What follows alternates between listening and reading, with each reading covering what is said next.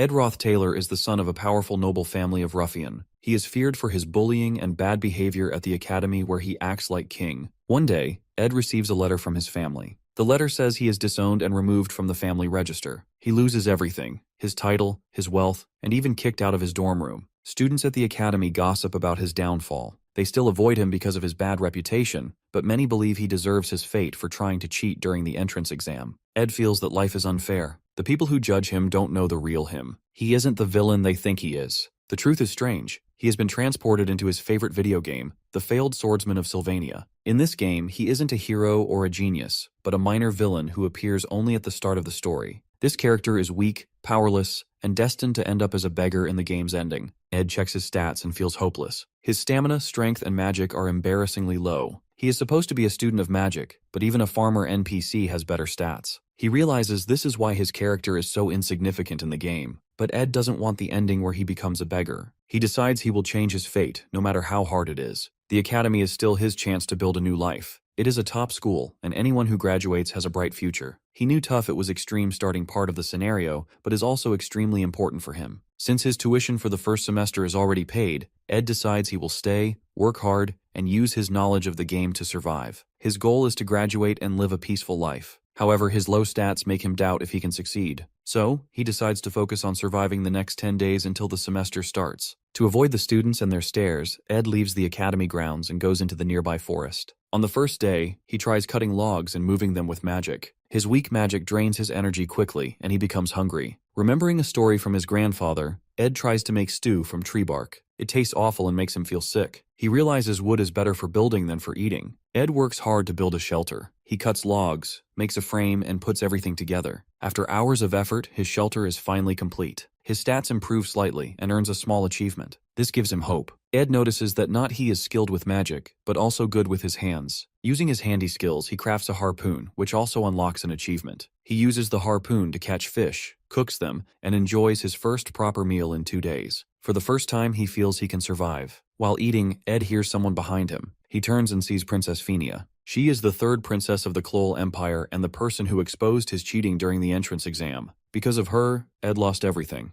Now she looks angry to see him still at the academy. Phinia doesn't understand why Ed hasn't been expelled yet. She thinks he is shameless and warns him to leave the academy. Ed feels nervous because Phinia has a special power that lets her see through lies. If she reports him, he will be expelled, and will be the end for him. As she scolds him, Ed sees his fish burning in the fire, adding to his frustration. Ed knows he needs to calm her down. He tries his best to divert her attention, then simply bends down and thanks her. Phinia looks surprised, detecting no lies from Ed. She knows Ed's family, the Roth Taylors, are infamous for their genocidal experiments on humans and are considered a trash family that should be destroyed or executed. But for Ed, it's different. He is lucky because he has already been disowned by his family. This gives him an advantage in the academy, or else it would be end for him in the game. Ed begins to wonder why she is alone in the forest without any escort or uniform. He recalls that it's likely for the class placement test in video games timeline, where students are supposed to find magical beads. Ed knows that Phinia wants to join Class A, the academy's top class. He offers to help her, knowing she will struggle to pass the test without assistance. Phinia grows suspicious of his offer, thinking it might be a trick. Ed remains calm and insists he is being honest. He tells her that if he lies, she can have him expelled immediately. This is his last chance, and he knows he has to convince her to trust him. Ed helps Phinia by telling her the exact location of the magical bead, hidden under Marilda's guardian tree in the middle of the island. Following his instructions, she heads there and finds the bead, just as Ed had described.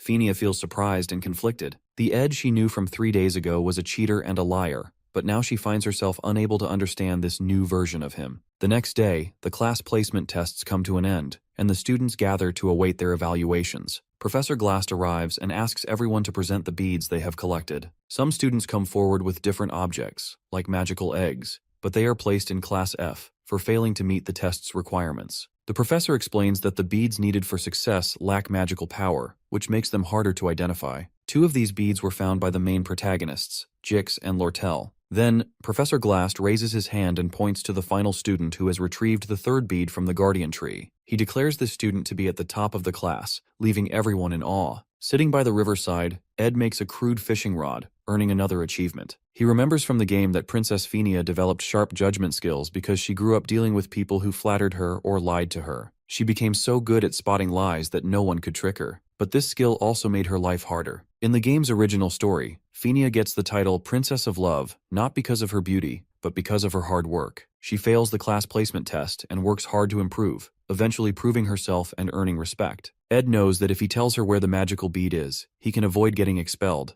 but it will ruin the original story. If the story changes too much, all the knowledge Ed has about the game will become useless, and he will lose his advantage. However, the information Ed gives Phinia about the bead, though seemingly a gift, is actually a cleverly laid trap. Phinia wants to keep her royal identity a secret because she feels embarrassed by the special treatment her status brings. She wants to prove herself without relying on her status. While the bead would guarantee her top results in the placement test, she cannot accept it because finding it without her own effort would compromise her values. Phinia is determined to walk the righteous path, which is how she earns the title Princess of Love in the original story. Since Ed can't lie to Phinia, he uses mind tricks to control the situation. As he predicts, Phinia refuses to take the bead, leaving her without the bead she needs to pass the test. Another student, Lucy, finds the bead instead. Phinia is angry and frustrated. She knows Ed told her the truth, so she can't punish him, but his actions ruined her chance to succeed on her own. Ed feels relieved and happy to have retained his spot in the academy and kept the story on track. He quickly heads back to the academy to attend the opening ceremony for the new semester. At the ceremony, Ed eats and enjoys the food, feeling more at ease than before. Many students notice the change in his behavior. The Ed they once knew as a bully and infamous troublemaker now seems like a completely different person. Ed's focus is now clear. His one and only goal is to graduate from the academy. Among the groups of students, there is one girl who can't help but notice Ed. She observes him closely, surprised by how much he seems to have changed, as if he's an entirely new person. On his first day back at the academy, the faculty praised everyone who has made to the academy into new improved form. However, Ed is unexpectedly called to meet the principal. He fears the worst and thinks he might be expelled. However, to his surprise, the principal only smiles and speaks calmly. Ed suspects that the princess might have reported him, but feels relieved when he realizes the principal doesn't seem to know about his actions at all. This experience makes Ed more cautious. He resolves to stick closely to the original story and avoid straying from it. While living in the forest, Ed's survival skills improve significantly over time. He becomes skilled at crafting good quality arrows and begins thinking about how to enchant his arrows with magic spells. One evening, after hunting for food to prepare dinner, Ed heads back to his tent.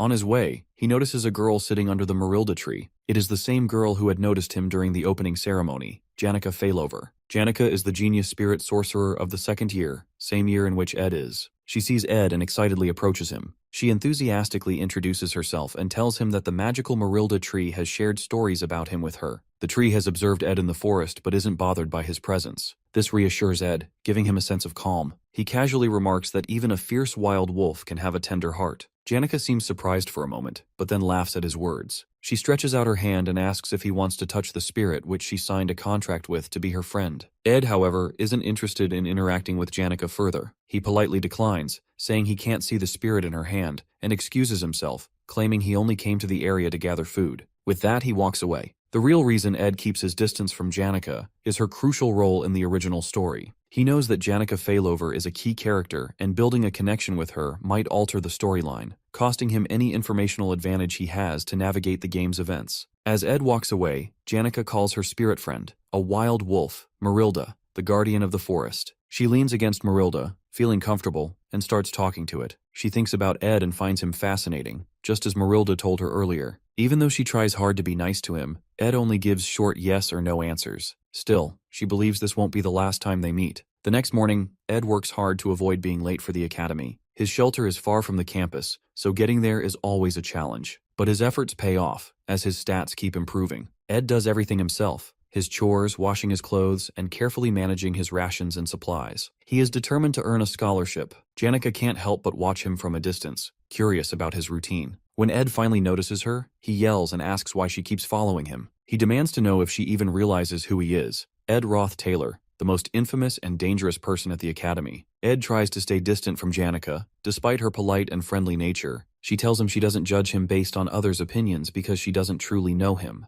Ed, however, is cautious and wary. He knows Janica may seem naive and innocent, but she is the final boss of Act 1. Ed decides it's safer not to get too close or engage with her more than necessary. Feeling overwhelmed by his challenges and hardships, Ed takes a risk and asks Janica for a favor. She becomes excited, thinking it's something important. But when Ed asks for money, her mood instantly changes. Money is Janica's weakness, and Ed knows this from the game's lore. She comes from a poor background and works hard to stay at the top of her class to maintain her scholarship. Without it, she wouldn't be able to continue her education. With a downcast expression, Janica apologizes and walks away, leaving Ed feeling conflicted. 3 days later, while hunting, Ed reflects on his conversation with Janica. He regrets asking her for money, but knows he has no choice but to avoid entangling himself with key characters to preserve the original storyline. When he returns to his tent and lifts the curtain, he is shocked to find another important figure from the game, Lucy Marcel, the rare genius and the most powerful mage, sleeping inside. Lucy wakes up and immediately complains about how loud Ed is, saying she can't sleep properly. When Ed demands to know why she is there, Lucy points to the area behind him. She calmly tells him that a spirit wants to speak to him,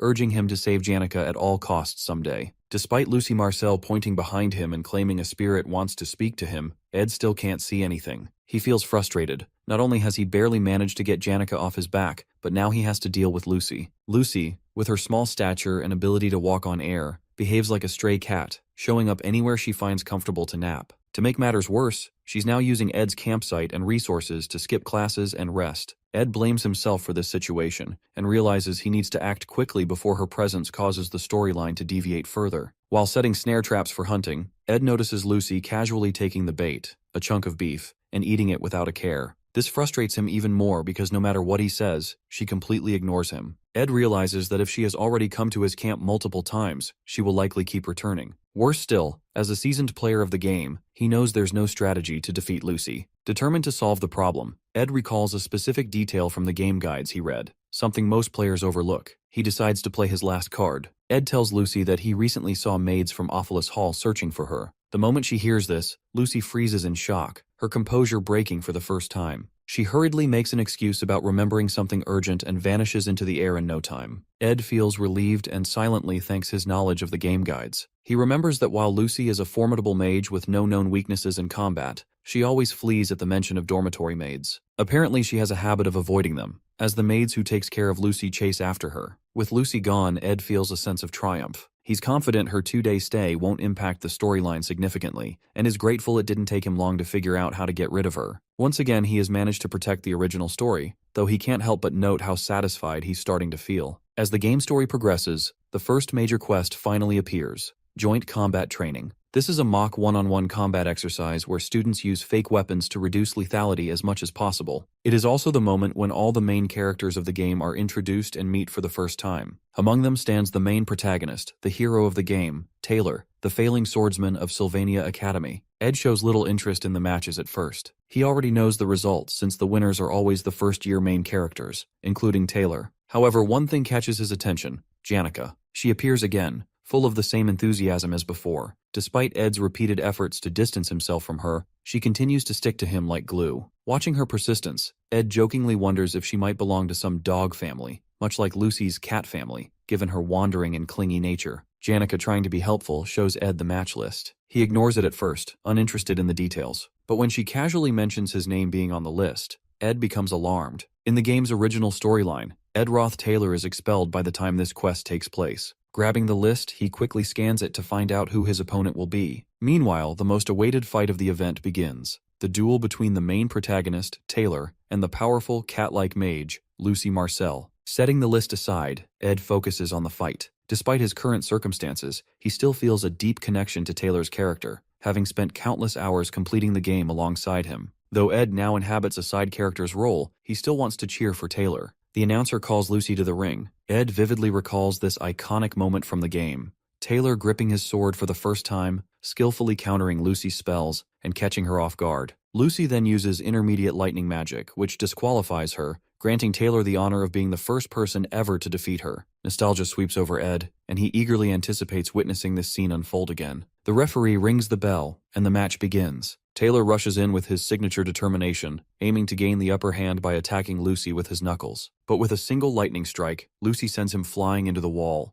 Ed watches as Taylor, despite the overwhelming odds, he knows that he refuses to give up, just as he remembers from the original story. Despite of being bumpkin and all the failures he faces, he never loses hope. Taylor grabs his sword, charges forward, and catches Lucy off guard, mirroring the sequence from the game. But then, something unexpected happens. Instead of Lucy using her intermediate lightning spell as she does in the original storyline, she casts a blocking spell, halting Taylor in his tracks. She follows this with wind magic, sending Taylor flying even farther and exhausting him completely. The announcer declares Lucy the winner of the duel, Ed is stunned. Taylor was supposed to win this fight, but now Lucy has defeated him. This small change might seem minor, but Ed knows it could completely mess up the original story. He fears what might happen next. The crowd cheers for Lucy as Taylor walks away from the match, crushed and defeated. Ed feels a rising sense of panic. This is a huge problem. He quickly realizes that the magic Lucy used isn't normal. It's continuous magic, the kind that can only be obtained by forming a contract with a high-class spirit. In the original storyline, Lucy and the forest guardian spirit Marilda have no connection. However, Lucy's unexpected visit to Ed's campsite must have led her to accidentally form a contract with Marilda, making her far stronger than she is supposed to be.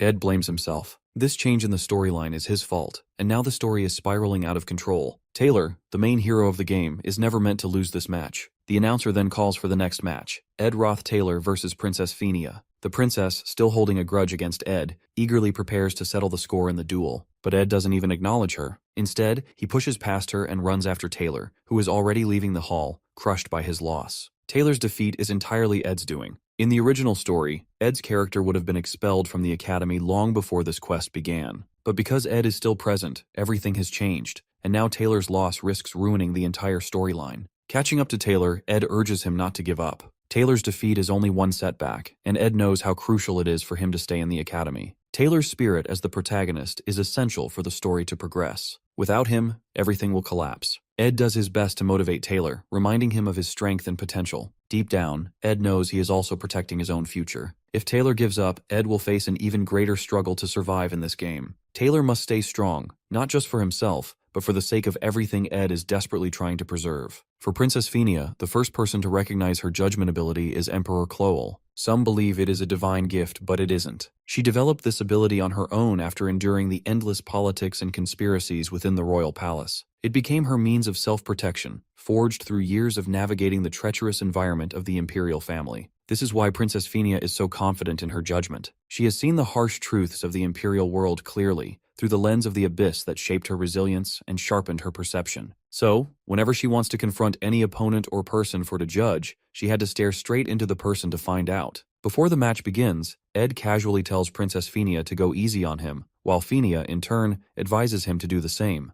Meanwhile, the audience whispers harsh comments about Ed Roth Taylor. In the game's original storyline, Ed was notorious for bullying Taylor and later cheering him on, making him seem hypocritical. In the original backstory, he bullied Taylor and then later acted nice by cheering for him. They think it doesn't make sense. Ed knows they are right because, in the story, his character used his position to humiliate his juniors, and when that failed, he cheated in exams and got expelled. The match begins. Phinia forms a water ball and throws it at Ed, wanting to test him. She thinks he will dodge it using fire or wind magic. But Ed doesn't dodge or defend himself. He just stands there and takes the hit. Phinia is shocked. Ed then calmly declares that he lost, giving the victory to her without even trying. The audience erupts into cheers for Princess Phinia, declaring her the winner while loudly booing Ed. They shout insults, calling him worse than Taylor. Despite this, Ed calmly approaches the princess, thanks her for the match, and quietly leaves the arena. This only deepens Phinia's curiosity. She begins questioning why he acted this way, wondering if he had no interest in the duel from the start. Ed makes an intentional choice to forfeit the match. He doesn't want to interfere with Phinia's place in the story because he understands how important she is to the plot. He quickly leaves the arena and goes in search of Taylor. Ed believes that Taylor is the real protagonist of the tale, much more significant than the princess,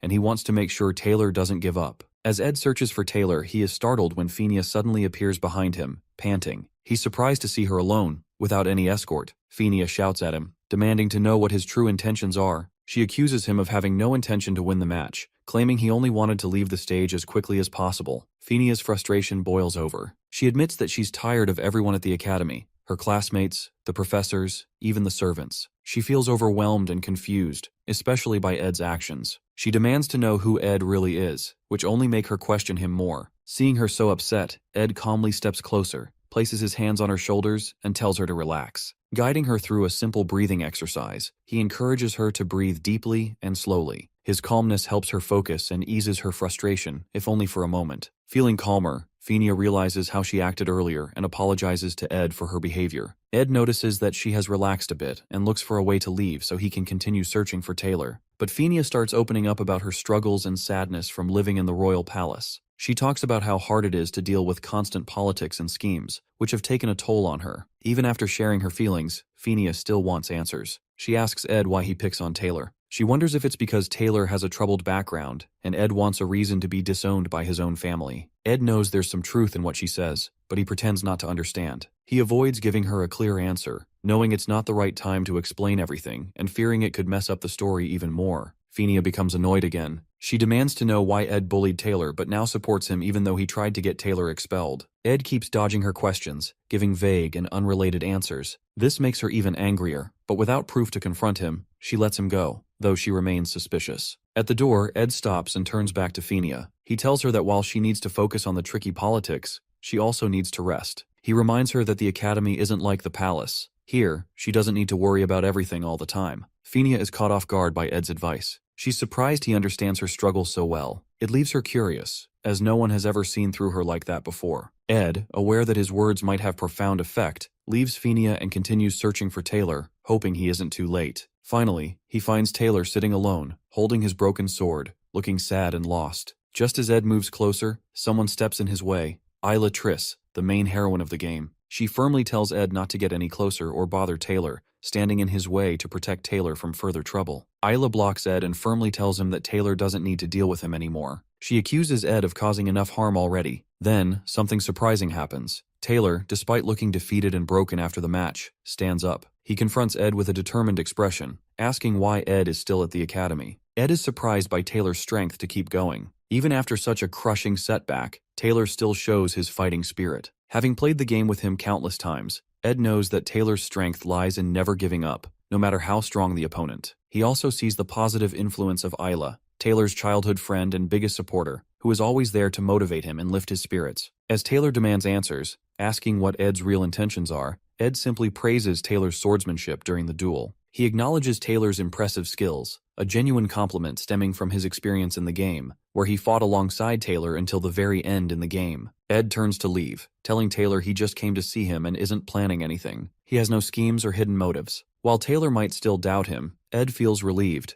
not because the storyline is slightly off course, but because Taylor, the hero he knows so well, is standing strong. As Ed walks away, Taylor and Ayla glare at him, annoyed by his calm attitude, thinking he is trying to act cool despite everything. Just as Ed leaves, suddenly, a loud explosion shakes the hall, a result of a powerful magic spell. Ed immediately recognizes the scene. In the game, this is a key event during the legendary duel between the Golden Daughter Lortel and Janica Failover. In the original story, Taylor and the other main characters were supposed to watch this match in the hall. But with the changes in the storyline, Taylor and Isla are now outside. Ed decides it's okay since the match is still happening and they may be watching from outside. This duel is important because the winner becomes the final boss of Act 1 in the game. Janica and Lortel's battle becomes fierce. Lortel uses ice magic to stop the fire spirit Janica summoned. However, the fire spirit's strength overwhelms the ice, melting it and striking Lortel. This makes Janica the winner of the match. The crowd cheers for Janica, excited that a second-year student has won. However, Janica notices Lortel being carried away by medics. She feels guilty, realizing she accidentally uses an intermediate magic spell, which violates the rules. Fortunately for her, no one seems to have noticed the mistake, but she gets traumatized by what she has done to her opponent. Unlike in the original game story, Lucy now defeats Taylor, and the whole quest concludes with Janica becoming the only senior winner, protecting the pride of the past enrolled students. Watching this, Ed notes that things are about to get even more hectic for Janica,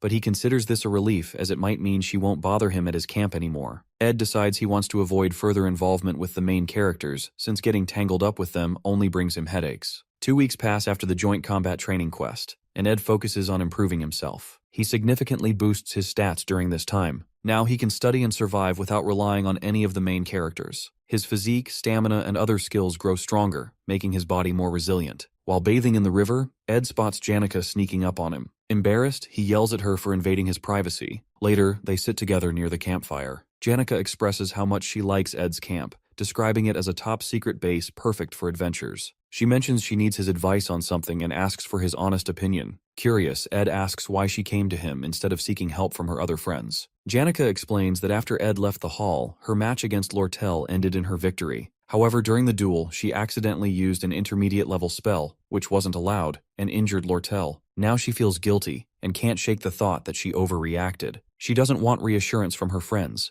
as they would likely tell her she did the right thing. Instead, she wants an honest opinion about whether she should apologize to Lortel. Ed tells Janica to do whatever feels right to her and to apologize if she believes it's the right thing to do. While Janica is bubbly, cheerful, and cherished by everyone as the perfect friend, feeling guilty or self-critical won't erase the mistakes already made. People may encourage her and take her side, but that alone won't undo what has happened. Hearing Ed's straightforward opinion, Janica feels happy that he doesn't take sides blindly. She notices how much Ed has changed compared to the person he was last year. Though she is a lively and smiley girl, she is also a keen observer. She remembers how, when Ed once asked her for money, he didn't show the desperation most people would. Instead, his behavior subtly signaled her to keep her distance from him. Janica finds Ed intriguing and admits she likes him a lot. She tells him she wishes more people were like him, as he has become a source of strange but comforting reassurance for her. The next day at the academy, Ed finds himself in serious trouble as Lortel keeps following him and calling out to him, despite his best efforts to ignore her. He knows exactly why this is happening. The game, The Failed Swordsman of Sylvania, is considered a masterpiece, with only a few players managing to reach its true ending. Most new players encounter bad endings early in the story, often caused by wrong decisions or failing to save important characters. These choices lead to tragic outcomes, such as the hero being killed or broken,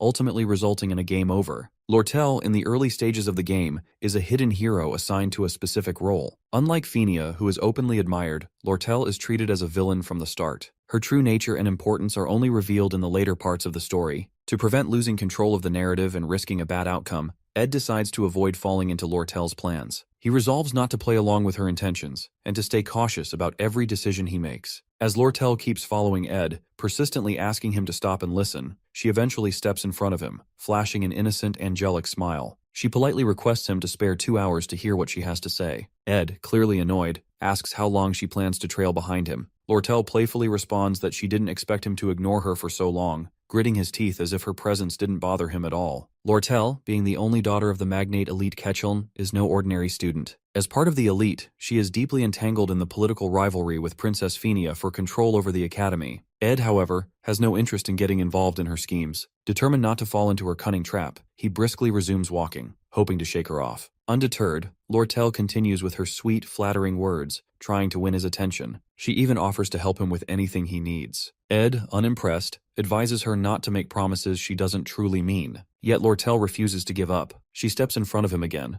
this time with even more charm, claiming to have great respect for him despite the rumors of him being arrogant and self-centered. To make her offer more enticing, Lortel takes out 3 gold coins, worth an entire month's earnings for most students, and presents them as a down payment, hoping to finally get Ed's attention. Lortel makes her offer. She wants Ed to be friends with Janica. With a sly, fox-like smile, she slips 3 gold coins into his pocket, saying that having more people on her side is always a good thing. Ed studies her carefully and, with a hint of curiosity, asks if the famed Golden Daughter also buys her connections. Impressed by Lortel's understanding of her political position, Ed realizes she is already strategizing for control of the academy. Despite being a first-year student, she is gathering allies to strengthen her influence, which Ed finds remarkable. He extends his hand for a handshake, acknowledging her ambition. During the handshake, Ed shares a lesson with her. He says that for people who have always been rich, even a small moment of poverty can break their spirit. But for those in desperate situations, even a small amount of money can make them abandon their pride, betray their families, or even sell themselves. Taking advantage of desperate people is surprisingly easy and common,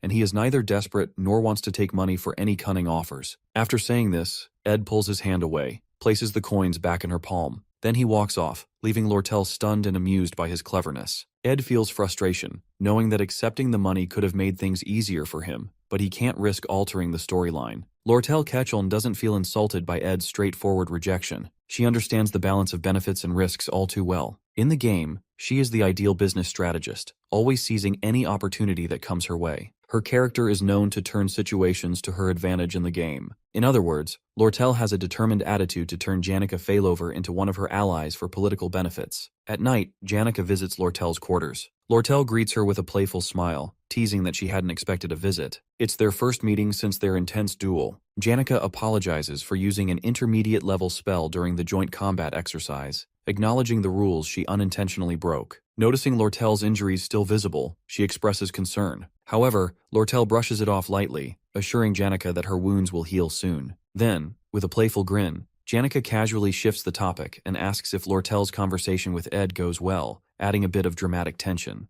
Lortel catches off guard, tries to deflect the question, claiming she doesn't understand what Janica is referring to. Janica, grinning knowingly, reveals her spirit powers, saying that although she usually keeps her spirits away from personal matters, they enjoy eavesdropping on conversations. This revelation momentarily stuns Lortel, leaving her at a loss for words. Seizing the moment, Janica asserts her seniority, leans in real close and calls out Lortel's strategy of using gold coins to gain allies. She emphasizes that sincerity and genuine bonds cannot be bought. To make Lortel feel a little jealous, Janica then talks about Ed's approach, saying it was much more genuine and heartfelt than Lortel's way of doing things. Janica laughs, feeling hilarious of herself for showing her authority as a senior. She thinks maybe she bragged a bit too much. Before leaving Lortel's room, she says sorry again for hurting her during the training, remarking that one day she'll be strong enough to summon a high-level spirit like hers, but she needs to keep working harder for it. As Janica leaves, Lortel thinks about her. She realizes Janica isn't as innocent as she seems. Behind her cheerful and friendly personality, Janica is strong and uses her happy attitude to survive in the dark world. But right now, Lortel feels Janica seems a bit different,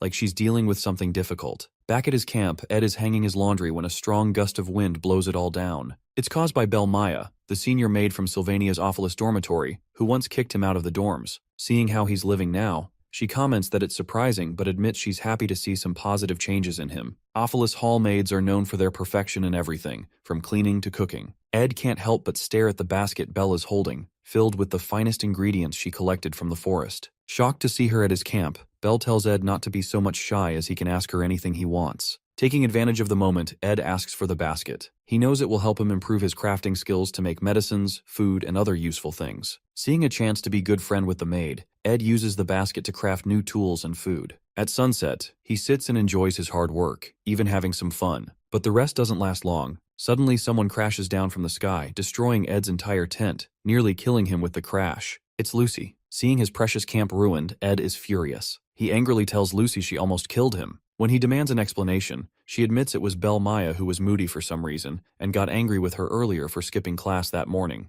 In her panic, she decided to teleport to the only safe place she could think of, Ed's camp, accidentally wrecking it in the process. Feeling no remorse, Lucy complains she's hungry and asks Ed if he has any beef jerky. Furious, Ed smacks her on the head and yells at her for causing such a big mess. He gets surprised when the most powerful mage doesn't defend herself with a protective spell. Lucy winces and explains she's out of magic, which gives Ed the perfect opportunity. He decides to teach her a lesson for destroying his camp and skipping her classes. At the library, Ed is busy searching for a book to help him learn how to build a sturdier house using real wood. He focuses on understanding the materials needed, planning the structure, and mastering techniques like smoothing wood and finishing a roof. As he flips through the pages, he notices it's almost closing time. While he's packing up the books, a girl approaches him with a friendly remark about his dedication to studying. Thinking she might be the librarian apprentice, Ed quickly apologizes for staying late. The girl, smiling warmly, reassures him that it's not a problem. She says seeing someone study so seriously motivates her to work harder too. She introduces herself as Elka Islin, a first-year student in the Faculty of Magic. But when Ed tells her his name, she freezes for a moment, looking surprised. Ed isn't surprised. He's used to people reacting this way because of his character's notorious reputation. Kay quickly smiles and says he seems very different from the rumors. She's especially amazed that he managed to read and understand difficult books on elemental studies so quickly. She admits it's hard to believe it's the same Ed everyone talks about. Before leaving, Elka says she'll be cheering for him and wishes him a safe trip back as she has to return to her dorm to clean up, leaving Ed feeling slightly encouraged by her kind words. Suddenly, a loud crash shakes the ground in the library, causing books to tumble from the shelves and fall on Ed and Elka, creating chaos all around. It marks the start of the final chapter of Episode 1 in the game. On campus, students rush toward a temporary camp led by the main character, Taylor. Among them, Ayla, noticing the disaster, recalls a passage from a spirit book she once read. It speaks of a summoning ritual for Glaskin, the highest-ranked dark spirit. Fenia listens intently as Ayla explains that only someone with a strong connection to spirits could summon Glaskin, and that person is Janica Failover. As per the storyline, Janica, now the final boss of Act 1, has lost control of the dark spirit, allowing it to take over her completely. Fenia, understanding the gravity of the situation, realizes that the barriers protecting the temporary camp will only hold for a limited time. Taylor steps up and urges everyone to head to the student center immediately. He explains that if Glaskin fully manifests, the chances of casualties will be extremely high, and the group must act quickly to ensure everyone's safety. The Royal Guard captain reassures the students not to worry, explaining that the faculty and expert mages will notice the situation soon and intervene. However, Elvira Aniston, an outspoken member of the alchemy faculty, urges immediate action from within. She warns that the dark spirit's power is too dangerous to wait for help, especially since Principal Obel is out of town. Elvira then calls for volunteers to face the threat directly. Klebius, a combat department student and another key character, quickly refuses to volunteer, clearly frightened by the immense power of the dark spirit. He explains that while intermediate-level spirits guard the building where Janica is located, two high-ranked spirits, Tarkin and Velosfer, are also inside. He claims entering the building is suicidal and strongly opposes the idea. Elvira grows more puzzled, questioning how Janica, still a student, managed to summon all these spirits, including the effort to summon Glaskin, the highest-ranked dark spirit. Isla, with her knowledge of dark spirits, explains that such spirits are natural enemies of spirit sorcerers. Their overwhelming power often exceeds the control of even skilled sorcerers. This likely explains why Janica couldn't handle them, leaving her vulnerable to being overpowered. The dark spirits, now in control, are using Janica's abilities to summon Glaskin with the help of Tarkin and Velosfer, spirits whose controlling their command is a mystery. As everyone debates the best course of action, Jix stands up and reminds the group of the importance of making a decision quickly. He suggests that only Princess Fenia can devise a proper strategy. All eyes turn to Fenia as they wait for her command. Fenia, reflecting on Ed's earlier remarks about the burdens she carries and the importance of peace of mind, takes a moment to think. Finally, she announces her plan. Only the top students from each year and the royal guards will volunteer for the mission. She orders them to prepare within an hour to enter the building, free Janica, and stop the summoning of the highest-ranked dark spirit, Glaskin, before they cause further destruction. Princess Fenia encourages everyone to steel their resolve, promising to take full responsibility for the mission. Just then, a student runs up to her, panting and visibly distressed. He informs the princess that the residents of the teaching area will not be able to assist, as they are already defending Audrey Hall to protect the potion archives from attacks. Realizing their limited numbers, Fenia asks if there are any other students who can help. Suddenly, another student, a frightened girl, rushes to the princess, trembling as she reports an emergency in the library. She reveals that Elka, the librarian apprentice, and a sophomore student are trapped inside. Hearing Elka's name, Jix immediately reacts.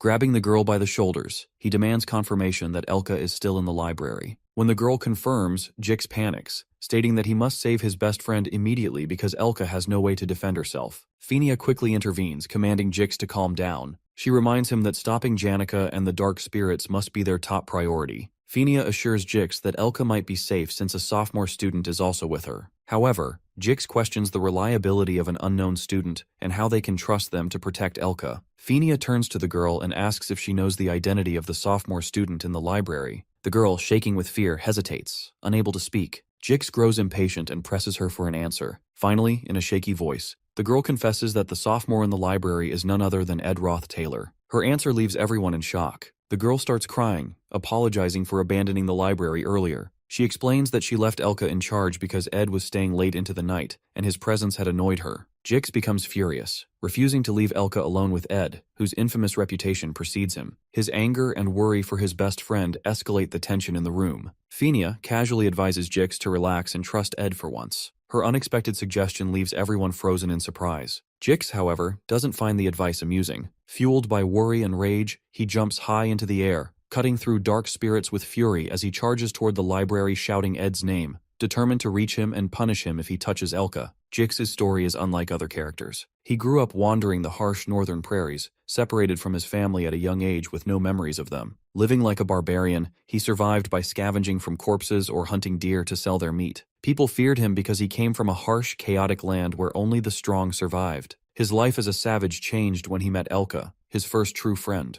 Her family treated him kindly, helping him leave his wild ways behind and become more civilized. For Jix, Elka is everything, and he would do anything to protect her. As Jix rushes to the library, he cuts through dark spirits, smashes the door open, and yells Ed's name. He only knows Ed from bad rumors about cheating and bullying. Inside, Jix finds Ed leaning against a wall, covered in blood and too weak to move. Jix grabs him and demands to know where Elka is. Ed, injured and exhausted, simply points in her direction. Jix pushes him aside and runs to find her. When he reaches Elka, Jix sees her lying safely on a shelf, asleep. He feels relieved but notices the barricaded bookcases protecting her. He wonders who set them up. Then, he spots a blood-stained coat covering her and a board with instructions written on it. Realizing the blood isn't hers, he understands that Ed had protected her, fighting off dark spirits and guarding her even while injured. Moments earlier, Ed uses his strength from training to lift the heavy bookshelves and carry the unconscious Elka. He sets up barricades around her for protection, places her inside, and writes instructions on a board nearby. Then he stays to guard her. From the library window, he notices the summoning rune but closes the curtain, choosing not to interfere with the major storyline involving other key characters. He reflects on Janika's impressive connection with spirits and wonders how she could have turned to the dark side, summoning and controlling materialized spirits, something he finds impossible for himself. When dark spirits approach Elka, Ed fights them head-on. After defeating the intermediate-level spirits, he notices his stats have slightly improved. Surprisingly, he even unlocks some spirit connection abilities, leaving him curious about his potential. As Jix carries Elka to safety, he asks Ed what happened in the library. Ed casually replies that he was just training. Jix laughs at the response and thanks Ed for saving Elka,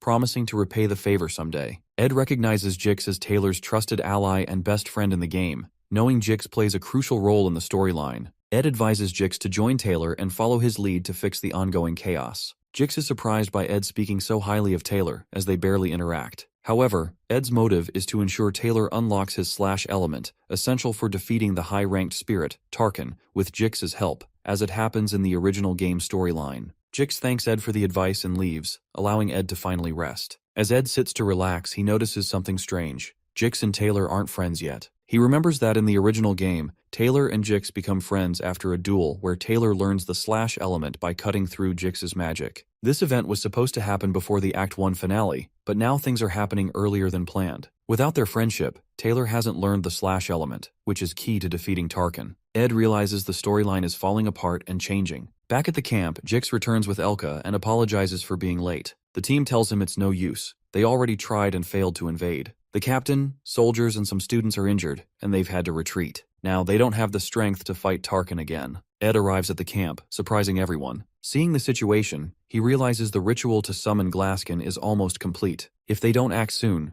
everything will be destroyed. Ed knows stepping in will change the storyline, but he has no choice if he wants to save the game world. He takes charge, forming two teams and deciding to lead one himself. From now on, Ed chooses to step into the storyline to stop the disaster. Seeing Ed Roth Taylor, everyone is shocked and keeps their eyes fixed on him. Klebius ridiculously laughs at Ed's suggestion, thinking it's a joke, but Jix interrupts, urging everyone to hear Ed out. Ed explained the situation. To reach Janica, they had to distract Tarkin, the fire spirit, and deal with Philosopher, the darkness spirit controlling her. Tarkin was protected by a strong shell, which they saw during their first attempt, and that was why they couldn't hurt it. Ed suggested splitting into two teams, one to lure Tarkin away, and the other to reach Janica directly. Lortel disagrees, saying it's impossible since they lack the training to handle a spirit as powerful as Tarkin. She reminds them they only escaped the first encounter by sheer luck. Ed agrees it's a huge risk but insists there's no other option. If they can take out Janica, Tarkin will lose its power. The group then decides who will be in the bait team. Taylor volunteers, but Ed immediately stops him,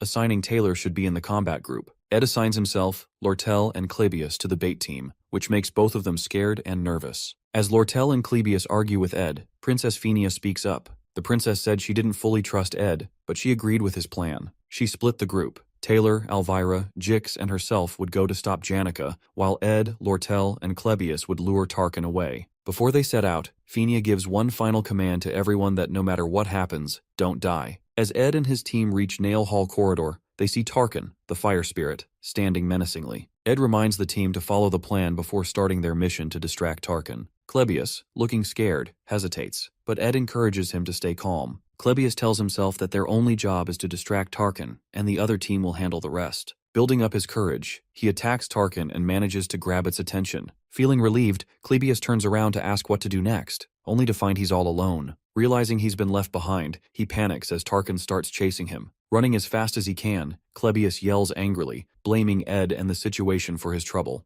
Watching Klebius being chased, Ed calmly tells Lortel to focus on her part, assuring her that Klebius is doing his job. Lortel jokingly suggests they could let Klebius be sacrificed, but Ed strongly disagrees, saying he doesn't plan to let anyone get hurt. Ed knows Klebius well because he understands the story. Even though Klebius seems scared and unsure, Ed knows he has hidden strength. With Tarkin distracted, Ed gives Lortel her most important task to handle the spirit. Lortel stands outside the hall, focusing on her task to create an entry path for the other team and deliver a key attack on Tarkin. As she prepares, she thinks about Ed. Despite his bad reputation, he seems surprisingly cool to her. She reminds herself not to judge someone based on rumors alone. She uses her magic to blow a huge hole in the hall's wall, opening a path to where Janica is. Her powerful move surprises Princess Phenia and the others. Earlier, Ed notices Lortel's hidden magic skills and decides this is the perfect chance to use them. He trusts her with this important role, and she feels grateful for his confidence. With the path open, Lortel turns to fight Tarkin, the fire spirit. Meanwhile, Clebius runs toward them, shouting and apologizing for being scared earlier. He begs for help as Tarkin chases him. Ed quickly realizes Tarkin's protective shell blocks all attacks, just like before. They need something powerful enough to break it. Using his knowledge of the storyline, Ed grabs a pouch and climbs to the roof of the hall. Lortel protects herself and Clebius by creating a massive ice wall to block Tarkin's fire attack. On the roof, Ed finds Lucy sleeping. She isn't supposed to be part of this event, but since the story has already changed, Ed decides to involve her. He opens his pouch filled with beef jerky and tosses some into Lucy's mouth to wake her. Once she wakes up, he throws her at Tarkin while shouting for everyone to get down. Lucy, startled and crying out at Ed for being mean, unleashed her high-rank ability, Divine Punishment, to shatter Tarkin's protective shell, making it weak. With the spirit now vulnerable, Ed sees his chance. He rushes forward with all his strength to deliver the final blow to Tarkin. In Janika's whole life, people call her a symbol of hope. Her parents, friends, and teachers are always proud of her, piling on high expectations. But for Janika, it's just been this heavy weight she's carried since she was a kid. As she thinks about all of this, and these memories feel like they're shattering into tiny pieces, then the hall's wall explodes. The subduing team charges in to rescue her. But instead of relief, Janika just greets them with this eerie smile. Velosphere, the dark spirit, is fully in control of her now. Outside, Ed is trying to keep it together. He knows the final act chapter will end before dawn. He checks on Lucy, wondering if she's okay after all her effort earlier. Lortel informs him about Lucy somewhere nearby, rolling around out after breaking Tarkin's shell. Lortel adds that she's been throwing ice spears at Tarkin, but it's still standing strong. Ed figures the only way to end this is to go straight for Tarkin's throat. But Lucy, who already runs out of energy, and Clebius, who's being chased around by the fire spirit, is way too panicked to land a proper hit. Ed knows what he has to do. He's going to take care of this himself. He turns to Lortel, tells her he's putting his life in her hands to keep Tarkin still. Lortel, ever the skeptic, calls it a wild gamble, but Ed just grins and says it's an investment in getting rid of the monster for her. This gets her attention as that's her area of expertise. She smiles, saying he's way cooler than the princess, who's always acting like a royal monarch. Fired up, Lortel starts setting traps with her ice magic. Just as Ed charges toward Tarkin, another massive dark spirit shows up on the top of the hall building, the right hand of Glaskin, making the whole situation even worse. Ed figures Taylor's team must be at the final stage of their fight, but he can't let that distract him. He trusts Lortel will not mess up, even with all this chaos. As Tarkin is about to launch a fire blast straight at Ed, Lortel nails the timing, using her traps to block the attack and give Ed an opening. He slides in close, channels his wind magic, and slices right through Tarkin's throat. The fiery beast finally goes down. As the dust settles, Ed checks his stats and grins. His spirit magic levels are way up, and he's unlocked a spirit contract slot, something he never thought he'd get. He glances over and spots Taylor, who's busy slicing Glaskin's right-hand spirit to bits like it's no big deal. Watching him in action, Ed can't help but feel impressed. Taylor's really living up to his protagonist role. With Tarkin defeated and Janika freed from Velosfer's grip, the group finally catches a break. They've pulled it off. The danger is over. Lortel chuckles as she remarks that she's met plenty of people in her life who claimed they were risking everything, but most of them turned out to be cowards. She's amused that even after going through a life-and-death crisis together, Ed doesn't show much emotion. With a sly grin, she shakes hands with him again, this time slipping 3 gold coins into his palm as a token of gratitude. On the other hand, before he can process the moment, Taylor arrives. His hair has turned white from the immense power he used to defeat Glaskin's right hand, and there's a look of resentment in his eyes as he stares at Ed. Ed can't help but admire how incredible Taylor looks in his swordsman form, embodying the role of the game's protagonist perfectly. Even though Ed has his own reasons to resent Taylor, the sight is undeniably impressive. To Ed's surprise, Taylor bows deeply and thanks him for saving the academy, saying he owes Ed a huge debt. His gratitude is genuine, but Clebius, still shaken, interrupts by sobbing and yelling about how no one should ever trust someone like Ed. This outburst is quickly shut down by the others, leaving Clebius grumbling in the background. Finally, Princess Phoenix steps forward. With her usual grace, she thanks Ed sincerely, acknowledging how much he's done for them all. Princess offers Ed to join the student council for his heroic acts, but Ed gently declines, giving credit to the team instead. Elvira teases him in her usual playful manner, while Jix jumps in, insisting that she show some respect. Ed can't help but smile as he watches the group interact. Seeing all the key characters together makes him feel warm inside.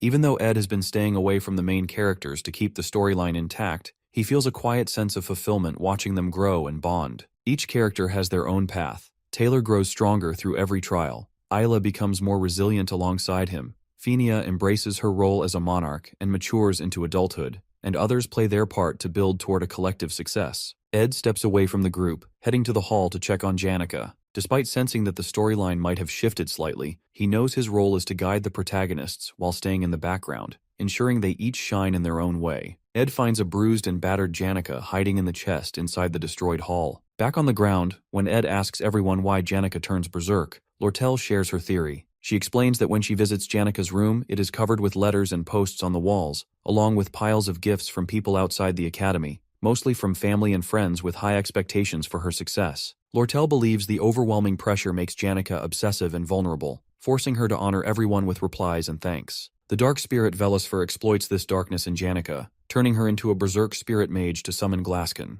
Ed wonders why the final act happens so early. He realizes that during the joint combat training, Taylor is supposed to defeat Lucy and gain fame, but instead, Taylor's loss shifts the storyline. The audience becomes fans of Janica, the only senior to win against a first-year student, putting her under immense pressure to maintain her standards. Ed then notes that while both Lucy and Janica make contracts with spirits, Lucy spends more time in the forest, strengthening her bond naturally. Janica, however, lacks that connection, and Ed blames himself for being in the forest and altering the game's storyline. Janica tells Ed she feels forgotten amidst the chaos, which hurts her. She admits that after wreaking havoc on such a grand stage, she thinks others will look for her but they don't. Ed consoles her, making her laugh a little. Janica says she doesn't expect him to find her so quickly and just wants to stay hidden a little longer, as she feels close to ugly crying. This makes Ed tear up as well. Ed recalls Marilda, the spirit wolf, telling him to save Janica one day. He realizes this moment is what he means, preventing Janica from falling into such despairs. Ed now gets why the wolf said those words to him.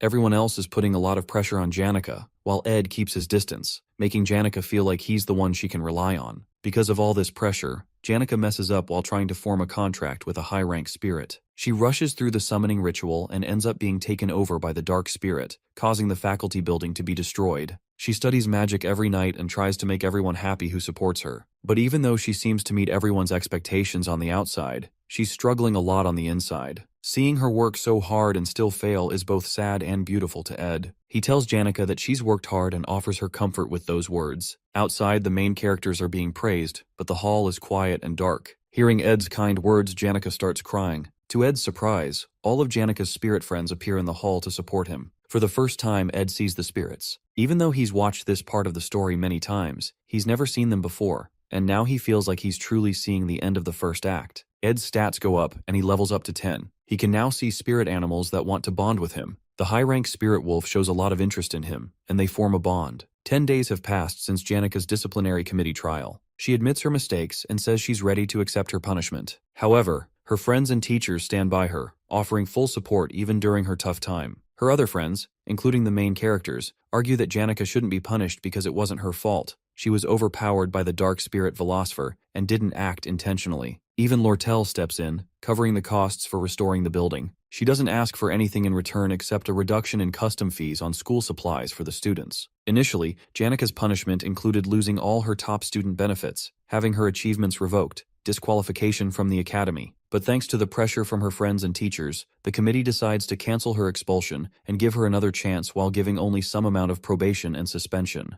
Overall, Janica's friends are relieved she's staying, but they notice she seems a little stressed. To cheer her up, they organize a fancy tea party and agree not to bring up anything related to the incident around her. When Janica's friends invite her to join them, she suddenly asks, out of the blue, what the difference is between love and liking. This catches her two best friends, Annis and Clara, off guard. Confused, they ask why she's bringing this up. Janica shares that she's been having the same recurring dream about one of her friends. In her dream, she's sitting in a garden full of flowers, looking like a princess, and holding a flower crown she made for a friend. Then, her friend, looking quite dashing, arrives on a horse. She puts the crown on his head, and they play together. The dream always repeats exactly the same way, which makes her smile as she describes it. This response leaves both Annis and Clara in surprise, fearing they may accidentally uncover Janica's secret love story. Feeling embarrassed and worried that she might say something to upset Janica, Annis panics and quickly makes up an excuse about needing to go help the professor, dashing off before things get more awkward. This leaves Clara sweating nervously as she's left alone to deal with Janica's emotions. She knows she needs to handle the situation carefully to avoid upsetting Janica. If things go wrong, the entire student body might catch wind of Janica's love story, which could spiral into gossip and make things difficult for her.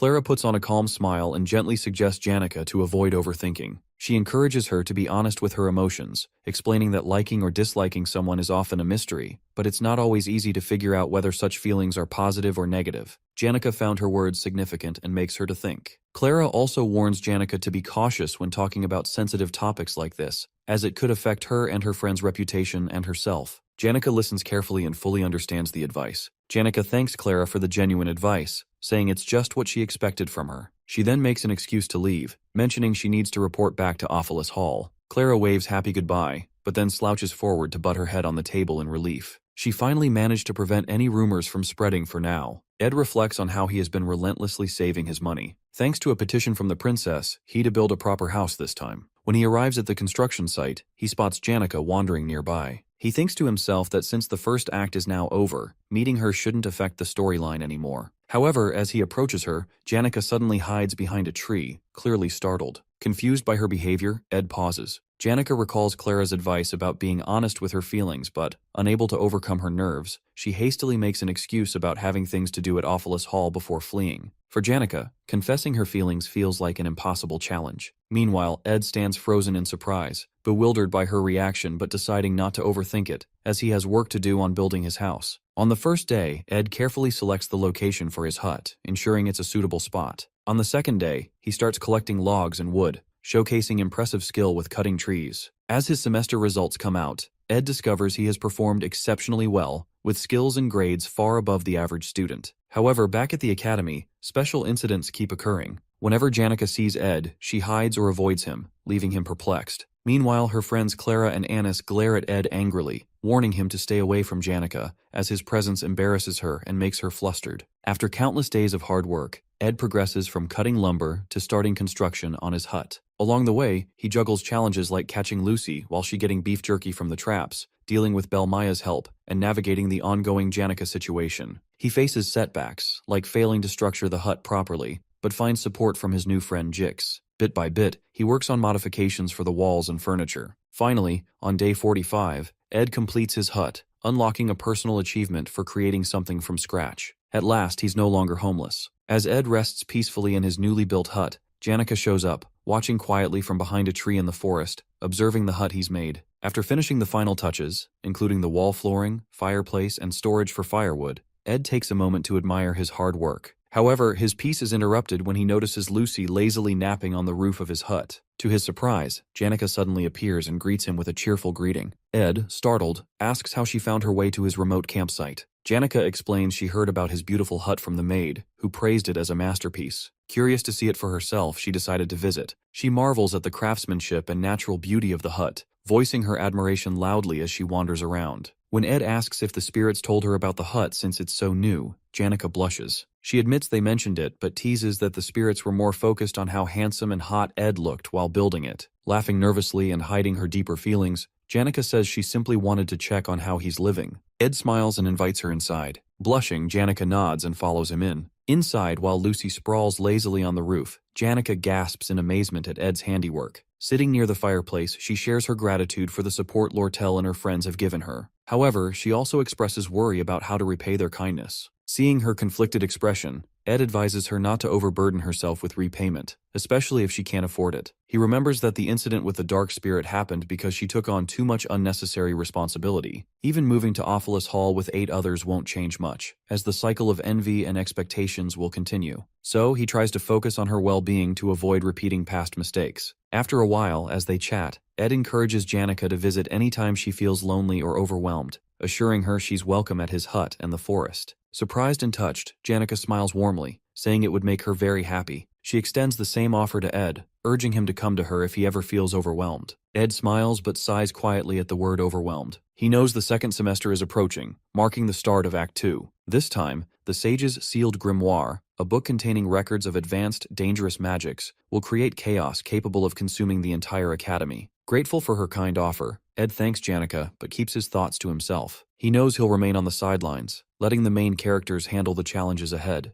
quietly cheering them on. On a dark and stormy night, Act 2 begins. Students from Ophelis Hall live like royalty, enjoying special perks like first-choice seating, personal maids, and extra freedom. These privileges set them apart from the students in Dex's Hall, who don't get the same treatment. When vacation ends, a heavy rainstorm hits the southwest side of the academy. Ophilis Hall students are given horse carriages and boats to help them return safely. Even those who are late are allowed extra days without punishment. But Dex's Hall students aren't so lucky. They have to travel in the pouring rain and risk losing points if they don't make it back on time. This unfair treatment makes the Dex's Hall students angry. They come together to protest and demand equal treatment. They want answers for why they're treated so poorly compared to the Ophilis Hall students. Behind the scenes, Lortel and a clever troublemaker named Willain stir things up. Willain is good at using his words to manipulate people and make things worse. While the students want fairness, Willain's real goal is to cause chaos and hurt Ophilis Hall's reputation. Together, they push the situation to the edge of a full-blown riot. Lortel proposes a fair solution, suggesting the school extend the deadline for students returning after the storm and should confess that Ophilis Hall students get special treatment. Although the headmaids of Ophilis Hall and the Academy's review division support her plan,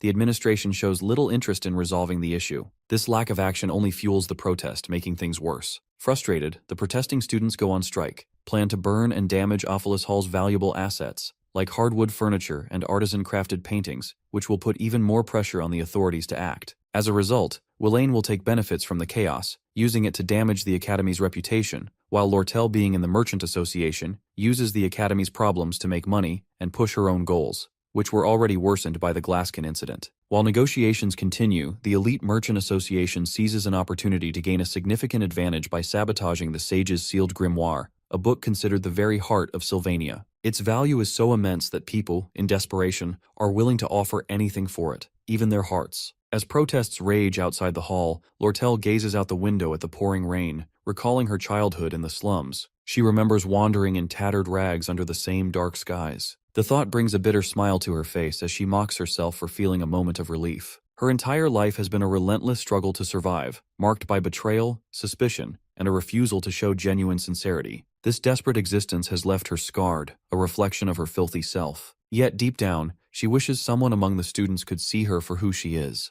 a survivor of a harsh life. She decides to seek out others like her, those who have also endured the life of a gutter rat. Ed describes Lortel as a shadowy figure, always hiding the harsh truths behind the scenes. That's why the audience and players of the game call her the Black Veil. The angry students protest loudly, full of frustration and determination. In the original storyline, the Ophilis Hall occupation incident centers on the main character, Taylor, stopping the students who were provoked into rising against Lortel. Along the way, Taylor and his friends face middle bosses stationed on each floor of Ophilis Hall, from the 1st to the 5th, who aid the rioting students. The first middle boss is Tote, known as the Decoy. Tote is a bitter student who mocks Taylor by calling him a loser and eventually gets beaten up by Taylor's friends. This humiliation fuels Tote's grudge, and he is later bought off by Lortel. Tote's role in the incident is to capture the maid guarding the first floor from the protesters and sabotage the front door of Ophilis Hall, allowing the rioters to storm inside. In the scene, the mysterious guy kidnaps the maid and smashes the front door open, surprising the protesters outside and giving Willain the green light to lead the invasion and cause chaos within the hall. According to the original storyline, Tote's role after breaching the door is to block Taylor and his friends from entering the hall as they arrive to confront the rioters. However, as the rioters push toward the 4th floor to declare their control over the hall, something unexpected happens. Willain approaches a mysterious figure and asks if he is working for Lortel. To everyone's surprise, instead of Tote, it is Ed Roth Taylor who is revealed as the middle boss, breaking away from the original story's expectations. Ed explains how he got into this situation. Just 2 days before the Ophilis Hall incident broke out, he was struggling to hunt for food with a bow and arrow. He feels pain because he has no combat skills and is bad at using the bow. Despite this, he keeps pushing himself. His campsite gets frequent visitors now that people know he's living in the woods. Among them, there are 3 who come the most. The first is Lucy, who always asks him silly questions, but Ed doesn't have many answers for her. The second is Janica, who has fallen in love with Ed. He likes her too because she often brings him food, teaches him laundry tricks, and helps him with tasks. When Ed compliments her, she blushes and acts strangely, confusing him because she's easy to read. But sometimes Janica seems jealous when Lucy visits him. The third is Lortel, who visits Ed at night. She always asks for help, and Ed realizes she's probably trying to gather people who will help her take control of Ophilis Hall. One night, she explains her plan. She wants him to help sabotage the hall. At first, Ed refuses because he doesn't want to mess with the game's storyline.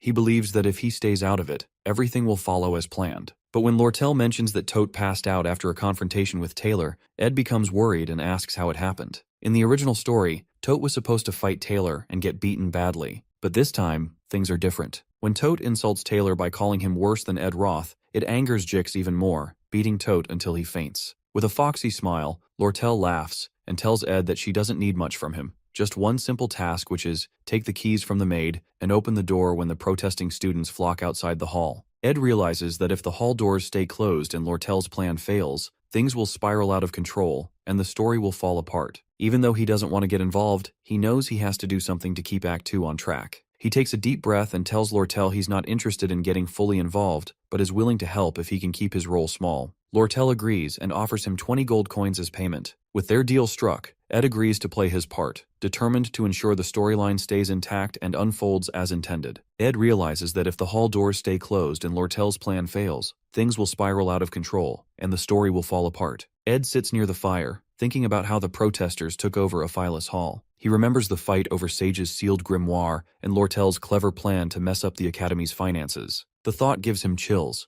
but he also finds the whole situation fascinating. At the Academy, Princess Phinia and Lortel are at the center of a major rivalry. Lortel starts a group called Merchantry, a business-focused faction that challenges Princess Phinia's student association. The outcome of the story depends on which side Taylor, the main hero, chooses. Ed has no interest in picking sides early on. He plans to watch and join the winning side later, ensuring he survives and gets a good ending in the game. Before the protest, Janica visits Ed at his hut. She thanks him for always letting her come by and tells him she's moving to Dex's hall since her suspension is ending. She offers to give Ed some extra things she doesn't need, like cushions and pillows. Ed happily accepts, which makes her smile. Janica notices Lucky sitting on the roof in the rain and asks why she does that. Ed remembers Lucky's story about avoiding her fate and reflecting on her life on rainy days. He tells Janica not to worry about it, which seems to make her happier and special. Ed then asks Janica for a favor. He knows that when the protesters invade Aphilus Hall, magical protection runes will activate and lock everyone in their rooms for safety. Still, he doesn't want Janica caught in the mess, so he asks her to meet him at the Rose Garden outside the hall at 9 p.m. Janica thinks Ed is planning to confess his feelings and gets excited. She runs off, blushing and waving goodbye. Ed, however, just wants her to be safe and feels relieved knowing she'll be out of harm's way. Back at the protest, Jix is in his room exercising. He notices someone sneaking to the back door of Aphilus Hall. It's Ed, who is led in by a maid. The maid tells him the other staff are in a meeting, trying to figure out how to block the protesters. She then gives Ed the goods he asked for, and then leaves. At the protest, Willain urges the students to break down the door. Before they can, Ed opens it for them. Willain meets Ed and realizes he's the person Lortel hired to help. Seeing a tied-up maid and listening his story for helping as he once kicked out of Hall, Willain feels touched for doubting Ed, and thanks him for his support. Ed brushes it off and tells Willain to get to work upstairs, pushing the plot forward. Ed knows Willain will take the blame for everything, but he doesn't feel too guilty since it's all part of the game. As Ed looks around the hall, he sees the maid untie herself and run to report. He doesn't stop her, knowing the chief maid Alice is on Lortel's side and won't be able to stop the protesters in time. Just as Ed observes the unfolding chaos, Black Veil Lortel appears, setting the stage for the next part of the story. Lortel explains to Ed that the Academy's staff will quickly put an end to the chaos, so she needs to finish her plans fast. Ed, uninterested in the details, tells her to do her best. As she heads upstairs, she pauses and asks Ed a dark question if he's ever killed someone. Ed, uninterested in her games, replies that he hasn't. Lortel smirks and admits she hasn't either, but she's done things just as bad, destroying lives and betraying people to survive. She says that's how she earned the title of the Golden Daughter.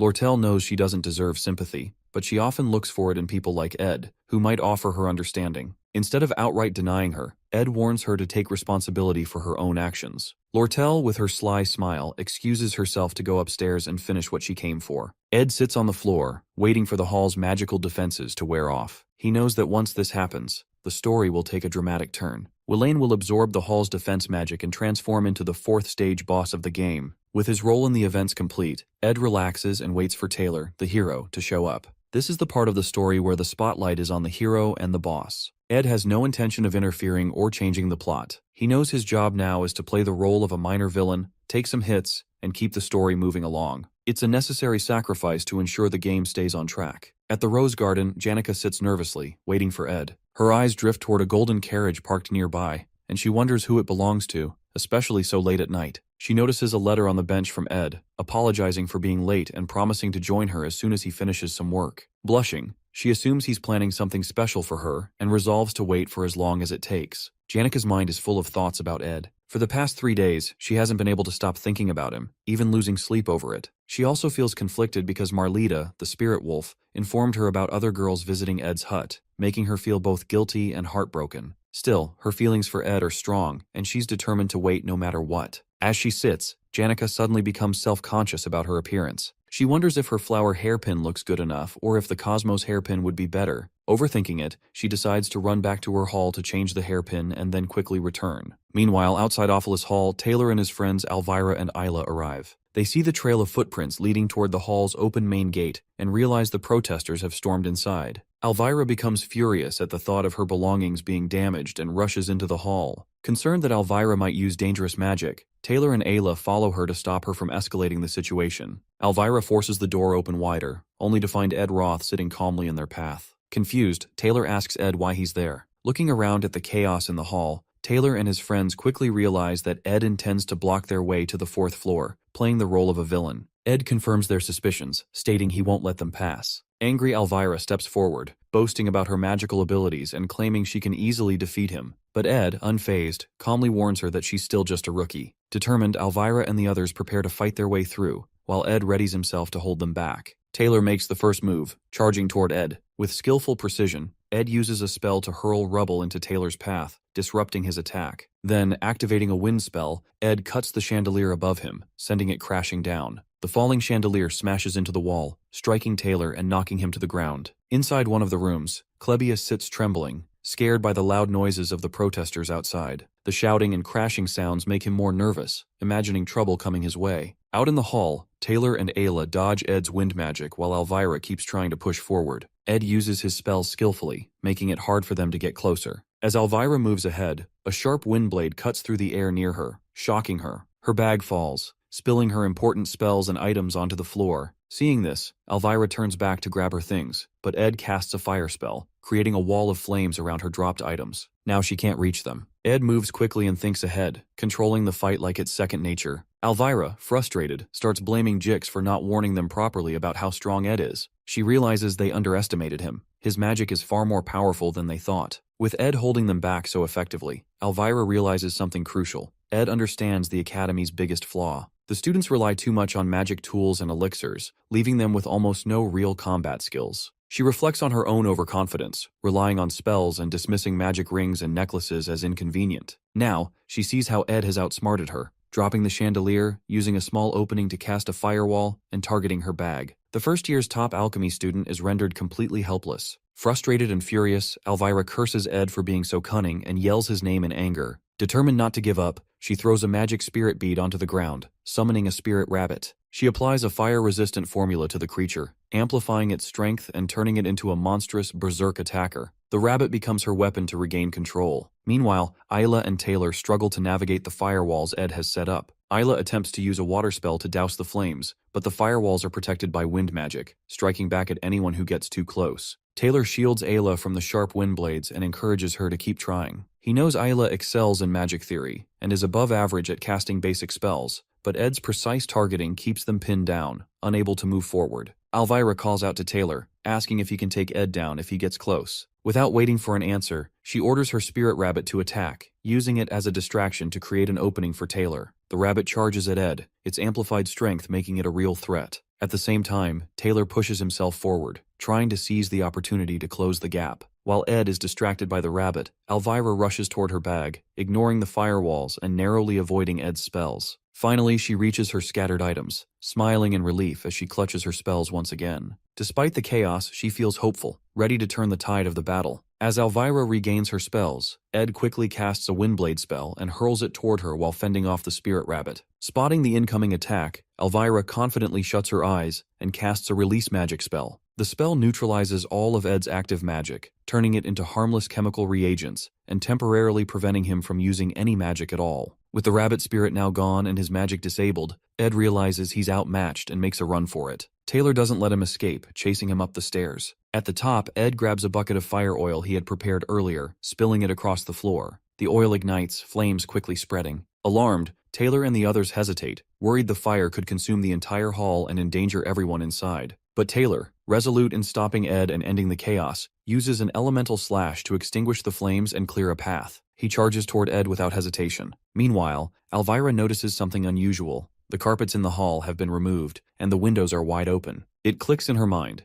Ed had prepared the area to minimize the fire's dangers. Before she can warn Taylor that Ed might not be the villain he appears to be, Taylor closes the gap and engages him. As Taylor gets within striking distance, Ed raises his bow and fires an arrow, not at Taylor, but at Ayla. The arrow whistles past Taylor, aiming straight for her. At the last moment, Elvira leaps into action, intercepting the arrow with her claw hand tool. She notices the arrow's tip is wrapped in cloth, not sharp. Alarmed, she yells a warning to Taylor, suspecting Ed might have another trick up his sleeve. Taylor reaches Ed and swings his sword. Ed blocks with his bow, holding him off briefly. Then, a noise from above grabs Ed's attention. Clebius has escaped his room. Realizing the next phase of the act in the game is now in motion, Ed sighs in relief. His role complete. Resigned, Ed lets Taylor's next strike land. The force of Taylor's elemental slash sends him flying into the wall. The battle ends with Ed defeated, leaving everyone stunned and questioning his true motives as if he was playing a deeper game all along. With Ed finally defeated, Taylor grabs him and demands to know why he went so far to stop them. Elvira watches uneasily, feeling that Ed had been toying with them the entire fight. It doesn't add up. Ed is a second-year student with more experience, and if he truly wanted to overpower them, he could have ambushed them after the chandelier fell. Instead, he stood his ground and deliberately engaged them, seemingly more to delay than to win. The group senses something is off, as if Ed's actions are driven by a deeper motive. Frustrated, Taylor shoves him away. Weak and injured, Ed speaks in a quiet but firm voice, telling them to go upstairs if they're done wasting time on him and to stop the real chaos. His words leave them stunned. Elvira demands to know why he tried so hard to hold them back if he's now telling them to go. Taylor and Ayla press him for answers, their confusion mounting. Elvira, her voice rising with frustration, yells that she won't leave until Ed tells them the truth. She's determined to uncover his intentions, suspecting there's more to his actions than meets the eye. Before Ed can respond, the hall door creaks open behind them. A girl enters, shielding herself from the rain with a hood. As she steps inside, her eyes widen at the scene before her. Taylor, Elvira, and Ayla standing over a battered and bloodied Ed, with the hall in complete disarray. It's Janica. She had been waiting for Ed at the Rose Garden, thinking he might be at the pavilion nearby, but seeing him like this, her heart sinks. Shocked and concerned, she cries out, asking what they've done to the hall, and to Ed. Her voice echoes in the tense silence, leaving everyone frozen in place. For Janica, Ed is someone who has become incredibly important in her life, making her feel special. Despite being caught up in a complicated situation, Ed's simple lifestyle and the way he treated her during the Glaskin hunt have made her care for him even more. He has a way of making her believe he'll always figure things out, no matter the problem. As she stands there, seeing Ed battered and surrounded by chaos, she starts to reflect on everything he's done for her. She now understands he has lured her out of Ophelis Hall to protect her from the disaster, knowing she had already been punished for her involvement in the Glaskin incident. Now, feeling the weight of his kindness toward her, she feels an overwhelming desire to help him in return. She knows that he never asked for help, but this is her chance to repay him for everything he's done for her. With determination, Janica takes off her hairpin, setting aside her appearance and any distractions. She focuses, gathering her strength and preparing herself to confront the situation. Her tone shifts to one of tension and authority as she demands what is everyone doing. Her voice is filled with resolve, and her presence suddenly feels much stronger, as she stands ready to do whatever it takes to take control of the situation. Taylor, still unsure of Janica's intentions, expresses relief that she's safe, and quickly informs her about the protesters who have taken over Ophelis Hall. He also explains how Ed has been acting irrationally, preventing them from reaching the top floor. Taylor suggests that Ed might be trying to protect someone else hidden within the hall. However, Elvira interrupts him sharply, pointing out the drastic change in Janica's demeanor. She warns that Janica could now be their enemy. Suddenly, Janica releases a powerful aura, creating immense air pressure that swirls violently through the hall. Ed, alarmed, calls out her name, but she, now fully possessed by her magic, calmly reassures him to be okay. Taylor and his group stand frozen, sweating and wide-eyed as they witness her summoning an entire battalion of intermediate-level spirit beasts, showcasing overwhelming power.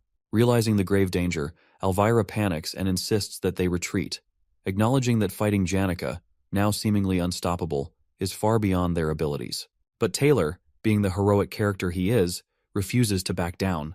His unwavering determination to face any challenge keeps him rooted in place. Elvira desperately tries to make him see reason, but Taylor's resolve remains unshaken. At that moment, Ed intervenes. Despite his weakened state, he grabs Taylor and shoves him aside, saving him from a crushing blow by one of Janica's spirit beasts. Ed orders Taylor and his group to leave and stick to their original plan. Confused and shaken, they question why Ed, who had been so intent on stopping them, is now urging them to go upstairs. Elvira, reluctant to leave, argues against abandoning the fight. In response, Ed lightly bonks her on the head, handing her bag of chemicals back, and sternly tells them to do as he says. Realizing they have no choice, they leave Ed behind with Janica and rush upstairs. While Janica is still immersed in her summoning magic, Ed approaches her slowly. Janica, noticing him, tries to reassure him that she will handle everything, and that he doesn't need to push himself anymore. But Ed, weak and battered, softly calls her name. He places his trembling hands on her shoulders, stunning her. It's the first time he's ever touched her in such a way, and the gesture leaves her momentarily speechless. In a weak voice, Ed gently asks her to call off her spirits, explaining that the wind is too strong and he can barely stand. Seeing him in such a pitiful state, Janica's heart softens. She immediately cancels her magic, dismissing the spirit beasts and restoring calm to the hall. Taylor and his group, watching from the stairs, are shocked that Ed has managed to stop Janica so effortlessly. Ed then turns to them and urges them to go quickly, emphasizing that time is running out. As he finishes speaking, his exhaustion overtakes him, and he collapses to the floor. After some time, Ed and Janica are seen sitting together. Janica is gently tending to Ed's wounds, her face filled with worry. She angrily scolds Taylor and his group for being too harsh, blaming them for Ed's condition. Ed, trying to ease her concerns, jokingly mentions getting revenge next time they meet Taylor and the others. This makes Janica even more worried, and she urges Ed to promise her not to get hurt again. Ed feels grateful for her care and thanks her softly. He feels relieved that he completed his task, even if things didn't go perfectly according to plan. Now, all he wants is to rest, so he gets up, ready to return to his camp. Before he steps away, Janica hesitates and informs him of something strange she noticed earlier. She describes a large carriage adorned with a golden crown parked near the garden. Ed freezes, instantly recognizing the symbol. It belongs to the leader of the Merchant Association's elite, the Golden King, who is also Lortel's adoptive father. Ed remembers the game's storyline, where the Golden King appears much later as a fake antagonist before being defeated by Lortel in Act 2.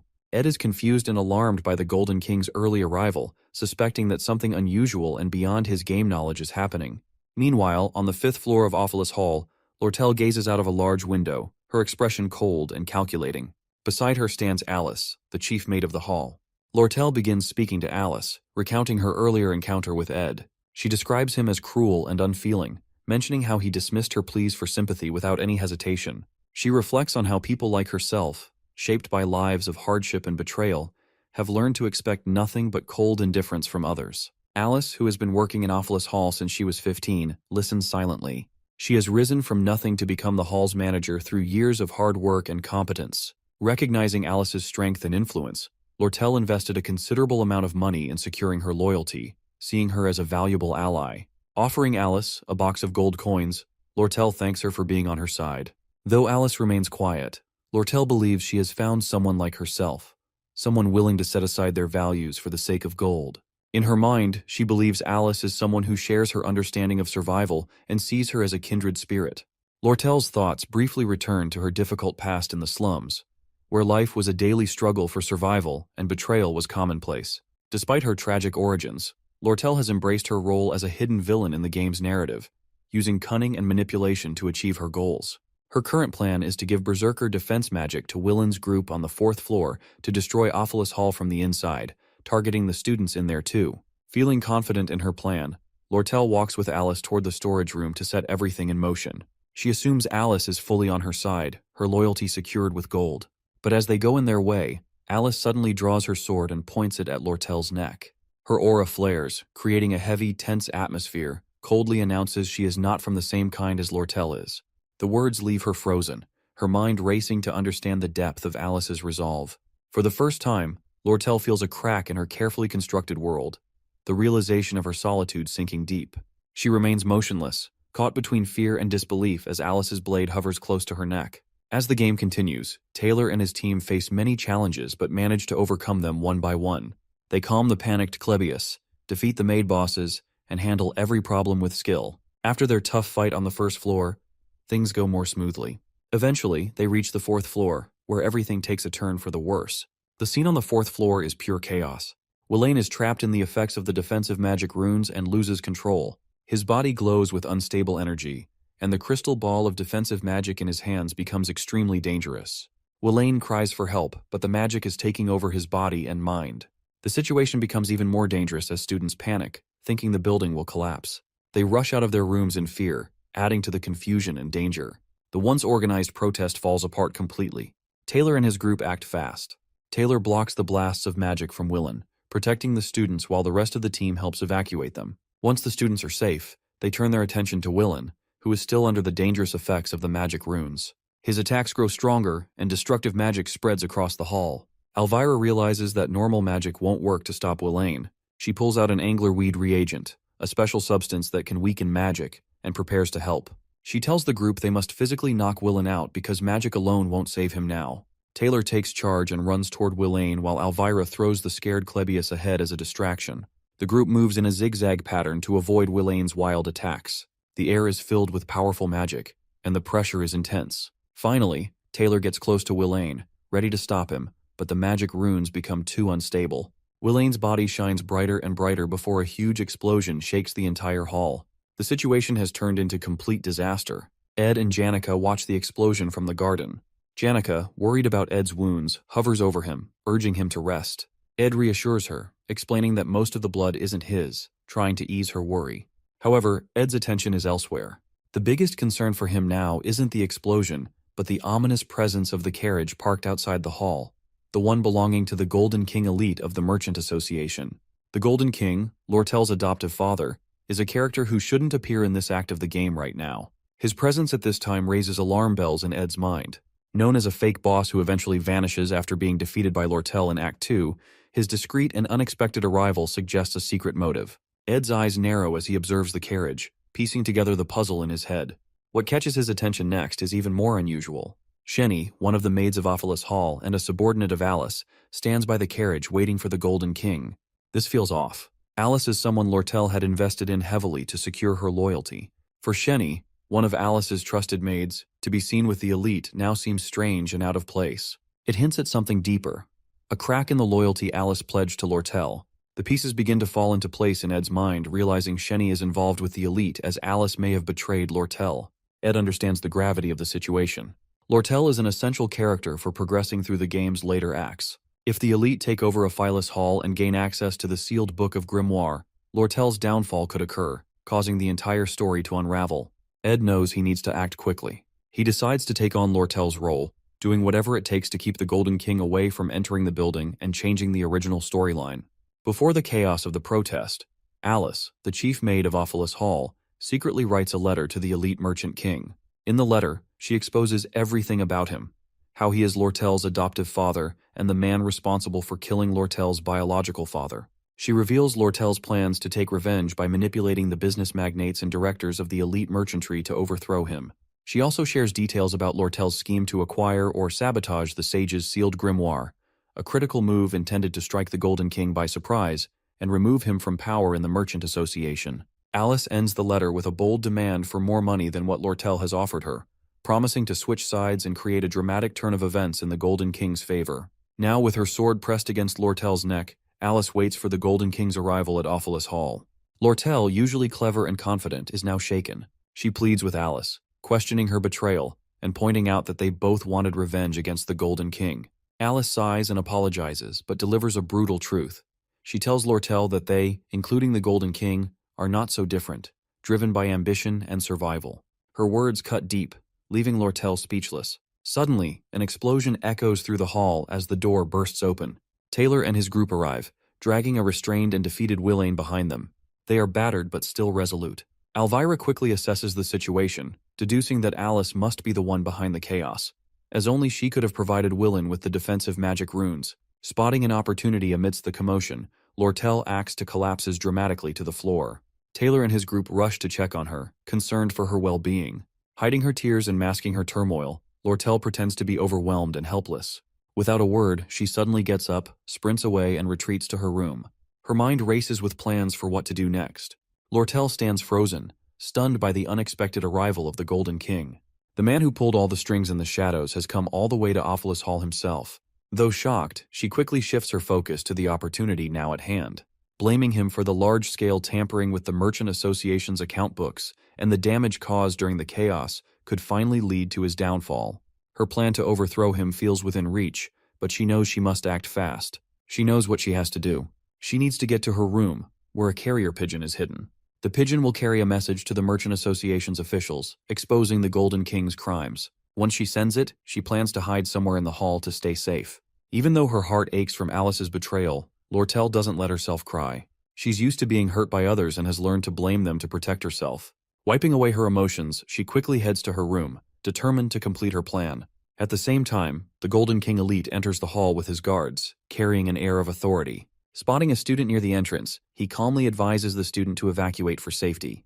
However, the student doesn't budge and instead informs him that no one is allowed inside the hall due to safety protocols. The elite looks puzzled but intrigued by the student's firm stance. The student is none other than Ed, standing in front of the stairs like an immovable wall, blocking the elite's path to the upper floors. The elite, maintaining his calm, asks Ed if he has any official authority or permit to enforce such rules. Ed boldly replies that he's acting on his own judgment. In this tense standoff, Ed evaluates the situation. He knows that only 3 people truly understand the flow of the story. Lortel, who wants revenge on the elite for destroying her childhood and plans to oust him. The Golden King elite himself, who seeks the sage's sealed grimoire for ultimate power. Alice, the chief maid, who has become the central villain in this act by betraying Lortel. Ed decides to trust Taylor and his group to deal with Alice, the act's main antagonist, while he focuses on keeping the elite from going upstairs. By doing so, he hopes to preserve his understanding of the game's storyline and secure his role as a successful character in the end. The elite tries to defuse the situation, claiming he needs to consult with the Academy about the chaos inside, but Ed remains unmoved. His unyielding stance begins to irritate the elite, who activates his aura and then asks a pointed question whether Ed is siding with Lortel. 10 minutes before the confrontation with the Golden King elite, Ed and Janica arrive at Jix's room. To their surprise, Jix is calmly exercising while the building is in chaos, with most students already evacuated. Curiously, they ask why he hasn't left. Jix explains that he's trying to avoid rash actions and prefers to focus on his routine, rather than getting involved in the protest. Noticing Janica and Ed together, Jix foolishly asks if they're dating. Embarrassed, Janica yells to instantly denies it. However, she becomes flustered, giving eye contact with Ed as she worries she might have made him uncomfortable. Picking up on the awkwardness, Ed subtly makes Jix realize his rudeness. Jix hurriedly apologizes to Janica for his careless question. After a brief moment, Jix asks why they've come to him, especially considering they barged into his room, even breaking part of his wall in the process. Ed straightforwardly asks for a favor, promising to repay him later. Though Jix seems reluctant at first, he eventually agrees. Back in the hall, as the Golden King elite Keklin argues with Ed, Janica and Jix secretly observe the scene from a hidden spot. The elite tries to persuade Ed, painting Lortel as a treacherous and ungrateful person. He recounts how he raised her since childhood and accuses her of plotting against him. In an attempt to win Ed over, he even offers to double the amount of gold coins Lortel promised to anyone on her side. Ed stands firm, making it clear that he isn't interested in money or personal gain. Frustrated, the elite gives up on diplomacy and orders his guards to dispose of Ed. As the guards surround and overpower Ed, Jix springs into action. Using wind magic, he sends the guards flying, creating a moment of chaos. Jix and Janica reveal themselves, stepping in to help Ed. Janica summons her spirit companions while Jix prepares for a fight. Ed thanks them for their intervention, promising Jix he'll repay him later, before heading upstairs to check on Lortel. The elite, now realizing these students are formidable opponents, commands his guards to fight with everything they've got. A fierce battle begins as Jix and Janica engage the guards, holding their ground with determination. Meanwhile, Ed rushes up the stairs, floor by floor. When he finally spots Lortel, he doesn't waste a moment. He urgently tells her to escape through the hall's back door and run as fast as she can. In Lortel's world, kindness and goodwill always come with a price. A reason, a tag, or a coin. Everyone she's trusted has only shown loyalty because she invested in them. Now, as she reflects on her choices, she regrets the foolish mistake of believing in anything else. She looked up to Janica Faylover, who seemed to grow up surrounded by love and care from others without expecting anything in return. Watching Janica and Ed's connection, built on trust and understanding, made Lortel wonder if she could ever have that kind of bond with someone. But now, betrayed by Alice after sharing all her plans, she feels foolish and scolds herself for ever thinking she could live a life like Janica's, one filled with trust and genuine relationships. Lortel convinces herself she should have stayed true to her cold, calculating self. Among the 5 people she trusted to occupy the hall, Alice betrayed her by siding with the elite. The twin maids, Shenny and Kelly, joined Alice, and even Willen leaned toward the elite's side. The only one left was Ed. But Lortel feels he'll eventually betray her too. After all, why wouldn't he? As they run through the hall, Ed asks Lortel if Alice betrayed her. Lortel suddenly stops and stands still. Her voice is low and regretful as she apologizes, saying she can't guarantee the 20 gold coins she promised him. The situation is too unstable now, and she's lost control. But Ed doesn't care about the money. He firmly tells her he's not doing this for gold. Without hesitation, he grabs her arm and pulls her forward, urging her to run. He warns her that if the elite catches her, it's all over. They need to escape quickly to secure the plan and ensure her survival. Hearing Ed's words takes Lortel by surprise. For the first time, she wonders if Ed sees something in her worth believing in. She starts to question her assumptions about trust, wondering if maybe there are people who act without ulterior motives. Still, the idea confuses and unsettles her. As they run, Ed asks her what's really going on with the Merchant Association and why the elite came to the academy himself. Lortel explains about her adoptive father, Elite Ketchlin, has been covering losses due to manipulating market prices through secret deals and monopolizing the armor trade within the association. This scheme has left him in desperate need of money to secure his power and position in the association. To fix his financial problems, Ketchlin plans to sell Sage's sealed grimoire for a high price. He sent Lortel to the academy to find a way to steal or sabotage the grimoire. For years, Lortel has worked to build alliances within the Merchant Association, buying the loyalty of merchants and committee members and turning them into her side. Her ultimate goal is to expose her adoptive father's manipulations and remove him from power, avenging her past. Ed realizes that Ketchlin's desperation explains why he's arrived earlier than expected in the story. His rushed actions to monopolize the armor trade and secure the grimoire have put him in a vulnerable position. Ed knows how important it is to keep Lortel safe to ensure her plans succeed. Lortel knows her plans can only work if her father is away from the merchantry headquarters. With him gone, the merchants on her side will have the chance to transfer the rights of sale to her. Ed quickly pieces everything together. He realizes that Lortel has been using this elaborate plan to disrupt the Academy's finances by burning Ophelis Hall. This chaos would push the negotiations for the Sage's sealed grimoire in Elite's favor. Now, Elite Ketchlin's urgent need for money has brought him to the Academy, giving Lortel a perfect opportunity to send a message to her allies and execute her plan to bankrupt him. Surprised by Ed's sharp understanding, Lortel informs she has a carrier pigeon ready to deliver the message to her allies. However, she also reveals that her father expects her to get caught and plans to use it to expose the traitors inside the merchantry. When they reach Lortel's room, Ed pauses and gives her detailed instructions. He tells her to stay hidden and avoid being seen by anyone. He explains how she can escape using the horsemen in the quarters, ride to the Arkan Mountains. He advises her to leave the horse carriage at a spot to mislead Elite's guards, and then hide at his place in the forest for 3 days, as he will write and send the message to her allies from her room in the hall. Ed notices someone suspicious guarding the back door and warns Lortel to wait until it's safe. He firmly grabs her shoulders and emphasizes the importance of staying hidden. Lortel is stunned by how calmly and decisively Ed handles everything, and for the first time, she starts to trust him. When Ed sees her frozen in thought, Lortel suddenly asks in a soft, innocent voice why he is helping her so much. Ed simply replies he is doing it for no reason, as he just feels like he should help her. With that, he leaves the room. Alone in her room, Lortel sits down, confused by her feelings. She hears a loud beating sound and soon realizes it's her own heartbeat. For the first time, someone has helped her with kindness, expecting nothing in return. This unfamiliar warmth fills her with emotions she has never felt before. Meanwhile, at the back door, Shenny, one of the twin maids, stands guard. Ed approaches, ready to confront her. As Taylor's group battles fiercely with Alice, the chief maid, the stakes rise. Alice gathers all the hall's runes and takes control of their magic, using them to launch powerful attacks. Despite her expertise as a veteran intermediate magic user, Alice cannot match Taylor's strength. Being the hero of the game-failed swordsman of Sylvania, Taylor's determination and skill are unmatched. With this, the final battle of Act 2 begins. Meanwhile, Ed confronts Shenny, one of the twin maids, at the back door. Shenny draws her sword, ready to fight. As she dashes forward with a lightning-fast attack aimed at Ed's leg, he uses his quick reflexes to dodge her strike. Ed, being a skilled player of the game, already knows her fighting patterns and starts anticipating her moves. He jams her sword with his foot and grabs her hands just as she tries to draw her knives, disarming her.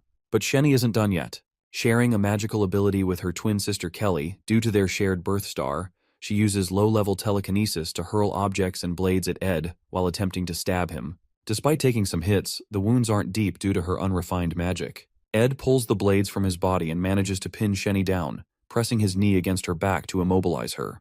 As Shenny struggles, she begins crying and yelling about how she cannot fail Alice, revealing her deep loyalty to the maid. Ed calmly tells her that Alice will lose, but Shenny shares Alice's backstory, how Alice raised orphans and saved lives, including Shenny's.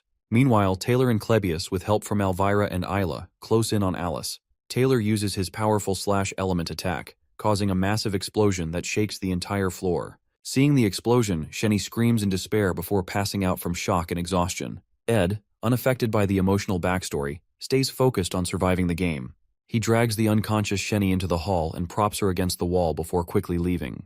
He knows that these side stories won't affect the main plot and chooses to prioritize his own survival as the story progresses. Ed reaches Lortel's room, noticing the neatly arranged books, luxurious wooden furniture, and decorations. He's impressed by how perfectly the room matches Lortel's character.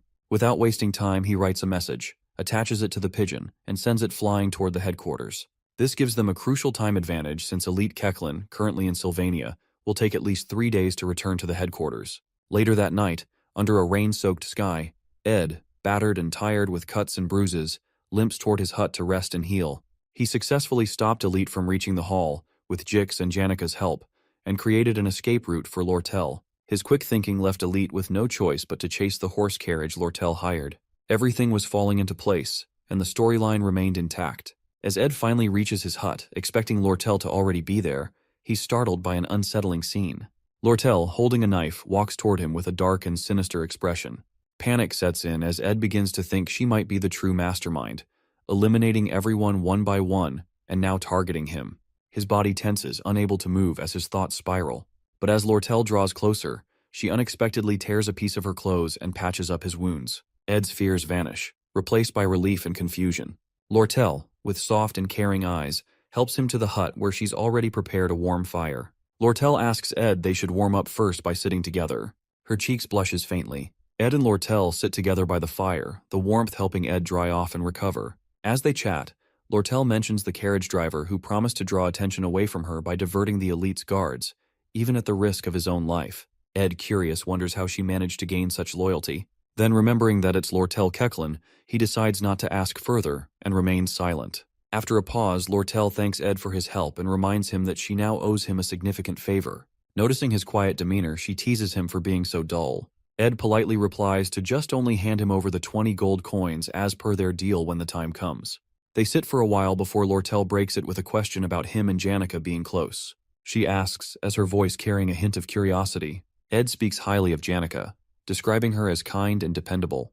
Lortel listens quietly, her expression softening but showing a hint of sadness. After a moment, she adds her own compliments about Janica, though her tone is glum. Sensing something behind her tone, Ed asks what she wants to say. Lortel takes a deep breath before sighing lightly. In a better mood with a faint smile, she says she is not like Janica, who is caring, always thinking of others. At the same time, in Awfulus Hall, Jix and Janica are doing their best to hold off Elite Kechlin and his guards. However, things take a turn when Elite gets a report from one of his men that Lortel has escaped. Without wasting time, he leaves the hall to chase after her. The fight isn't going well for Jix. He's struggling, and it's clear he's no match for the guards. But Janica, who was nervous before, suddenly activates her spirit magic aura. A powerful tornado forms in the hall, throwing guards in all directions as her spirits unleash their full strength. Jix panics and yells at her to stop, worried about the destruction and casualties. Janica pauses, then turns to him with an unsettling, almost eerie smile. Her eyes gleam with a strange intensity, as she calmly says she is not mad at all. The next day, at Ed's hut, he is busy washing his ruined academy uniform. After the long and exhausting night, he skipped classes to take care of things. Jix arrives with a spare uniform for Ed and shares some surprising news. He explains what happened after the incident. Welaine has taken all the blame for the destruction of Awfulus Hall, while Chief Maid Alice, who was captured, hasn't said a word about what happened. Lortel has vanished, safely hiding in Ed's hut, and there's no news yet from Elite Kechlin. As Jix talks, Ed feels relieved. His plan worked, and now all he has to do is wait for the carrier pigeon to return with good news. Stretching his sore muscles, Ed feels the aches and pains from the night's events, but stays determined to keep moving forward. Later, Ed notices something new. His stats have improved, and he has reached the intermediate craftsman rank. This upgrade unlocks advanced crafting skills, giving him access to new abilities. Excited, he decides to learn Spirit Formula Infusion, a skill that combines spirit sorcery with magic engineering. With this ability, Ed can form contracts with spirits and create powerful weapons, magical artifacts, and useful tools. Feeling more confident in his abilities, Ed starts planning how to use these new skills for the challenges ahead. Later that day, Janica visits Ed with a cheerful smile. Ed is exercising outside the hut when she arrives and takes a seat beside him. Curious, Ed asks why she isn't in class. Janica explains that she's feeling tired and needed a break, so she decided to come to the woods for some fresh air. Concerned, Ed asks if she got hurt because of him. Janica shakes her head and smiles reassuringly, saying she's fine. Then with a slight frown, she asks if Lortel is doing okay. Ed tells her that Lortel is resting inside the hut, which makes Janica feel a little jealous, though she hides it well. Inside the hut, Lortel leans back, feeling relieved that the chaos of the Offalis Hall incident is finally over. However, her work isn't done yet. She still needs to persuade the chief maid, Alice, to help lay the groundwork for negotiating the purchase of Sage's sealed grimoire. For now, though, she waits anxiously for a reply from the elite merchant's headquarters. While waiting, Lortel can't help but notice how safe and comforted she feels in Ed's presence. His unconditional kindness and trust make her heart race, and for the first time, she feels something more precious than gold. Blushing, she realizes she doesn't want to lose Ed to Janica, whose life is already full of family and friends. Lortel quietly resolves to win Ed over, even if it means competing with Janica. Spending 3 days with Ed only deepens Lortel's feelings for him. She starts to develop a bit of a fixation, even imagining showering him with gold if that's what it takes to win his affection. But then, she decides a different approach might be better, one that feels more natural. She resolves to show him sympathy and kindness, and even considers helping him with his tuition to subtly gain his favor. Lortel's heart races with determination. For the first time in her life, she's discovered something worth more than wealth, and she's ready to fight for it, no matter what it takes. Fantasizing about Ed makes Lortel feel embarrassed and awkward, especially since she has never had a boyfriend before. Suddenly, Sleepy Lucy barges into the hut and claims her spot near the window. However, Ed quickly intervenes, dragging Lucy out and setting her up in the small tent outside the hut, which he had made specifically for her. Ed then apologizes to Lortel, asking if he disturbed her. Lortel feels unsettled by Lucy's presence in Ed's hut, seeing her as yet another rival for his attention, and labeling her in her mind as a natural disaster. On the second morning, Lortel wakes up early, hoping to spend some time alone with Ed. However, to her disappointment, she finds Janica already with him as usual. Sighing, she turns back, noticing Lucy still asleep in the hut as well. Meanwhile, Ed works on crafting homemade bricks, adding another achievement to his stats, and learning the stonemasonry skill. Using this new skill, he builds a brick fireplace inside the hut. Later, he grills beef jerky for everyone, and they all dine together. As they eat, Lortel remarks that since nothing significant has happened that morning, it means everything is going according to plan. Ed thanks her for the good news but warns them not to let their guard down. Feeling a bit competitive with Janica, Lortel offers to compensate Ed with supplies and goods instead of the 20 gold coins they agreed on earlier. Ed appreciates her offer and asks if she has any construction materials or spare magic engineering equipment. Lortel promises to check. Ed then turns to Janica and asks her for a favor, to teach him some basic spirit magic and how to make a spirit connection. Overjoyed that Ed is seeking her help, Janica eagerly agrees. She demonstrates using a spirit bird, explaining how to focus and make a connection. But unexpectedly, the spirit bird speaks up, scolding Janica for giving Ed incorrect advice. The bird also reveals that during their last spirit meeting, Janica received tips on how to use Ed's cabin construction as an opportunity to get closer to him. Embarrassed, Janica hastily dispels the bird, sweating nervously as she asks if Ed heard anything. Lortel, seizing the moment to tease Janica, jumps into the conversation and mentions her leftover food stock at the headquarters, which she eagerly offers to sell to Ed at a discount. Ed negotiates, asking her to include the stocks in their agreed 20 gold coin deal. Playfully, Lortel suggests giving the supplies for free, further annoying Janica and sparking a light-hearted debate between the two women. Ed sits back, eating his beef jerky with amusement, realizing he can now learn both spirit magic and magic engineering with the help of Janica and Lortel. As their conversation continues, a new figure appears at Ed's hut. It is Belle Maya, the new chief maid of Offalis Hall. She apologizes for the sudden visit, explaining that she brings bad news, a message from the former chief maid, Alice. Hearing this, Lortel's expression shifts to worry, and the atmosphere becomes tense with suspense.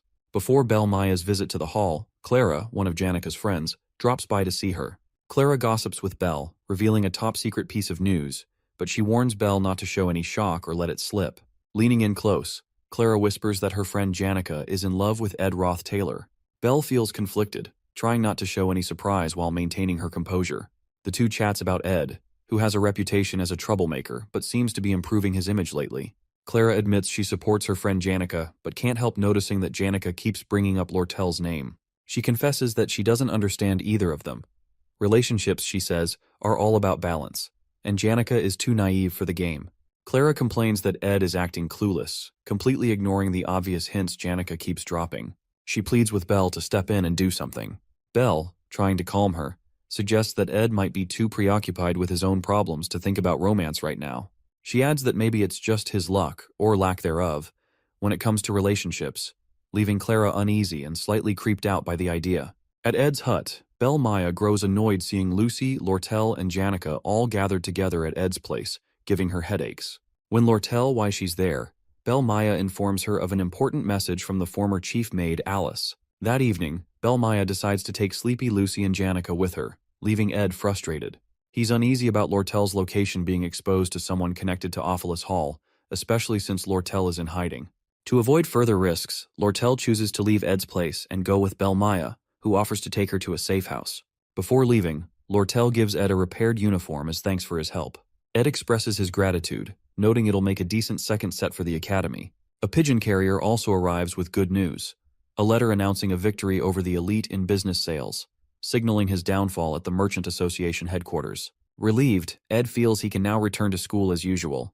Lortel reads the letter, commenting that her father, the elite, must now be making his last stand and won't have time to chase her in Sylvania, ensuring her safety for the time being. However, she warns Ed not to underestimate her father, who might still have tricks up his sleeve. Even so, she expresses confidence in her allies at the headquarters, believing she can become the next Merchant Association chairman. Lortel's main concern, however, is now Alice. When Ed asks if Alice might expose her role as the mastermind behind the Ophelis Hall incident, Lortel dismisses the worry, explaining that Alice will side with whoever wins. In Alice's letter, she details the orphanages she sponsored, urging Lortel to support them financially for the next year. Lortel shares Alice's backstory. Years of relentless work caused her health to decline, but the academy ignored her struggles. Unable to manage her responsibilities, including the orphanage, Alice took a gamble during the Ophelis Hall incident, switching sides for money and support. Though her actions were seen as betrayal, Lortel acknowledges the dire situation Alice was in. After reading the letter, Lortel concludes that Alice is only siding her because she sees her victory as inevitable in her. In the cutthroat world of merchants, sympathy is rare, and Alice knows this well. While Lortel agrees to keep Alice on her side, her trust in her will not be same as before after the betrayal. As she prepares to part, Lortel reminds Ed to stop by the Merchant Association branch to finalize their contract for supply deliveries. Before leaving, Ed hands her a fire torch to guide her way. Lortel pauses, looking at Ed thoughtfully. When he asks why she's still standing there, she comments on how tall he is. She admits that she often takes risky moves to win. With that, she steps closer to Ed, adjusting his tie on his uniform. Flirting, she remarks that he looks handsome in the new set. And suddenly, she pulls him by his tie, leans in, and kisses him unexpectedly. Flirting even more, Lortel teases Ed by commenting on how delicious the raspberries they ate were, claiming she can taste them again through their kiss. She chuckles happily, clearly enjoying the moment, while stoic Ed firmly warns her to stay within her limits. Unbothered by his serious tone, Lortel playfully mocks his boring reaction, adding another teasing remark. Next time, she says, he should try pulling her closer during the kiss, as she needs practice in pretending to push him away. Taking the torch from Ed, she finally sets off, but once she gets a certain distance away, she dashes off quickly, disappearing into the forest. Ed stands there, utterly embarrassed by her boldness. No matter how much he tries to avoid becoming too involved in the main events of the game, things always spiral beyond his control, leaving him flustered and off track.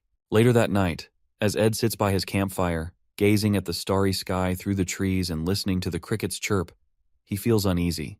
The storyline seems to be deviating, and he can't shake the discomfort of being pulled into the center of the unfolding events. His original plan was simple: observe the game's events from the sidelines, stepping in only when necessary to keep the scenario on track.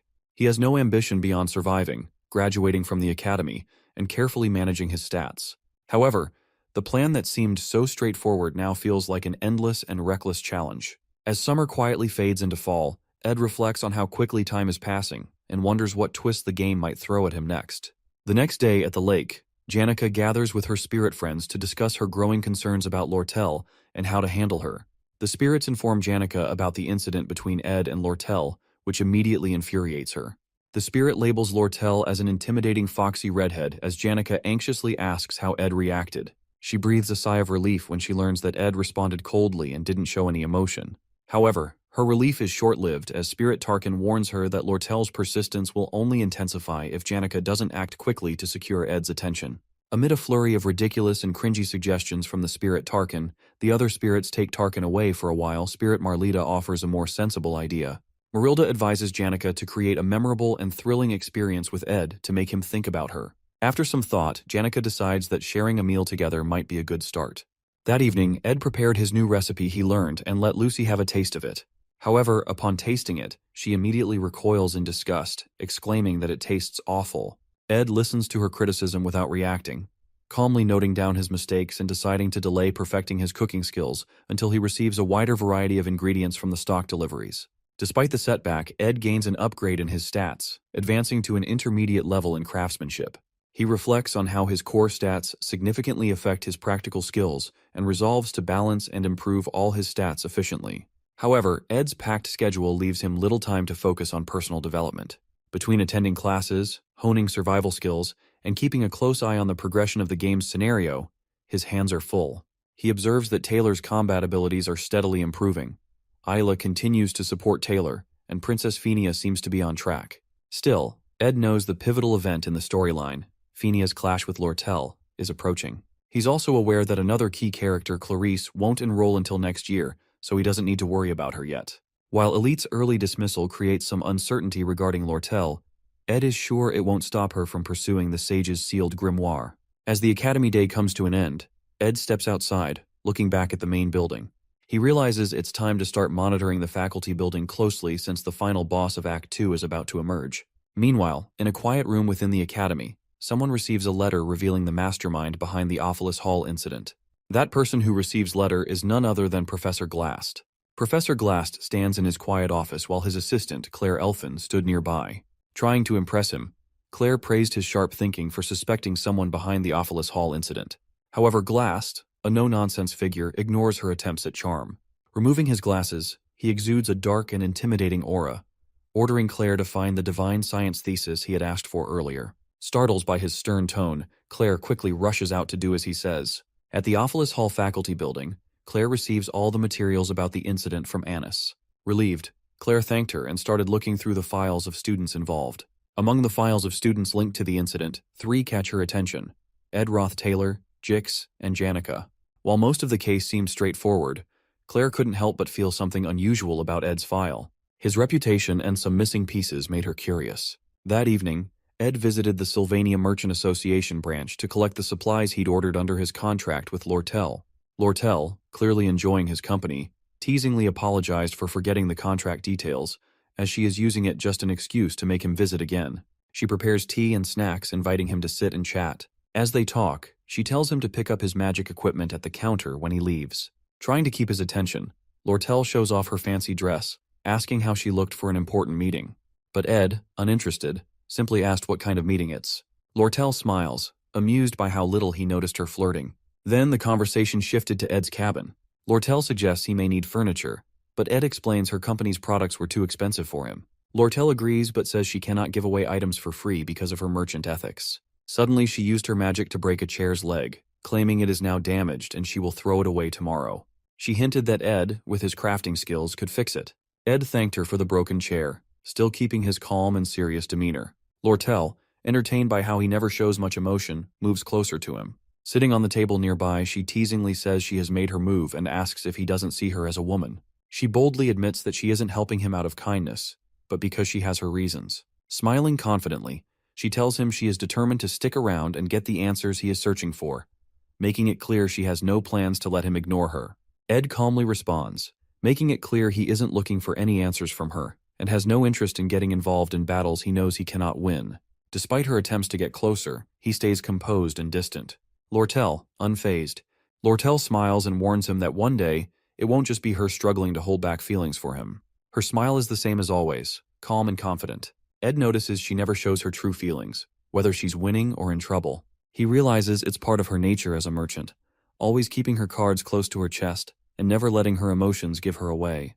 At the academy during recess, Janica excitedly teaches Ed how to control a spirit. Using her staff, she explains that he should focus on his magic to try to form a connection and summons a small fire spirit named Mug. Mug appears serious and promises to serve Ed well, surprising him.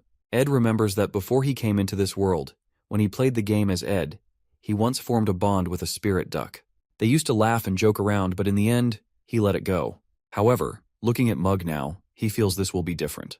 Curious about Mug's strict nature, Ed asks Janica why he acts that way. Janica laughs and explains that Mug is a good spirit with great energy efficiency and was carefully chosen by the high-level spirit, Tarkin. Since Ed wanted a strong spirit, she picked the best one for him. After going through a tough selection process, Mug is finally handed over to Ed, and he successfully forms his first spirit connection. Holding Mug, Ed is impressed to see how warm it is, almost like a portable heater. He checks its abilities and stats, and Janica happily tells him that Mug is a great survival tool because it doesn't need wood for heat. Seeing Ed happy, Janica smiles, even though he still looks tired. Before leaving, she reminds him to let her know if he ever needs more help. She offers to teach him more about spirit connections, and suggests that he will learn faster if he spends more time with her. As Janica talks with Ed, she suddenly changes her tone and expression. Just as she promises to come the next day to help him, she quickly switches, claiming she is very busy and that many others are waiting in line for her lessons. She remembers her spirits and her friend Clara advising her to keep things cool with Ed and not get too close too fast. Smiling awkwardly, she says it's a bit too much for her to teach him magic all the time. Ed, feeling guilty, apologizes for taking advantage of her kindness and offers to pay her for her help as a token of appreciation. Hearing him mention money, Janica gets upset and insists that she's helping him out of friendship, not for payment. She calls his offer cold and reminds him that they are close friends, and such things shouldn't come between them. Confused, Ed points out that she was the one who mentioned compensation earlier. Realizing she contradicted herself, Janica gets flustered and embarrassed. To make things right, she admits that her friend Clara told her she's too generous and needs to learn to say no sometimes. Ed appreciates her honesty and agrees that Clara is right. After some time, Janica waves goodbye, promising to meet him again at combat training and bring a special accessory next time. She leaves Mug, the spirit, with Ed, and he waves back. With his new crafting skills from Lortel's magic engineering and the low-rank spirit from Janica, Ed finally feels like he has a proper setup. Now he can learn proper crafting skills and can keep his fireplace lit all the time, making his life much more comfortable. Looking out of his hut's window at the night sky, he suddenly remembers that he forgot to check the traps and heads out. Meanwhile, deep in the forest, Claire Elfin is investigating Ed, suspecting him to be the mastermind behind the Ophilis Hall incident. With everything she knows, his disownment by his family and his lack of connections to Ophilis Hall, he stands out among the other students and teachers. Reports say he often appears in the woods, which leads her here. As she carefully moves through the forest, she suddenly hears footsteps and quickly hides. What she sees is terrifying. A man carrying Lucy over his shoulder while dragging a dead deer behind him. The man doesn't use magic but seems to rely on raw combat skills, which makes Claire realize that it's not Principal Obel. At that moment, her suspicions are confirmed as that man isn't Principal Obel at all. It is Ed Roth Taylor, the true mastermind behind the Ophilis Hall incident. Realizing her intuition is correct, Claire feels proud of her detective skills. She quietly follows Ed through the forest, surprised to discover his hidden hut. Watching from a distance, she sees Ed throw Lucy into a tent he set up for her and place the deer near the fireplace. After that, Ed heads inside his hut, planning to sleep early for tomorrow's work. Claire cautiously sneaks closer, determined to rescue Lucy. Just as she reaches the tent, Lucy suddenly casts a warning spell, startling Claire and demanding to know who she is. Sweating nervously, Claire introduces herself, but Lucy, uninterested, returns to her tent and starts eating beef jerky. She then eyes Claire suspiciously before casually flying away, leaving Claire standing there, completely baffled. Back at the office, Claire rushes into Professor Glast's office, presenting the evidence she has gathered, convinced that Ed is guilty. She reminds Glast that Ed was disowned by his family, emphasizing how suspicious he is. However, Glast, uninterested in low-ranking students, barely remembers who Ed is. Claire mocks him for his indifferent attitude and insists that Ed is dangerous, recalling how he easily overpowered Lucy in the forest and kept her imprisoned in his tent. But Glast dismisses her claims, stating that Lucy often wanders and sleeps in the woods, and it's nothing unusual. Claire, frustrated, realizes convincing him won't be easy. Claire takes a different approach and confidently reveals that she used magic to record the memories from the first floor of Ophilis Hall. Glast, raising an eyebrow, questions whether she had permission to use magic for such purposes. Flustered, Claire quickly tries to cover up, claiming she lies to the authority and recovers the memories from the floor by herself. Unimpressed, Glast sternly orders her to write an apology and explanation letter for her actions. Despite this, Claire insists that Glast should still look at the memory she brought. The recorded memory clearly shows Ed sitting on the stairs, striking a perfect pose that makes him look like a mastermind. It also captures him stopping Taylor and his group from going upstairs, which seems highly suspicious to Claire. However, Glast remains uninterested and asks if she has any stronger evidence. Claire, eager to convince him, mentions the recent forest incident, explaining how Ed was carrying an unconscious Lucy, making it look like he was trying to trap her. Glast, staring at Claire in silence for a moment, simply reminds her once again to submit the apology and explanation letter. Sighing in frustration, Claire leaves his office, feeling exhausted. Glast, now alone in the office, finally looks at the memory globe seriously. As he watches Ed blocking Taylor and his group, he becomes intrigued. He finds it hard to believe that someone as ordinary as Ed could hold off the Sword Saint Taylor and the natural-born alchemist Elvira. The memory flashes again, replaying Ed's actions and combat techniques. For the first time, Glast's expression changes as he realizes Ed might not be as ordinary as he thinks. The globe finally catches Glast's attention. Back in the forest, Ed successfully crafts an impressive weapon using both magic engineering and spirit magic. Ceremonial dagger, explosion. He admires his work, realizing it's the best weapon he has made since he started living independently in the game. Feeling a sense of pride, he examines the dagger closely. Mug, seeing Ed pleased with his creation, advises him to improve the weapon's efficiency by using it frequently. Then, trying to flatter him, Mug begins singing a song in his honor. Ed, who has been observing Mug's flattery and overly formal behavior since they met, suddenly picks him up and shakes him, demanding to know the real reason behind such behavior. Mug stammers and tries to apologize, but Ed pushes further, asking if Janica promised him something in return. Mug hesitates, but Ed insists he should be honest since they are now bonded through their spirit connection. Feeling the pressure, Mug finally cries and confesses. He admits that he deeply respects Ed, but is ashamed of his own low ambitions and success. The real reason he agreed to the contract was to take advantage of the refined magic around Janica, which allows him to grow at twice the normal rate of a low-ranking spirit. Ed sighs, asking if there's anything else Mug has been hiding. Mug, feeling guilty, reveals that he also heard rumors about Ed's strict and authoritarian reputation at the academy. Fearing Ed's temper, he tries to stay on his good side by constantly flattering him. After hearing Mug's full confession, Ed calmly tells him that he understands his situation and that it's only natural for him to want to grow stronger. With that, they head back to their hut together, while Mug comfortably sits on Ed's shoulder, chatting with him along the way. Back at his hut, Ed chops wood for the fireplace. His stamina has improved, and his storage is now full of meat and vegetables. He no longer has to sleep outside feeling hungry. With enough supplies, he can now focus better on his studies by reducing sleep and practicing more, forcing himself to absorb the information quickly. However, all this effort makes him exhausted, and he falls asleep. Later, Ed wakes up to find Janica standing beside him while he's lying outside the hut. She advises him to take better care of his health, saying she's worried about him. Ed decides to focus more on himself, especially because he has received 3 letters. The first letter is from the academy, and the second one is from the merchantry. However, it's the third letter that grabs his full attention. He realizes that this letter will decide the future direction of the game's storyline. In the original game, the main event of Act 2 was a negotiation over the Sage's sealed grimoire, a tug-of-war between the Academy's Student Association and the merchantry. But things have changed. With the fall of the elite, the original client who wanted to buy the grimoire involves Roth-Taylor family. The plot has shifted into a 3-way conflict. Now, with the Roth-Taylor family has stepped in, Crepin Roth-Taylor, the family head, gets involved personally. He wants the grimoire to further his research on eternal life. Crepin is originally supposed to be a major boss in Act 4, and appearing this early in Act 2 makes things much more difficult. In the game, no player will strong enough to defeat him at this stage right now. Ed knows how dangerous Crepin is, and wants to prevent him from getting involved, hoping to keep the storyline intact and avoid unnecessary chaos. If Crepin Roth-Taylor succeeds in buying the Sage's sealed grimoire, it will become impossible for Ed to complete the game, even with all the knowledge he has about it. Crepin's involvement would throw everything off balance, making Ed's survival and progress impossible. The third letter holds critical information about Crepin's actions and suspicions regarding the grimoire. However, the sender of the letter remains unknown, adding another layer of mystery to the situation. During recess at the academy, Princess Phenia enjoys her tea in the garden. Captain Claire approaches her, reporting that he delivered Ed's letters as she instructed. She thanks him for his service. For Phenia, the Sage's sealed grimoire is the heart of the academy, and selling it just for money would bring disgrace. Even Principal Obel asks help from her, informing the princess about the academy's financial troubles and requesting her support. However, what concerns Phenia more is the unexpected interference of Crepin Roth-Taylor in the grimoire's sale. Captain Claire suggests that maybe Ed reported the sale to his family in hopes of being accepted back.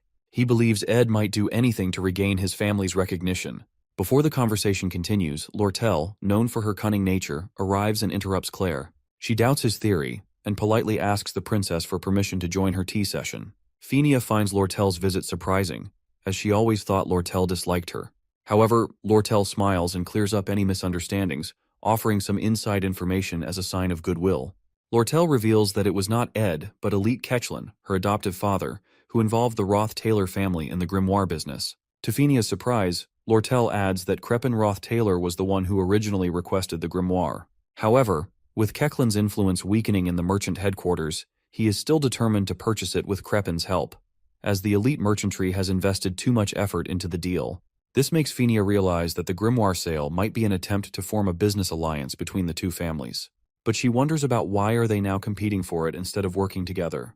Lortel smiles and explains that, since she now controls the merchantry, she wants to save the grimoire by purchasing it herself. She assures Phinia that she has no intention of selling it to the Roth-Taylor family. Surprised by Lortel's honesty, Phinia asks why she is sharing such internal matters. Lortel, still smiling, calls Phinia an ally in this situation.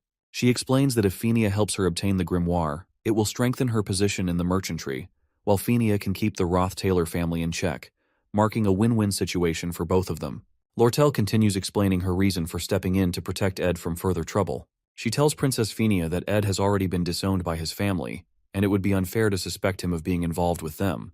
Phinia listens carefully, observing Lortel's way of speaking and how she carefully chooses her words. She starts to suspect that Lortel might be hiding something, as she surprises that Lortel never worried so much for any person.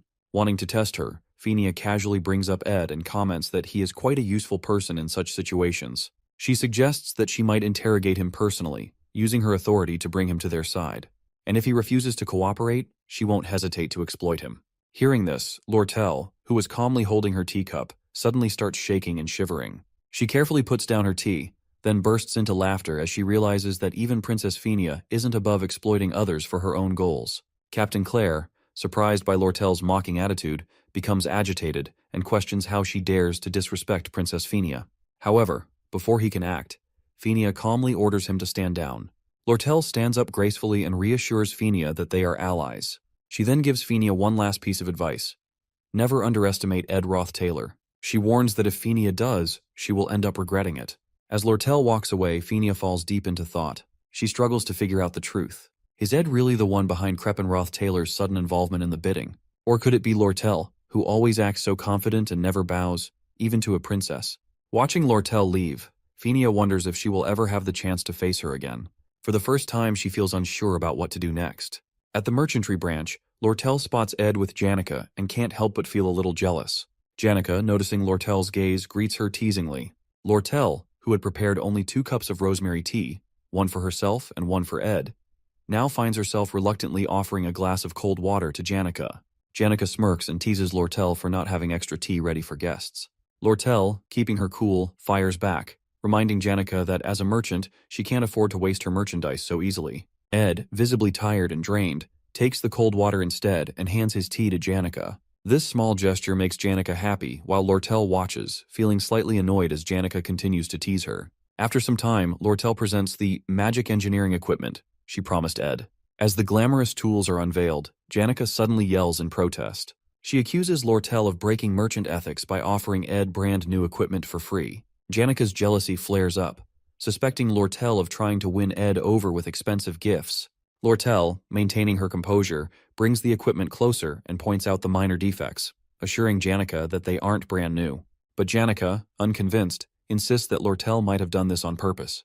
Lortel just laughs, further fueling Janica's irritation. As Ed looks at the equipment, he hesitates, telling Lortel that he can't accept more free items, especially since he hasn't even paid her for the previous ones. He reminds her that this is already the 4th time she's offering him something. However, Lortel waves off his concerns, saying that since he's her regular customer, he can always renew his contract, and there's no issue at all. Janica, sensing Lortel's clever tactics, suggests Ed quickly finish his payments and cut ties with Lortel before he ends up too deep in debt. Lortel, unimpressed, tells Janica to mind her own business, sparking a playful but competitive argument between them, both clearly trying to get Ed's attention. As the two continue their banter, Ed suddenly feels a strange sensation take over his body, a light, floating feeling, as if he's drifting in water. It's something he experiences when he's overworked. His mind, occupied with thoughts about dealing with the grimoire problem and building a better mattress for proper sleep, can't keep up with his exhaustion. Before he can react, he collapses to the ground. Lortel and Janica immediately rush to his side. At Sylvania Academy, Princess Fenia reflects on Ed's calm and precise demeanor, whether it was when she saw him fishing at his camp or during the Glaskin incident. His composed attitude and reputation among students, who claim he only focuses on his studies, make her rethink Lortel's words. She begins to question whether her assumptions about Ed were wrong and decides she needs to confirm it one final time. To do this, she is the one who sends Ed the third letter, an invitation to visit her at the royal residence, a letter meant to be highly secret. As she reviews her schedule for the next day, she asks Captain Claire about Ed's expected visit. However, Captain Claire delivers unexpected news that Ed has collapsed from overwork. This revelation surprises Princess Fenia. In the game, when a character accumulates exhaustion status, they are usually given several rest days to recover. Now, despite all the pressing matters and preparations for the Crepin Roth-Taylor event, Ed is forced to rest, delaying his plans. When Ed wakes up in his hut, his body feels incredibly heavy, and a strange warmth spreads through his lower belly. Looking down, he finds Lucy sleeping on top of him, mumbling in her sleep. Seeing her sleeping so soundly, Ed is reminded of how unnaturally light she is when he threw her during the Glaskin incident, making him question whether she's even human. But with his exhaustion, he lacks the strength to even move her off. Noticing the new blankets and mattress around him, he assumes that the merchantry must have brought him here to recover. Just as Lucy wakes up, she immediately starts talking about how hungry she is. Upon realizing Ed is finally awake, she offers him mana treatment, helping to restore his distorted mana flow. Lucy mentions that she has been doing this treatment repeatedly while he was in his weakened state. Once she finishes, she drifts back to sleep right next to him. Before falling asleep, Lucy gives Ed some advice.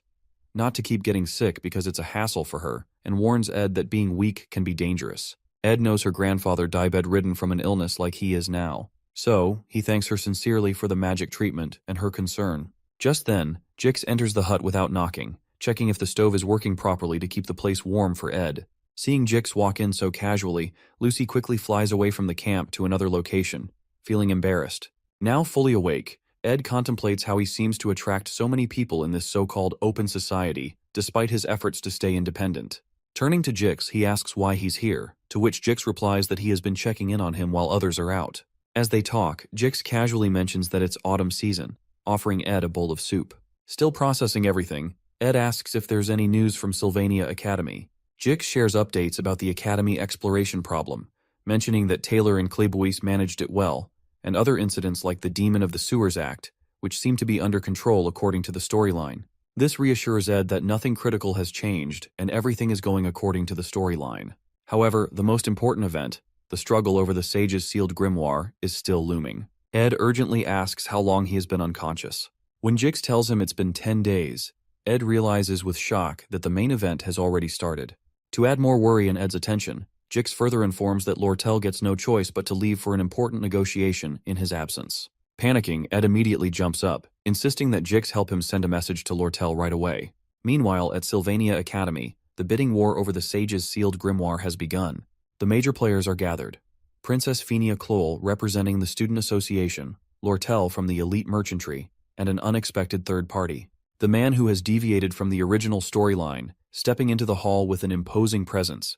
The patriarch of the Roth-Taylor family, none other than Crepin Roth-Taylor himself. At the luncheon, all the key players gather to assess each other before the bidding war for the Sage's sealed grimoire. Crepin Roth-Taylor greets Princess Fenia warmly and expresses his delight at seeing her in good health. He personally apologizes for the actions of his foolish family member, Ed Roth-Taylor, and assures her that Ed's past misdeeds do not reflect the values of the Roth-Taylor family. Princess Fenia responds politely, telling him not to worry too much. However, she carefully observes him. Crepin appears noble, compassionate, and wise, with his attendants showing unwavering respect in their every action. But through her judgmental ability, she clearly sees Crepin as an evil man.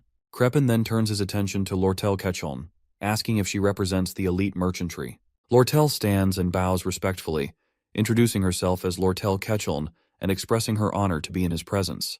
As they talk, Crepin tests Lortel's knowledge and motives with calculated words. Lortel responds strategically, revealing only what benefits her. She asserts that her interest lies solely in profit, maintaining a composed and confident demeanor. The bidding process begins, and each participant writes down their bid, knowing that the highest offer will win the sage's sealed grimoire. The Academy wants to keep its financial problems a secret, so they put Vice Principal Rachel in charge of the auction, with Princess Phinia as the only royal observer. The auction takes place quietly inside the Academy building. Phinia watches carefully, knowing the grimoire is more than just an expensive item. It has great magical value for research. She knows about how rare books like this are usually sold and realizes that knowing the other bidder's highest offer is the key to winning in this type of auction, where there is no price limit. Lortel and Crepin sit in silence, observing each other's movements carefully, weighing their strategies before submitting their final bids. Lortel, driven by profit and market trends, keeps her expression calm and composed, while Crepin's demeanor remains inscrutable, exuding confidence and authority. Vice Principal Rachel collects the bids and thanks both Lortel and Crepin for their participation. As Rachel prepares to announce the winner, Phinia quickly looks at the bid amounts. She guesses that Lortel, who always thinks about profit, probably bid around 8,100 coins, the highest price a similar book has sold for before. If Lortel offered more, it would be risky because selling it again at a profit might be difficult. But still, Phinia worries that if Crepin bids just a little higher than Lortel's estimated maximum of around 8,000 coins, he will win the grimoire. Vice Principal Rachel finally stands and begins announcing the bid amounts. When she reveals Crepin Roth Taylor's bid, as expected, he offers 8,500 Flen gold coins. Phinia isn't surprised. Crepin didn't come to the Academy just to make a profit from book trading. However, when Rachel announces Lortel's bid, the entire room is stunned. Lortel has bid 9,400 gold coins, far exceeding expectations and securing the grimoire. Crepin's face darkens with frustration as he realizes his loss. Without a word, he leaves the building with his attendants, his bitter expression revealing his disappointment. Meanwhile, Lortel calmly moves to a private room to complete the transaction, leaving Phinia in disbelief. Phinia struggles to understand why Lortel, who claims she only cares about profit, would spend such an enormous amount just to secure the grimoire. The princess recalls their previous conversation over tea, when Lortel suggested they become allies. Now, it becomes clear. Lortel's true intention was to prevent the grimoire from falling into Crepin's hands. Yet Phinia remains skeptical. She cannot believe that Lortel would act purely out of a sense of justice. There must be someone behind her, someone who ordered or influenced her to stop Crepin Roth Taylor. The princess's suspicion grows, wondering who could be pulling the strings behind the scenes. As Princess Phinia recalls Lortel's words about Ed's ties to the Roth Taylor family, a realization strikes her. Ed had been fighting against his family's darkness all along, struggling to the point of collapsing from overwork. Overwhelmed with guilt, Phinia panics, questioning how she could have driven such a person to ruin by pushing for his disownment. Regret washes over her as she reflects on the consequences of her actions. However, for Ed, Phinia's misunderstanding may have been a hidden blessing. Living in the forest forced him to sharpen his survival and combat skills, turning him into someone far more capable than before. Meanwhile, in her quarters at the elite merchantry, Lortel admires the sage's sealed grimoire she just acquired. She carefully calculates her potential profits if she were to sell it, realizing the difference would only be 900 gold coins. Yet, deep down, she knows she didn't do it for profit. She did it for Ed, following his request without hesitation. Determined to win him over by any means, she sees the grimoire as an opportunity, one she can leverage to ask him for anything in return. Lying on her bed, Lortel indulges in the thought of having Ed in her debt, considering the small price of 900 coins a worthwhile investment. She smiles to herself, romanticizing the idea of Ed being within her grasp, believing she has finally secured a way to make him hers. At the campsite, Ed feels better after hearing that Lortel won the grimoire. Jix sits nearby and laughs, telling Ed that he should have seen Lortel's face when Elka gave her the news. Ed knows that Lortel might have used her charm to get what she wanted. She often relies on it, but he worries if that will be enough this time. Even though she won, Ed is still worried. He thinks Crepin Roth Taylor must have had some secret information to enter the auction. Ed feels that things might not be over yet, and Crepin won't give up easily. At Ed's hut, Janica suddenly arrives, panting and asking about his health. She looks worried and quickly apologizes for any trouble she might be causing with the rumors about him. Ed laughs and tells her it's okay as he already hears everything from Jix. Hearing this, Janica gets angry at Jix for telling Ed how she runs around the academy crying over him, which starts rumors about her being heartbroken. Frustrated, she orders her spirit bear to take Jix away. As Jix gets dragged off, she waves goodbye while Jix looks defeated. From Janica's hair, Ed's spirit, Mug, suddenly appears, crying with guilt. Mug apologizes, saying he doesn't know Ed is pushing himself so hard that he collapses. He begs for forgiveness and even says he's willing to be punished. Mug wants to hug Ed, but he's afraid of affecting Ed's mana, so he clings to Janica instead. Ed, seeing Mug making a fuss, calms him down. Jix returns after his scuffle with the spirit bear and tells Ed that Mug isn't overreacting because he has passed out for 10 days. Hearing this, Ed is shocked. He realizes his stock of meat and vegetables must be spoiled, and he has to gather everything again. But this time, Jix and Janica offer to help him out. Seeing their determination, Ed feels grateful. He thinks back to when he first builds his wooden shelter and sleeps alone in the forest. Now, with friends supporting him, he realizes he's not truly alone anymore. Janica watches Ed, noticing how tired he looks. She remembers her earlier conversation with her spirit friend Marilda. Sitting under a magical forest tree, they talk about Ed. Marilda tells Janica that this is her perfect chance to get closer to Ed before the cunning Lortel pulls another scheme to win him over.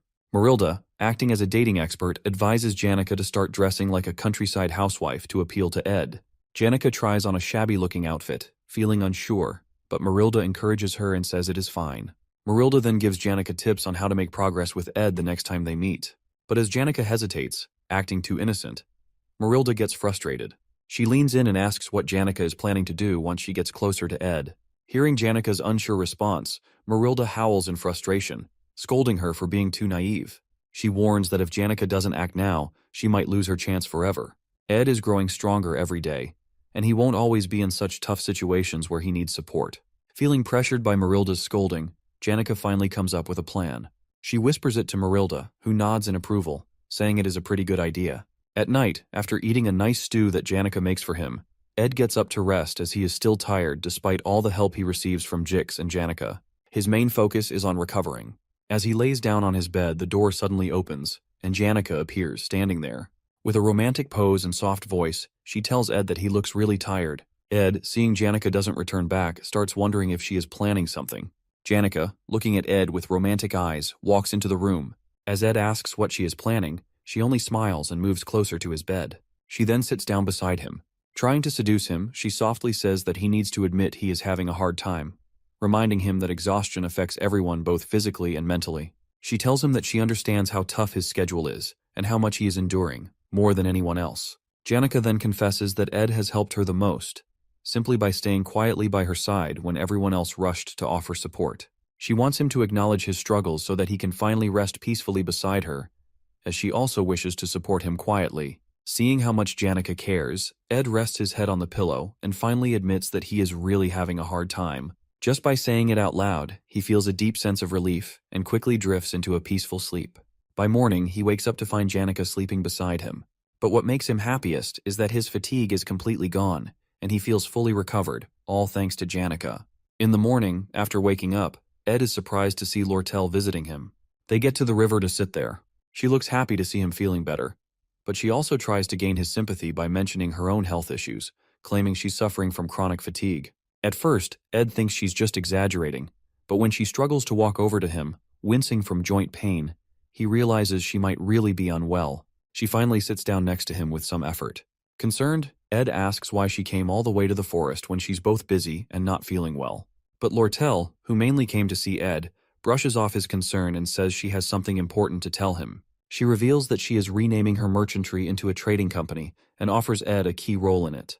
She wants him to help manage assets, products, and external affairs, offering him the position of co-executive. Lortel tries to convince Ed by saying he would visit the company every day, and they would be just one wall apart. She also promises him great benefits, including shares in her personal assets. In her mind, she dreams of this as a step closer to being together with Ed, almost like they are married. As Lortel continues talking, lost in her own thoughts, Ed hesitantly interrupts and asks if she doesn't think it's a bit much to go this far for him.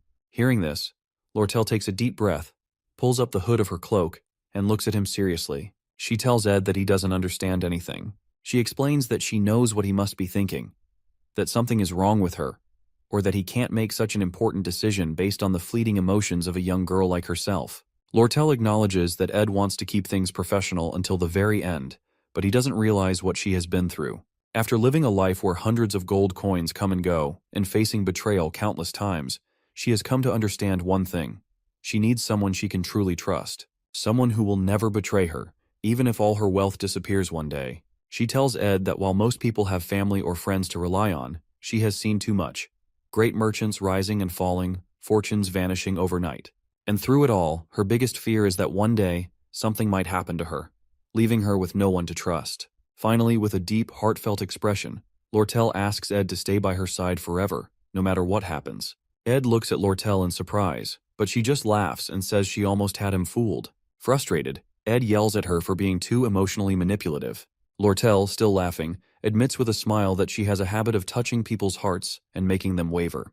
As they sit together for a while, Lortel takes a deep breath and says that her feelings aren't a lie after all. However, Ed tells her that he plans to graduate from Sylvania Academy first and doesn't intend to leave until then, and tells to consider her co-executive offer only after his graduation. Lortel, smiling, stands up and tells Ed she can wait for him to graduate. But then, with a playful smirk, she shows him the grimoire document letter. She reminds him that he's in her debt and warns him that she'll use it as a free pass to win him over someday. Waving goodbye with the letter in hand, she cheerfully tells him it was great seeing him again and walks away. As Lortel leaves, Ed sighs, feeling like he's made a mistake. He realizes he truly does owe her for the sage's sealed grimoire, and now he feels stuck. Meanwhile, as Lortel walks back, she feels nervous about the risky move she just pulled. She had wanted to confidently tell Ed that he belongs to her now, but seeing his serious reaction completely threw off her plan. She even forgot to give him his change for the magic engineering products he bought from her, and now feels awkward about seeing him again. Deciding to quietly drop off the change at his hut, she heads back. But as she reaches Ed's hut, she's shocked to see Janica already there, stepping outside after just waking up. Both women freeze in surprise, gasping at the sight of each other. They immediately start questioning why the other is there, and tension rises. Anger and rivalry fill the air, marking the beginning of a new disaster, not just for them, but for Ed as well. Both are determined to win him over, no matter what it takes. Ed, after taking a refreshing bath in the river, gets back to his daily routine. He starts cutting logs for the fireplace, all while being constantly reminded by his spirit, Mug, not to overexert himself. Taking Mug's warning seriously, he carefully manages his stamina and completes all his tasks efficiently. Now that his food and firewood stocks are full, thanks to Jix and Janica's help, Ed can finally shift his focus back to his health and studies. With a clear mind, he turns his attention to the 3 letters he received before collapsing from exhaustion. The first letter is from Lortel, warning him to stay alert since neither of them knows what the elite might do next. The second letter is from Fenia, discussing Crepin's possible involvement in recent events. But it's the third letter that catches Ed's attention the most. It's a highly confidential message from an unexpected sender, Professor Glast, requesting a private meeting with him after the conference. Unfortunately for Ed, he couldn't meet Professor Glast because of his sudden collapse, leaving him in the dark about Glast's true intentions. However, based on what he knows from the game, Ed is well aware that Professor Glast is the final boss of Act 2, and the events of this act have already begun. In the game's story, Glast believes that only a few talented people can change the world. He wants to bring back Sylvania, the greatest sage in history. To do this, he has been studying a spectral magic, which can change the natural laws of the world. However, Glast needs the sage's sealed grimoire to complete his plan. Since the Academy sold it to Lortel due to financial problems, Glast steals it. He then kidnaps Taylor's friend, Ayla, who has a special magic ability. He wants to put Sylvania's spirit inside her body to start a new era, but his plan is dangerous and crazy. In the game, Taylor fights through many obstacles and defeats Glast to save Ayla. In the end, Glast falls from the magic tower and says something important before he dies, but Ed can't remember what it was. What Ed does know is that Act 2's final battle begins when Ayla is kidnapped. He realizes that he must be ready for what's coming. In a tense moment, Ayla wakes up and finds herself locked inside a dark, damp dungeon, guarded by a terrifying demon from the underground waterway. Fear grips her as she realizes the horrible situation she's in. The eerie silence of the dungeon makes her heart pound, and she can't help but feel overwhelmed. However, Ayla soon realizes she's not alone. Another voice echoes in the dungeon, blaming her for ending up in this mess. Tears well up in Ayla's eyes as she yells at that person, calling him mean for blaming her at a time like this, insisting that she hates being stuck in this awful place. To her surprise, the person with her in the dungeon is none other than Ed Roth Taylor himself. In Act 2's final scene, Ed doesn't plan on being kidnapped. To explain this, he reflects on the past 3 days. While working on his magic engineering gadgets, Ed realizes that despite his hard work, it's still not enough for the final battle. He needs better materials and blueprints. Suddenly, an idea clicks in his mind as he recalls a key detail from the final battle where they must enter a secret laboratory during the 3rd stage of Final Act battle, which is filled with valuable blueprints. Although Taylor is responsible for handling the middle boss battle in the secret laboratory, Ed is more interested in the contents of the lab. Knowing it's dangerous to go alone, he decides asks Janica for help. At the Academy, Professor Glast announces that 2 new students, Adele from Class B and Isla from Class C will be joining Class A. This decision comes as the Academy needs to accommodate more talented students. Jix realizes that with the addition of these two students, Class A will now have 5 members, marking a significant change after many years under Professor Glast's supervision. Even though Ayla might not be the strongest student, her unique aspectual magic stats make her stand out. Curious, Jix asks Glast whether the class criteria are based strictly on talent. Glast responds firmly, warning Jix not to underestimate the student's efforts. He advises that the quickest way to ruin someone's life is to give them false confidence in vague talent and offer inadequate support, ensuring that everyone, including Jix, understands the lesson. Professor Glast is a man who strongly believes in talent and is almost stubborn about it. This is mostly because of his daughter, Muiri. He had a lot of faith in her as a parent, even though she was just an average mage. Muir wanted to prove herself, so she joined a monster hunting mission too soon. Sadly, she was killed, which broke Professor Glast's heart. After losing his daughter, Professor Glast changed a lot. He became even more focused on proven talent and spent most of his life at Sylvania Academy studying aspectual magic. But what makes his research interesting is that he is not doing it to improve magic. Instead, he wants to bring back Sylvania, the greatest mage of all time and the creator of magic. At the end of the class, Professor Glast calls Lortel as if he is about to say something but then stops and changes his mind. Instead, he tells her that he will speak to her separately tomorrow about the lesson. However, Lortel knows exactly what he wants to ask. He is concerned about Sage's sealed grimoire, which she has already purchased. She also knows that he wants to scold her, considering it a disgrace, since the grimoire is crucial for aspectual magic research. But Lortel is not worried, as the passing ceremony and the official transfer of the grimoire to her are just around the corner, and his talk will not be any use. At the academy, as Claire's class comes to an end, Ed gets ready, knowing that the Sage's sealed grimoire connection ceremony is about to begin, marking the start of the final battle in Act 2. Ed's original plan is to closely follow Taylor as he fights his way through the stages from Phase 1 to Phase 5 to rescue Ayla, picking up any leftover items along the way, just as he planned. Looking at his must-have items list, Ed focuses on the crucial items he needs to collect, especially from Phase 3. These include Glock's Eye and Delheim's Hourglass. He needs these 2 items because their materials are difficult to obtain, and they can usually only be crafted in the final stages of the scenario. Collecting them will give him a major advantage in the upcoming story progress. At the same time, he plans to admire Taylor's progress up to Phase 5 before returning to camp once his mission is complete. To get Janika's help, Ed tells her that they need to go to the underground waterway because he lost something there and wants to find it together. Even though he expects Janika to dislike dark and narrow spaces, she enthusiastically agrees to help. This makes Ed feel a little guilty, as he can sense her concern for him, but he knows he still needs her support for the battles ahead. Just as Ed is preparing to leave, Assistant Professor Claire arrives and informs him that Professor Glast wants to see him in his office. Surprised and confused, Ed cannot figure out why he is being called. However, he assumes it might be because Professor Glast had previously summoned him, but he was unable to respond at the time due to passing out. Thinking Glast might want to discuss something important, Ed decides to go to his office. Upon arriving, Ed is even more surprised to see Ayla already there. She immediately takes a defensive stance, still wary of Ed's intentions ever since the Ophelis Hall incident, where he shot an arrow at her. Ed, on the other hand, is confused to see Ayla standing safely in the office, instead of being kidnapped as expected for tomorrow's event. Puzzled about why he was called, Ed quickly senses something is off and begins scanning the professor's desk and surroundings for any clues that might indicate a change in the future storyline.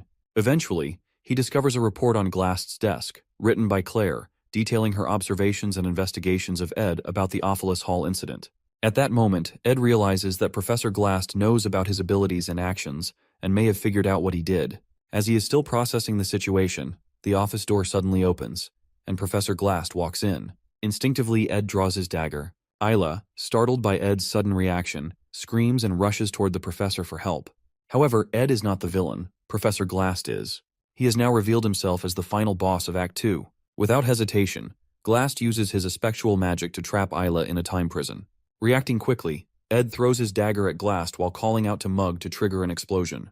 However, the experienced professor effortlessly blocks the attack and even praises Ed's quick response and ability to search through his research materials in such a short time. Despite being impressed, Glast tells Ed that it will take more than that to understand his true motives. Taking cover, Ed asks why the professor is restraining him, and even promises to stay quiet and not interfere if Glast only needs Ayla for his plans. However, Glast refuses to leave any potential threats unchecked. After witnessing Ed's combat skills and resourcefulness, he decides to eliminate him as a potential obstacle. Realizing that even if he manages to escape now, Professor Glast will continue to pursue him, disrupting the original storyline, Ed contemplates his options. If he allows himself to be captured, there is a high chance he will be taken to the secret laboratory, the very place he wants to go. After weighing his choices, Ed ultimately surrenders and allows Glast to kidnap him. Observing Ed, Glast remarks that Ed is a product of effort, not talent. Despite his impressive combat abilities and survival skills, Glast considers his approach weak. Seeing Ed, he is reminded of his daughter and her struggles in the past. As Ed is trapped in the time prison, Mug stealthily sneaks out of his pocket and escapes from the professor's office. The small creature rushes towards Ed's hut, where Janica is preparing lunch, unaware of the events unfolding. An old man writes his life story, chronicling his travels across the southern continents where he uncovers many magical truths. He dedicates much of his writing to his late master Sylvania, one of the greatest mages who tragically passed away at a young age. In his heart, she remains eternally beautiful, and throughout his life, he longs to break the natural laws of the world just to see her face once more. However, he understands that what is lost cannot be regained. Instead, he chooses to pass on his knowledge by training a young apprentice, preparing her to carry on his teachings. On his deathbed, he places Sylvania's hat on his apprentice and hands over his life's work. In the final words of his book, he dedicates his legacy to his young apprentice, Lucy Marcel. In the game's story, that old man, Glocked, accepts his approaching death with serenity, waiting for it more sincerely than anyone else. Lucy, his apprentice, has no choice but to let him go, yet the sorrow of losing her beloved master, whom she calls grandfather, cuts deeply. Ed reflects on whether Lucy's pain will ever fully heal or if the scar will remain forever. The only small comfort Lucy finds is in the pouch of beef jerky she keeps from Ed's hut. As Lucy shakes her beef jerky pouch and finds it empty, she climbs down from the hut's roof to refill it. However, she spots Janica standing below, activating a deep, sinister purple aura filled with anger, while the spirit mug speaks to her. Meanwhile, at Trix Hall, the Academy's main conference room, the Sage's sealed grimoire passing ceremony begins.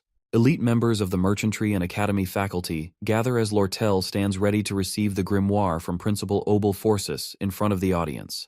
As she looks at Principal Obel, she recalls Kreppenroth Taylor, who is the same age but appears strikingly different.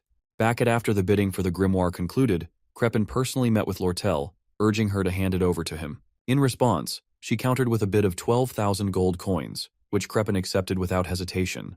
Before leaving, he revealed crucial information to Lortel that her father, Elite Ketcheln, had hired a group of mercenaries who were now heading to Sylvania. Despite Kreppen's unpleasant personality, his information proves valuable to Lortel, strengthening their alliance. Holding the grimoire in her hands, Lortel contemplates her options to whether to sell it to Kreppen for a significant profit or use it as an opportunity to get closer to Ed. A subtle smile crosses her face as she gently touches the grimoire, weighing her choices. Suddenly, Professor Glast uses aspectual magic to create a powerful barrier, preventing anyone from approaching the grimoire. At the same time, he summons two enormous spirits, forcing Principal Obel and Lortel to retreat under their overwhelming pressure. Without hesitation, Glast seizes the grimoire and swiftly leaves the hall. With no obstacles left in the way, the story moves forward without any changes, signaling the official beginning of the final scene of Act 2. In Professor Glast's secret laboratory, Ed finds himself trapped in a prison cell alongside Isla. Frustrated and angry, Ayla yells at Ed for being mean and expresses her hatred towards him. Suddenly, Coombe, Glast's friend and fellow researcher in Aspectual Studies, appears. He warns them to consider themselves lucky for not being used in experiments and advises them to stay quiet, fearing that the monstrous guard outside may awaken and put them in danger. However, Ed remains calm and responds confidently. Impressed by Ed's composure, Coombe tells them to sit silently and avoid any foolish actions, as he will be watching them closely. Ed leans back and waits patiently, expecting Taylor to barge in and rescue them. His plan is to seize the opportunity, gather all the magic engineering recipes and equipment, and quietly return to his hut. In the meantime, he tries to strike up a conversation with Ayla to pass the time. However, she snaps at him every time he speaks, still angry over the arrow he shot at her earlier. Ed attempts to calm her, insisting he holds no grudges and could have hurt her if he truly wanted to. Stunned by his reasoning, Isla continues to yell, calling him a liar. Finally, Ed firmly tells her to stop and wait patiently for Taylor. As tension lingers, Ed eventually apologizes, explaining that his actions were driven by his own circumstances. Hearing an apology from Ed for the first time, Isla is left speechless. Just then, Ed's spirit, Mug, appears, crying and asking if Ed is safe and unharmed. Seeing Mug, Ed feels relieved and grabs him tightly, finally having someone to talk to in the cell. Isla, surprised to see Ed with a spirit companion, suggests that Mug should go and warn others for help. Mug excitedly informs them that he has already asked Janica for help, and Lucy is also preparing to come. Hearing Lucy's name, Ed's mood shifts instantly. He becomes furious, realizing the disaster that will unfold if she arrives. In frustration, he spanks Mug, sending him flying across the cell. Coom notices the commotion and approaches Ed, but Ed warns him to release them or risk facing serious trouble. Amused by Ed's confidence, Coom ignores him and returns to his work. Meanwhile, Mug stealthily returns with the dungeon keys, having swiped them while Coom was distracted. Ed quickly unlocks the cell and gets a chance to escape. Convincing Ayla to stay behind the cell as her leg hurts and dangerous monsters out there, after some hesitation and arguing, she reluctantly agrees. Without wasting time, Ed rushes out, determined to stop Lucy before she arrives and causes chaos. Ed knows that even the most dedicated players of the game avoid involving Lucy in major events, fearing the unpredictable changes she could bring. With his future hanging in the balance, Ed races against time to prevent Lucy from reaching the lab. At Ophelis Hall in Jick's room, Taylor arrives, bruised and exhausted, seeking Jick's help to rescue Ayla. Having lost track of Professor Glast after the events at Trix Hall, Taylor urgently requests Jick's assistance and plans to lead his companions into the underground waterway to pursue him. Meanwhile, Ed, having escaped from the laboratory, begins retracing his path in reverse order, unlike the original scenario. He finds it amusing to experience the final scenario this way, but at the same time, he feels relieved. In this reversed sequence, all the monsters remain confined, which works in his favor. However, his greatest fear lies in the possible encounter between Lucy and Professor Glast, which could lead to a disastrous ending. Determined to prevent this outcome, Ed hurries to finish the scenario before things spiral out of control. Eventually, he reaches the secret library, where Reyna, the librarian boss and a banshee, stands guard. Familiar with Reyna's movement patterns, Ed decides to avoid engaging with her, leaving the battle for Taylor. He knows Taylor will benefit from the experience gained by defeating Reyna and Coom, making future scenarios easier to clear. Quietly, Ed sneaks through the library, collecting only the necessary magical tools and magic engineering recipes while avoiding Reyna's sight. As Ed watches Reyna's movements from cover, Mug signals him to move. Carefully they navigate the area, but suddenly, a violent earthquake shakes the ground. The unexpected tremor causes enough disturbance to alert Reyna, who immediately spots Ed and Mug.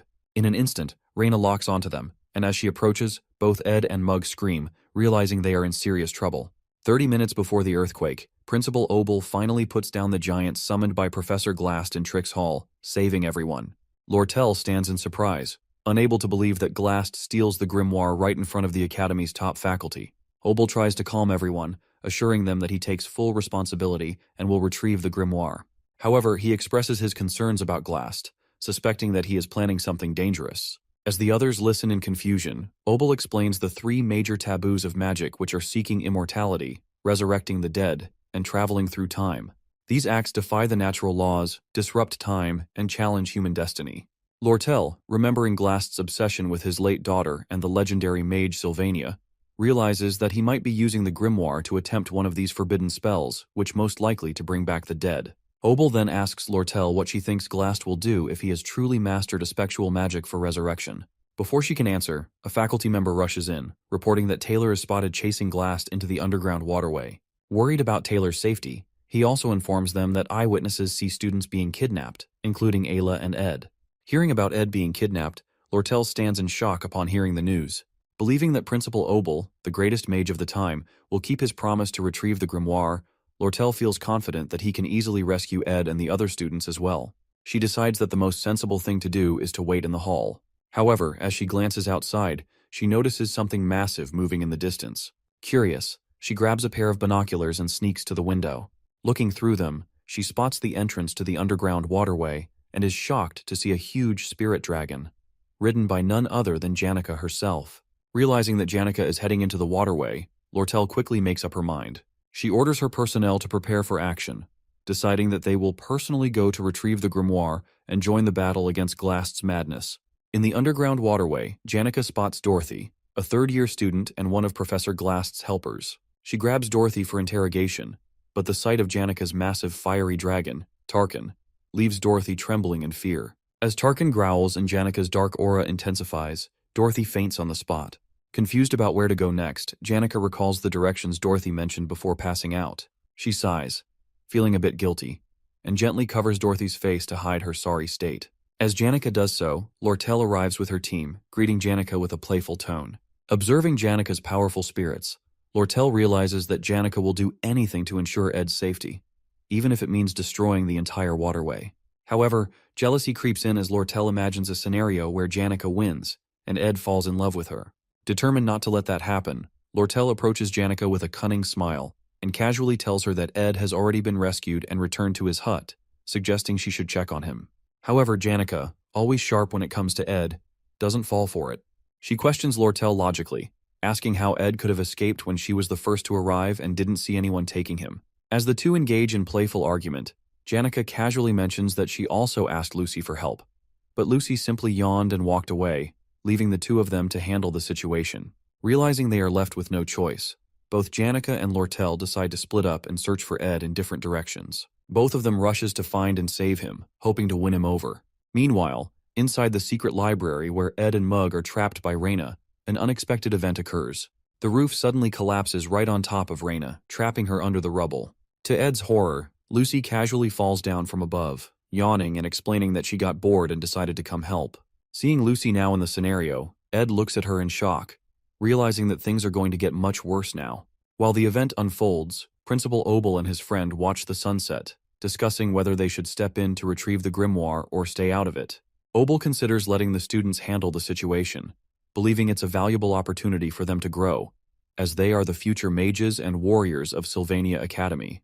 However, his friend questions if the students really need to push themselves so hard. He acknowledges that this is the greatest golden era in the Academy's history, but wonders if they should interfere to ease the burden. He mentions talented students like Taylor and Jix, rare finds among their peers. Over time, many students have risen to the challenges faced by the Academy, showing great potential and shining like stars. He and Obel have high expectations for them. Hearing this, Obel's excitement rises. He feels something big is coming. Upcoming challenges that will be even more intense and difficult, pushing the students beyond their limits. During the event, Lucy crashes straight onto the secret library underground, landing right on top of Raina and trapping her under the rubble. Sitting on the pile and yawning, Lucy's casual attitude leaves Ed completely stunned. As Ed regrets her unexpected arrival, Lucy innocently asks if he has any beef jerky left for her. Still upset by the situation, Ed tells her he doesn't have any, making Lucy sad as she starts looking for a place to take a nap. But before she can, Ed quickly grabs her shoulder, coming up with a new plan. Ed knows that Lucy's arrival has messed things up, but he also realizes that by now, Janica and Lortel should have entered the hall to help him rescue. To allow Taylor to defeat the remaining enemies and gain experience, he needs to stop Janica and Lortel from interfering. Most importantly, he must keep Lucy from rushing into the final stage and defeating Glast, which would lead to the bad ending. Thinking fast, Ed convinces Lucy to stay with him and not wander off. He recalls something Janica once said, sticking quietly with someone ensures safety. Using the same logic, he tells Lucy to stay close, promising her beef jerky once they escape. Now with Lucy on his side, Ed plans to gather all the magical equipment from the library, find Janica and Lortel, and get out of there, leaving the scenario for Taylor to handle. As they start their escape, Lucy unleashes her ignition spell, burning all the attacking bats in their path. Ed watches in awe, realizing just how powerful she truly is.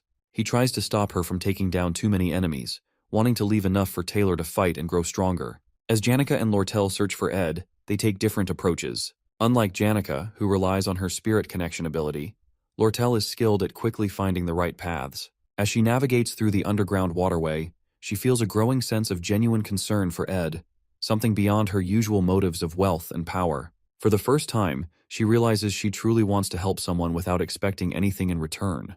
Eventually, she reaches a concealed wall with a spell cast on it. Just as she pauses to listen, a loud blast shatters the wall, and out comes Ed, carrying Lucy on his back while holding advanced magic equipment. The sight of him immediately brings relief to Lortel, who is worried about his safety. Without hesitation, Ed hands her some of the expensive magic tools to carry. Lortel, however, is stunned. Seeing Ed carrying Lucy so casually ignites a fire within her. She had taken every opportunity to grow closer to Ed, making the first moves and being proactive, unlike Janica, who hesitated and played it safe. But now, with Lucy in the picture, it feels like all her efforts might be in vain. Her frustration builds, and she can't help but angrily yell Ed's name. But before she can say more, Ed suddenly pulls her close, looking straight into her eyes and telling her that he trusts her more than anyone else. Lortel freezes, completely caught off guard by his words and actions. Her heart races, and a deep blush spreads across her face. In that moment, all her anger melts away, replaced by happiness. She feels like she's finally making progress with Ed in a way she never expected. Before she can fully process the moment, one of her crew members rushes over, bringing urgent news about a major problem unfolding nearby. Meanwhile, Taylor and his group enter the underground waterway. Clebius, always scared and complaining, starts mumbling nonsense about wanting to leave. Annoyed, Elvira kicks his foot to shut him up. Clebius yells in pain and angrily asks why they even have to save Ed Roth along with Ayla. Taylor tries to calm him down, reminding him that Ayla is a good person and asking him to stay strong and help her. As they walk deeper into the waterway, Adele, the romantic and self-proclaimed fortune-teller of the group, raises her finger dramatically. She happily warns the group that something dangerous is ahead. Adele's prophecies are usually spot on, almost like she can see the future, which is why Taylor trusts her to guide them. Right as Adele points in the direction, an explosion happens. Suddenly, Tarkin, the fiery dragon spirit, appears, carrying Miss Claire. Janica is demanding Claire tell her where Professor Glast is. Terrified, Miss Claire stumbles and faints, just like Dorothy did earlier. Janica notices Taylor and his group nearby and greets them with a smile, but Taylor's group immediately gets defensive, preparing for a fight. Janica looks confused, but Taylor assumes she might be an enemy they have to face to move forward. Everyone is tense, except for Jix, who casually waves at Janica. Taylor, determined as always, readies himself to fight, but Jix stops him, sensing that there's been a misunderstanding. Before things escalate, someone yells for everyone to stop. Ed Roth and Lortel appear from another direction. Taylor freezes in shock. He now sees Janica, Lortel, and Ed together, and the realization hits him as it's impossible for his group to defeat them. Taylor remembers how Ed, with only basic magic and archery skills, managed to hold off his group and him during the Ophilis Hall incident. Now Ed looks even stronger, both physically and in combat ability. Taylor knows their chances of winning are zero. But to Taylor's surprise, Ed walks over and taps his shoulder. Ed calmly tells Taylor to focus on saving Ayla and defeating Glast. Ed assures that Taylor will now take care of the story while he will take care of the side threats, the elite Ketchuln. As Lortel's crew member rushes to her side, he delivers alarming news that the elite Ketchuln has arrived on Arkan Island, accompanied by mercenaries. Hearing this, Ed immediately understands the situation. The elite Ketchuln, the mid-boss of Act 2 in the game, wasn't properly defeated before. Because of this oversight, he has returned, taking advantage of the mistake Lortel made by leaving many of her trading company members behind. Without their leader, the elite had no trouble to take them down one by one. However, Ed knows he now holds a unique advantage, which is the magic tool that lets him see the future of the game. As he examines the unfolding events, Ed realizes everything is still following the original storyline. With Act 2 nearing its conclusion and Taylor progressing the main story, Ed sees his role clearly. If he can handle the new mid-boss, Elite Ketchuln, just as it happens in the original story, the plot will stay on track. Confident in his strategy, Ed encourages Taylor and his group, giving them a boost of morale. He wishes Taylor good luck, knowing that as the main character of the game, Taylor will face even greater challenges ahead. Trusting Taylor to handle the main storyline, Ed leaves him and his group to focus on their mission. Without hesitation, Ed heads outside, determined to confront the elite Ketchuln and eliminate this new threat before it disrupts the flow of the story. Ed thinks the elite might attack Lortel's trading company to find proof of her involvement in the armor sale scheme, which caused him to lose his position in the association. While they are running toward the trading company, Janica suddenly tells them to stop for a moment. But Ed insists they keep moving quickly. Janica stops in her tracks and forces Ed to stop as well. She reminds him that he already collapsed before and barely escaped from Glast's prison. With tears in her eyes, she begs him not to get hurt again and says the elite's problem has nothing to do with him. Ed knows that this isn't really his fight, but he also understands that the elite is a big threat. If he doesn't deal with this, it could ruin the safe ending he is trying to protect. He also realizes he'll need Janica's and Lortel's help to handle the situation. Lortel agrees with Janica and says it's her fault for involving Ed in her problems. She tells him he should be resting somewhere safe instead of putting himself in danger. Ed feels touched seeing Janica and Lortel getting along, even if it's just for a moment. But he knows this isn't the time to rest. He thanks them for caring about him, then firmly says that Lortel's problem isn't just someone else's problem for him. Hearing this, both Janica and Lortel freeze, surprised by Ed's words, changing the atmosphere completely. They stare at Ed, surprised and moved by what he said, as a new resolve begins to form among them.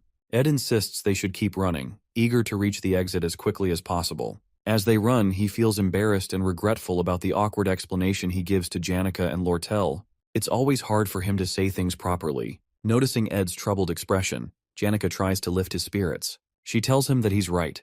It isn't just someone else's problem, as she reasons that if the elite takes over the trading company, Ed's contract will be ruined, cutting off his magic tool supplies. Hearing her explanation, Ed is impressed by how smart she is, as expected. Meanwhile, Lortel blushes silently, lost in her own thoughts about Ed's words. As they near the exit, Ed notices the scene ahead is in complete chaos. Destruction is everywhere. For a moment, he wonders if Taylor could have been responsible, but he's surprised when Janica admits that she's the one who caused the destruction. She confesses that it was an accident, and explains nervously that Dorothy passed out in the chaos. Janica worries that Ed might think she's heartless, but she tries to convince him that it wasn't intentional. Lortel's crew member informs them that they are almost at the exit, and that there's a carriage waiting for them outside. The plan is to use the carriage to quickly reach the association building, where Lortel's staff is waiting. However, when they step outside, they're met with a horrifying sight. The carriage has been destroyed, and Lortel's crew members have been killed. Standing amidst the wreckage is none other than the elite himself, waiting for them. Lortel tries to play it cool, mocking the elite for showing up sooner than she expected. The elite chuckles darkly and replies that he once taught her how to handle company records, ensuring that no evidence would remain if anyone searched her files. But this time, he exploited a gap in her personnel management. By bribing one of her crew members, he was able to lead them all into this trap. Elite mocks Lortel, seeing her struggling with the betrayal of her crew. He cruelly taunts her, saying she has finally mastered the expression of smiling through betrayal, but that it's a shame he'll ruin her with torture to make her confess. With a snap of his fingers, he transforms Lortel's beaten crew members into zombies, who immediately attack Ed and Lortel. As the fight begins, Lortel mocks Elite, accusing him of never fighting alone and always relying on mercenaries to do his dirty work. With a dark smile, Elite responds that this time he has brought the best mercenaries on the continent. He orders them to kill everyone except Lortel, who they are to capture alive. The mercenaries unleash a volley of arrows at the group, but Janica quickly activates a wind spell, blocking the arrows just before they strike. Observing the mercenaries' precise and calculated moves, Janica warns everyone to stay alert. Elite, knowing how difficult spirit successors like Janica can be to deal with, reveals his trump card, the legendary item Belarus's Prejudice, which suppresses the surrounding mana. Ed recognizes the item as a powerful, high-ranking tool, but he also knows it has a major drawback. It takes time to activate, and the preparation is obvious. However, even with this knowledge, Ed realizes they are at a severe disadvantage. The mercenaries are veterans, and their group consists mostly of mages, making it nearly impossible to cast spells under pressure. Lortel informs Ed that Elite is well prepared and already knows all of their strengths and weaknesses. If Belarus's Prejudice is activated, their fight will end in defeat. When she questions Elite about how he plans to deal with the Academy holding him accountable for his actions, Elite grins darkly, saying that it's better than losing his life. Ed feels the weight of the battle as he watches the chaos unfold. He regrets leaving this third-rate villain alive earlier in the story, as the butterfly effect of that decision has now made Elite an almost impossible foe to defeat. Remembering Elite's dark backstory, including how he killed Lortel's parents and his ruthless rise to power, Ed sees him as the ultimate villain. But despite the overwhelming odds, Ed remains determined. He knows that in the original story, Elite was defeated, and he plans to make that outcome a reality. As Elite's mercenaries continue to block their path, Ed gets an idea. He crouches down, gently unloading Lucy from his back. Nudging her, he tells her it's time to wake up. Lucy yawns lazily, complaining about how noisy everyone is. Then, without hesitation, she activates her magic aura. The overwhelming power of her spell clears the way, sending mercenaries flying left and right. With Lucy, the slothful but immensely powerful mage, finally awake and joining the fight, the tide of the battle begins to turn. At Glock's small cabin, his travel journal, written in the final days of his life, was barely known to anyone. In it, Glock wrote about Lucy. He recognized her natural talent and her blessing from the stars, but warned her not to stop learning or become lazy because of her gifts. He also advised her never to be alone, as her great power would bring loneliness. Before finishing the journal, he made Lucy promise 3 things: never to kill anyone with her magic, avoid actions that might stain her hands with blood, even by accident, and to live a peaceful life as a student at Sylvania Academy. In the present, when Lucy activates her magic, the veteran mercenaries, who had faced danger and death countless times, become terrified.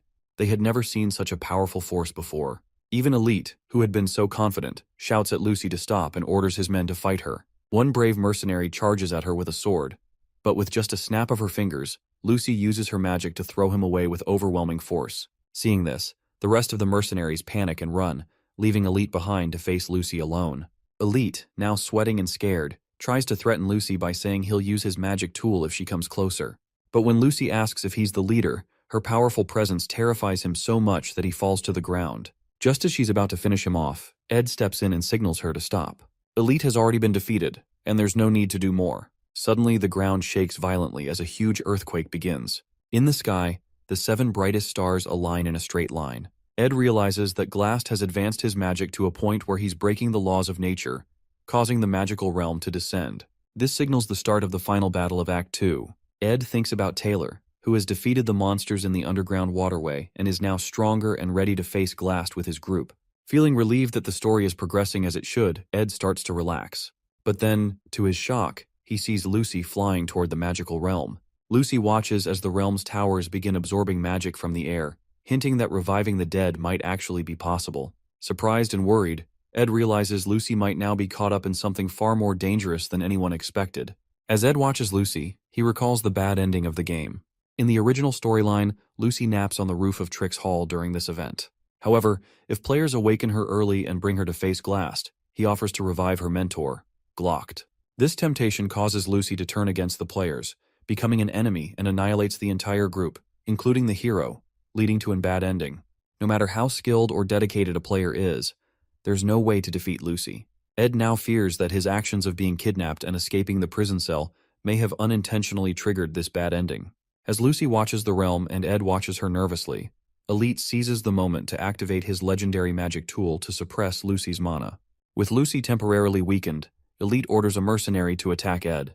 The mercenary charges, but Ed, remaining calm, uses his Windblade magic to counter, throwing the attacker aside. Elite is stunned by Ed's skill. However, Lucy's overflowing mana proves too much for the tool to handle, and it shatters under the immense pressure. Once again, Elite finds himself defeated. Realizing his situation is hopeless, he falls to his knees, begging for mercy. But Lucy, furious, is ready to end his life. Just as she's about to strike, Ed steps in between them and urges her to stop. He reminds her that killing, even if it feels justified, is not the answer. His words echo Glock's advice to her about avoiding bloodshed and keeping her hands clean. Lucy hesitates, remembering her mentor's teachings. She spares Elite and turns her attention to the realm once more. As she prepares to leave, Ed asks where she's going. Lucy responds vaguely, but Ed presses further, asking if she will regret her decision. Lucy recalls Glock's final advice from his book, to be strong and accept that what's lost is lost. He dedicated his life and his writings to her, urging her to move forward. With a calm resolution, Lucy assures Ed she won't regret her choice and flies away, disappearing into the sky. With the battle over, Janica oversees the mercenaries, ensuring they retreat safely by boat. Meanwhile, Lortel captures Elite and takes responsibility for handing him over to the authorities for his crimes. With the situation under control, Ed climbs to the top of Trix Hall. His body feels heavy, but he pushes forward, knowing he must reach Lucy.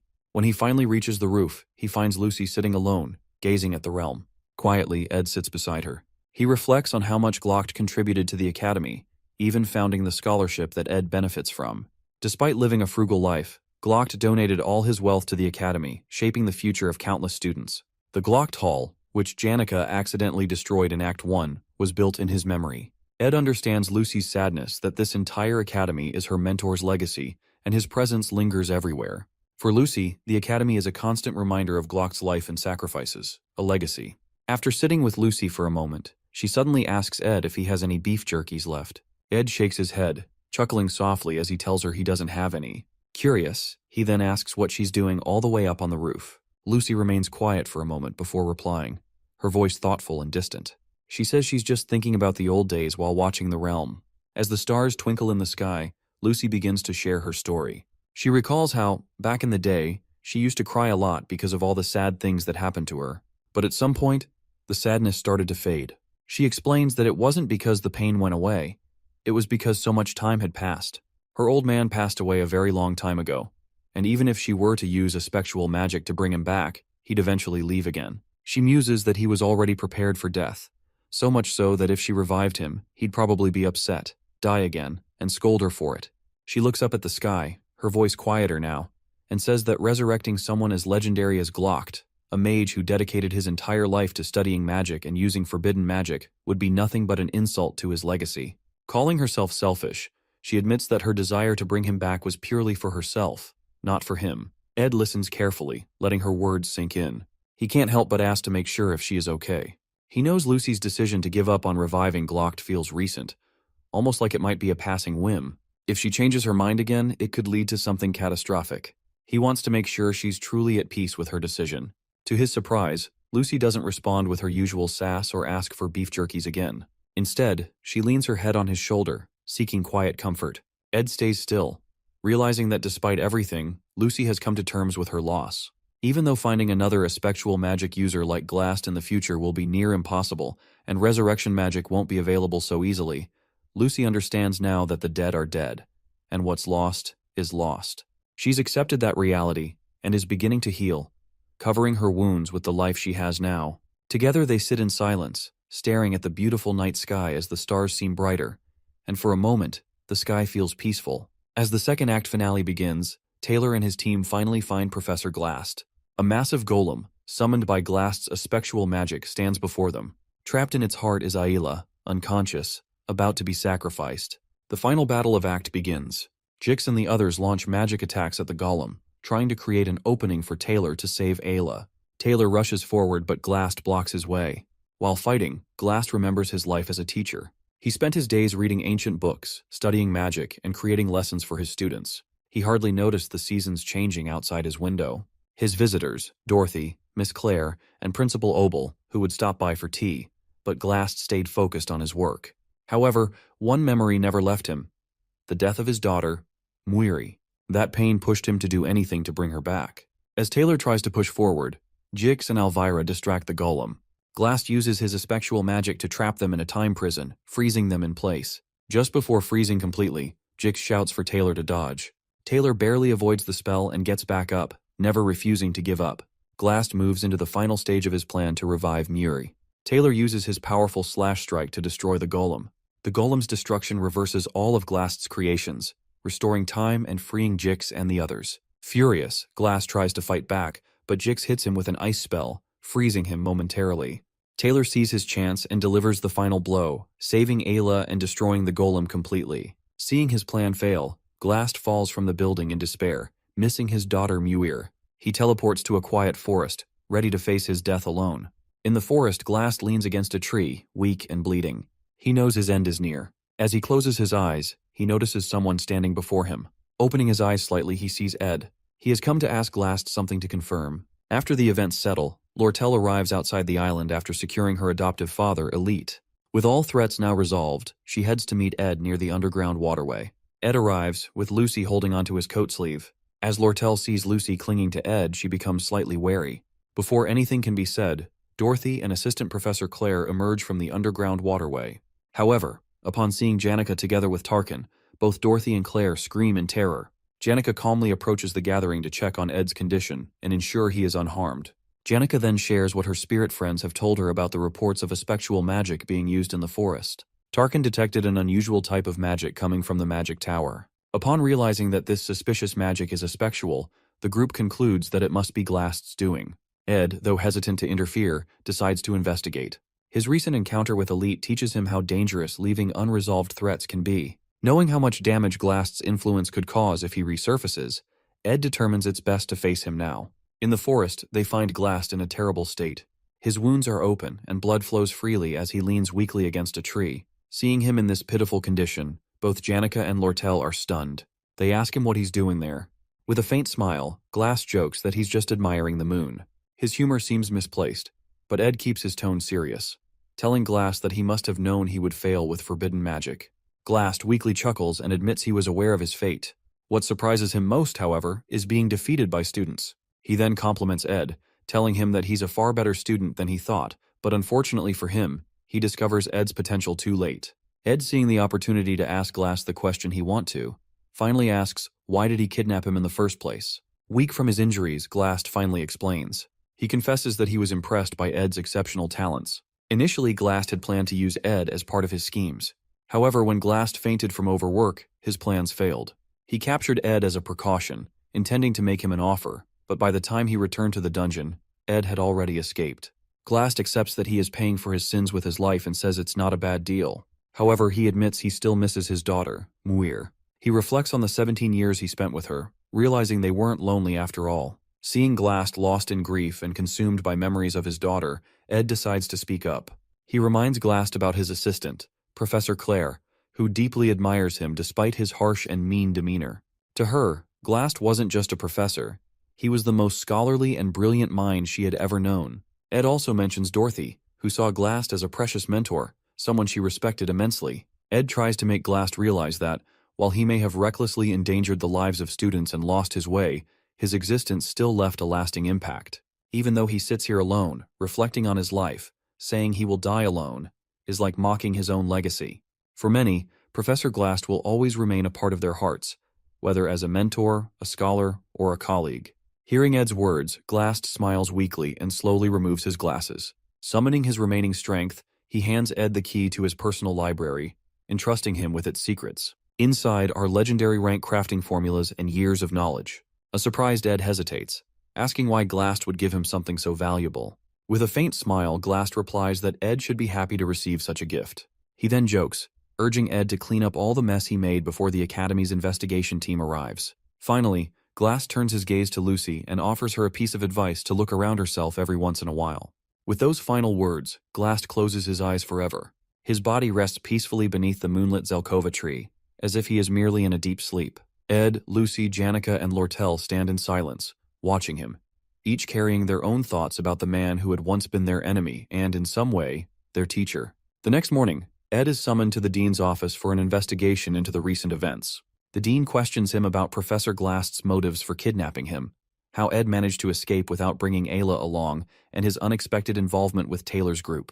Ed explains everything him about his actions during the event, his encounters with Janica and Lortel, and how they worked together to resolve the dangerous situations. After hearing the full account, the dean pauses, observing Ed carefully. He expresses some suspicion, pointing out how Ed seems to know a lot while claiming to know very little. However, after reviewing Ed's past reports, including the Ophelis Hall incident and the recent Glast event, the dean acknowledges Ed's exceptional talent. Apologizing for the Academy's negligence and the suffering Ed endured, he decides to reward him. To Ed's surprise, instead of focusing solely on the report about the recent incident, the dean pulls out Ed's entire report card. After their conversation, Ed is dismissed from the office. Outside, Janica approaches Ed with a cheerful smile, asking if he's okay or if he's hurt. Ed, concerned about her, asks the same. Janica assures him she's fine, brushing off his concerns by saying her injuries are only minor rashes. As her spirit bird chirps something in her ear, Janica asks if Ed is really okay, or if he's hiding any pain. Ed, reflecting on everything that happened, tells Janica that he realized something during the event, that she is always the one working tirelessly to help and often ends up suffering in the process. Feeling guilty, Ed apologizes for taking her kindness for granted and unintentionally causing her pain. Janica, initially trying to cheer him up, suddenly grows worried. She stops him and admits she lies and isn't hurt at all, as she only pretending to be injured to get his attention. Ed is surprised but quickly reassures her, revealing something unexpected, that starting next semester, he will be living in Dex's hall, same where Janica lives. The dean rewarded him with proper student housing, allowing him to finally leave the wilderness behind. Hearing this, Janica's face lights up with excitement as she congratulates him with genuine happiness. Later, Ed returns to his hut, feeling a mix of relief and nostalgia. Although he has grown fond of his small hut and the peaceful woods, the idea of living a normal student life feels like a significant change. As he approaches the door, ready to rest, something unexpected happens. Lucy suddenly crashes in front of his door, landing behind him. Surprised, Ed turns to face her, wondering what brings her here this time. Meanwhile, in a dream, Lucy walks through the woods and realizes she's no longer on Arkan Island, but in the northern Ramelin mountain range, where she grew up. She wonders why she's dreaming of her childhood now, but decides to go to her old house to see her father's face regardless. When she steps in, she finds him on a rocking chair in a house filled with cobwebs. However, when he turns to face her, his face is deformed, and he demands to know why she didn't save him when she had the chance. She soon realizes she's having a nightmare and wakes up. After getting up, her maid arrives to prepare her for school. Oddly, Lucy doesn't respond, but instead uses high-level spatial magic because, for some reason, she feels an urgent need to go to the northern forest immediately. She lands on the roof of Ed Roth Taylor's cabin and watches as he walks toward the house after speaking with the principal. Finally, a smile crosses her face as she feels an unexplainable sense of relief. Suddenly, she overhears Ed talking about how his camping life is about to end, causing her to slip off the roof and land in front of him. Meanwhile, a professor named Flurben teaches his students how unpredictable cats are. They let you think you've gotten close to them, but once you try to pet them, they act aloof and distant. However, when you lose interest and get busy, they become clingy. Professor Flurbin explains to the students who want a cat-type familiar that the best way to attract one is to act indifferent, which will make them approach first. The ladies in the class laugh about how this is even harder than dating while the ecology class on cat creatures continues. These lectures are very popular, and most students have good grades, but Ed's were initially among the lower ranks. However, he soon got ahead in his preparation and ensured his notes were better than everyone else's. After class ends, Professor Flurbin calls Ed to his office to inform him about the Academy's scholarship program. It's a system where students contribute to academic tasks in exchange for tuition discounts. The professor recommends that Ed consider it while he pets his snake. When Ed asks what kind of tasks he'd be doing, Flurbin smirks and vaguely says he'll handle various academic duties, including assisting Assistant Professor Claire. Claire already has a capable assistant named Annis, but the workload is too much, so there's work to do, including semester-end evaluations, academic society agendas, and freshman class assignment tests. Flurbin reminds him not to be too strict when dealing with the freshmen. Ed then realizes that someone he knows will be among them when the professor continues talking about the new students. Meanwhile, Lortel appraises the sage's sealed grimoire, now in her possession, and senses its immense magical resonance. She wonders if it's wise to sell the grimoire to Crepin Rothtailor, the head of the Rothtailor family, recalling that Ed desperately begged her not to let Crepin have it. She finds herself in a dilemma, considering that she originally bought the grimoire to resell it, yet she also recognizes that she needs to be more ruthless in her business dealings. She gazes once more at the message she received from Ed about how he'd do anything for her if he could obtain the sage's grimoire purchase certificate, which ultimately changes her mind. Additionally, she considers signing up for a special winter break class at the end of the semester to keep herself occupied since Janica, Ed, and Lucy will also be busy. However, as she prepares to sign the documents, she hesitates, feeling uneasy. Back at the cabin, Lucy notifies Ed that they're running out of firewood and asks why he hasn't been hunting lately. He's surprised that she's saying something productive, which is unlike her usual lazy self. Although it's true that he has been neglecting camp activities, and that's because he's thinking of moving to Dex Hall. If that happens, he won't see Lucy as often, though he hopes it turns out well. While they're walking around the compound, Janica arrives after one of her classes gets canceled and decides to rest in the cabin. She takes a seat and pushes Lucy away, stating that they won't be able to stay at the camp once winter break starts, so she has to come as often as possible. She explains that she really enjoys spending time there, and it's a bit sad that it's coming to an end. She also adds that she hopes Ed calls her if he eventually decides to move to Dex Hall since she can help him with anything he needs. She keeps talking about how they'll see each other more, how they should eat together in the cafeteria, and how she can show him around the hall. While she's talking, Ed takes out the key that Professor Glast gave him before he passed away, and considers that it's time to unlock the secret vault in the library that the late professor mentioned. While he's lost in thought, Janica hands him an application form for Dex Hall, warning him that he might miss his chance if he applies late. Surprised, Ed thanks her for her thoughtfulness, and she urges him to fill it out with her. While she's speaking, Lucy stands between them, looking tense. She signals for Janica to stop and then turns to Ed, insisting that he not move to Dex Hall. That moment marks the beginning of an intense rivalry between the two ladies. Shortly after, while Janica helps Ed increase his spirit and mana resonance, she can't help but notice Lucy glaring at her, making her wonder if she did something wrong. However, Ed's magic power keeps increasing until he decides it's time to try intermediate magic. During that time, Lucy keeps clinging to him everywhere he goes and continues to be particularly hostile toward Janica, but her hostility seems more like fear than resentment.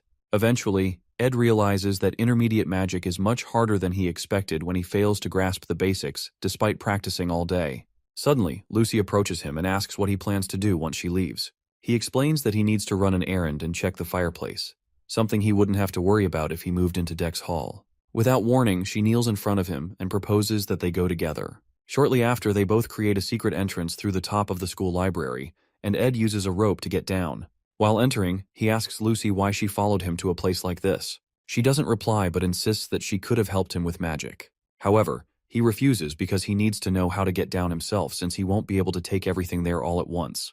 Eventually, they find the secret safe and Ed tries the key. After opening it, a bright light bursts out and he sees something spectacular inside. Not long after, Ed climbs back up and recalls that it's almost time for Lortel to send the magic engineering item he requested. The object they found is a legendary rank magic tool known as Glast's Golden Phoenix Ring, which can distort the timeline to bring the magic one possesses in the future into the present. Being able to use his future magical abilities means Ed can access high-level magic right now. However, depending on how much magic he borrows, he'll be unable to fight for a while. He realizes it's wise not to use it impulsively, but only when he's driven into a corner. Another way he could use it is for a spirit contract, just like Janica, who can command countless spirits because of her vast magic reserves. Beginners like him only have 1 or 2 slots and must practice to communicate with low-ranked spirits due to their limited magic capacity. Temporarily increasing his maximum magic ability means he'll be able to form a contract with a high-ranking spirit, but there may be risks. Lucy wonders why Glass didn't act differently since he had the time to create something like that. But Ed reminds her that it's all in the past. He believes this is the most precious thing the professor could have left them, because he didn't have a habit of wasting time. This ring can break the barrier of talent known as maximum magic capacity, and must have been the reason the professor was researching magic engineering items. The reason he hid it until the very end was that it was supposed to be a gift for his daughter. When they get out, Lucy talks about how she usually only realizes the importance of something after it's gone, and she tells Ed she followed him because she had something to ask. Finally, with a solemn expression, she asks if he's going to Dex Hall and whether he can avoid going. Her words shock Ed because it must have been difficult for Lucy to say that. Eventually, he confesses that entering Dex Hall would make life more comfortable. After all, it's not normal to live outdoors in the cold winter. Lucy glumly agrees. Lucy sees the clouds in the sky and senses that it's going to rain, but it turns out to be little specks of snow, which is unusual for the weather. However, Ed mentions that he hasn't gathered enough firewood for the winter and asks Lucy for help. With a smirk, he watches as she jumps on him, realizing what he's saying. Excitedly, she asks if he means it, and he nods. He's completely adjusted to camp life. This is how the second act of the failed Swordsman of Sylvania game ended. It's now officially the third act, where the scale of the trials will grow. There's much to deal with, including Princess Phenia, who is aiming for the Student Council President position, and her clash with Lortel. Additionally, new enemies and main characters will enter as new students, and the final boss of the third act will be none other than Lucy Merrill herself. It won't be easy, but Ed decides to put aside his worries for a moment, hopeful that they will both be living well and staying healthy. He had never seen Lucy display such emotions in any scene or route while playing the game, so he's hopeful. Soon after, winter arrives in full force, and Ed spends half the day shoveling snow. He then begins cutting wood, determined to finish his chores quickly because he's been called for a student scholarship task. Eventually, Ed goes to meet Principal Obel to turn down the dorm privileges, but ends up receiving tuition privileges, which grant him more free time. However, he still can't just come home to rest because of Lucy. He's given up on throwing her out, not because she'd get cold, her protection magic ensures she won't, but because it would make him feel bad.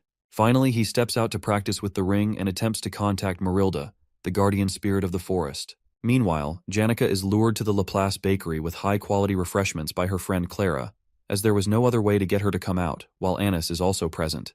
Clara immediately informs Janica that she thinks she is slowly approaching a dangerous line and has completely fallen under Ed's spell. Janica is shocked that Clara knows this, but Clara clarifies that she's not trying to stop her because her assessment of Ed has changed. She probes Janica by asking how fast her heart pounds and how nervous she gets when she's with him. After continuous probing, Janica confesses that she feels comfortable and snug around him. This further frustrates Clara, and she explains to Janica that she's heading for the worst possible ending in a dating relationship, becoming a comfortable girlfriend.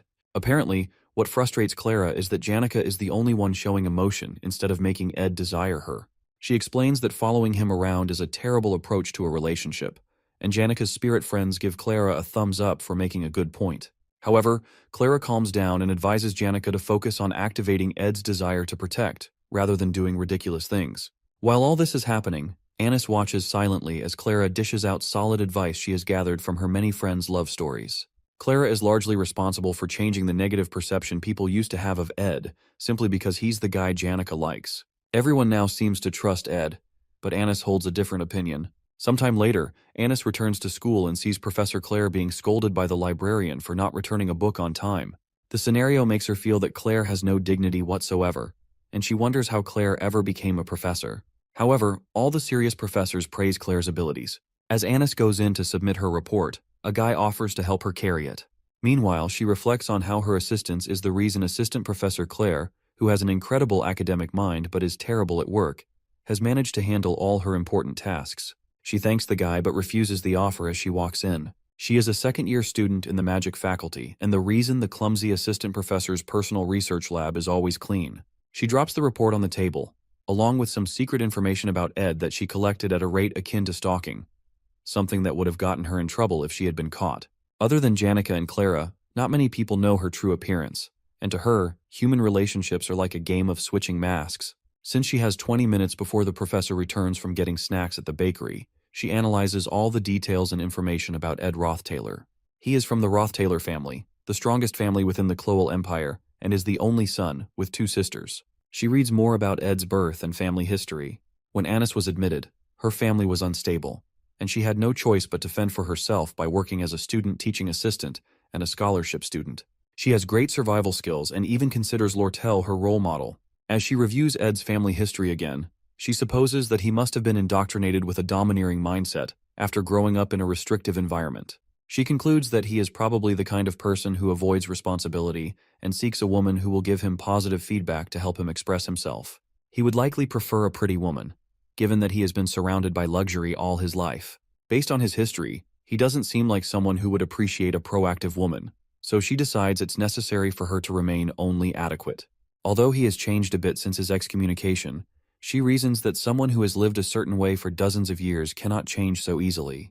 Regardless of whether he has become more hardworking, she believes he is still his arrogant self. After preparing a profile on Ed, she decides to practice embodying the kind of woman he might like, since they will be working together soon. Suddenly, Professor Claire bursts in with some confection she got from the bakery, but accidentally spills the tea that Anis had made for them. Fear grips her, as she expects Anis to react angrily, but instead, Anis asks if she's hurt, something completely unlike the Anis Claire knows. Not long after, in Lucy's room, Ed thanks the Academy's maid, Belle, for cleaning his uniform. Belle insists that it was nothing but notes that she has found many blonde hairs in Lady Lucy's clothes, and many white hairs in young Master Ed's clothing. She also asks Ed why he keeps speaking to her so formally, but he explains that it feels comfortable, especially since she is the Academy's chief maid and has many people to manage. Nonetheless, she insists that he has even more people to manage, referring to Lucy, Janica, and Lortel. Regardless, Belle offers to always do his laundry, no matter his decisions regarding the 3 ladies, especially since Ophelis Hall has been fully restored.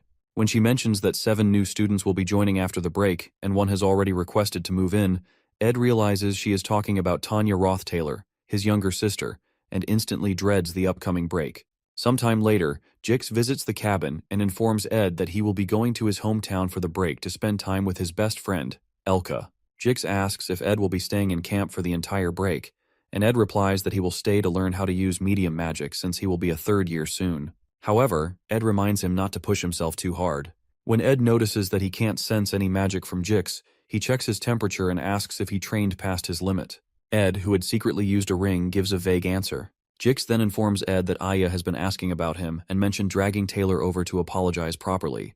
However, Ed asks him to tell her that he doesn't want an apology because he isn't upset. Shortly after, since Jix is quite good at keeping secrets, Ed hands him some money to help hire manpower to organize Professor Glast's basement library. Jix responds that he doesn't need the money, as it's like training for him, and learns that Ed wants to use the library as a workshop.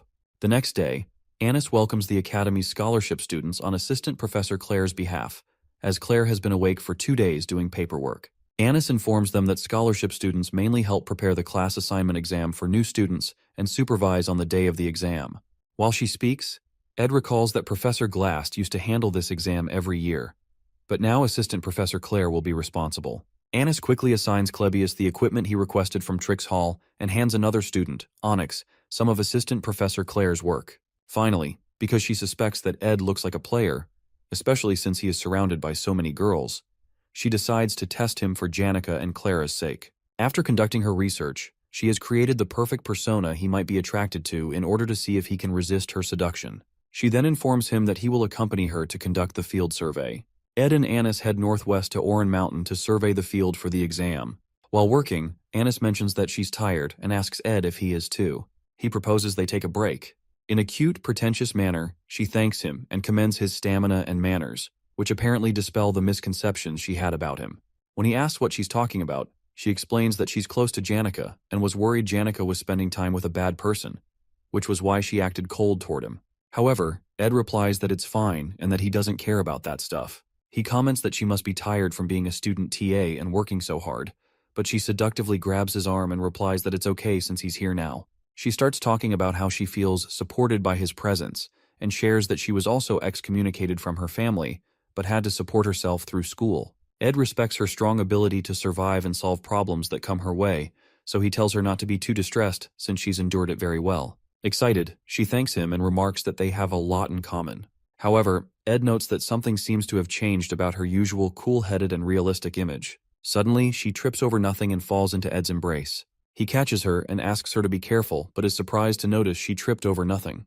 When she becomes more dramatic, he grows confused, so she asks him to wait while she goes to handle something. While alone, Anis notes that he's reliable and trustworthy and wonders if he's putting up an act. She had played her cards right by forming a relatable point of affinity, sharing that she also endured a difficult academy life, displaying her weakness so he'd want to protect her. She also tried creating contact a few times, but that didn't seem to change much. Oddly, she finds herself admiring how muscular his body feels, even though he acts like a nerd, and how he's much better at work than she expected, considering she thought he was a noble family's young master who couldn't do any work. Apart from that, she thinks he looks gorgeous, and it's no wonder Janica fell for him. Suddenly, it occurs to her that this is how Ed makes women fall for him. So she decides to stand her ground because she's different. Meanwhile, Ed waits for her while enjoying the beautiful view from the top of the mountain, which briefly makes him forget all his worries. One of his major concerns is Tanya Rothtaylor, a villainous young lady. Tanya is a genius when it comes to politics and trickery, and she is trying to become the first student council president in Sylvanian history. She will soon begin gathering the influential figures in the academy. The reason Tanya is arriving at the dorm earlier than others is to cement her position before the semester starts. She's a villainess, and Ed had thought he'd have time to prepare before her appearance. But the problem is that he doesn't know how Tanya Rothtaylor will treat him. In the game, Ed Rothtaylor is a villain who briefly appeared at the beginning before disappearing, and there was nothing much about him in the epilogue, meaning he was really just an extra. This is why he has no idea how to handle this problem. To Tanya Rothtaylor, Ed Rothtaylor is garbage. Meanwhile, Tanya arrives at the academy in a coach. To her, Sylvania consists of elites, including Princess Phenia of the Clowell Empire, Lortel, an elite trading company's executive Janica, a spirit sorcery prodigy, Alvira, a great alchemist, Klebius, Nortondale's sword demon, and the coolest one, Lucy, a rare genius mage. This gathering of nobility makes Tanya's heart pound, and she can't help but long to be part of it. She soon arrives, and Belle comes to direct her to her room and help her complete the entrance procedures. Before they do that, Tanya states that she has somewhere to be first. The first thing she plans to do at Sylvania is get rid of Ed Rothtaylor, the trash who disgraced the family name. Not long after reaching the academy, Tanya receives a letter from her father, Creepin, who encourages her ambition, instructing her to show her face around to represent him and strengthen her position. She eagerly promises herself to satisfy her father's expectations. He told her that Sylvania is a land of learning, and as such, she must treat her professors with respect as masters, so as not to commit discourtesies just because she's a noble. He also reminded her to regard everyone a grade higher than her as a senior. Just as her father counseled, she thanks a specific senior for taking the time to speak with her.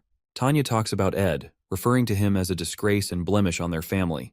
The senior finds her words interesting, so she continues, saying that Ed is full of bluff, a crude person, and was only the heir of their family because of his age. She comments that his pride is so high he never acknowledges his incompetence, and that he barely managed to get into Sylvania. The senior responds with intrigue again, but Tanya becomes uncomfortable because the conversation seems to be one-sided. Her father had warned her to be careful when meeting people he introduced her to, so as not to disrespect them, especially when it came to Lortel, as he had met with her regarding the sage's seal grimoire business. She notices Lortel's hostility and stops talking, but Lortel asks her what's wrong and urges her to continue. However, she stammeringly asks if Lortel is upset, but Lortel only smirks and asks what she's talking about. Sometime later, Ed checks off establishing a workshop organization plan, finishing academy scholarship student work, understanding medium magic theory, and contracting with a high-ranking spirit from his winter break list. He has acquired a mid-rank magic skill known as Particle Explosion and another named Root's Desire. He got these skills from a book in Professor Gast's library last night. That morning, he heads out and tries to ignite a flame, but he still can't use magic due to the effect of the ring, preventing him from practicing what he's been learning. To light the fire, he wakes up Lucy, who is curled up under his blanket, and carries her outside to help.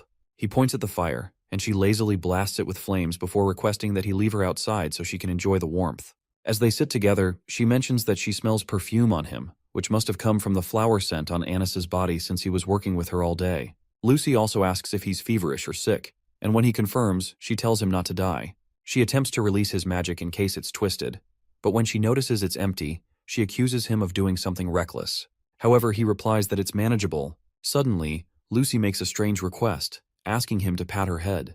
He obliges while reading a book. She rests her head on his legs and enjoys the warmth of his gentle touch. Out of nowhere, Lortel appears and tells Ed it's been a while since she last saw him. He assumes she's here because of the favor he asked her, and wonders why she didn't just call him to the trading company. However, Lortel tensely clarifies that she has other matters to discuss and wanted to ask him something.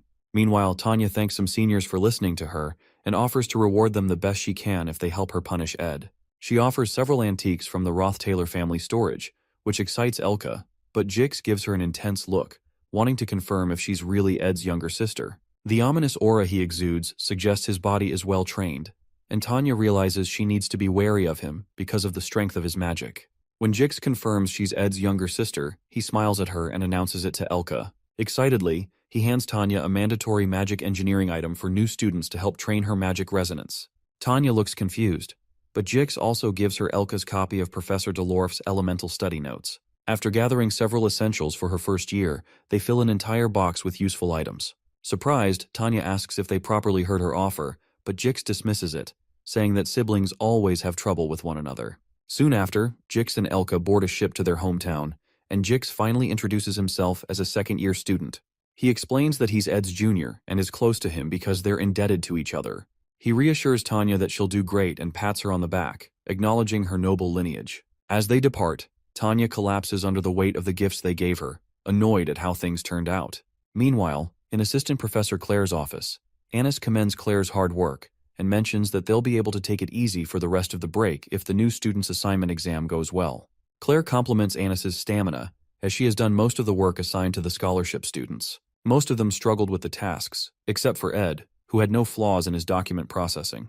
He efficiently resolved practical issues at a level rarely seen among high-ranking nobles, which surprises Annis. While working, Claire asks about her experience with Ed and shares a secret. After the Ophelis Hall accident, she tailed him and discovered that he had built a camp bigger than their lab, entirely on his own using tools. She commends his perseverance and work ethic. When she also mentions that Ed contracted with a spirit, an incredibly difficult feat, Annis realizes she may have underestimated his practical abilities, which are vastly different from his noble upbringing.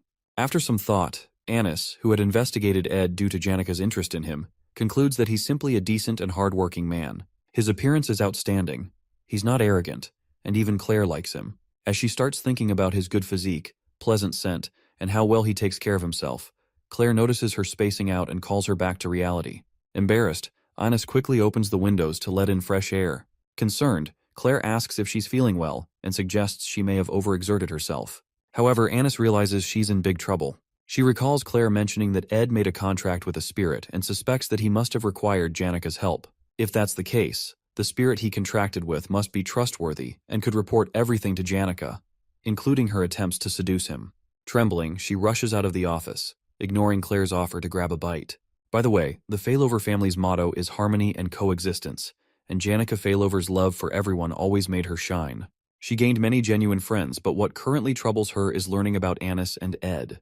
Meanwhile, Tanya approaches Janika to introduce herself and talk about Ed, just as she has been doing with others. Tanya came here on Lortel's advice, believing it would help her achieve her goal of ruining Ed. However, as she approaches Janika, the normally peaceful sorcerer rises with a fearsome spirit looming behind her. Lortel had told Tanya that Janika is kind and considerate by nature, but the Janika standing before her now looks ready to rain hail and brimstone upon her. In Ed's camp, Janika informs him that they've finished arranging most of the production materials he requested, but the legendary rank materials are difficult to find during the winter. However, he thanks her for accepting his request despite her schedule, but she tells him not to worry about it. When he asks why she went through all the trouble to come to him, she assures him that she came here to rest. Shortly after, Lortel notices Lucy and asks why she's sleeping here. Caught off guard, Ed replies that it's winter, but Lortel doesn't know how that's an appropriate answer. Eventually, she calms down and informs him that she came to talk to him about something other than engineering items. When he asks what it is, she shows him the sage's sealed grimoire she won, and the letter where he had promised to do anything for her, as long as she bid on the grimoire for him. With a smirk on her face, she informs him she's willing to get her money's worth from him. Tense, he asks her how much she's willing to get from him, so she clarifies that she won't ask him for something that's too much of a burden. Her request is for him to pick her side. It's about time for the third act. and the opposition between Princess Phinia and Lortel will begin. Lortel is getting started on her politics and strategizing. The benevolent Princess Phinia Elias Cloel is Lortel's fated enemy, and according to the storyline, will rise to the position of student council president, control the academy, and gain power. With that power, she is the main character who begins to dig up the darkness of the Roth-Taylor family in the fourth act. In the time when people in the academy have to choose sides, Lortel asks Ed to choose her side. However, the winner of this election depends on Taylor, the main character, and not on Ed, so he informs Lortel that his support won't change much. Lortel agrees since he's just a student, but explains that his reputation is improving in the academy. However, she clarifies that she wants him on her side, not for political reasons, but for reasons that are private to her. Upon hearing that, Ed agrees to join her. Oddly, Lortel is always the person who devises plans and is known for having 1,000 faces. But for the first time, he sees her genuinely happy just because he promised to join her. The next morning, Ed wakes up early as usual and asks Lucy to light the fire as usual. During his long conversation with Lortel last night, she had told him about how his little sister had been preparing something. Lortel isn't sure if Tanya really sees him as an enemy of the family or just holds a light grudge against him like all siblings do, but she explains that she introduced her to a few people. That morning, Tanya arrives with some of her workers to meet Ed. She mentions that it's been a while and shows him a present she brought for him. She seems nervous or scared of him, but she's not carrying any ill intentions as he had expected. He wonders why she's scared and recalls that he must have lived a very terrible life in her eyes while at the estate. He realizes he has misjudged Tanya. When he gets up, she shrieks in fear, and he remembers a time when he stepped on a maid who offered him food in Tanya's presence years ago. He recalls how she begged him to stop, but he condescended to her for feeling attachment to maids who were mere tools. In the present day, he thanks her for the present and promises to wear it at the start of the next semester. He also explains that he's been excommunicated and is no longer technically her brother, but he appreciates her gesture. When he turns to go in, he signals her to sit by the fire and tells Lucy, who groggily sits by the fire, trying to figure out what universe she woke up in, to give the guests a seat. He soon comes out with a few drinks and asks Tanya about those she's been speaking with. She confesses that she's been talking to them about him, and when he mentions Janika's name, an expression of fear develops on their faces. Ed comments that Janika is the kindest person he knows, and Tanya forcefully replies that she was truly kind. She mentions that Janika was very strong and summoned a high-level spirit fire lizard that threw all their workers around. To avoid him relaying the information to Janika, she eventually lies, saying that Janika was very kind and wished her luck in her school life. Ed asks her if Janika really summoned a high-level spirit, but Tanya lies that it didn't happen and that she didn't know what she was saying. At that point, Ed realizes why Tanya is being this awkward, so he decides to clear the air. He explains that he's living to the best of his abilities now and paying the price as someone who's been excommunicated. He accepts that he must have lived a terrible life at the estate and apologizes for the things he can't take back. Our boy mentions that he heard she plans to run for student council president and promises to cheer her on. Even though he's saying this, he knows Tanya will not become president since she is a villain who is here to help Phinia, but he's attached to her since she's a relative. Shocked, she stares at him as if she had seen a ghost, and Ed doesn't know how their relationship will go judging from her expression. When she returns to her dorm in Opilus Hall, she convinces herself that Ed is still trash who is just hiding his true nature. However, since she was almost burned to death for talking badly about him, she realizes that Janika truly believes in Ed and is following him. But it's strange to her that a land full of elites can tolerate Ed's acting, so she hopes that his true nature is eventually exposed. As she trudges to her door, she spots an inelegant and unsophisticated human who is her next-door neighbor, someone she had seen at Ed's camp. The girl immediately asks her if she's Ed's younger sister and offers to let Tanya know if she needs anything. When the lady walks into her room, Tanya notices the golden nameplate on her door, which only the top students have, and is shocked that the person who just spoke to her is the legendary genius mage, Lucy Merrill. At this point, nothing makes sense to Tanya. Sometime later, Annis meets with Chief Maid Belle in the Rose Garden and asks her to introduce her to a handsome and distinguished boy since she must know many students. However, Belle knows she's not someone who casually meets boys, especially because she's always so busy and has no interest in dating. Unsure of what to say, Belle mentions the young master Ed, who she thinks shares similar attributes with Annis. Annis, already feeling guilty, then confesses her sins. She admits that she met Ed to confirm the negative rumors about him, but eventually discovered they're more similar than she thought. She also found him to be quite thoughtful and considerate. When Belle probes further, Annis admits she feels a bit attracted to Ed and accepts that it's good news because it means Janika has truly found the one. Her plan is to rid herself of these feelings like a malignant tumor by finding another boy to replace him and making it known that they're dating. Upon hearing this, Belle asks if Janica has caught on to her feelings, but then corrects her, pointing out that finding another person just to replace Ed is incredibly disrespectful to the new person. Anis recounts how she ran into Janica yesterday, how awkward it was, and the dark expression Janica had. Apparently, she will have to supervise Ed in the next exam, and she feels sorry for hurting Janica. However, Belle reassures her that it may not be as bad as she thinks. After all, it's true that Anis and Clara were simply trying to watch Janica's back, so her goody two-shoes attitude wouldn't lead her into trouble. Belle expresses how grateful she is that Anis opened up to her, and eventually Anis starts to feel better about her guilt. That evening, Ed walks around the camp and finds Janica waiting for him. He plans to collect materials to build storage for himself and expand his living room space, but when he notices Janica's aloof expression, he pours her a cup of tea and asks her to talk to him. However, she refuses because she can't bring herself to say it, so he tells her she doesn't have to. She is surprised to hear that and watches as he covers her with a cloth to protect her from the snow. Concerned that she may be struggling academically and looking like an animal backed into a corner, he can't bring himself to brush her off. Eventually, she rests her head on his shoulder, and they both warm each other in the cold. Meanwhile, Tanya recalls how the Roth-Taylor residence was always peaceful. However, after the heir and eldest daughter, Arwen Roth-Taylor, died, a new heir took over, and everything changed. Ed changed once he gained power, becoming a pathetic piece of trash who acted as if the whole world belonged to him. She remembers a time when he spitefully reminded her that she could do nothing to him and forcefully handed her a sword, telling her to kill him and become the next heir. When she collapsed to her knees, he laughed at her, continuing the daily torment that sometimes made it hard for her to breathe. She always lived under his oppressive gaze, but he never hit her because they shared the same blood. Still, she couldn't save her family or the estate from him, making her life miserable, as if she were already dead. But an opportunity arose when he was eventually excommunicated, and all that remained was for her to prove herself, something she planned to do through the upcoming Student Council President elections. On the day of the new student's class assignment, Anis warns Ed to stay away from her because his advances won't work on her. He just watches her in confusion, certain she must have a reason for her actions. Meanwhile, Assistant Professor Claire joins them as they prepare for the next exam alongside the other scholarship students. This class assignment exam is taking place on Orin Mountain, and Claire is in charge this time. Unlike previous exams where students had to find difficult-to-locate magic marbles, this time, there are easy-to-find magic stones. They aren't particularly hidden and don't have varying point values. Anyone in this exam can qualify for A class as long as they find a stone and place it on the altar of substitution. That's the easy part. However, because she is the disciple of the ruthless Glast, there is also the challenge of fighting and defeating countless monsters and wild animals. Only the students who survive will qualify for A class, which is why she calls it the Orin Mountain Survival Exam of Hell. In the end, none of the new students make it to A class at Sylvania Academy this year. At least, that's the original scenario according to the gameplay, and it's crucial that no one advances to A class because it directly ties into an important future event in the game. That's precisely why Ed decides not to comment on the difficulty of Claire's exam. However, he only feels comfortable because no casualties occurred, even though the exam is essentially diabolical. This is because the students will be fighting imaginary monsters, summoned using a magical engineering device called the Vision Disc.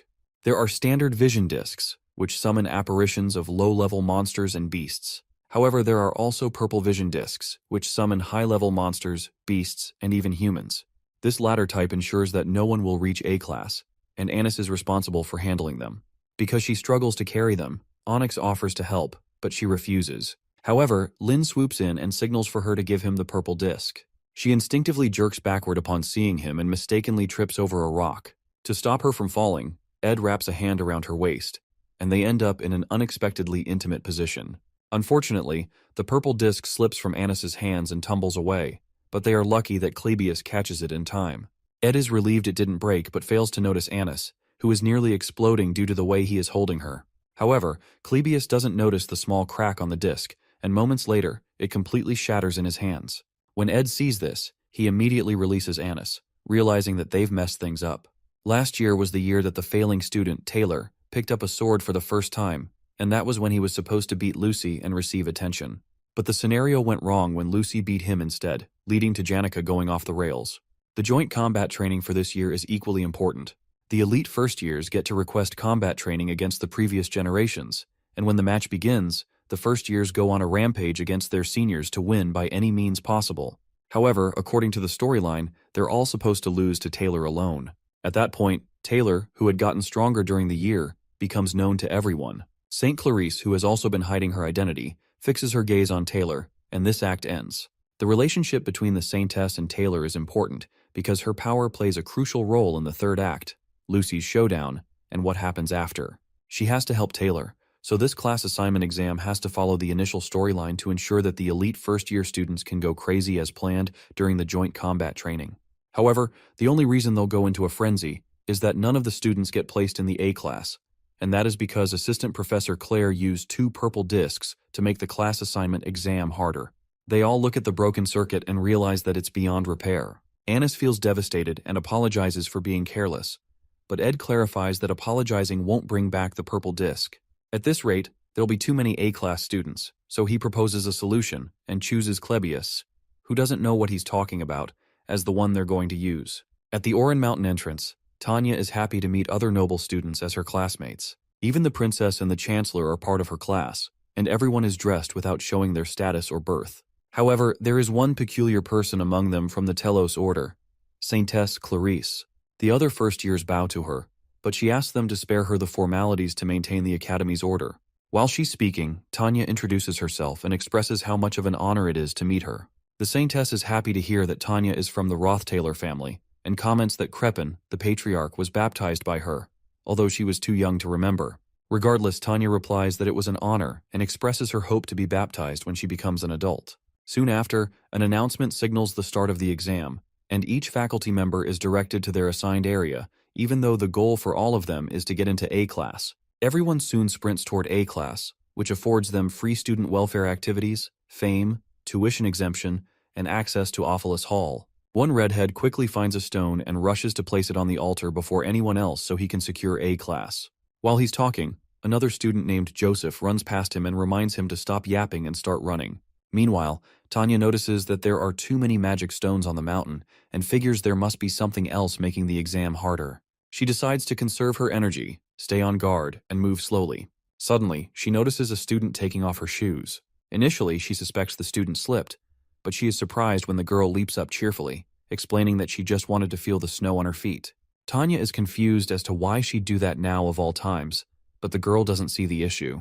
Tanya then becomes certain that the girl must have hit her head during the exam. Soon after, Tanya introduces herself, and the girl mentions that she heard members of the Roth-Taylor family hold high status. Tanya clarifies that not all of them do, as some are scoundrels, referring to Ed. Although Ed seemed reformed when she met him at camp, she believes he's hiding his true nature, which has ingrained deep fear in her over the years.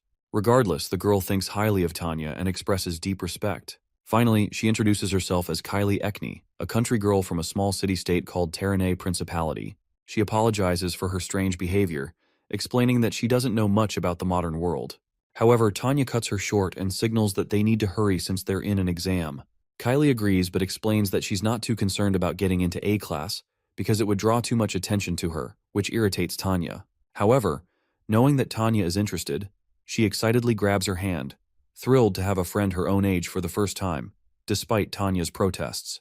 30 minutes after the exam begins, the redhead keeps going and is fairly certain he'll secure first place, especially since his stamina is better than Joseph's, whom he calls a bastard. Eventually, he stops to rest due to exhaustion, but doesn't notice Clebius, who is transformed into the sword demon and is aiming a grueling punch at his cheek.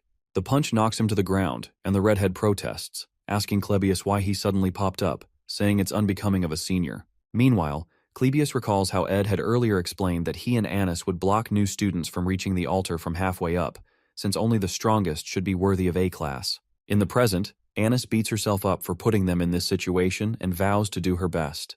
Meanwhile, Onyx, a master of flight magic, is put in charge of safety, while Claire has to draft documents to report the changes in the exam. Since everyone has their assigned roles, Ed decides to stay back and guard the altar. However, Claire is concerned because Ed still can't properly sense magic, but he assures her that he has something in mind. As Clebius pounds the students, Onyx arrives to retrieve those who have been knocked down. Meanwhile, Ed checks out the purple vision disc and realizes that completely fixing it will be difficult, especially since his magic hasn't returned yet. However, since they have a large stash of high-quality magic stones containing immense magical energy, he decides to offer them on the altar to continuously recharge his magic. When he offers the first one, Mug, The spirit he contracted with appears and tries to communicate with him, even though he still can't hear what it's saying. While Annis and Clebius stall for time, Ed offers a large number of magic stones to ensure that no one gets past him. After several students are knocked down mercilessly, some try to warn the others to run. Meanwhile, Tanya and Kylie find the unconscious students and spot the sword demon, who menacingly approaches them. While that happens, Clebius notices an explosion behind him at the northern entrance, where Annis is stationed, but he's certain the explosion isn't from Annis's magic. Because he's distracted, the girls use the opportunity to run past him, so he chases after them. Although Annis, the top teacher assistant, is talented enough to be considered a specialist in academic and practical fields, she's just a little above average in combat. She's not an easy opponent for first years, but Joseph Whitefeltz is on a completely different level.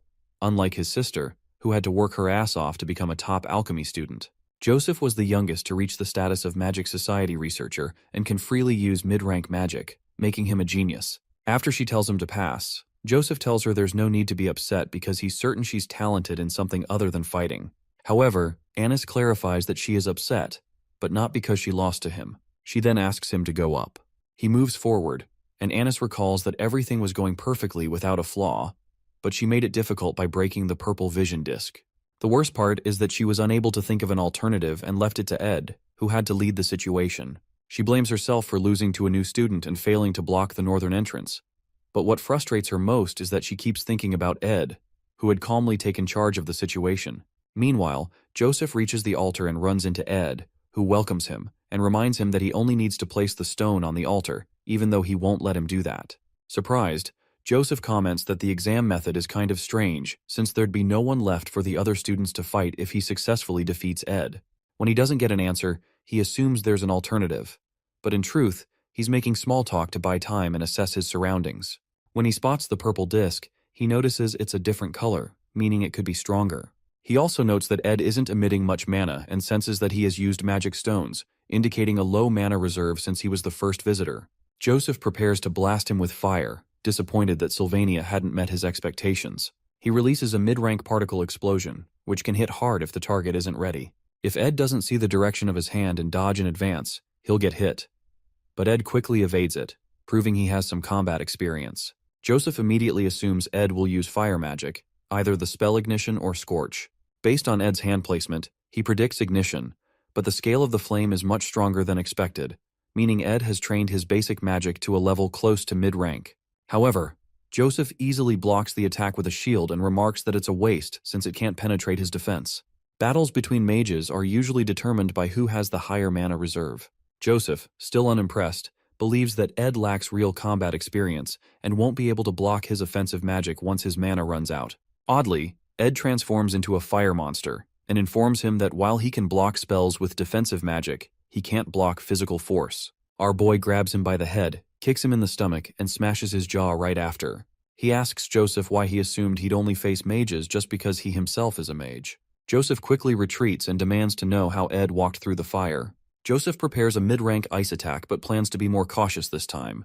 However, Ed responds with a basic level ignition spell, making Joseph wonder if he's trying to mix his fire magic with ice to create steam and obscure his vision. Annoyed, Joseph quickly switches to fire, using the basic spell, Scorch. However, Ed walks through the flames again, using the Blessing of Recovery, a spell that temporarily increases his immunity to fire. Our boy charges through the fire and attempts to stab Joseph with a knife, but Joseph quickly casts a spell that blocks physical attacks. He's confident that his casting speed is faster than Ed's, but Ed throws the knife at his shield and jumps back. It turns out that the knife is actually Mug, who had transformed. Ed signals the spirit to use a spirit formula known as Explosion.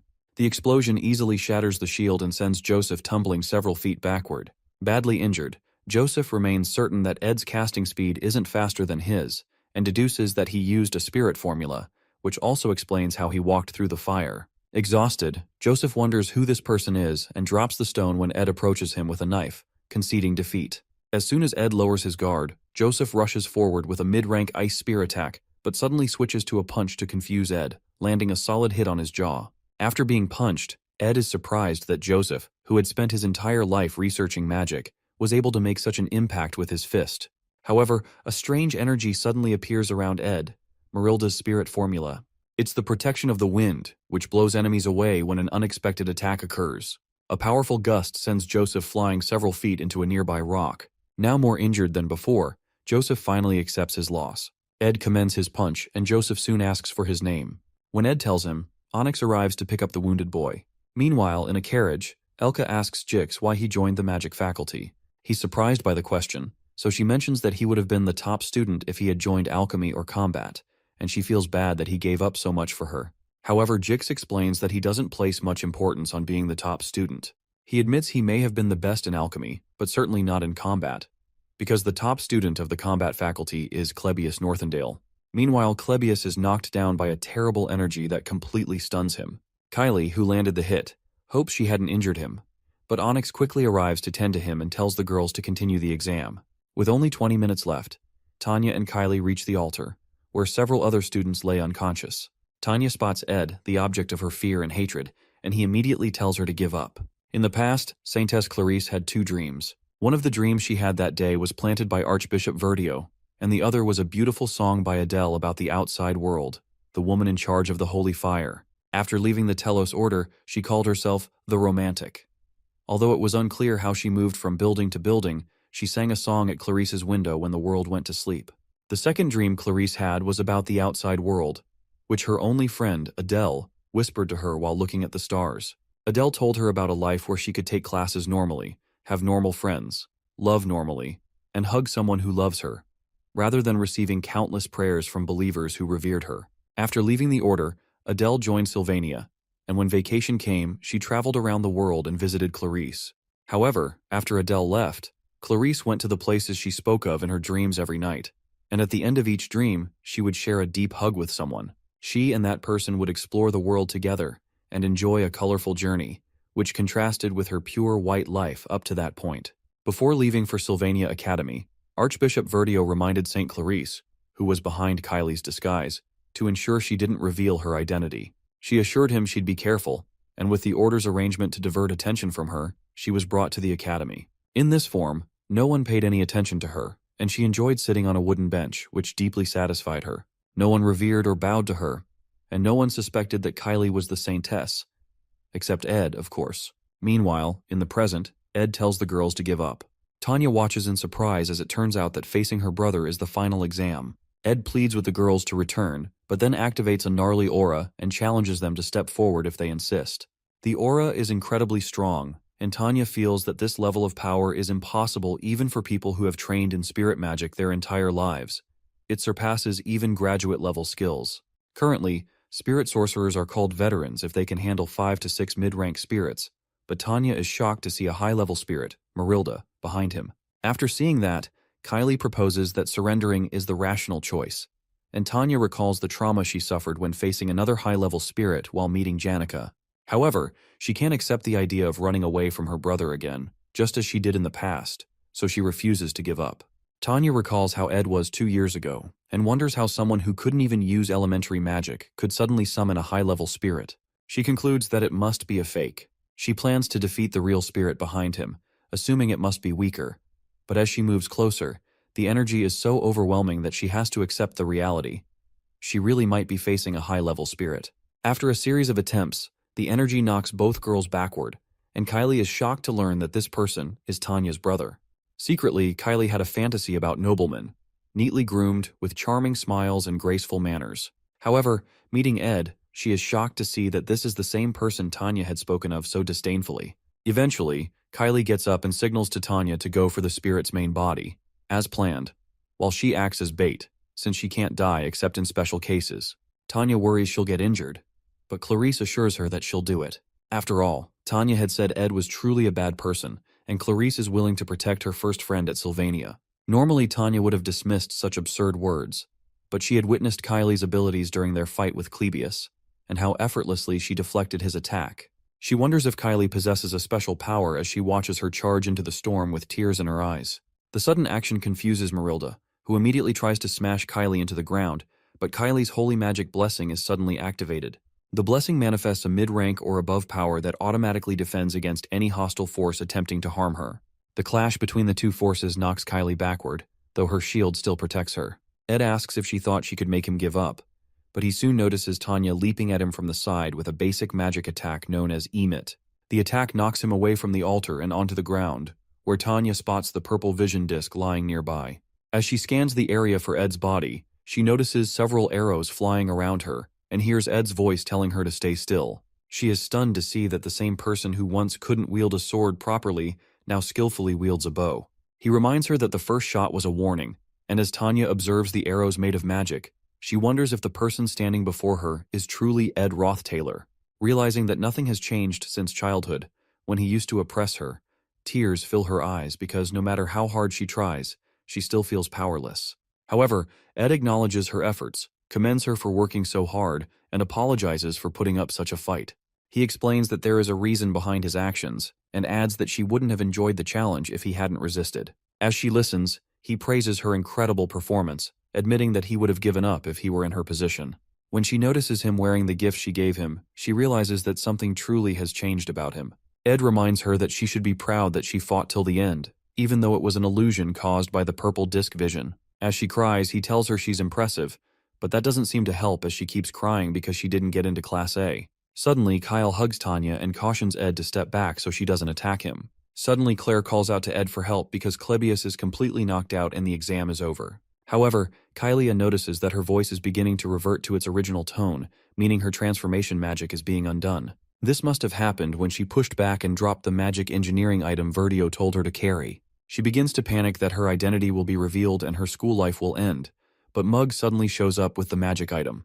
Ed hands it to her and almost calls her by her title but quickly corrects himself. She looks at him in shock as he walks away to meet Claire. The class assignment exam ended, and Ed was able to return everything to the original storyline, except for one thing. One change that was created, even though it was quite meaningless, is that the Saintess's eyes, which were supposed to focus on Taylor, are now focused on Ed because she noticed he almost referred to her by her title. While Ed lies on the ground, Matilda speaks to him about beauty that transcends generations and values, such as what is seen in the setting's nonsense. Ed, however, interjects that she's talking nonsense, so she protests that humans are unable to appreciate the moment, even though they live short lives. It turns out that Matilda wasn't just a vision, she was really there. But Ed didn't want to tell his sister. Matilda reminds him that he needs to learn how to appreciate small things, and Ed realizes she's a chatterbox, just like Janica told him. However, Matilda chastises him for always being thorough about everything and not paying attention to his well-being. Eventually, she spells it out for him. He needs to date someone who can help his well-being. To gain some credibility, she asks Mug if she's right. Mug agrees and even tells Ed to listen to Matilda, and at least pretend to agree. When Matilda asks what he means by pretend, the little guy apologizes for misspeaking and attempts to repent by offering up his death. Ed, tired of their yapping, throws Mug away and asks Matilda why Janica looked unhappy the last time he saw her. She asks him if he's worried but states that she can't tell him since Janica didn't want to tell him herself. However, she reminds him not to worry too much because even Janica needs to go through difficult seasons and grow from them, especially since the world isn't a fairy tale. Soon after, Matilda hurries them along so she doesn't consume all of his mana. She explains that she's an expensive spirit, and the only reason he was able to handle summoning her, apart from the mana stones he consumed recently, is because someone else was handling part of the mana load. She clarifies that a spirit like herself wouldn't contract with just one person, and Ed realizes he truly can't summon a high-level spirit for long. As he wonders whose mana it was, the answer becomes clear.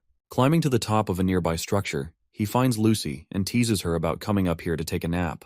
However, she clarifies that she didn't come here to sleep. She just didn't want to stay in the hut alone, so she took a walk that led her to the altar of substitution.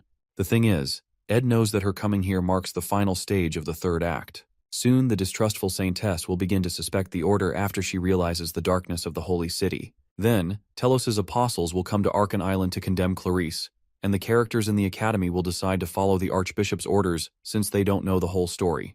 In the end, everyone's swords will be pointed at the one girl trying to protect Arkan Island, Lucy, who is following her master's final will.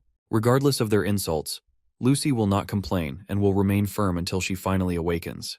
When that time comes, she will defeat all the main characters at Arkan Island and take down more than half of the raid party by herself. But in the end, her stamina will run out, and she will be defeated by Taylor, who has learned the final swordsman form. After the truth is revealed, everyone will learn why Lucy was trying to kill the god's apostles and realize she wasn't a villain after all. However, at that point, it will be too late to change anything. Perhaps it's her innate nature or because she felt they wouldn't have listened, but Lucy will keep everything to herself until the very end. Back in the present, Ed still plans to stop her. He can't handle sacrificing her just to keep the storyline intact. In a flashback to the past, the old man Glock explains to a younger Lucy that Sylvania will be able to overcome most trials on its own, but a time will come when a trial arrives that they cannot overcome. He pleads with her to lend them her strength, even if only for his sake. He told her of the events to come before they happened, and it felt terrible for her to lose her master and only family. Suddenly she leans over and places her head on Ed's legs. She tells him that she recently realized she gets lonely, so Ed decides to always inform her in advance whenever he plans to leave the hut. The next day, Clara returns from her trip home and reunites with her family. She gives Belle a gift she got for her. Clara, who is from a very wealthy, noble family, ached to return and quickly heads out to see her friends, Annis and Janica, for a tea party since she hasn't seen them in a long time. Eventually, when she finds Annis and Janica, the table is awfully silent, and Clara wonders if the two had a fight. In all the years of their friendship, she's never seen this kind of tense atmosphere and wonders what she should say to lighten the mood. Before she can say anything, Janica finally asks Annis about the hug she received from Ed.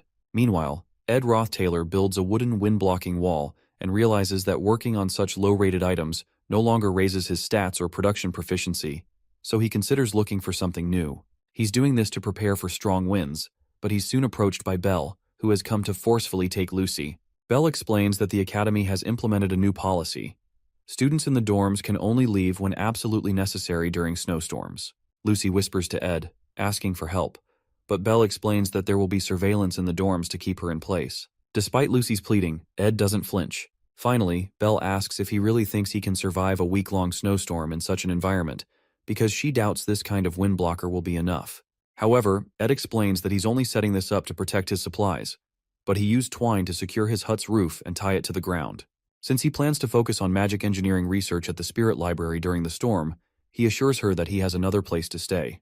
When Ed notices the worry on Belle's face, he urges her to speak, but she only wishes him the best of luck and says nothing. Meanwhile, after Janica accuses Annis of hugging Ed, Clara turns to Annis in shock. Backed into a corner, Annis says nothing, while Clara tries to clarify that there must be a misunderstanding. To break the tension, Annis admits that she did flirt with Ed and apologizes. She explains that she didn't find him trustworthy because he looked like a playboy, so she was trying to get to know him. When Janica hears that, she asks Annis if she's lying, but Annis assures her that Ed isn't even her type since he looks like a thug and is quite rash. At that point, Janica stops her from speaking poorly about Ed, so Annis apologizes for flirting with him without talking to her. However, Janica, now crying, asks Annis why she's doing things she never asked her to, making her so worried she couldn't even sleep one night because her precious friend betrayed her. She's also distressed that she's not in a position to be betrayed because she doesn't even know where she stands. But Annis assures her that from what she's seen, she's more than a friend to Ed. After hearing that, Janica protests that it wasn't right for Annis to assess Ed like she did, but since she did it for her, there's no reason to be mad. She thanks Annis for being honest that she doesn't have feelings for Ed, and Clara is relieved because she was afraid Annis had fallen for him. Suddenly, Janica rushes away when she realizes she hasn't been to the northern forest in a while. With Clara and Annis left alone, Annis asks Clara to introduce her to a man, but when she realizes that's not enough, she decides to break the stereotype by asking Clara to date her. Confused, Clara just watches as Annis rambles. When Clara doesn't respond, Annis plans to kill her feelings by avoiding Ed once the Academy Scholarship student work ends after the break. However, she's devastated to learn that the Academy Scholarship students will continue working as student assistants when she returns, because they were quite proficient. Becoming student assistants will grant them more scholarships and other privileges, but to Annis, it sounds like a nightmare. Going through Ed's magic power details, he finds that he can now learn intermediate magic. He has 4 spirit slots, with Mug in one and Marilda in the other. When Janica arrives at the camp, she informs him that he needs to make a contract with a mid-level spirit soon.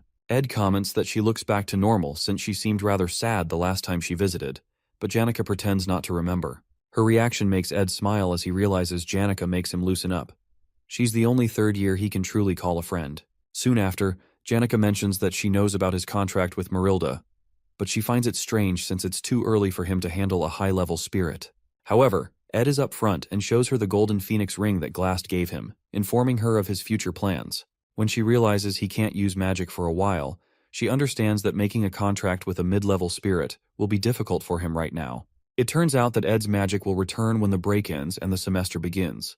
Janica congratulates him for making a contract with a high-level spirit, as it's rare among spirit sorcerers. Finally, she asks if he plans to stay in the spirit library through the snowstorm and comments that he works quite hard.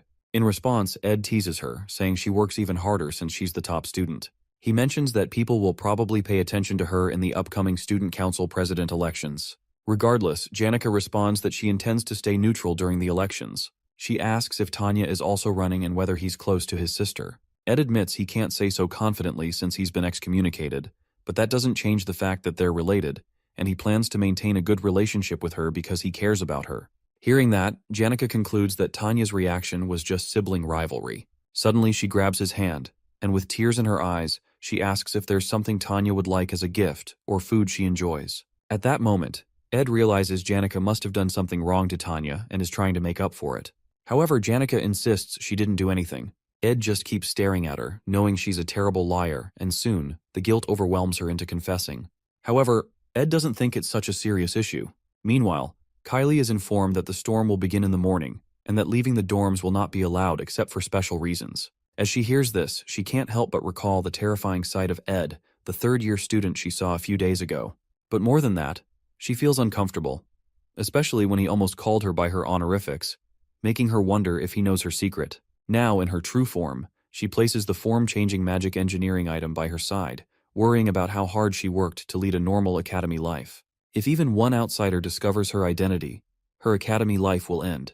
It wasn't hard for her to gather information on Ed because she overheard Joseph scolding the red-haired boy about failing to get close to the altar. Joseph mentioned that Ed isn't human at all and that he heard Ed built a hut in the northern forest where he lives. The only problem is that she can't go there since students won't be allowed to leave once the storm begins. And once the snowstorm ends and spring arrives, the new semester will begin, leaving her with no chance to seal his lips or do anything else. She soon opens her window, but fear grips her. The fear of Ed, the darkness, and the bitter cold. Living surrounded by pure white walls and ceilings has deteriorated her ability to appreciate the world's beauty, but she decides she must experience it for herself. So, she jumps out the window with the form-changing item in her hands. Landing on the ground, determined not to lose the freedom she fought for, she heads to meet Ed to ensure he isn't planning anything. Meanwhile, in the academic building, Klebius recalls how his eyes have long adapted to the dark, because darkness is all he's ever known. The most vivid memory he has is of his brother, who stayed by his side even when everyone in the household avoided him, especially the memory of when he stabbed him through the heart. After the break ends, Claire asks him if he doesn't want to be a student assistant. He explains that he felt like a burden to them last time, even though he liked the good treatment. From the way he's talking, Claire suspects that another lab is trying to scout him, but she soon gets him to agree to take the job as a student assistant. Meanwhile, Ed feels like he is trained to the limits of what he can handle. During the break, he was able to concentrate on training and increase his stats in the advanced crafting skill slot for spirit formula infusion and magic engineering. He has improved both advanced skills enough to be considered his specialties, and he plans to spend the remaining week working on them in the library to use them more effectively. As he climbs out, he recalls that he gave Jix some money to clean up the mess in the library with a bit of magic, but Jix had even helped organize the books by theme and title. For that to happen, it seems he got some help from Elka, even though he had told him it was a secret. He'll have to find a way to repay them later. He picks a book from the shelf and decides to focus on a few formulas instead of trying to learn hundreds, aiming to create at least one legendary magic engineering item. After that, he plans to craft a few more to raise his magic engineering skills, and then make other rare items once he masters the basics. While working on his plans, he reaches into his bag but doesn't find the items he needs. It seems he left them in the hut, so he's forced to return in the storm to retrieve them. Meanwhile, Kylie pushes through the painful storm and eventually finds the river in the northern forest that Joseph mentioned. She checks the map she brought and tries to pinpoint the hut's location. At this point, she feels like she's on an adventure. Clarice is not weak. She's more talented than most mages, and her holy magic is even stronger than others. The holy magic's blessing ensures that anyone who attempts to harm her will have the damage returned twofold. So even if she encounters a wild animal or a robber, she won't be harmed. Regardless, she feels a certain fear when it comes to Ed, especially because he may have been baptized by the Telos Order since he was the successor to the Roth-Taylor household. The issue is that the holy magic's blessing does not harm those who have been baptized by the Order. However, there should be no reason for him to harm her. She just needs to be certain that he doesn't know who she is. Soon after, she reaches his door and tries to push it open, but it won't budge. When she forces it open, she notices a small pot filled with blood placed behind it, and her force spills its contents onto the ground. She stands there, confused, but soon becomes afraid when she sees a wild boar tied nearby. There's blood everywhere and fear grips her, Has she entered hell? As if that's not enough, she soon hears footsteps and quickly hides. Moments later, someone steps through the open door and notices the blood on the ground.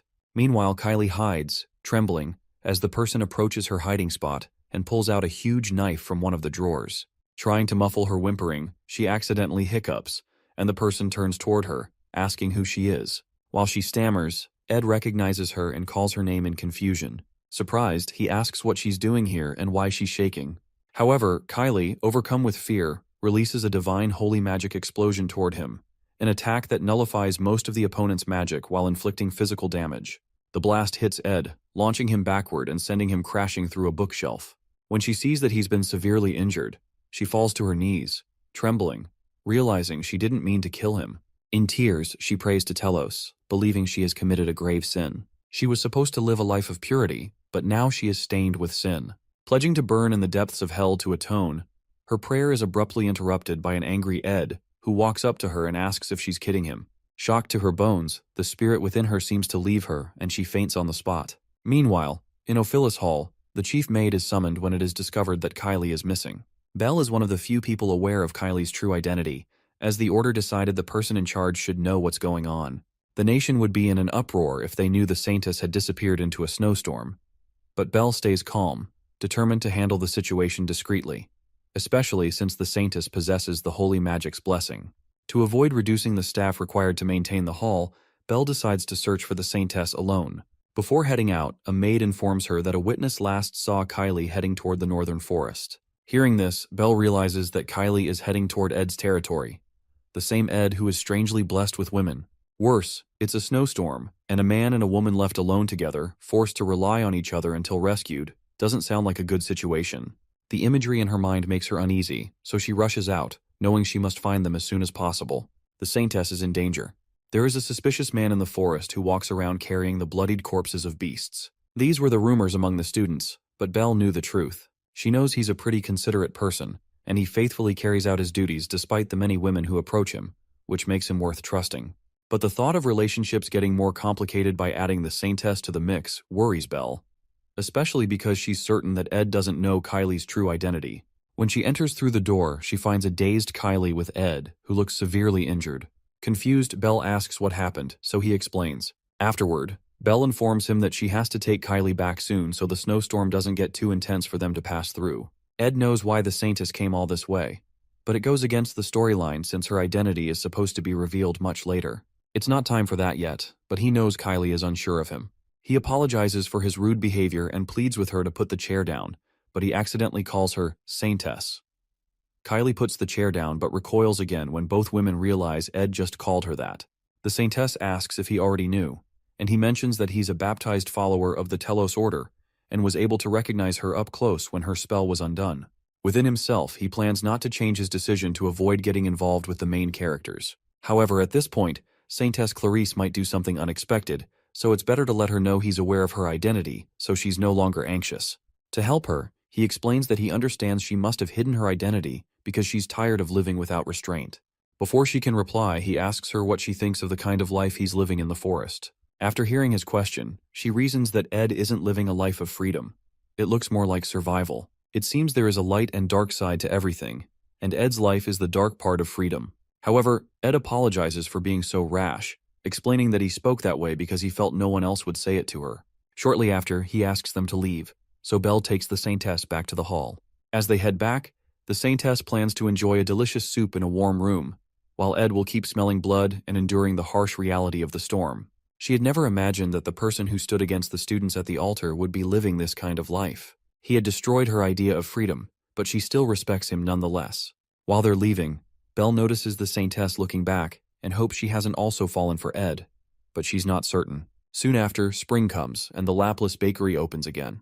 Lortel meets Ed at the bakery, securing a seat for them without reservations because she supplies them with goods, and they can't refuse since she runs a monopoly. She finds it amusing, but Ed doubts the baker does. Later, Lortel explains that there was a bit of an error in the distribution process due to the snowstorm. The bakery had ordered a bunch of supplies they didn't need beforehand, but canceled all their orders when the storm got closer. It was unethical for them to monopolize food that could have gone to other businesses by placing fake orders, so Lortel had to handle it. While they chat, The baker returns to beg Lortel to change her colleagues' minds about limiting orders, as it will affect the bakery. However, Lortel ignores him and simply asks Ed if he'd like to walk her to her afternoon class. Ed notices Lortel's cold attitude toward the bakery. She explains that she doesn't want to be harsh, but the snowstorm cut off their main distribution base, and funds are tight at the moment. Ed accepts her explanation, so she reassures him that she's an expert in managing money and will ensure the company's funds aren't wasted because that's what it takes to run a business. Suddenly, she notices he isn't carrying his textbook, so he explains that he'll have to run to the library to borrow one, but running is good for his health. That surprises her since the textbook isn't expensive, so she asks why he doesn't just buy one. When she thinks about it more, she realizes that textbooks aren't actually cheap for most students, so she asks him how much it costs. Seeing her pull out her purse, Ed replies that he appreciates the offer, but it's not necessary. Soon after, she mentions that the student council election is approaching, but she won't run for a position because the trading company is her priority. However, she wants someone who likes her to become student council president, so she suggests Ed run for the position, promising to support him. Ed refuses, so Lortel asks if his sister is running, especially since she doesn't want to suck up to Princess Phinia if she becomes president. However, it will be hard for Tanya to win, even if all the top students support her, because the gap between her and the princess is too large. Hearing that, Ed realizes Lortel is right. It makes more sense for the princess to become president. Tanya, on the other hand, does almost anything to get votes, no matter how desperate, but she can't close the gap and will eventually lose by an overwhelming margin. Suddenly, Lortel asks if Ed supports the princess. He confesses that he leans more toward Tanya. That answer makes Lortel happy because most people admire Princess Phinia, and she was worried he might be the same. Lowering her head, she asks if he knows she likes him, admitting that she almost got jealous. In a vulnerable moment, she places her hand on his chest, but isn't sure if her attempt works since Ed doesn't say anything. Regardless, she rests her head against his chest and suggests checking his heartbeat. Immediately, Ed pushes her away. Lortel protests, asking if she did something wrong. Ed responds that she didn't, but he doesn't plan to date anyone until he graduates. Hearing that, Lortel asks if he plans to date after graduation, but he doesn't reply. Happy that she's gained some insight, she rejoices. Graduation isn't too far off, and she's eager to see if he can keep rejecting her. While she talks, Ed remains silent, thinking about how graduating safely isn't an easy goal. The main character must defeat the final boss at the end of the story to restore peace, allowing him to graduate. Clarice, the symbol of the Order, and Phinia, the symbol of the royal family, need to support the protagonist in order for him to defeat the final boss, the Sacred Lance Dragon. In other words, Taylor must grow as the storyline intends and make allies. The class placements went as planned, and Clarice seems to be hiding her identity well. Even though he feels bad for Tanya, Phinia will become the council president, allowing the storyline to return to normal so he can rest easy. However, despite Ed's expectations, the scenario is already breaking down, because Princess Phinia suddenly wakes up one day and decides she doesn't want to run for council president after all. Meanwhile, Clebius freaks out because a first-year student had sent him a duel request form and wonders why they didn't pick someone else. He's the first person the student sent the form to, and he begins to curse about his damned life and why it has to be him that this person wants to duel. While that is going on, this first-year student also goes to inform Jix that he'd like to duel with him.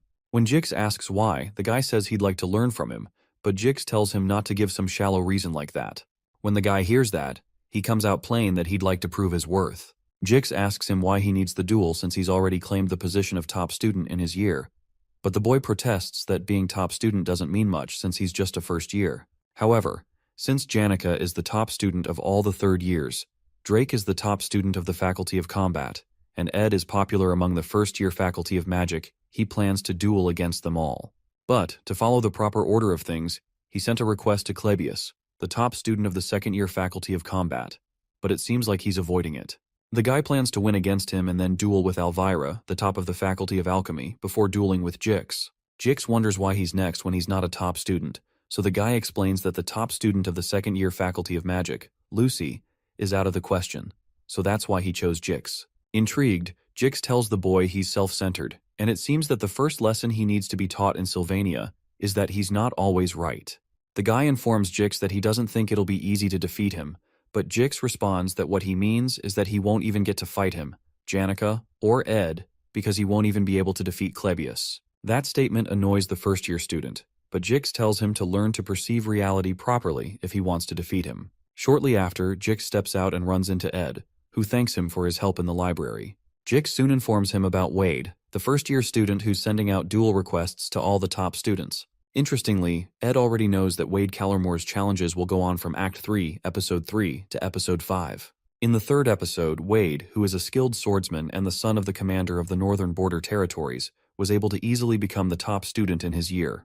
Unsatisfied, he goes on to challenge his seniors, and in the end, he defeats them all with ease, even Jix. Jix had already been exhausted going into the fight, so it was kind of unfair, but it still ended in a loss. Wade's rampage, which seemed like it wouldn't end, was eventually stopped by Taylor, who had improved over the year. Jix asks Ed if he'd like to check Wade out at the welcome party for the first years that night. But Ed turns down the offer because he already knows what Wade looks like. As he walks away, he notices that the refreshing atmosphere of the school is giving him more energy. Meanwhile, Jix wonders if he should have told him about something else he's noticed. Since he's in the same grade as Fenia and sees her often, he's noticed she's been looking rather down recently. But whenever he's talking to someone and Ed is brought up, she always listens. Sometime later, Jix intentionally calls the name Edward, but focuses on the Ed part, and he notices how the princess jolts back to look at him. However, Jix decides he can always tell Ed later, especially after he's looked into the matter more.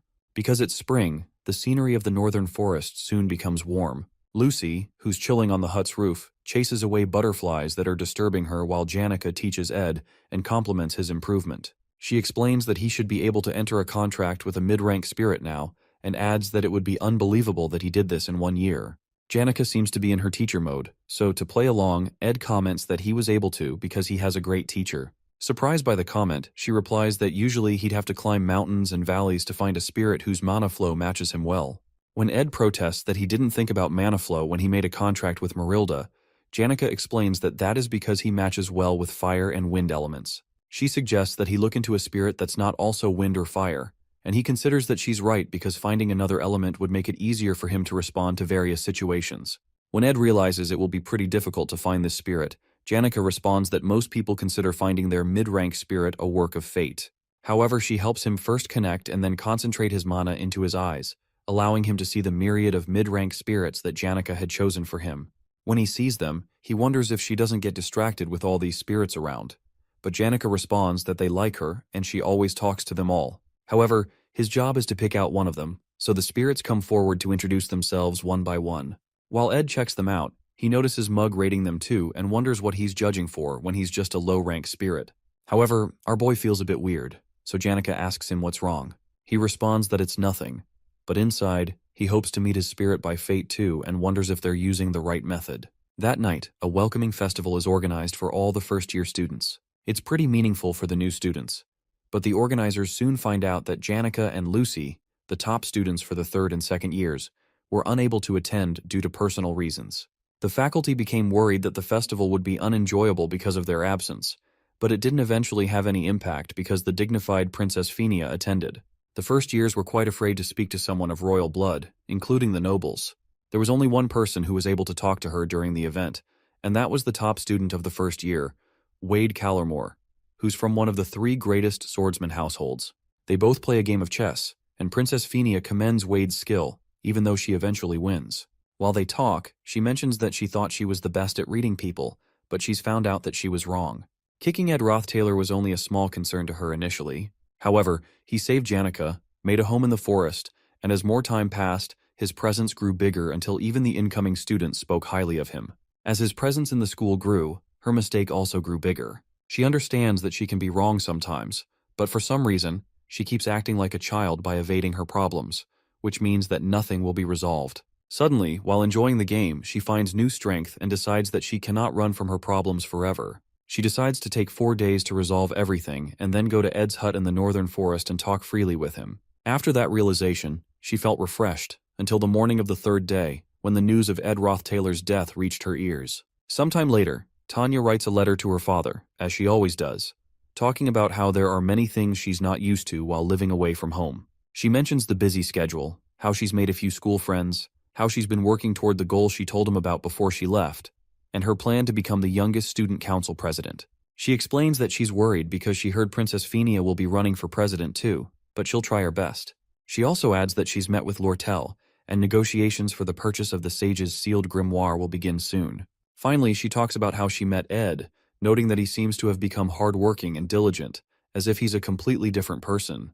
She recalls a dream from her childhood where her older sister Arwen held one of her hands, while the other person was either her father or Ed, back when he wasn't much of a scoundrel. She suggests that he's either turned over a new leaf or returned to the way he was before, and she ends the letter. After reading through the letter, Crepin holds a deadly poisoned sword, capable of killing with even a slight graze. Soon after, he hands it to a butler and informs him that he's sent a response to Tanya to assist her with the student council president elections and the negotiation for the grimoire's purchase. He has decided to send her a trustworthy subordinate, to whom he also hands the poisonous sword.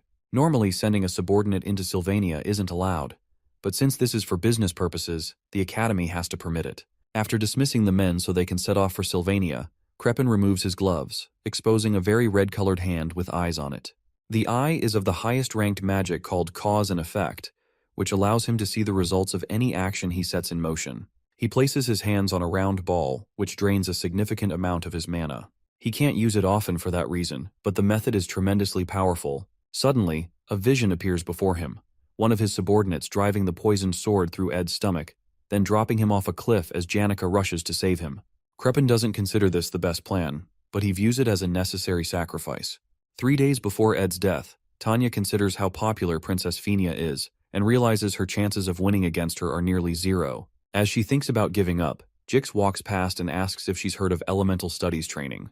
Noticing her expression, he asks what's bothering her and suggests they have tea with Elka later. Meanwhile, the other girls in their class fawn over Jix, whom they consider the strongest person in the academy, impressed that he's talking to Tanya. Later, Lortel shows up in Tanya's classroom to set a time for their negotiation meeting. Her classmates are also impressed that she just spoke with an executive from the elite trading company. Shortly after, Lucy Merrill, known as the Academy's greatest genius, greets Tanya while passing by. The other students are amazed by Tanya's high-profile connections, noting how she never boasts about them. Tanya overhears her classmates' chatter and uses it to motivate them, encouraging everyone to work hard to become exceptional students. As she steps out, she realizes her status within the academy has risen drastically in the past few days, even though she hasn't done anything. The only reason she's receiving this treatment is that she's Ed's younger sister. She had always thought of him as trash, but now she feels like the trashy one. The overwhelming realization unsettles her, but she's soon distracted when two of her father's subordinates, Kadek and Nox, arrive to greet her after a long time. She's glad to see them and appreciates her father's thoughtfulness. Kadek informs her that he'll be gathering information on the grimoire's market price and the trading company's funding to facilitate negotiations. Meanwhile, Nox explains that he's here to assist with the student council president election. When he suggests gathering intel on Fenia, Tanya stops him, revealing that they've received news that Princess Fenia will no longer be running for president. Meanwhile, elsewhere, Janica and Ed have a drink together when she mentions hearing an announcement that the princess is withdrawing from the election. The news surprises him, so he asks if the announcement is final or still subject to change. The final boss of Act 4 is Crepin Rothtailor, known to the world as the benevolent patriarch of the Rothtailor family. However, only Princess Fenia recognizes his true darkness. With her influence in the imperial family and the academy, she is the only ally who can lead the fight against Crepin. Her withdrawal from the election is a major problem. Suddenly, Janica walks up to Ed and tells him she has a feeling he's about to do something reckless again. She protests that she can't bear the thought of him getting hurt and bleeding on his own while she remains unaware. To avoid making things harder for himself, she offers to help him. In response, he admits that he believes it would be better if Princess Fenia became student council president. Janica finds this odd, considering that the princess has always been mean to him and that Tanya is his sister. As they talk, Jix approaches and jokingly remarks that they're being scandalous in broad daylight because of how Janica is holding Ed. Apologizing for interrupting their quality time, he mentions that he thinks he knows why Princess Fenia withdrew from the election.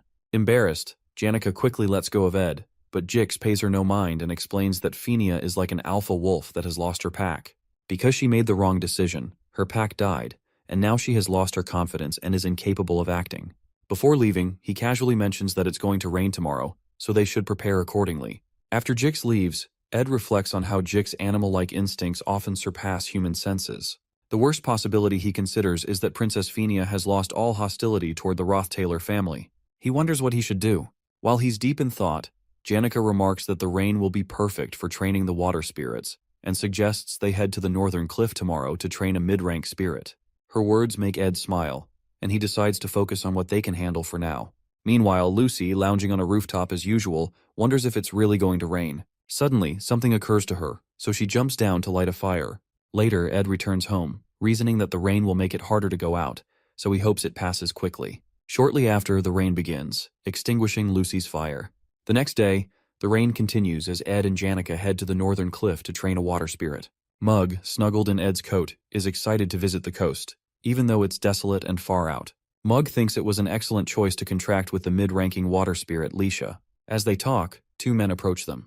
Ed immediately aims his mana arrow at them, but Caddock greets the young master, claiming that it's an honor to see him again. These two are the mid-bosses of Act 4's final chapter, subordinates responsible for the darkness within the Roth-Taylor family. They're veterans who have been part of the Roth-Taylor family's history all their lives, and they're Crepin's right-hand men. Although Ed should be happy to see them, he doesn't feel quite excited for some reason. When Caddock calls him young master, Ed replies that he's thankful he still calls him that despite his excommunication. Furthermore, Caddock mentions that they've come under Master Crepin's order to assassinate him, but they've decided to repent. As they kneel down, Caddock explains that the family's vassals harbor great hatred toward him, which is why they plan to assassinate him. However, after investigating his new life, they've discovered that he has changed and returned to his true self as the heir. While kneeling, Knox declares that they'll explain everything to Crepin and plead for Ed to become the heir of the Roth-Taylor family once again, to restore the family's glory to the world. Suddenly, Ed tells them to stop with the bullshit.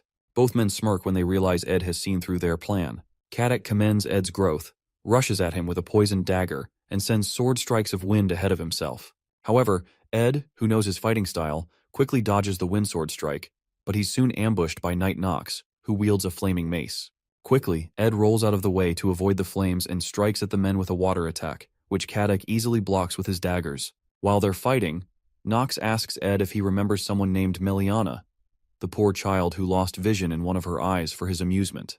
Meliana turns out to be Knox's daughter, and he is clearly fighting with the rage from that experience. Deeply angry, he blasts Ed with fire, but is shocked when Ed completely protects himself with a shield.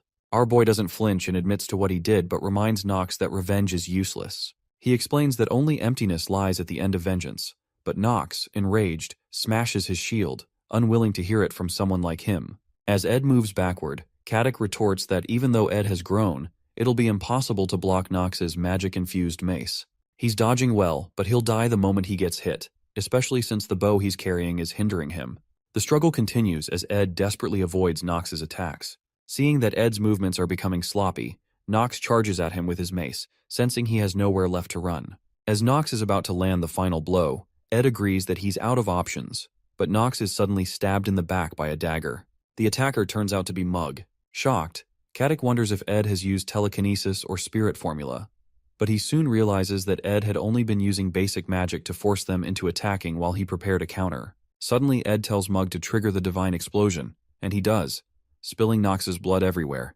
While the explosion is still happening, Ed quickly fires 2 mana arrows at Caddock, who can't comprehend how the boy is still attacking inside an explosion. Soon after, our boy emerges through the blast, using his blessing of recovery that grants him immunity to flames. Surprised, Caddock asks how a scoundrel like Ed has grown so strong in such a short time, but reminds him to aim for vital points next time. Suddenly, Caddock unleashes a barrage of wind attacks that knock Ed backwards several feet toward Knox's body. It seems Knox had used his own body as a shield to protect his vital points from the explosion. Enraged, Caddock charges in to end the fight.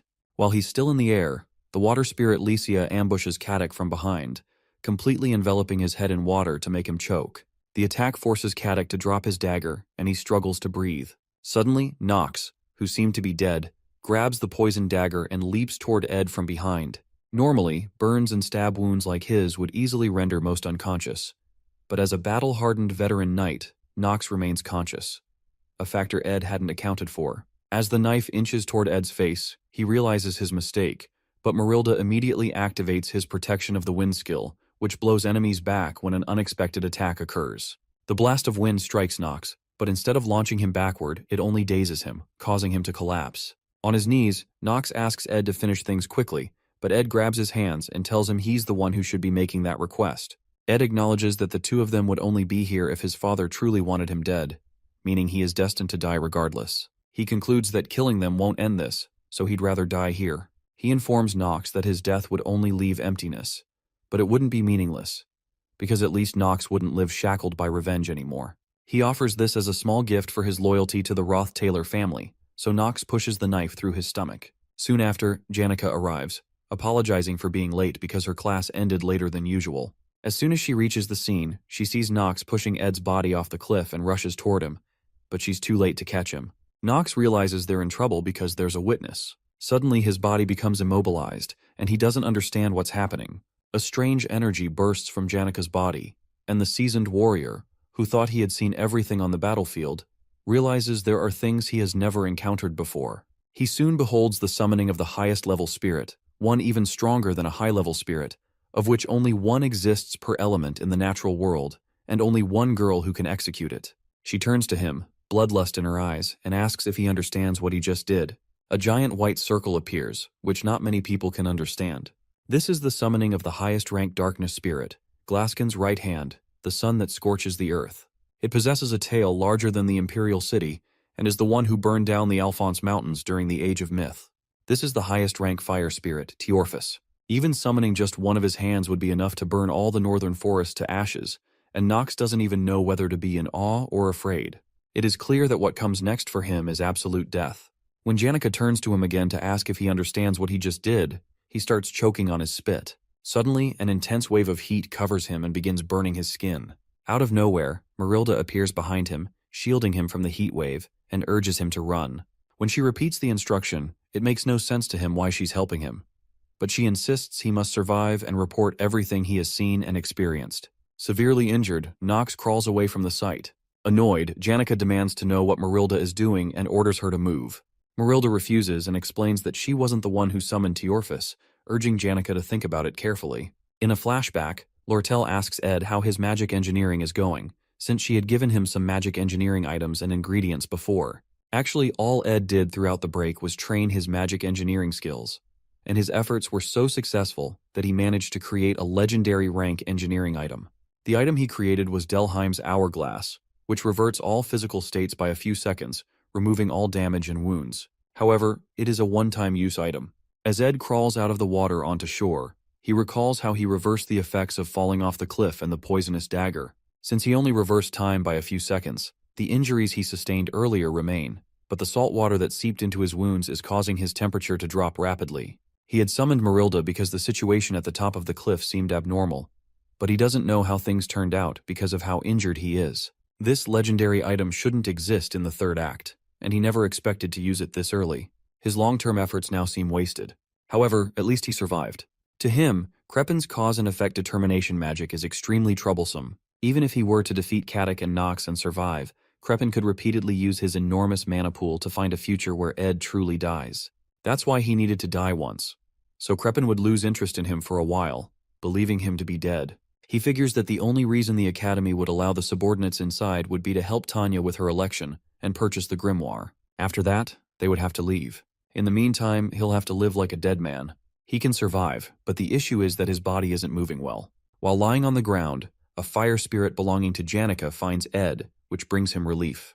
Before he can say anything, Janica jumps on him, hugging him tightly and pushing him to the ground. Happy, Ed apologizes to Janica for always making her worry and hugs her back. Later, he explains to her that it's better for him to stay hidden until the election ends. To help, Janica promises to bring him essential supplies and daily tools. When he mentions that his injuries hurt, she quickly removes her hands from around his neck and apologizes for hugging him so tightly.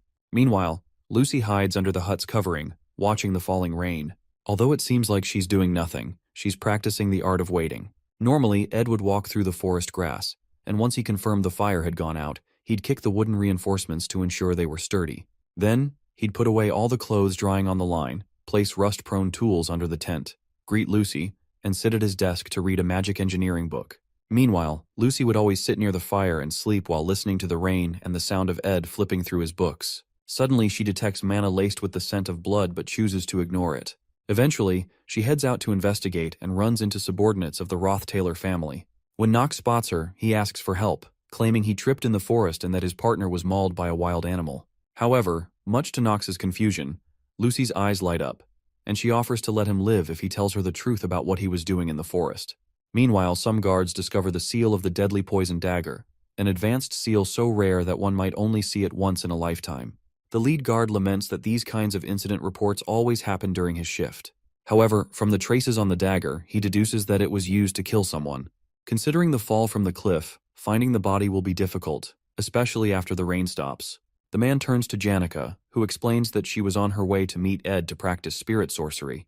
But when she arrived, he had already been stabbed. He asks if she saw the culprit, and she confidently states that it was the subordinates sent from the Roth-Taylor house. The guard proposes that he will speak to the dean in the morning, but before he can finish his sentence, Lucy appears. Janica immediately tries to calm Lucy down, promising to explain everything back at the camp, but Lucy reveals that she has already captured the murderers. As she picks up Ed's bow, a bright energy pours out of her body, and she instantly vanishes. Janica urgently informs the guard that they need to catch Lucy before things escalate further. Meanwhile, back at the camp, Knox writhes in excruciating pain under Lucy's power. Lucy stands before him and demands answers about the Roth-Taylor family. Knox, however, tries to explain that they were only assisting Tanya and had permission from the academy. Mentioning Tanya's name only makes things worse. Lucy immediately storms off toward the hostel, enraged, to confront Tanya. In deep rage, Lucy demands Tanya Roth-Taylor, and Belle quickly rushes out to ask Lucy what's going on. Belle activates one of her magic engineering items to try to subdue Lucy, who is levitating with the Caddock and Knox by her side. Belle asks Lucy why she's doing this, but Lucy breaks apart the magic engineering item in her hand with just a glance, demanding that they bring Tanya to her. Meanwhile, another huge explosion occurs somewhere else, and Wade commends Elvira for putting up a good fight, even though he beat her. She accuses him of arrogance for beating the second years, but Wade explains that he still has to beat Jix to complete his plan of defeating all the second years. Jix, who is standing nearby, is surprised that Wade was able to beat Elvira, the top alchemy student, even though his specialty is one-on-one battles. Wade is the heir of the renowned swordsman family of Callermore, and some onlookers gossip that he might really beat Jix after all. Before they begin their fight, an explosion shakes the building. It turns out to be Lucy, who is in a fit of rage. They quickly rush toward the noise to investigate, but when they arrive, Jix realizes they're too late. He sees Belle and the others turn to stone. In reality, they are all frozen in a time prison using time-type aspectual magic, and Lucy is likely the only genius who can witness aspectual magic, which someone spent their entire life researching, and copy it after one look. Still deeply angry, she orders them to bring Tanya to her, and one of the maids signals to the students to quickly follow her. The maid explains that they don't know what to do, but if Lucy is telling the truth, it seems Ed Roth-Taylor has died after being killed by the subordinates of the Roth-Taylor family. Shocked, Jix stops running and tells the others to go ahead. Wade warns him not to seek revenge but to evacuate with them. However, Jix insists they go ahead, saying he'll evacuate later. Jix rushes to Tanya's room and realizes that no one has seen Tanya Roth-Taylor 5 minutes after the first loud noise and that her door is locked. The only place she could be hiding is her wardrobe. He opens it and finds her trembling in fear, wondering why any of this is happening. All the evidence points to Tanya, but Jix doesn't understand, especially since Tanya's reputation was improving due to Ed's influence. Although she had some ill feelings toward Ed, orchestrating an assassination seems strange. Immediately, he calls her attention and asks truthfully if she had Ed assassinated. Trembling, Tanya swears she didn't. Even though he can't be sure, Jix decides to protect her because he knows Lucy will eventually kill her. Though he feels desolate hearing about Ed's death, there are too many things he doesn't understand. He decides to get the details later and tells her to stay in the room for now. If she steps into the square, she'll die.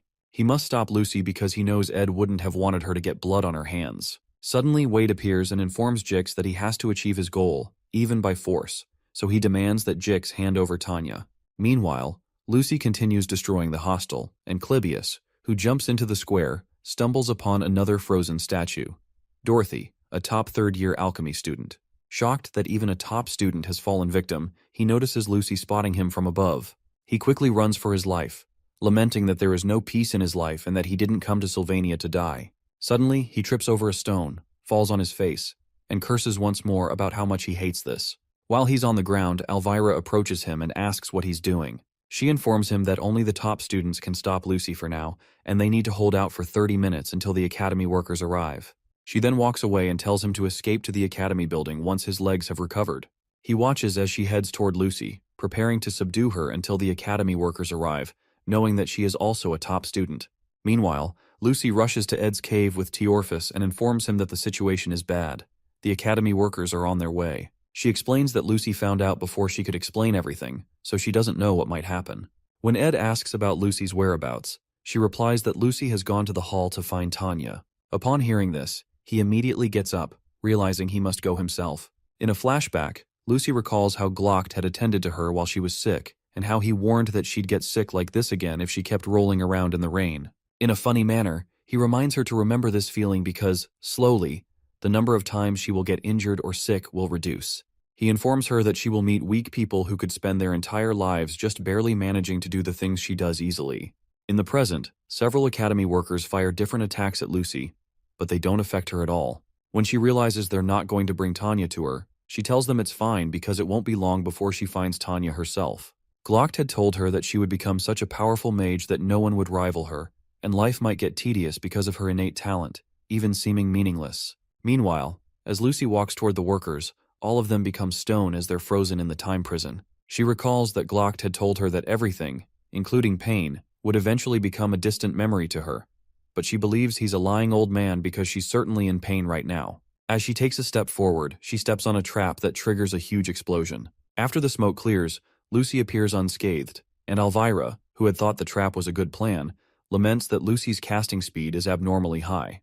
With one wave of her hand, Lucy commands Elvira to move, and a huge power envelops and throws away the poor girl. As she's being thrown away, she realizes that Lucy was able to cast so fast not because of a specific type of magic, but because of the level of mana she was emitting. So, in the end, the problem was mana, because a mage is only as strong as the level of their mana.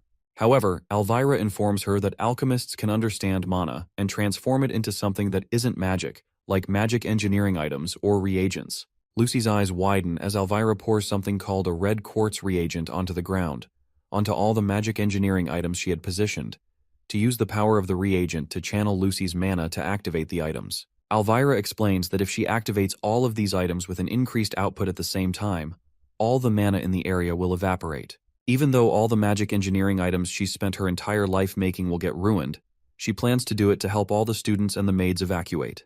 Suddenly, Elvira activates them all, but Lucy doesn't move an inch while she's doing that. Suddenly, Elvira receives an overload message that the amount of mana has surpassed the limit of the tool. Shocked, she watches as each of the engineering items explodes around Lucy. Calculating the amount of mana it takes to overload all magic engineering items is theoretically possible, but no one does it because it's not academically valuable, and no one has that amount of mana. If someone like that existed, it would be impossible to stop such a person in the first place. The time it took to apprehend the head maid, Bleal, the fourth-year top alchemy student, Dorothy, 14 high-class maids, and second-year top alchemy faculty student Elvira, is 3 minutes. Lucy walks past Elvira, who is severely injured, but Elvira grabs her leg and asks if she doesn't think she will regret it if she keeps going. She reminds Lucy that she could have easily sent the entire hall flying at once with all this mana, but the fact that she hasn't done that probably means she feels that Ed wouldn't have wanted her to do this. Regardless, Lucy continues and says she'll decide that after meeting Tanya. While she's talking, a strange being approaches her in the dark with a sword. However, Lucy had detected him and cushioned the hit of his sword by protecting herself with a shield. It turns out to be Clebius, who tells Lucy he's not going to let her get past him, even referring to her as a mother fair. In response, Lucy creates a small explosion in her hands and releases it into Clebius's torso. The time it took to apprehend the second-year top combat faculty student Clebius is 1 second. Meanwhile, Wade tells Jix that he has to achieve his goal, even if he has to do it by force, and demands Tanya. He swoops in to strike Jix with his sword, but Jix quickly averts the attack and retaliates with his own sword. Wade is surprised that Jix is able to use the island family swordsmanship, the swordsmanship of a beast that once roamed the northern grasslands and became civilized after staying at the island estate. As the men continue to battle, Wade reasons that this is real swordsmanship experience. However, it's incomplete, and he can find a weak spot in Jix's center of gravity. He goes in for his next attack with a maniacal smile, certain that he's won. As he's about to strike Jix by his side, a bright green light appears called the Wind Blade, which knocks back Wade's blade and allows Jix to knock him to the ground. When Wade is on the ground, Jix asks him if he wants to keep going, and Wade gets up, prepared to continue. The swordsman confesses that he enjoys fighting strong people, so there's no need to give up this opportunity. As he leaps in for another strike, he begs Jix to entertain him more, but Jix comments that it's shameful that Wade only enjoys victory and not fights. He accuses him of only showing drive when it comes to fights in which he sees the potential for victory, because if he truly wanted to fight someone strong, he wouldn't have chosen Jix, especially because Lucy Merrill is the magic faculty's top student. Stung by his comment, Jix calls Wade a cowardly bastard who keeps looking for an excuse. With one move, Jix pushes his sword down and goes in for the last strike, but eventually stops when he gets close to Wade's throat. Wade asks him what he should have done against an impossible opponent like Lucy, since it would be foolish to challenge her. Jix tells him that that's his limit.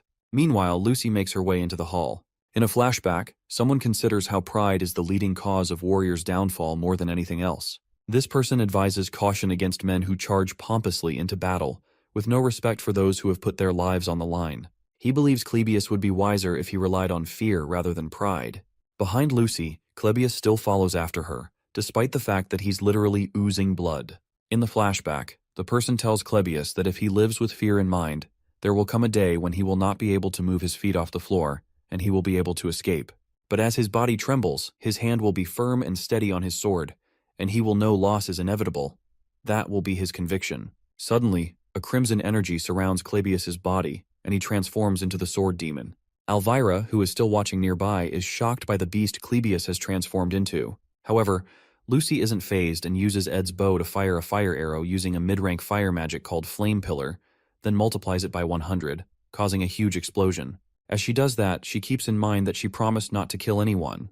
The reason she can do that despite making a promise is because she's confident that she cannot kill that monster with just this much. Her eyes widen when she realizes the arrows didn't touch him, and that he has gotten faster. She looks back and notices him charging toward her with his sword. Before he can hit her, her protection of the wind is activated, since she has a contract with Marilda, and the wind blows Clebius backward. However, he's not knocked down and manages to stabilize himself with his bare hands. More wounds form, and more blood spills over Clebius's blood-stained body. It wouldn't be strange for him to have fainted from all the blood loss. But the amount of mana surrounding his sword and body increases the more he is injured, and the more his blood flows. With ridiculous speed, he makes several strikes on Lucy's shield, and even though she's protected, it worries her that he's holding a cursed sword.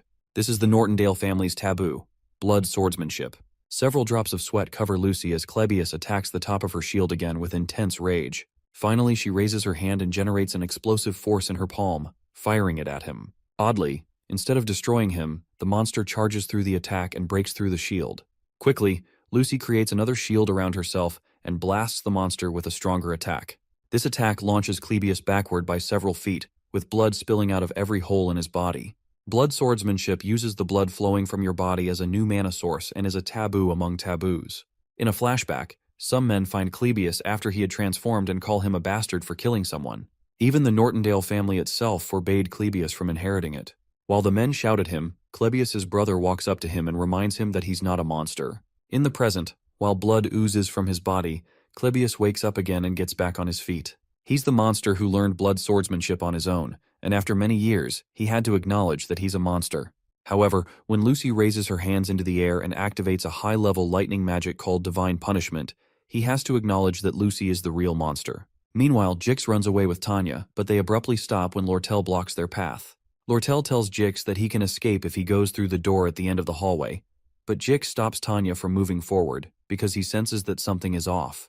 Regardless, Lortel comments that Tanya is lucky to have Jix helping her. Jix, still cautious, asks Lortel if she's heard about Ed, but she replies that she's not sure.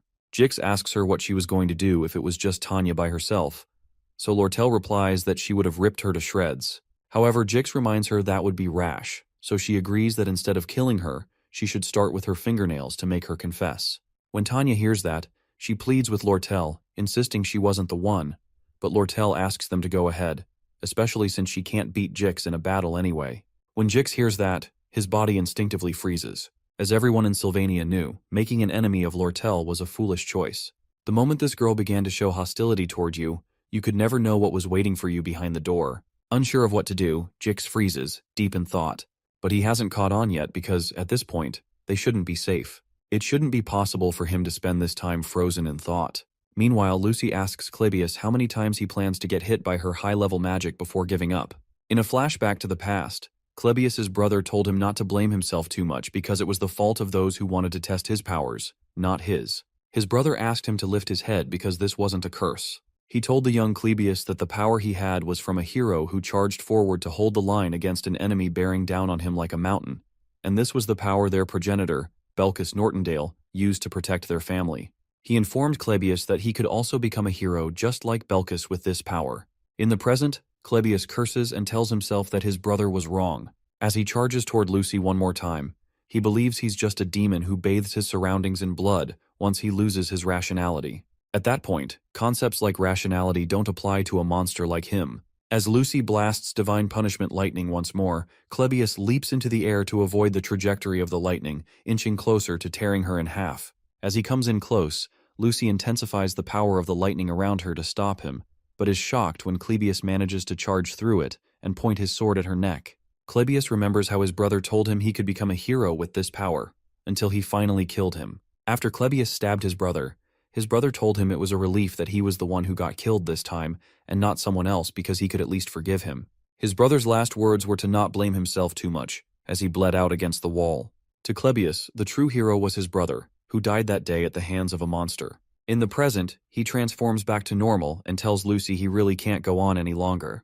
He doesn't want to become a hero, but he just doesn't want to become a monster. Finally, he crashes to the ground as his sword shatters. As the maids and students evacuate in the rain, Clebius believes he's done his part. In blood swordsmanship, the amount of mana surrounding your body and sword increases the more your blood flows. Ironically, the closer you are to death, the more powerful you become. But even that great power is insignificant in the face of Lucy.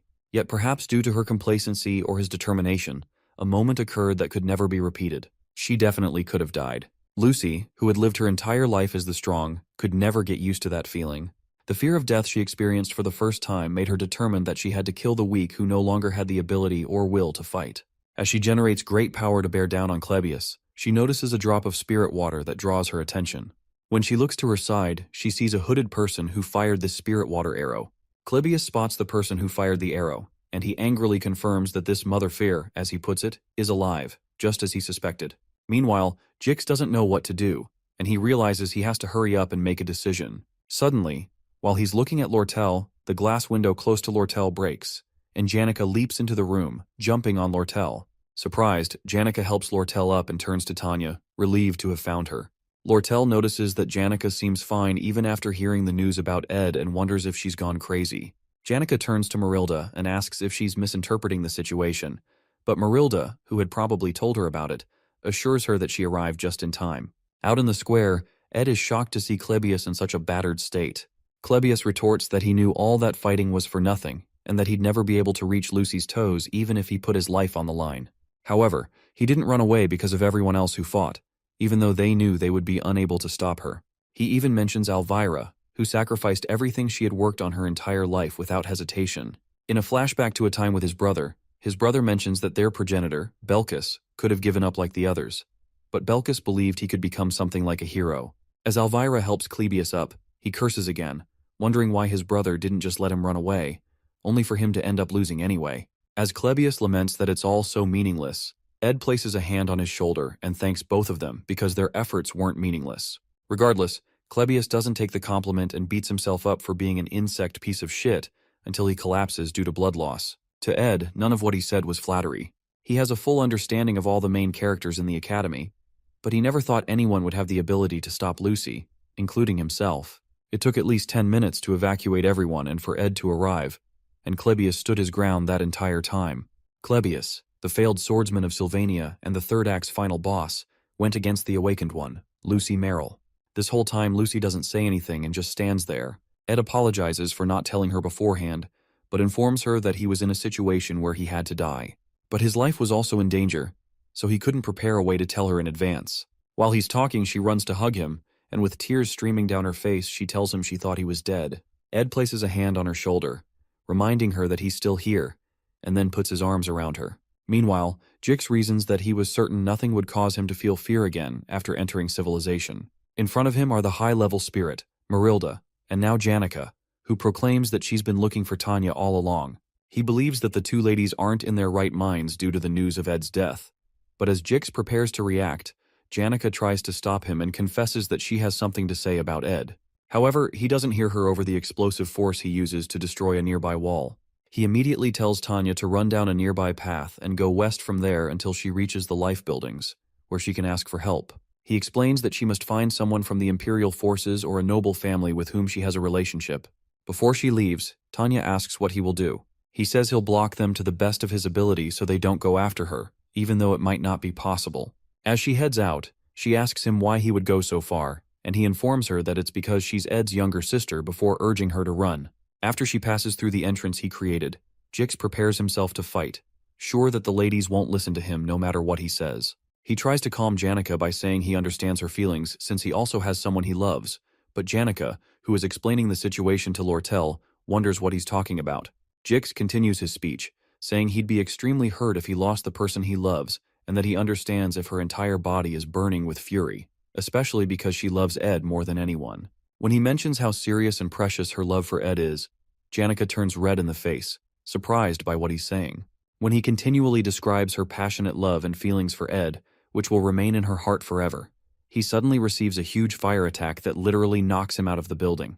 Completely dazed, he hears Janica tell him that Ed's not dead as she strikes him with the staff in her hand and pleads with him to stop talking. Meanwhile, Lucy remains in Ed's embrace as the rain continues falling. Emotions are the same, and you regain your composure once you release them. Lucy had believed that the way she felt about Glock was the same way she felt about Ed, but those overlapping feelings were similar, yet slightly different. Suddenly, she pushes him away, which shocks Ed, so he calls out to her. Although he had only said her name like he normally did, her heart felt like it was burning. Lucy finally realized that the emotion she was feeling was. Lucy considers how the smell of settled grass makes her feel serene. When that scent comes from the stack of hay near the hut, she lets it linger because she doesn't particularly dislike the smell. However, the maids feel the exact opposite. While Ed speaks, she detects that familiar scent of grass on him that makes her feel serene. Ed informs her that those from the academy will arrive soon, and he'd have to explain his circumstances. He proposes that they go see the others since the rain has stopped, but Lucy, whose face is as red as a tomato and has just been staring at his face all along, asks him what he said.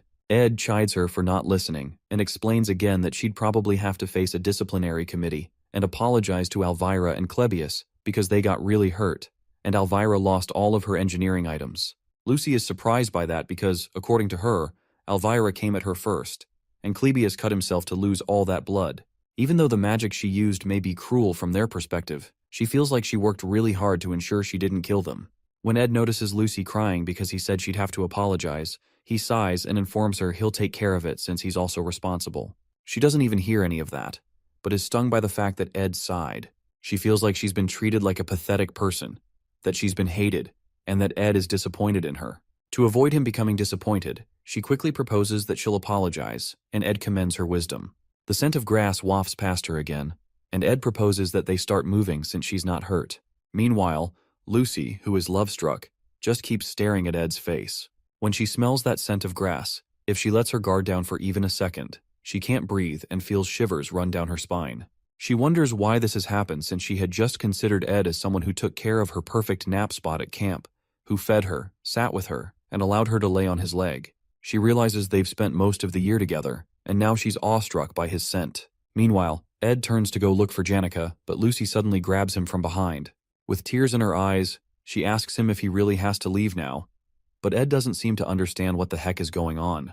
At the Ophilus Hall central entrance, Janica chides Jix for talking too much, and Ed soon arrives with Lucy. Suddenly he notices Lortel looking the other way and asks her what she's doing. She's obviously red in the face, so she clears her throat and calmly turns around to acknowledge the fact that Ed is safe after all. Our boy immediately apologizes for making her worry, but Lortel claims she didn't, because she had logically thought that he wasn't someone who would die easily, especially since he had the Delheim's hourglass that he requested from her. As she continues to narrate how merchants always remain calm and rational, Jix looks at her in confusion, and she turns to Jix to confirm how calm she was. Since he's scared of her, Jix affirms that she wasn't emotionally stirred at all. Furthermore, when Tanya glares at him, he also covers up her own emotional outburst. Soon after, Lortel fixes Ed's collar and claims that she didn't think he had died. She explains that seeing his face puts her at ease and confesses that she was a bit anxious, though. Suddenly, she grabs him by the collar and attempts to pull his face toward her because he has to pay for making her anxious. But Ed doesn't understand that logic. Before she can make her move, Lucy comes between them and pushes Lortel away, red in the face with jealousy. For a moment, everyone remains silent, and Jix just looks at them all in confusion. At this point, Lortel becomes extremely angry that Lucy just blocked her chance. Worried, Ed places a hand on Lucy's head and asks her what's wrong. He explains that Lortel was just saying she was worried and that there's no need to push her away. However, he doesn't notice that Lucy is about to burst because of the way he's touching her and is literally oozing out smoke from her head. Suddenly, Janica yanks Lucy out of Ed's reach and protests that they're both standing too close, but Lucy aggressively pushes her away too. At this point, all three women face each other defensively, and for some reason, Ed feels like there's an emergency. He stands there in shock as he watches the face-off, and Jix watches from behind with keen interest. All three women glare at one another in an intense staring competition, and Jix watches excitedly, hoping for some action. However, the emotions are doused when Elvira reminds them that they don't have enough time to be doing this. Ed quickly agrees with her because the Academy people will arrive soon, so he informs them that he plans to hide the fact that he's alive, and he explains why he's doing that. Eventually, Lucy apologizes to Clebius and Elvira and decides to help Tanya, who had run away. Jix suddenly regrets letting Tanya run away, and they eventually agree on a story about what happened before Lucy turns everyone back from their frozen state. Meanwhile, Nox and Caddick remain tied in the middle of the square, while Ed disappears from the Academy before anyone discovers that he's alive. Shortly after, Clebius is shocked that all his injuries have been healed, and he wonders what happened. When he looks up, he sees Elvira, and he starts to panic because he thinks he's dead since he was certain that he was bleeding profusely just a moment ago. Elvira soon stops his yapping and informs him that the Academy workers are coming soon, and he has to testify that he stopped Lucy. Moments before, Lucy bowed her head to apologize and healed Clebius's injuries. Lortel promised to provide secret maintenance funds for Ed, and Elvira still can't wrap her head around the unexpected things that Ed said to Clebius while he beat himself up. After Elvira drags him down to rest, Clebius concludes that it must have been Ed who blocked Lucy and beats himself up for not being able to beat Ed again. While he talks, Elvira considers how the most intriguing thing she's discovered from this experience is Clebius. When he laments that life is shitty and expects her to yell at him, she affirms that life is truly shitty, and they both look up to watch the night sky for a while. Meanwhile, Tanya, who had been frantically running through the woods, slips over some mud, and she quickly gets up, urging her legs to move. She urges herself to move because she's certain Lucy would be after her. Unfortunately, no one is chasing Tanya, but her plan is to get to a safe place and find out the truth about how Ed died to clear her name. With tears in her eyes, she runs through the woods so she doesn't get caught, but there's no one to stop her. Sometime later, the guard who was summoned to the site of Ed's murder reports that the investigation into Ed's death is nearly concluded. They use something called thoughtography magic to analyze the scene and attempt a reenactment, which matches Janika's testimony. It appears that subordinates of the Roth-Taylor family stabbed Ed, causing him to fall off the cliff. The subordinates, who seem to be the culprits, have been imprisoned in a facility in the Academy basement, and their punishment will be transferred to the Royal Palace. The principal, Obel, listens to the guard's report and confirms that Ed's death has been essentially verified. He proposes organizing the facts properly for an official report to the Royal Palace, aiding in the conclusion of the investigation. The influence of a student's death seems greater than expected. Lucy had an extreme reaction upon hearing the news, leading to a situation where students had to be evacuated in the middle of the night. It's clear that Ed had a significant impact on many people, and reports indicate that Lucy was eventually stopped by Clebius. Obel is intrigued by Clebius's strength and suggests that the Academy prepare a commendation for him. Regarding Lucy, they plan to hold a disciplinary committee hearing, which is overseen by the Academy's vice principal, Rachel. During the hearing, Elvira and Clebius are called to testify. While the damage to Ophilus Hall is not insignificant, it is minimal compared to the previous Ophilus Hall occupation incident. Lucy might have received a lighter punishment if she had shown any sign of remorse. Other educational institutions, as well as the royal family, consider Sylvania the best academy because it produced the rare genius mage, Lucy, and the Academy frequently uses this for promotion. At this point, expulsion is not an option, and it would be preferable not to leave any disciplinary records. However, Lucy's attitude toward the situation greatly frustrates Vice Principal Rachel, despite her intent to be lenient. Eventually, Rachel revokes Lucy's scholarship eligibility, suspends her for 10 days, restricts her access to student facilities for 70 days, lowers her practical exam score by 2 ranks, and revokes her eligibility to stay in Ophilus Hall. Although the punishment seems harsh, the scholarship means little to Lucy since the Glocked Scholarship Association has already covered her tuition. Even with a 2-rank grade reduction, the gap between her and Jix, who ranks second, remains vast. She also rarely uses the school's facilities, so the restrictions do not affect her significantly. Lucy is about to sign the punishment agreement when Belle interrupts the proceedings. As a witness, Belle suggests that forcing Lucy out of Ophilus Hall is not an effective punishment and won't make her truly reflect on her actions. When Belle starts speaking, Lucy frantically urges the vice principal to hand her the document so she can sign it quickly. But Belle argues that expelling Lucy from Ophilus Hall is a reward rather than a punishment. Instead, Belle suggests restricting her movements within the dormitory for a probationary period. Lucy pleads with the vice principal to just suspend her from school entirely, but Belle assures Rachel that the maids will stand guard 24/7 to ensure Lucy doesn't leave. In the end, Rachel grants a 30-day probation. Upon hearing this, Lucy bursts into tears, finally beginning to reflect on her actions. As she begs, Belle reassures her that she will personally make sure Lucy is unable to step outside. Sometime later, Janica visits a cave to inform Ed that Lucy is under probation. Ed considers the punishment lenient, though he knows Lucy must feel like she's dying inside. Meanwhile, Janica prepares her favorite beef stew, which piques Ed's interest. He is surprised that she insists on doing his laundry, helping him with spirit classes, school lessons, and cooking.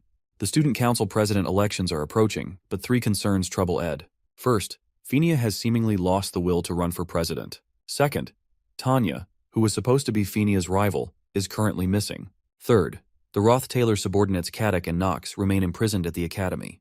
Ed staged his own death so that Krepp and Roth-Taylor would hear about it and stop searching for him. However, since things have taken an unexpected turn, Caddick and Knox have been arrested at the academy, and Ed now needs to find a way to free them so Krepp truly believes he is dead. Only then can he safely come out of hiding. Suddenly Janica comments that Ed, a noble young master from a duke's family, keeps getting involved in various troubles despite being excommunicated. As a simple farm girl, she doesn't understand his struggles or how to properly comfort him. Ed assures her that she doesn't need to overthink it, especially since she has already done so much for him. However, she explains that she doesn't want him to keep suffering and wishes he would stop having such a hard time. Her words surprise Ed, and for a moment they share an awkward silence before abruptly looking away from each other. Shortly after, Ed thanks Janica, acknowledging that she is the only one who worries about him this much. She laughs, embarrassed by her own words. Anyway, their top priority now is finding Tanya. Ed mentions that he has a hunch about where she might be. In the failed Swordsman of Sylvania game, Tanya Roth-Taylor was always portrayed as a proud, fearless, and strong girl. Since he has witnessed her strength firsthand, he is certain that Tanya is fine and is somewhere, confidently planning for the future as always. Meanwhile, Tanya is in tears in front of Princess Fenia, desperately trying to explain that she never ordered anyone to kill her brother. Before Tanya arrived, Fenia had already heard of Ed's death and had cancelled most of her work to deal with her complicated emotions about him. She had wanted to talk to him, and with just one more day, she might have done so. But she was too late. If she had acted sooner, things might have been different.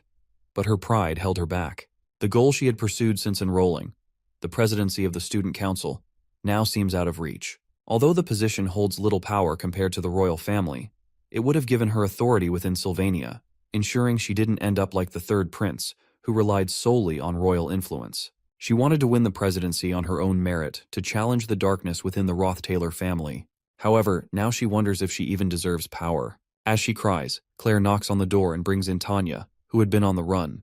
Although Fenia doesn't yet know the full story, the Academy's initial investigation suggests a strong possibility that Ed was assassinated by Roth-Taylor subordinates. With Ed gone, Tanya is now the only remaining Roth-Taylor family member on Arkan Island. Uncertain whether the princess will believe her, Tanya tearfully insists that she did not kill her brother. In response, Fenia hugs her, sympathizing with her suffering. Realizing she must learn from past mistakes, Fenia asks Tanya to explain everything, so she doesn't jump to conclusions about the Roth-Taylor family. After hearing Tanya's account, Fenia decides to believe her and promises to help her hide until the situation clears up. Overwhelmed with gratitude, Tanya profusely thanks her. Fenia, in turn, reflects on Tanya's gentle nature. She had expected a fierce political rival, but instead she finds a girl with a soft heart. While they talk, Claire enters to inform the princess that she has a visitor. To Fenia, her true opponent in the election has just arrived. When she opens the door, she finds Lortel, who casually remarks that, despite Ed's unfortunate death, the Academy's plans must proceed. The princess, on guard, demands to know why Lortel came looking for her. Lortel, smiling, replies that she wanted to ask why Fenia is hiding Tanya. In the Ophelis Hall, Lucy lies in her bed and prays for death, with 29 days left until the end of her probation.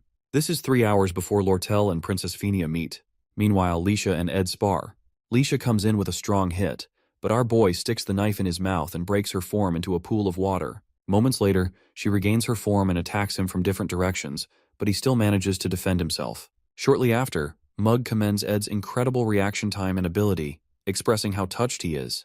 Leisha, on the other hand, proposes they end things here for today because his close combat skills are outstanding for a mage. She comments that he must have been training for a while, and Ed replies that it's because she's an excellent duel partner. Ed mentions that Mug is too small and training with Marilda is a bit too much. but Lacia interjects, saying she thinks fighting with Marilda would be more helpful.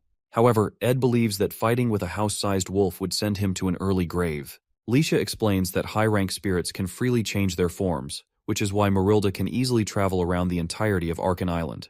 After a workout session, Ed realizes his stats barely increase once they pass 15. Once you go past that, you need to fulfill special conditions like clearing hidden quests. Considering what he can obtain as Ed Rothtailor, he's certainly getting closer to his upper limit, so he considers acquiring a special ability once his long-term goal of mid-rank magic is achieved. He can't afford to grow complacent and stop improving. Suddenly, Lortel enters the cave and turns red in the face upon seeing him with his shirt open. She comments that she was enjoying the view and comes closer to attend to him, noting that he needs to find time to rest.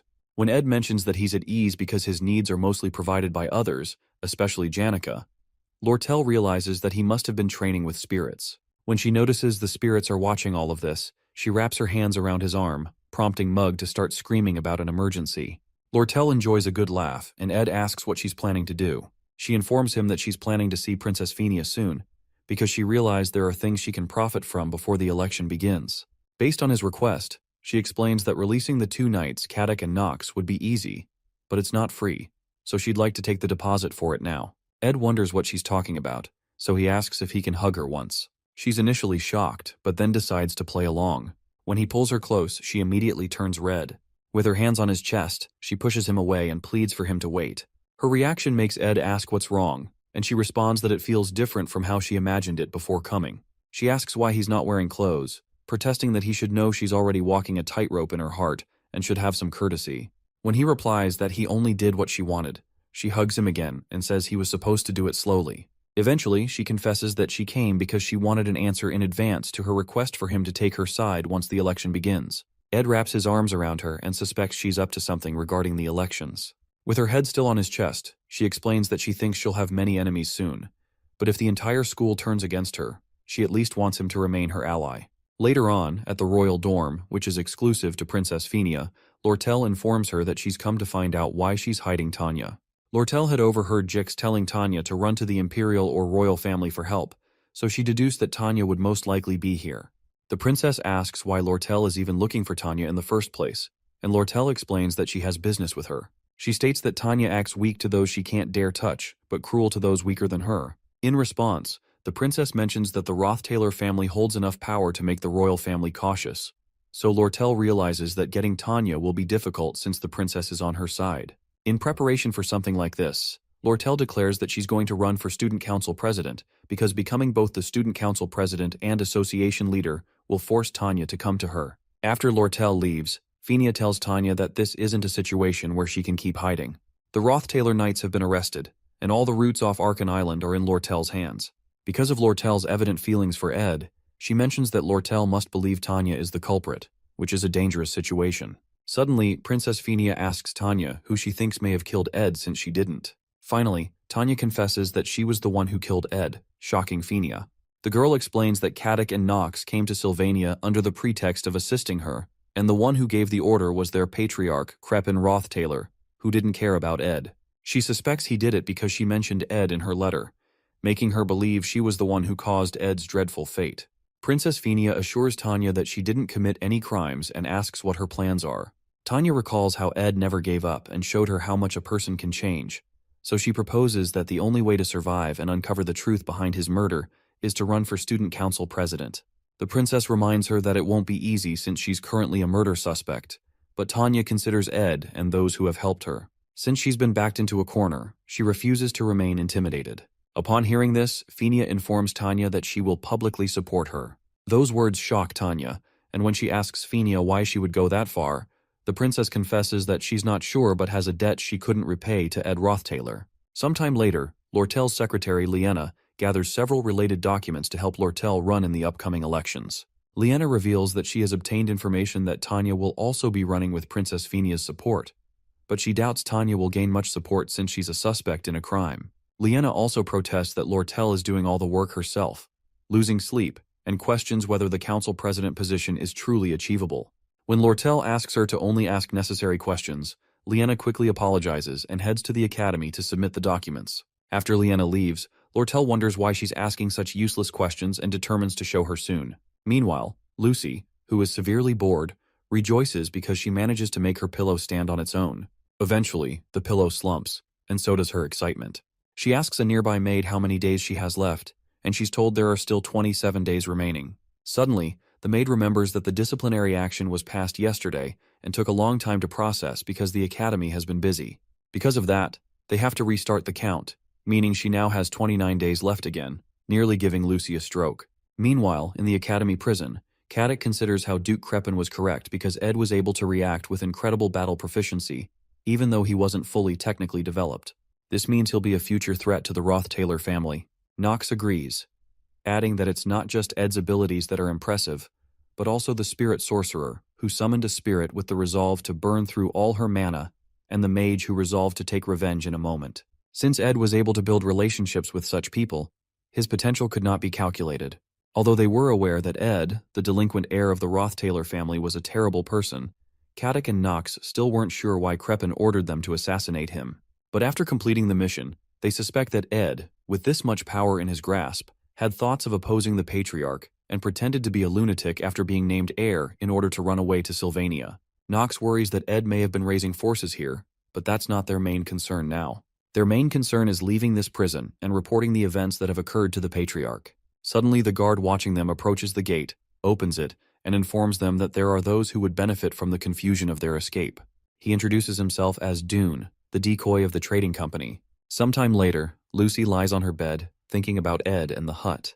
When Belle informs her that she has 24 days and 3 hours left, Lucy asks her to kill her. Meanwhile, a beautiful lady walks around the academy, receiving glances from everyone who passes her. She's quite pretty and has a fascinating aura, but she suddenly disappears, only to reappear in front of Kylie, who had been admiring her. Surprised, Kylie wonders who she is, and the woman pledges to learn all she can about this place and live her life to the fullest. Her excitement is soon doused when she opens the academy newsletter and sees Tanya, whom she had hoped to see after the incident, still in seclusion.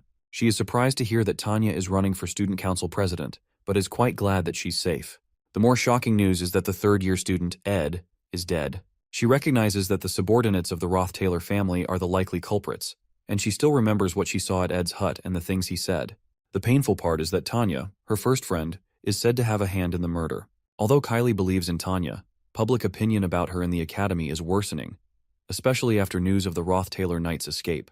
Also, the air around the academy after Ed's death is quite dark and gloomy. Meanwhile, Principal Obel realizes that the paperwork concerning Ed's death is massive, so he is pleased to assign it to a professor who has interacted with the people involved in the incident. When Obel asks if there's anyone like that, the work, as usual, gets assigned to Assistant Professor Claire. While doing the grueling paperwork, she comments on Ed's death, saying that one never knows what will happen in the future, and Clebius gives a short reply. Claire notices that Annis has also stopped talking. Annis, staring at the profile she made of Ed, feels tears fill her eyes and pain swell in her heart. She comforts herself, telling herself she'll be fine, and recalls that it was Janica who testified about the event in court. She considers that Janica must be having an even worse time than she is. She goes to check on Janica, who excitedly declares that she's going to try using curry to cook today. When she asks Annis for advice on cooking a new dish, Annis suddenly hugs her out of nowhere, surprising her. Annis, believing that Janica must be hiding her emotions, tells her to wake up and advises her to accept that Ed is dead, with tears in her eyes. Janica, who doesn't know what to say, simply remains in her embrace and silences Driss, who has returned from picking up groceries, so he doesn't ruin the moment. Sometime later, Ed receives a copy of the Academy's newsletter from Janica, who also informs him that Tanya has returned to the Academy on her own after leaving the royal dorms, where she had been hiding. Apparently, Tanya has been actively cooperating with the investigation to prove her innocence, and the princess has chosen to publicly support her, even though more people support Lortel. Suddenly, Janica asks what happened when Lortel came to the cave, surprising Ed. She pretends it's none of her business, as girls do, but Jix soon interrupts by saying that Lortel will become student council president. Jix believes it doesn't matter if Lortel becomes president, but is worried that the knight's escape has strengthened the rumors about Tanya's involvement in the murder. He mentions that he went to the royal dorms after Princess Phenia called him and noticed that Tanya is in really bad shape. Initially, Tanya received attention from the top students because she was Ed's younger sister, but now she is being framed for murder and suspected by all the students in the academy. After the candidate registration period ends, she'll have to stand in front of everyone, and it doesn't seem like she'll be able to handle it. Jix hints that Ed should do something about it, Right now it's Act 3, Scene 2, right before the election. According to Ed's memories, this act doesn't have a single fight scene. It is meant to clearly show all the relationships the protagonist, Taylor, has built so far. Normally, Taylor would actively support Princess Phineas since she was the one who chased Ed Roth Taylor out at the beginning and saved him. Because the top students in each year have a large influence on the students, Taylor would go convince the top students he has a relationship with. However, Lucy, who doesn't vote because she's lazy, Janica, who wants to give everyone a vote, Wade, who is on the princess's side, and fourth-year Dorothy, who supports Tanya, cannot be convinced. The ones who can be convinced are Joseph, a first year in the magic faculty, Claude, a first year in the alchemy faculty, Clebius, a second year in the combat faculty, Elvira, a second year in alchemy, Drake, a third year in combat, Adelante, a third year in alchemy, Deke, a third year in alchemy, and Traciana, a fourth year in the magic faculty. These top students make a total of 8 people. In the elections, as long as you can get 5 of these 8 on your side, you can win. With this method, the princess would win the election, and Taylor would obtain the royal family's support, which is the biggest force backing him until the end. In the 4th act, he especially needs the royal family's power to go against Crepin and the final boss. Maintaining the flow of the scenario is a matter of life and death because it's the most assured way of guaranteeing survival in future trials. Although small aspects have changed, Ed considers that he needs to ensure the major parts of the storyline continue and that the princess becomes student council president. If he continues to hide, opinions about Tanya will worsen, and to prevent Lortel from becoming president, Princess Phineas might decide to run. It might be better for him to let the princess know he's alive so he can convince her to run and persuade the top students he knows to sway things in her favor. However, until the registration period is over, there are still many ways to turn Princess Phineas into a candidate. Another issue is Tanya, who was supposed to be a one-time villain that would disappear later, is now being accused of murder. She's experiencing a great ordeal that was never in the storyline, and Ed must choose between Tanya and the storyline. While he's thinking, Jix notices his concern and asks if he'd like to cancel their plans for today. But Ed assures him he's fine and proposes they begin. Our boy plans to confirm the results of all the training he's been doing and find something to distract him. Jix thanks him for the opportunity, as he hasn't had a proper opponent in a while and has been itching to sweat. With a maniacal look in both boys' eyes, they prepare for their light sparring. Meanwhile, Tanya thinks about old memories of her time with Arwen and Ed when she was much younger. She tries to recall every scene of how they walked hand in hand to the hill covered in blooming flowers. Perhaps that was her last happy memory, and her life has been filled with great responsibility and heavy pressures since then. Looking out the window, she hears the chants of several students protesting that she stepped down since she's a murderer, and she wonders how things ended up like this. Meanwhile, because Tanya, who has been driven into a corner, will have a heavy influence on the storyline, Ed hesitates a bit before taking action. They soon begin their sparring, and Ed considers how Jix, the strongest second year other than Lucy, who was a comrade to Taylor until the end and should have lost his fight to Wade due to exhaustion, charges towards him. Jix lands the first strike on the ground using a skill called the First Sword. Although it's a small detail that Jix didn't lose the fight to Wade, it still bothers Ed. As he blocks the attack, he wants to check how much Jix has improved and how much he himself has improved, since he's the one who has changed the most from the original scenario. He uses basic defensive magic to create a shield around himself to block the attack that shatters the ground before him. The moment the dust clears, he's surprised to see Jix leap right at him, realizing he's fast. He wonders how Jix is moving so quickly, but he considers that it may also be difficult for him to dodge because of the speed. He throws his burning dagger, crafted from Mug, at Jix but misses. Jix stares at the dagger on the ground, and in an instant Ed calls out to Mug, triggering a huge explosion of the sword. As the fire clears, Ed is surprised that Jix has phased backward and blocked the flames. He wonders about Jix's unnatural movements, and as he picks up the dagger to slash at Jix, who also slides backward without moving his legs, Ed realizes he's using telekinesis magic to move his body during battle. No matter how much control Jix has over his magic and physical abilities, those movements aren't ones that can be replicated because they require a battle sense that surpasses simple theory. Suddenly, Jix uses mid-rank magic, Ice Spear, and blasts Ed, who realizes Jix is fighting with no mercy. He wonders if Jix assumes he'll dodge it, but in reality, he's just barely managing to. It's clear to him that this move was a diversion to activate greater magic. Ed comments that he thought this was supposed to be a light spar, and Jix agrees, saying he thought the same but changed his mind. Suddenly, Jix activates high-rank magic called Advanced Mana Armament. With a smirk, Jix explains that practice should feel like the real thing, so he delivers an explosion so great that Janica, who is cooking far away, gets worried. She also wonders if Ed will be okay with the curry she put in the food and decides to hurry up. Meanwhile, Jix immediately moves in to crack Ed's shield right after the explosion. He slams his axe against the shield and it eventually cracks. As the impact pushes Ed backward, he quickly prepares a water spirit arrow and fires 3 arrows toward Jix. However, the arrows are stopped by an energy field around Jix because the mana armament move creates equipment around the user using their mana. Most mages don't have a reason to arm themselves in such a way, so there's usually no need for such high-rank magic. But as the only mage who can use all types of weapons without limitation, this is Jix's unique magic. As Ed keeps firing arrows from all angles, Jix abruptly moves out of view, using telekinesis to get behind him. As he wields 2 of his weapons toward Ed, our boy turns around in shock, realizing that these telekinetic movements can't be predicted. As Jix comes in to strike, Ed's Blessing of Wind activates due to his contract with Marilda, knocking Jix backward and cutting him enough to draw blood. Eventually, Jix lands on his feet, but he's surprised to see he has landed on one of Ed's water arrows. He immediately wonders when Ed managed to fire the arrow, but our boy quickly activates a spirit formula known as Manifest Waterhead. The move causes the water droplet on the ground to transform into Leisha's form, and Leisha immediately jumps at Jix, who quickly slices the first form with his blade. The moment he turns the other way, he sees Ed inches away, preparing the mid-rank magic, Particle Explosion. Our boy releases the explosive energy toward his sparring partner. After the move, Ed realizes that Jix is strong, especially since he was able to learn mana armament. At this rate, Taylor's party would have no problem facing enemies. While he's thinking, something incredible happens. Jix immediately flies back into the air, declaring to Ed that he can't let his guard down and will be getting serious from now on. With a deadly look in his eyes and explosive energy around him, Jix smirks and activates an advanced mana armament known as Convergence. Ed immediately directs Leisha toward him to match the energy Jix is throwing at him. This is only the beginning of the 3rd act, and the ability that Jix has shown so far is the maximum of what Ed expected at this point in the storyline. There's apparent shock on his face because he hadn't expected to see Jix use this form so soon. This is the same form from Act 4, Scene 7, during Jix's final battle at the Grigol Cathedral infiltration. Jix wields a huge lance known as Nature's Lance, with several bright swords hovering around him.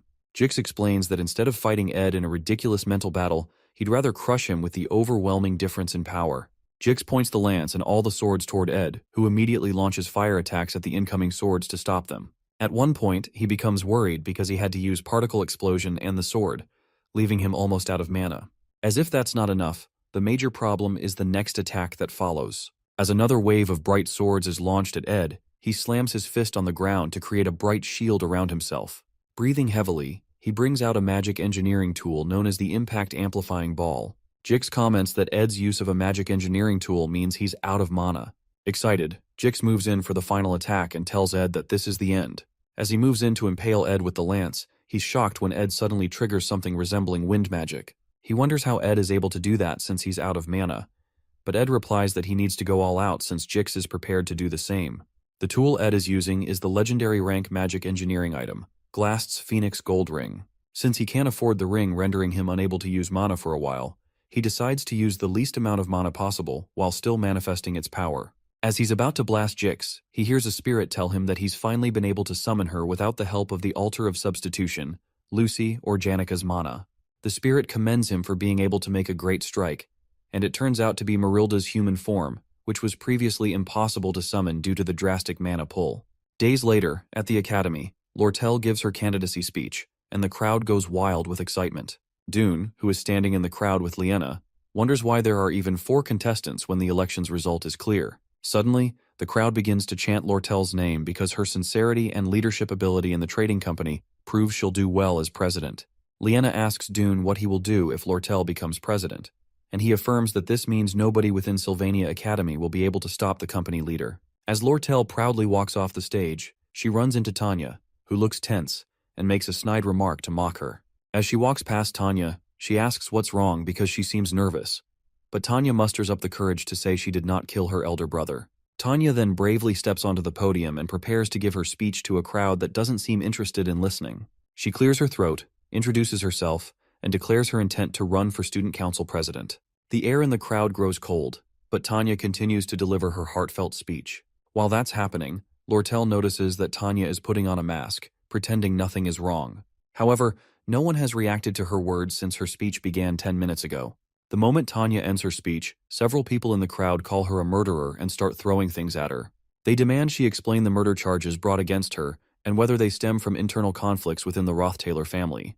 As they continue throwing stones, she struggles to turn her face away and still thanks them for listening to her speech. Suddenly, she slips on a plastic bottle and laughter erupts from the crowd. Immediately, Tanya falls to her knees and wonders if it was foolish to step onto the podium. She reasons that she should have run away, and as she beholds the menacing crowd seeking to devour her, she decides to flee. Suddenly, a bright light erupts in front of Tanya, pushing away the hateful students. It turns out to be Marilda, who has arrived with Ed on her back. As Marilda scares the students away, Ed stretches his hand toward the now crying Tanya and informs her that while he has much to explain, he needs to resolve this situation first. Several days before Ed appeared on the podium, Marilda visited Ed in her human form.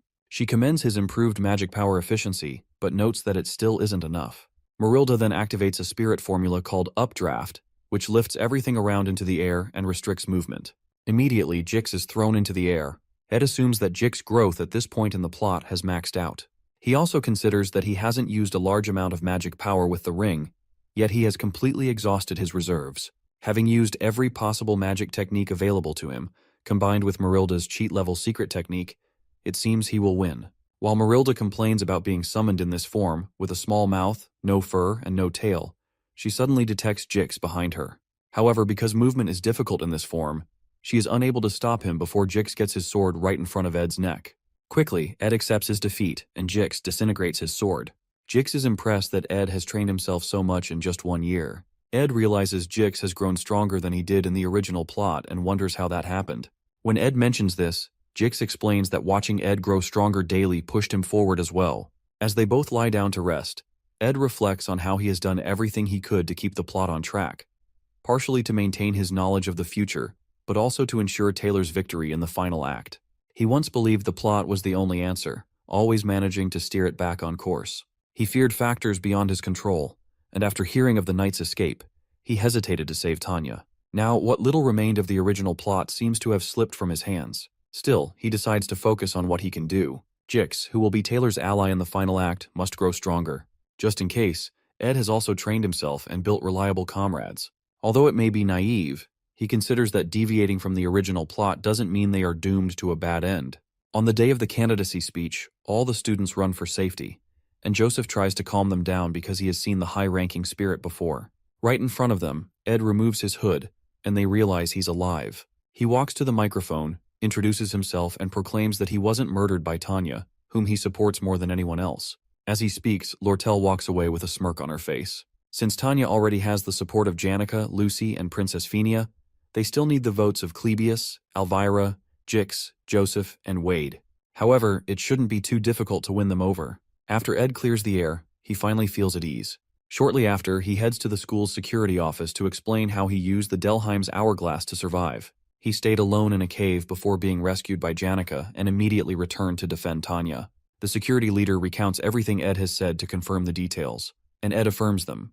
By this point, he already has dark circles under his eyes from being interrogated by nearly 20 people. He hopes the investigation is over but begins to think otherwise when he is called to meet with the principal. Ed enters the principal's office, and Principal Obel comments that he must have had a hard time after reading all the investigation reports. He apologizes to Ed for the lack of security at an academy level, but Ed replies that the enemy was meticulous, and it would have been hard to detect this with regular security measures.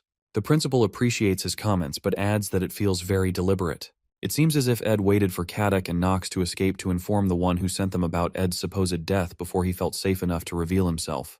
Obel explains that he has no intention of digging into the internal conflicts of the Rothtaylor family, but as the head of the academy, he has to report Ed's appearance to the Imperial family. However, if he reports to the Imperial family, the Rothtaylor family will also find out that he's alive. When Ed suggests postponing the report, Obel asks why. Ed explains that his death was ordered by Krepin, his father, who is the real power behind the Imperial family, but Obel comments that he has no interest in matters outside the academy. When Ed continues to plead for a postponement, Principal Obel mentions that his grades are rising rapidly, and his reputation among the students is increasing. To Obel, it's as if Ed has become a completely different person, and because Sylvania always stands with its students, Obel assures him he'll keep his secret. Later that evening, Kylie stops a boy from approaching Tanya because her schedule is over for the day, and she doesn't accept inappropriate gifts. Meanwhile, Tanya approaches Ed, whom she had been expecting, and Ed congratulates her because he heard her election is almost certain. However, Tanya explains that she can't let her guard down just yet. Tanya's innocence has been proven, and she eventually received an overwhelming number of votes. But the major reason Tanya could receive these votes is because of Lortel's downfall. Lortel persistently framed the election as a one-on-one battle between herself and Tanya, making everyone forget the other minor candidates. And at the perfect time, when their supporters were fairly equal, an article about how Lortel embezzled trade funds and abused her business partners was released, causing her to naturally resign in disgrace. As a result, only Tanya's supporters remained. Sometime later, Tanya meets with Ed and notes that they haven't had time to talk since she's been busy running for office. She mentions that she wanted to thank him, but he reminds her that he's told her it's fine, especially as she kneeled before him with tears in her eyes on the day she announced her candidacy. However, Tanya interjects that the thing she wanted to thank him for was something else. She considers asking him an inappropriate question, but decides to ask anyway. She asks him why he supported her when she announced her candidacy, especially because he was supposed to stay hidden. She mentions that she felt as if he couldn't stand the injustice she was going through, so Ed agrees that that's why he did it. He mentions that she's his family, so it's clear that he'd take her side, which makes her smile. Since she's now student council president, she requests that he inform her if a crisis comes so she can do whatever she can to help. As Tanya walks away, Ed watches her with a smile on his face, but his reflection is soon interrupted by Lortel, who teases him about the touching statement he just made to Tanya. Ed wonders how much of what he said she heard, and asks her how she's been coping with the terrible rumors about her recently. She sits down next to him and cheerfully declares that it's all according to plan. The factor that secured Tanya's victory is the article about Lortel, and Lortel's company deliberately exposed this scandal to help Tanya, setting up a competition with Tanya for the presidency position, and everything else Lortel did was to pressure Tanya into becoming president. Lortel told Ed about her plan the day she came to the cave, and his duel with Jix erased the hesitation in his heart. He had truly saved Tanya because she is family, but he also considered her usefulness. The upcoming fourth act is a battle against the Roth-Taylor family. He's already an enemy of the family, but Tanya is an insider and the perfect connection for diversion tactics and gathering information. Eventually, Lortel comments that her infamy in the academy has been rising, and Tanya doesn't seem to think too highly of her, so she'll leave it all to Ed. Ed replies that she has a bad habit of manipulating everyone around her, but she jokes that it's just an occupational hazard. However, Ed asks her if she's really okay, but since rumors don't take away her money, Lortel doesn't care, especially as long as Ed doesn't turn into her enemy. At this point, the storyline is entering a new phase, and the future actions of Princess Penia, who did not take the president's position, are now uncertain. The power struggle between the Roth-Taylor family and the Imperial family is also uncertain. All Ed can do is watch and see how the remaining part of the third act will unfold. Soon after, he returns to his hut after almost a month. There are many things to do, but when he enters, he finds Lucy sleeping on his bed, which makes him smile. He immediately goes to his usual spot to read his books, but he eventually falls asleep due to fatigue. The news of Tanya's election as student council president came 3 days later. Meanwhile, Janica goes to meet the senior professor of spirit studies, Melina, who offers her a grading job for extra bonus points. Melina is offering her this because she's already at the highest level, even among active spiritists. Janica still wonders why Melina chose her, so Melina advises her to establish her dignity as a senior in the next joint combat training. Janica, however, doesn't seem interested in doing that, so Melina mentions that she's the top student in her year, the best spiritist in the academy, yet she's always smiling like the happiest person in the world, with her head floating in the clouds. Melina mentions that it's obvious she's dating Ed, but she looks like she's lost her mind from an outsider's perspective. Janica immediately turns red and wonders why Melina would say she's dating Ed. Melina clarifies that they're always together, and that Janica is always grinning and spacing out in classes, which is typical of a kid who just started dating. Janica begins to stutter and tries to stop the professor from speaking in front of the other students. But Melina loudly declares that everyone already knows she's dating Ed, which makes Janica feel like disappearing. In the southern mountain range of the eastern Sparta region, there's a land of farming known as Pulin. Deep into the ridge, there's a small farming village called Torin. There, we see a young Janica Failover, who would bring light to this village. Suddenly, she meets a young male boy who speaks to her formally. However, the boy's manner of formal speech was quite unfamiliar to her. Regardless, the boy eventually became comfortable with her and started to tell her about the Imperial Holy City. Janica remained cheerful and loved by everyone. Eventually, the male boy comes to confess his feelings for her. The young girl didn't know how to reject people, but she rejected the boy's heart. After that, the male boy ran away and didn't visit the village for a long time. Later on, he brings her a letter of admission from Sylvania and bids her farewell with his formal speech. She then opens the letter to read its contents. 3 years later, Janica is still scared of rejections and uncomfortable with formal speech. She gets startled when the administrative officer asks if she has any questions. The lady promises to quickly deal with any issue if it's an administrative task. However, Janica is short of words as she stares at the leave request from Trick's dorms.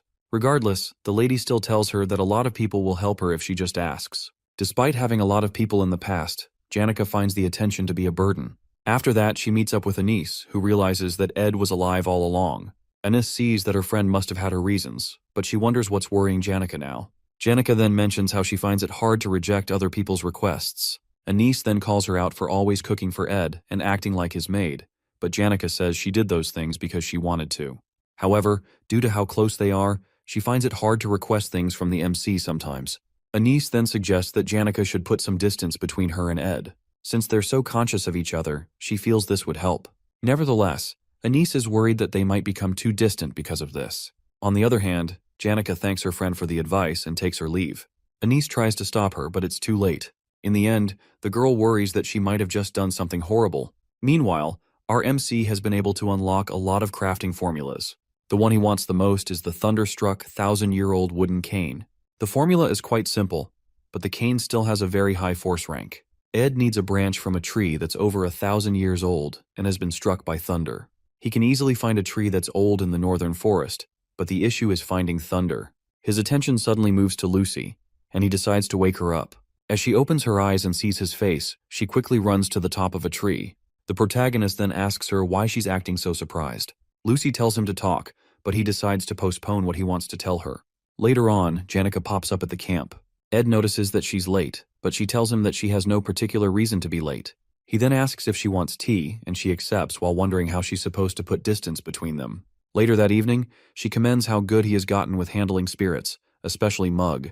Our MC suddenly stops as he sees Belle, who tells him that Rachel has requested for Lucy. He apologizes for making her worry due to the news of his death, but she's glad to see that he's fine. As the two of them lock eyes, the protagonist lets the maid know that he'll continue to speak formally to her. She tries to persuade him, but Ed refuses. Janica, on the other hand, is shocked to see Belle acting so frustrated.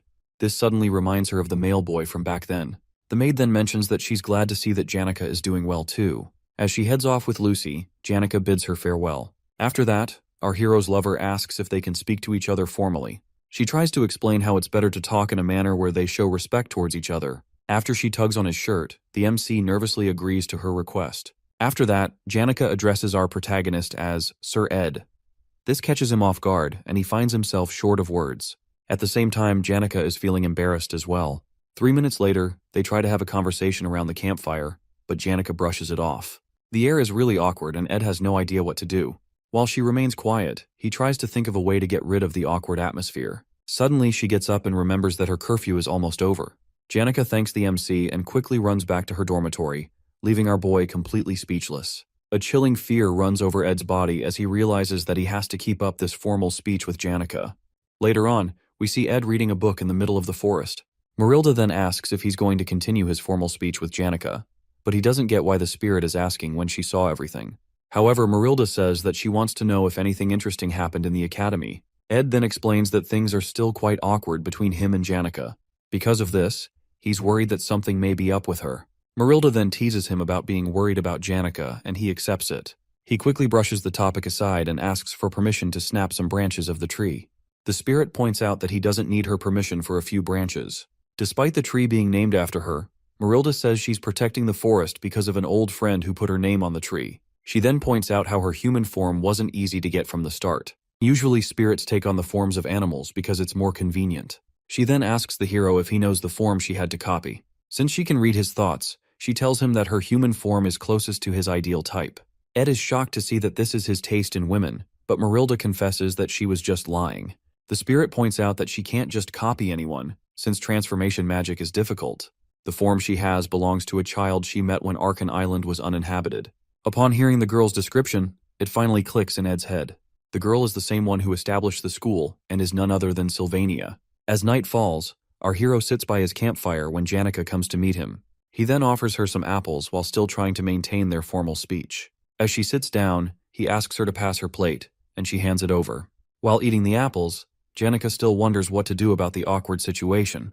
With her face down, she decides to ask Ed something strange, but she asks him to hear her out before he replies. As the protagonist continues peeling his apples, she asks what he thinks of her coming to live with him at the camp. Upon hearing this, he mistakenly hurts himself with the knife. Jenica then freaks out as his blood spills everywhere. Later on, the protagonist bandages his finger and also has the time to collect his thoughts. After that, he addresses Jenica, saying that she's someone who's incredibly kind and sincere. He also tells her that he likes her a lot. As he continues to talk about her lovely charm, she hides her face in embarrassment. She then asks for a moment to catch her breath. Ed explains why he's worried about them living under the same roof, but she tells him that she's fine as long as she's with him. At that moment, they both look at each other with red faces and are unable to say anything. Ed then gets up and slowly walks to her while thinking of her sudden proposal to live together. He then sits beside her and asks if she's going through a tough time. He wants to think rationally about this since her request is out of the blue.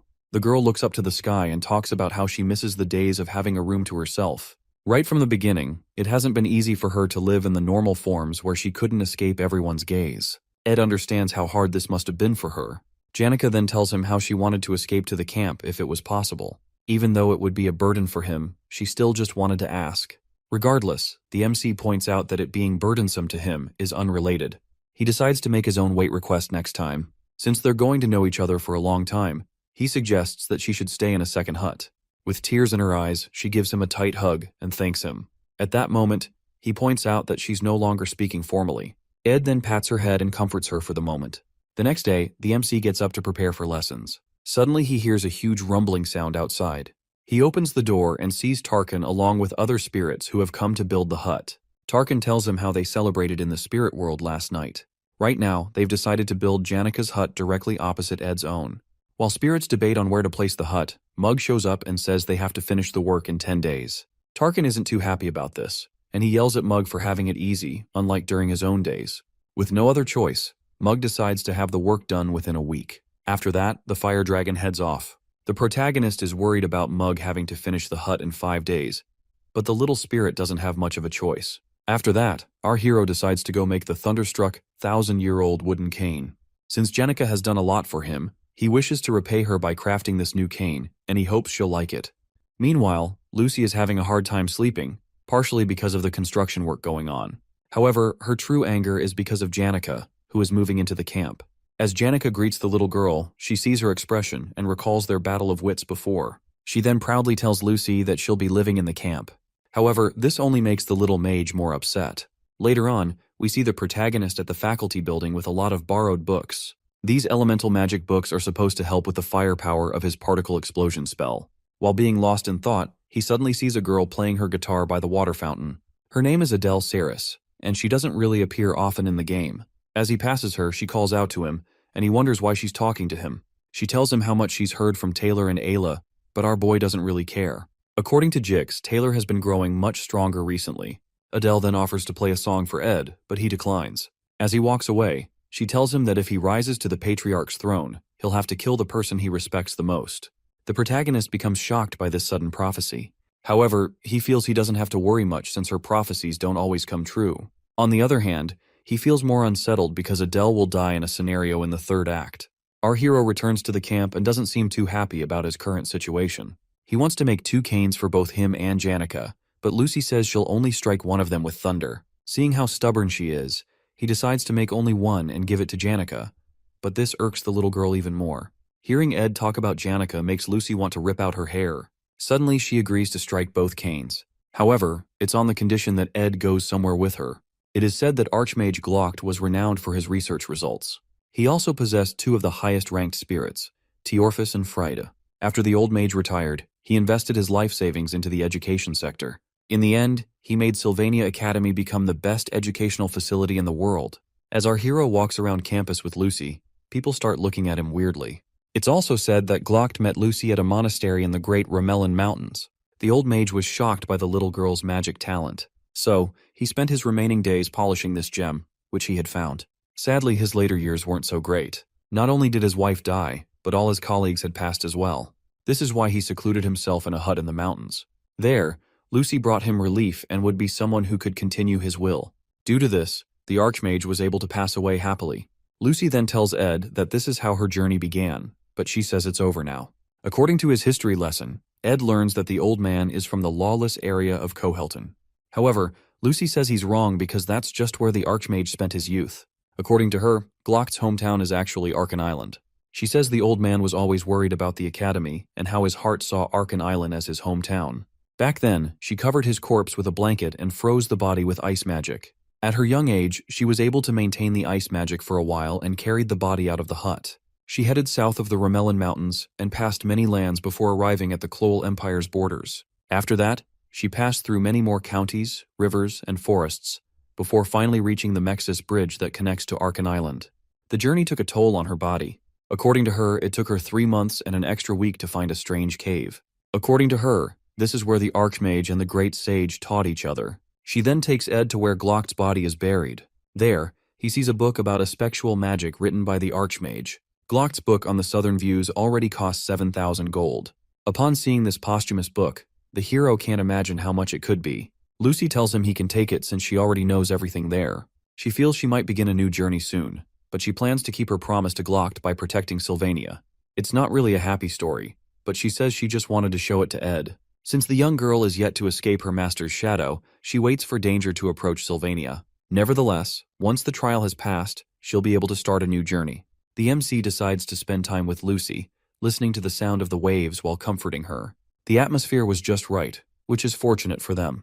Janika's cabin is finally finished, and she's shocked to see how fast it was built. She looks back and sees that the spirits are completely exhausted from being overworked. Mug tries to explain that this is all Tarkin's fault, but he pushes it aside and ascends with his companions. After that, Janika writes the word cohabitation on the ground and becomes increasingly excited at the thought of it.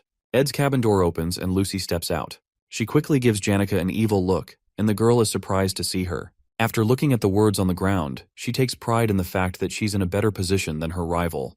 Meanwhile, Ed unlocks the ability to use basic spectral magic. Mana particles gather at his fingertips, but Marilda notices that he's finding it difficult to use. Lucy says he'll get the hang of it after practicing a couple of times. She quickly shows off her skills by lifting all the work tools in the camp. Her face goes completely red as Ed pats her head and commends her for being a genius. The MC is shocked to see that a spectral magic can actually be learned in the game since it's basically the greatest power. Apart from the danger it poses, it's a very difficult magic to grasp. It'll be difficult for Lucy to teach Ed, which makes him wish that he had Professor Glast right now. His face becomes very grim as he remembers the professor. Suddenly, Jix approaches him, shocked to see him with another woman. At this point, he wonders what kind of trouble Ed will get into. The protagonist then unsummons Marilda and Jix apologizes for reading the situation wrongly. After that, the guy shows Ed the books he asked for. The protagonist decides to repay him, and Jix asks for assistance with his student council work. He is concerned about the request due to the last issue with Tanya, but Jix tells him that the council president wants people she can trust. The council president has already gathered some top students and plans to recruit more, including Ed. Jix feels that the protagonist will reject the offer because he already has a lot going on. However, Ed is shocked to see that he expected it. After Ed saved Tanya, a lot of things have become unknown, such as Jix joining the student council. The joint combat training will be happening soon before the third act's final event. During this event, there's a scenario where Claude loses in the final battle. Ed remembers it as one with a bad ending, but it's out of his hands now. Right now, the flow of things is all unknown to him. Later on, we see a giant carriage known as the Wheeled Palace, moving and being guarded by a lot of elite knights. On top of the palace, there are 2 people sitting, known as Archbishop Verdio and the Holy Pope, Eldine. The 2 dignitaries will be arriving in Sylvania soon. With Verdio and Eldane visiting, Tanya is pressured to make sure that preparations go as planned. We also see other students helping her to sort out some paperwork. She sees that the dignitaries are worried about Saintess Clarice, and that the Holy Pope also wants to meet Adele. Meanwhile, the real Saintess is getting ready to show up for the first time in front of the students. Sadly, the Pope's visit overlaps with the combat training, which she was hoping to attend. Clarice will rather much remain a student than return to the Holy Imperial capital. Also, she hasn't been able to meet Adele because the girl is usually in and out of places. Not only that, but the Saintess has had some nice adventures and now has stories of her own to tell. Of course, she can't tell the Archbishop about the incident with Lucy and Ed as well because Verdio will make her leave the academy. She finds it hard to refuse the Archbishop's words because he's always been like a teacher to her. Belle then tells her to eat comfortably after seeing how nervous she is. Clarice just needs to make sure that no one finds out her real identity, but she suddenly remembers that the protagonist knows who she is. Because of this, she fears what would happen if Ed and Verdio were to meet. As she shudders in fear, Belle offers to make tea for her, but she refuses and asks her to help with preparations to go out and meet Ed. The Saintess tells the maid that she needs to meet the MC quickly. On the other hand, Belle didn't want Ed and the Saintess to meet. The students gather to look at the matchups for the joint combat training. Meanwhile, Janica is feeling bad about not having any challengers for the training. Just like last year's exam, the results reflect in the grades of the students, and lower grades fight with higher grades as well. The only difference this year is the rule that you can challenge an opponent through a duel request. Currently, there are no first years in Class A, which makes them eager to win against a second-year student. These matches between the first and second years will be worth watching too. On the other hand, not many people are interested in the third and fourth-year matches. Aside from when Janica beat Lortel, no one else was able to beat their junior. Janica notices that Ed is reading the book Lucy gave him, and he says it's important. She starts feeling jealous, and he wonders why she's making such a face. Suddenly, the knights clear the way for the Saintess to come through. The protagonist becomes nervous when he sees the chariot because it's weird for Clarice to be there. As she steps out, he starts wondering if the Pope's visit was delayed. He and Janica are shocked as Clarice steps up to our boy, saying that she wanted to hurry and meet him. After greeting him, the Saintess requests to have a short conversation with the MC. On the other hand, Janica nervously introduces herself to the Saintess. Ed figures her reaction is normal since the Saintess isn't a regular person. However, he can't believe that the girl in front of him is the same as Kylie Ekney. Clarice then tells him that Eldine is currently visiting Trix Hall. This makes Ed more wary as to why Clarice came to see him. She then mentions how Verdio is really smart and could make someone wonder if he could read minds. She explains that there are rumors stating that the Archbishop can read one's thoughts. As Ed listens to her, he finally realizes why she must have come to see him. This is because she's worried that Verdio will find out that Ed knows her identity. He then tells her that there's no way the Archbishop will meet him. Since he'll be partaking in the joint combat training, he'll most likely never meet Verdio. Upon hearing this, the Saintess is relieved. Suddenly, Janica asks her if she just came there to see Ed. She then starts to give Clarice a deadly look. The Saintess tries to explain herself but only makes things worse. In the end, she admits that she wanted to see our boy. After getting embarrassed, she runs back to her carriage. As the carriage zooms off, all eyes suddenly focus on our hero. Ed also admits that Clarice is a hard person to spend time with. Later on, we see students cheering as the combat training takes place. Rumors are also flying around about Ed being just strong among the third-year weaklings. One of the combatants, Kordek, brings out an upgraded weapon and says he'll show why the upper grades are different. The other students become nervous and scared as they see the guy's blunt weapon. The professor then signals the start of the match between Ed and Kordek. In a split second, the fourth-year brute appears in Ed's face and tells him that it's not too late to run if he's scared. However, our boy blocks his opponent's strike with his magic and blasts the guy. Kordek lies on the ground, wondering how a third-year student is so strong. The protagonist then sends his spirits after the guy and finishes him with a huge explosion. The other students are left speechless as Kordek lies like a roasted chicken on the ground.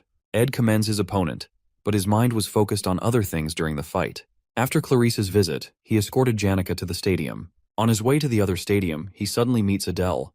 The girl feels that their meeting is by fate, but Ed is confused by her words. As she leaves for the hall, Ed thinks about the consequences of influencing the scenarios. After recalling Glast's death, he finds it hard to just let things pass.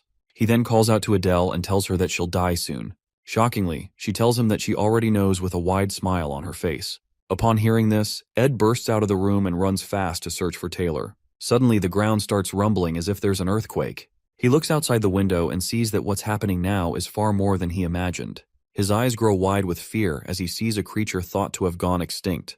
The sacred lance dragon awakens, wreaking havoc in the whole vicinity. In the original story, Taylor crushes the strongest freshman and takes down Claude, who drank the evil god's blood. As he exits the room, he hears of Adele's death. This incident causes Clarice to lose trust in the Order and become a different person. Due to this, players named her the Faithless Servant. As the Order dispatched troops to deal with Clarice, an awakened Lucy completely wipes them out. However, this is changed with the appearance of the sacred dragon, Wellbrock, which is supposed to appear towards the end of the main story. Ed wonders just what the hell is going on. Meanwhile, the dragon is causing so much destruction with just its foot. As it takes a step forward, the shockwave is too much for him to handle. Students run for their lives, trying to escape the explosions as well. As the protagonist staggers to get back up, he sees that half of the dormitory has been reduced to ashes. After that, he dashes forward and breaks out of the window. He then powers up his magic ring, knowing that he might never be able to use magic again. He uses all the power he can muster to summon Marilda and tells her to run quickly. Over in Trick's hall, the knights try to get the Saintess to safety. She tells them to gather the others as they offer to take her back to her carriage. In the blink of an eye, the knights are impaled by sharp objects that burst through the window. Clarice shields herself, and as the dust settles, you can see the frightened look on her face. She sees the scales, and as she walks out, she wonders who could have created such a horrid creature. The surviving knight tells Marv to prepare the carriage. The guy tells them the carriage has been destroyed and offers them a horse instead. Clarice is then told that the horse will take her outside Arkan Island. With tears in her eyes, she says she can't ride a horse, but the knight urges her to hold on to it tightly. With his remaining strength, he taps the horse, and it sets off with the Saintess. As Clarice looks at the horrible scene before her, she recalls the stories that the Archbishop once told her. Wellbrock rages out, and she rides to safety. With its magic breath that resembled the sun, it completely destroys everything beneath him. As Clarice screams in fear, a barrier suddenly appears, defending her from the dragon's attack. She looks up and sees Principal Obel, who says that the dragon has awoken too early. Wellbrock raises its foot to crush Obel as the man prepares a spell. As things look grim for him, suddenly, purple chains sprout out and hold down the beast, thanks to Lucy. The dragon thrashes out and breaks the chains, leaving the young girl bewildered. After that, the dragon stomps her back to the ground, shattering the earth. The shockwave is so strong that Clarice can barely hold on to her horse. Luckily, Lucy survives, thanks to her magic shield. Obel then thanks her for buying enough time for him. He then unleashes a high-ranked defensive magic to hold back the beast. Lucy also comes in to support him. Meanwhile, the Saintess is completely traumatized by the dead bodies around her. She needs to run away quickly, but the fear and shock have left her confused about what to do. Suddenly, Ed shows up in front of her, and he's glad to see that she's safe. He extends his burnt-out hand to help her up and explains that he knew she would be at the Tricks Hall. He also tells her that she can't escape the dragon's range even if she were to leave the island. The protagonist then helps her onto the spirit wolf. He looks over to Lucy and Obel, knowing that their strength will barely be enough to hold back the dragon. In the original story, Taylor would raise his power and acquire the ultimate swordsman form. At this point, Ed wonders if he should give up, but he then tells Marilda to run. In order to resolve this, he needs to find out what caused the plot to change. At first, he blamed himself for the recent changes in the plot, but this doesn't explain why the final act of Chapter 5 is taking place now. In order to find out what summoned the dragon, he needs to get information about the major characters of Act 3. Lucy is currently fighting the dragon, and Clarice has no idea what's going on. Since Taylor must be trying to save people, Ed is shocked to see who this leaves out. Over at Nail Hall, as the students are running for their lives, Adele sees that the combat training plans have been cancelled. However, she is sure that fate will allow her to meet the Saintess one day. As the battle goes on, Ed figures if he finds Adele, the truth will be revealed. With him using the ring to borrow power from his future, he doesn't have much time. He arrives at the Ophelis Hall and tells Clarice to head inside. However, it turns out that the barrier wasn't able to block the dragon's scales. The Saintess shudders as she sees that most of the students are dead. The protagonist quickly grabs her land and runs inside, knowing that someone is still maintaining the barrier. As he rushes to the top floor, he finds Belle's body impaled by scales. Clarice offers to use holy magic to save her, but Ed already knows it's hopeless. Our hero figures that Belle crawled up to the top floor after suffering the dragon's attacks. With her remaining strength, the maid gives the MC a key before passing out. Knowing her, she'd say she did what she had to do. Tears flow down Clarice's eyes as she looks at the dead maid. As Ed closes Belle's eyes, Clarice believes that the maid will be all right. However, the protagonist grits his teeth in anger and runs out of the room with the Saintess. He opens the door to Clarice's room and tells her to keep a strong heart while he heads out.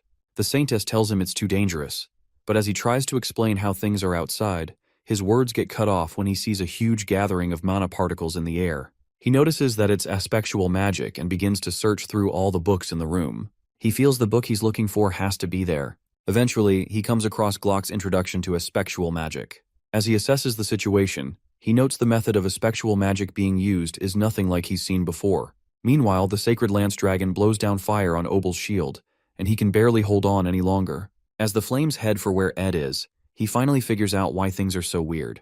When Clarice asks if he has figured out something, the dragon's flames burst through the window, causing a blinding light to shine in the room. The entire room is destroyed in a huge explosion, and as the dust clears, there's barely anything left of the building.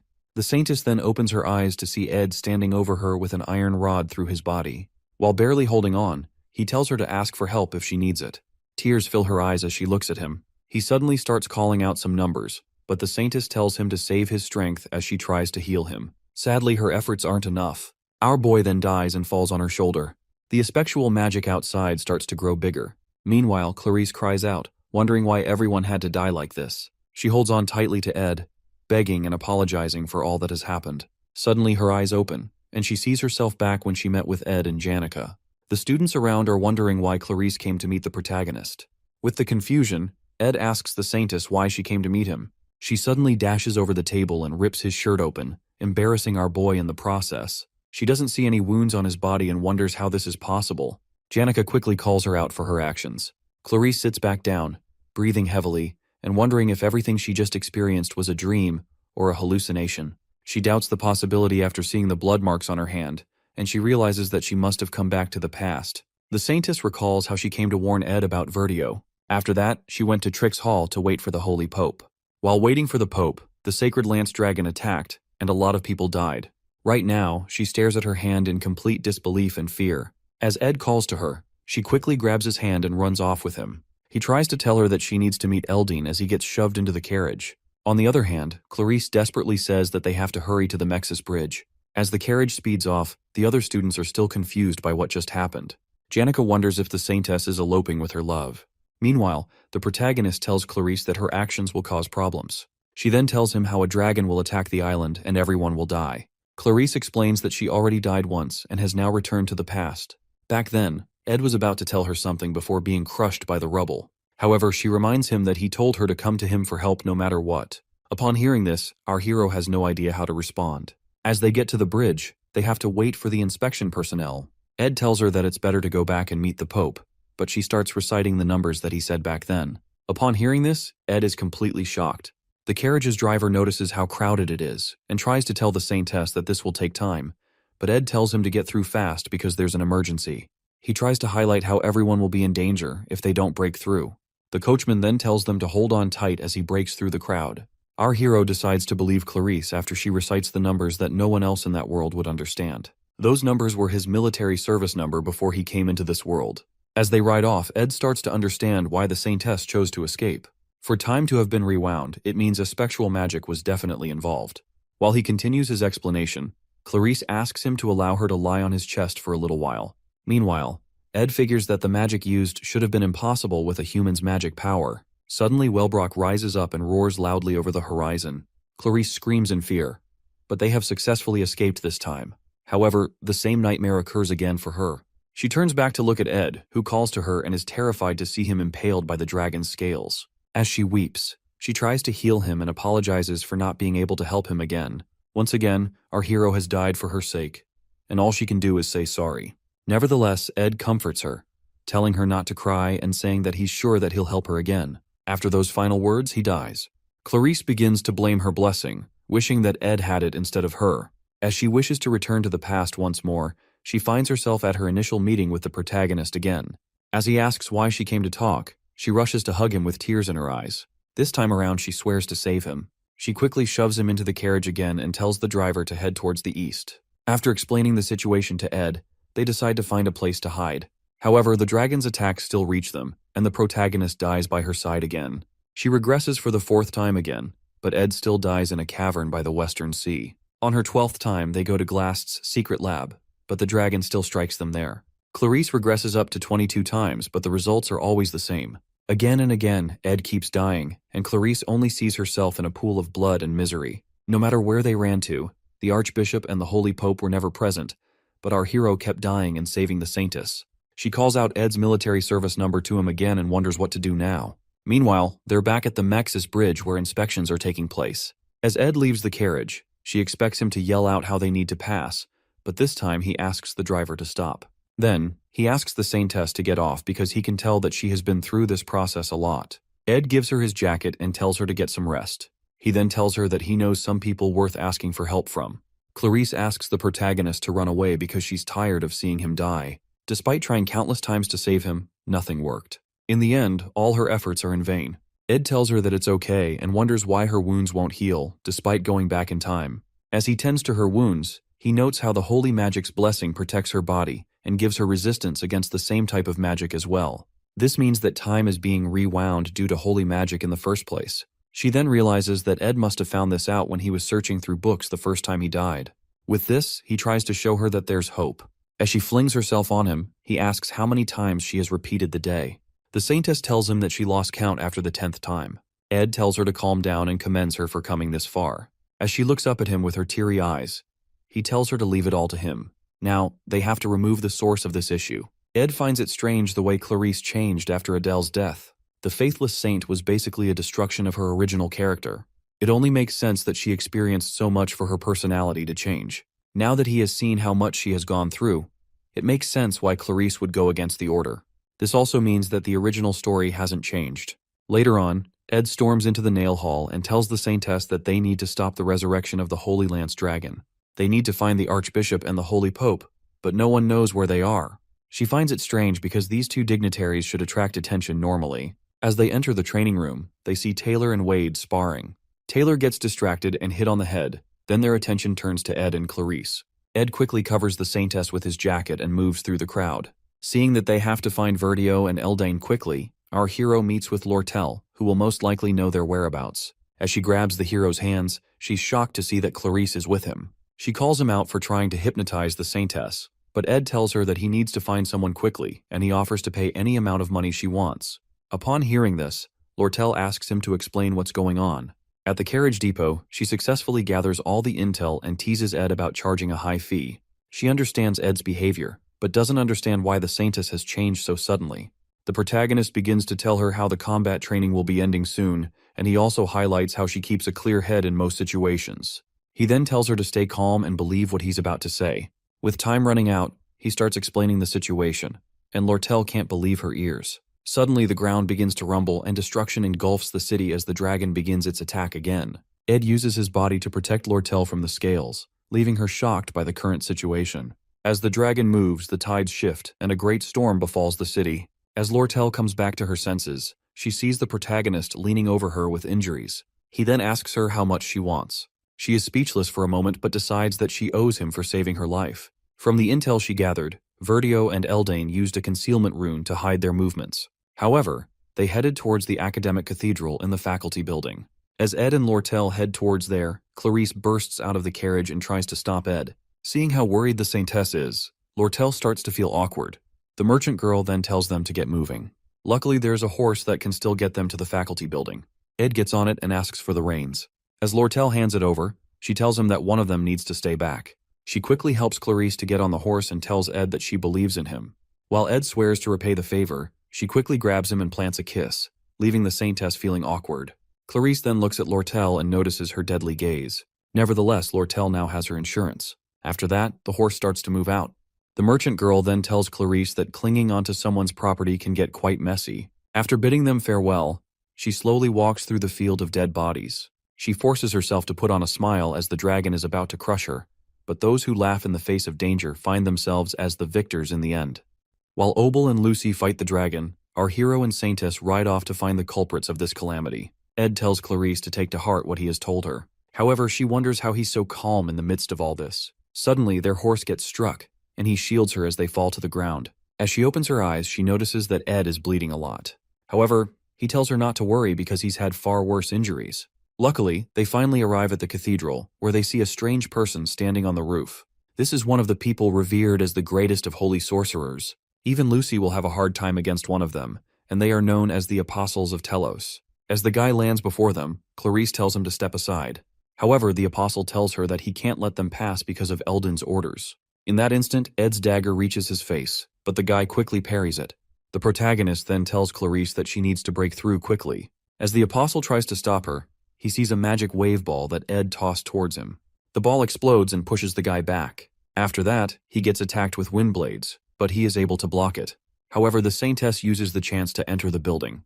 The Apostle of Telos then wonders who Ed is. Seeing that he has lost a lot of blood, he tells the MC to give up. Suddenly, the ground begins to rumble as Ed charges his mana and gets ready to fire a magic arrow. The Apostle goes ahead to fortify his body with high-rank magic. As the protagonist fires the arrows, his opponent quickly evades them and introduces himself as Lightspeed Taldarak.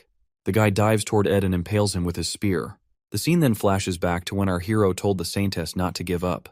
As she runs through the building, she recalls his words, telling her to break through and come to an understanding of what's going on. Meanwhile, Ed grabs the Apostle's hand, refusing to die easily. He stabs the guy's hand and charges up the power in his ring, leaving Taldarak scared. With this, Marilda is summoned, and she devours the apostle in a single bite. As our hero falls to the ground, the spirit tells him that he should have summoned her from the beginning. She tries to get him to keep it together, but our hero is already losing his vision.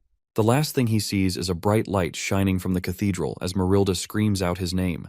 Clarice finally reaches the door, but it's locked, and she doesn't know what to do. Past the door is a sacred chamber that she knows of. She tries to use her magic to force it open, and it explodes. After that, she suddenly sees Adele covered in blood. She runs to help the girl and asks what happened. Adele is shocked that the Saintess has come sooner than expected, but she tells her that there's no need to come back again. As she walks off, Clarice sees the mark of a holy blessing on her arm. For that one mark, the holy dignitaries must be gathered, and there is only one person who can have this blessing inscribed on their body. This is none other than the Saintess, so seeing this on Adele makes no sense to Clarice. However, the girl tells the Saintess to wait a bit longer because it'll all be over soon. As Clarice reaches out for her, Adele's body bursts out with magic, and the Saintess regresses to the same day again.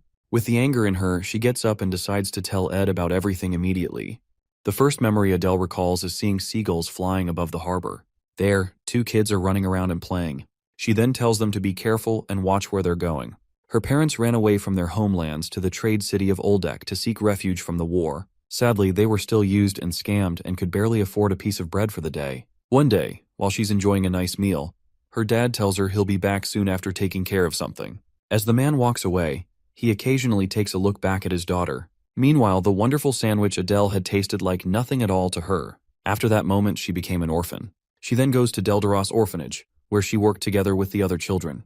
Luckily, they were able to rest occasionally and receive support from the Telos order. She also learned to play the lute, which made her spend more time at the church. One day, Archbishop Verdio gets congratulated on his entry into the Holy Imperial Capital. While Verdio thanks everyone, his robe suddenly catches fire. As the fire begins to spread, it is quickly doused with a bucket of water. The Archbishop is shocked to see Adele with buckets of water. He then asks her how she knew it would happen. She tells him that she has dreams about the future, but she can't see her own future. Upon hearing this, Verdio grabs her hand and calls her the Saintess of Telos. Just overnight, Adele saw herself at a table with luxurious meals and the respect of high-ranking clergymen. Her new life was incomparable to the one she lived in poverty. She received baptisms from the Holy Pope, Verdio, and the greatest apostle. She also bore the Holy Magic's blessing on her body. With this, her holy power grew stronger. All that remained was the baptism of the stigmata, and for the first time, Adele was able to see her future. Later on, Verdio lashes out at her because she wants to give up on being the Saintess. She thanks him for all the care, but she wants to use other means to serve Telos. Seeing that she can't be convinced, the Archbishop tells her that her ability to see the future is the reason she was selected as the Saintess. He gives her a nasty look as he realizes that she can now see her own future. As years passed by, Adele remained as the caretaker of the Holy Flame. As she plays the lute through the night, her future would appear once she fell asleep. There she sees the feral dragon, Wellbrock.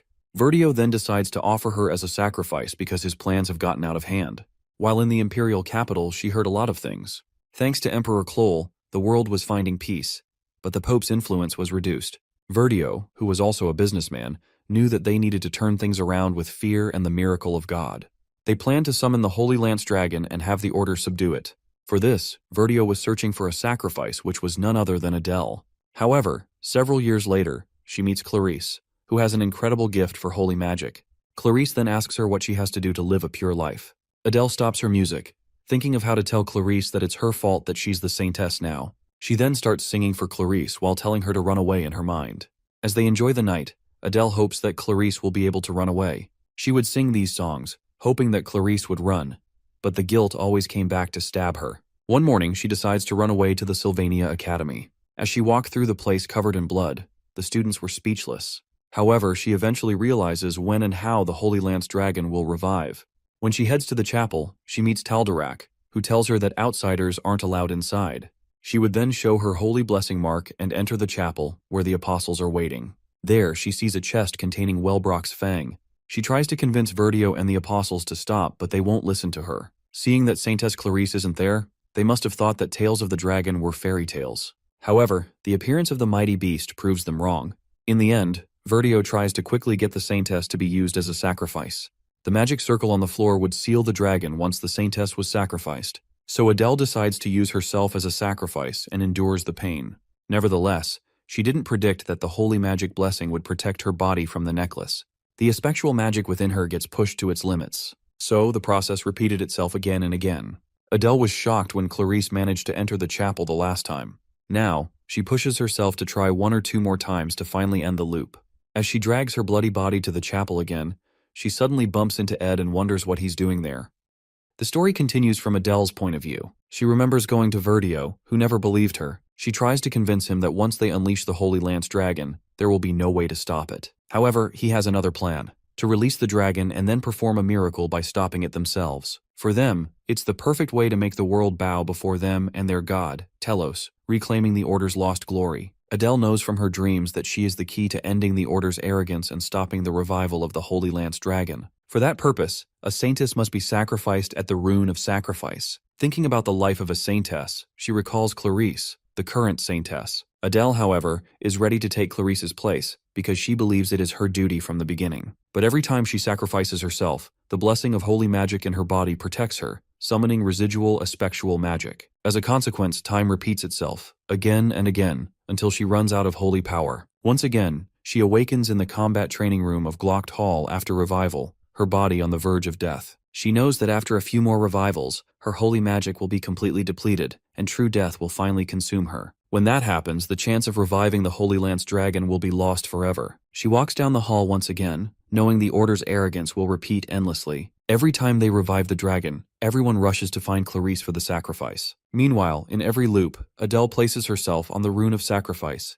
giving her life again and again. Her body weakens each time, but she endures the pain as punishment for once trying to escape her duty. That thought alone keeps her going, knowing her body will eventually lose all holy power. She stops trying to convince Verdio because it's useless now. All she can do is offer herself to the rune of sacrifice until everything ends, thus preventing the dragon's revival. That's why she once again heads toward the worship hall to sacrifice herself. But in the present moment, she finds herself face to face with our hero, Ed, who casually asks whether she prefers cold water or orange juice. She doesn't understand why he's there, stopping her. Ignoring her confusion, Ed decides for her. She'll have orange juice since he's drinking cold water. Then he gently makes her sit on the bench. Adele feebly protests, saying she needs to proceed with her duty, but Ed places the glass of orange juice in her hand and calmly tells her she's going to die. Hearing this, her eyes widen as she recognizes him. She remembers now in the very first time loop, when she was going to sacrifice herself, he appeared before her in the same way. Back then too, he told her she was going to die.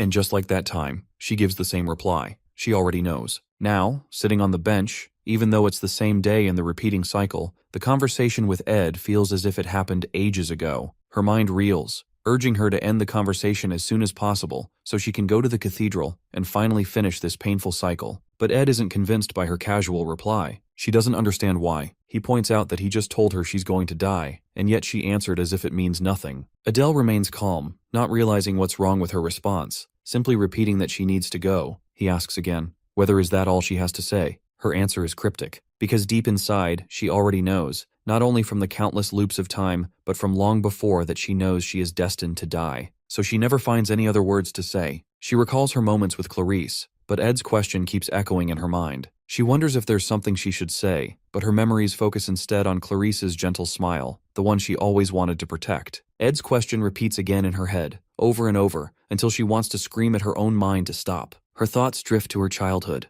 to the first time she ever had a proper meal, a sandwich. She remembers looking at her father's back and mumbling a small thank you. But now, when she blinks, she sees Ed instead of her father, asking the same question again. Her eyes widen as tears pool in them. She realizes that she had been lying to herself all along. She didn't really want to thank her father. Instead, she wanted to beg him to stay with her. Back in the present, tears fall into her glass of orange juice as she finally breaks down, admitting her fear of death, the truth she had buried beneath layers of duty and lies. Ed sighs deeply as he finishes his water, sets the bottle on the bench, and stands. He remarks dryly that it took her long enough to say something so obvious, then tells her to explain everything since they are going to end the loop. A little while ago, Clarice had already told him everything, about the endless loop of time and her encounters with Adele. So Ed decides to meet Adele while Clarice prepares to go to the cathedral. Now, standing before the massive gates of the cathedral, Clarice steps inside. Taldarek, startled to see her, asks why she's here as she's supposed to be in Trick's hall. Ignoring him, she walks past. She can't afford distractions. Inside this sacred place lies the truth she must confront.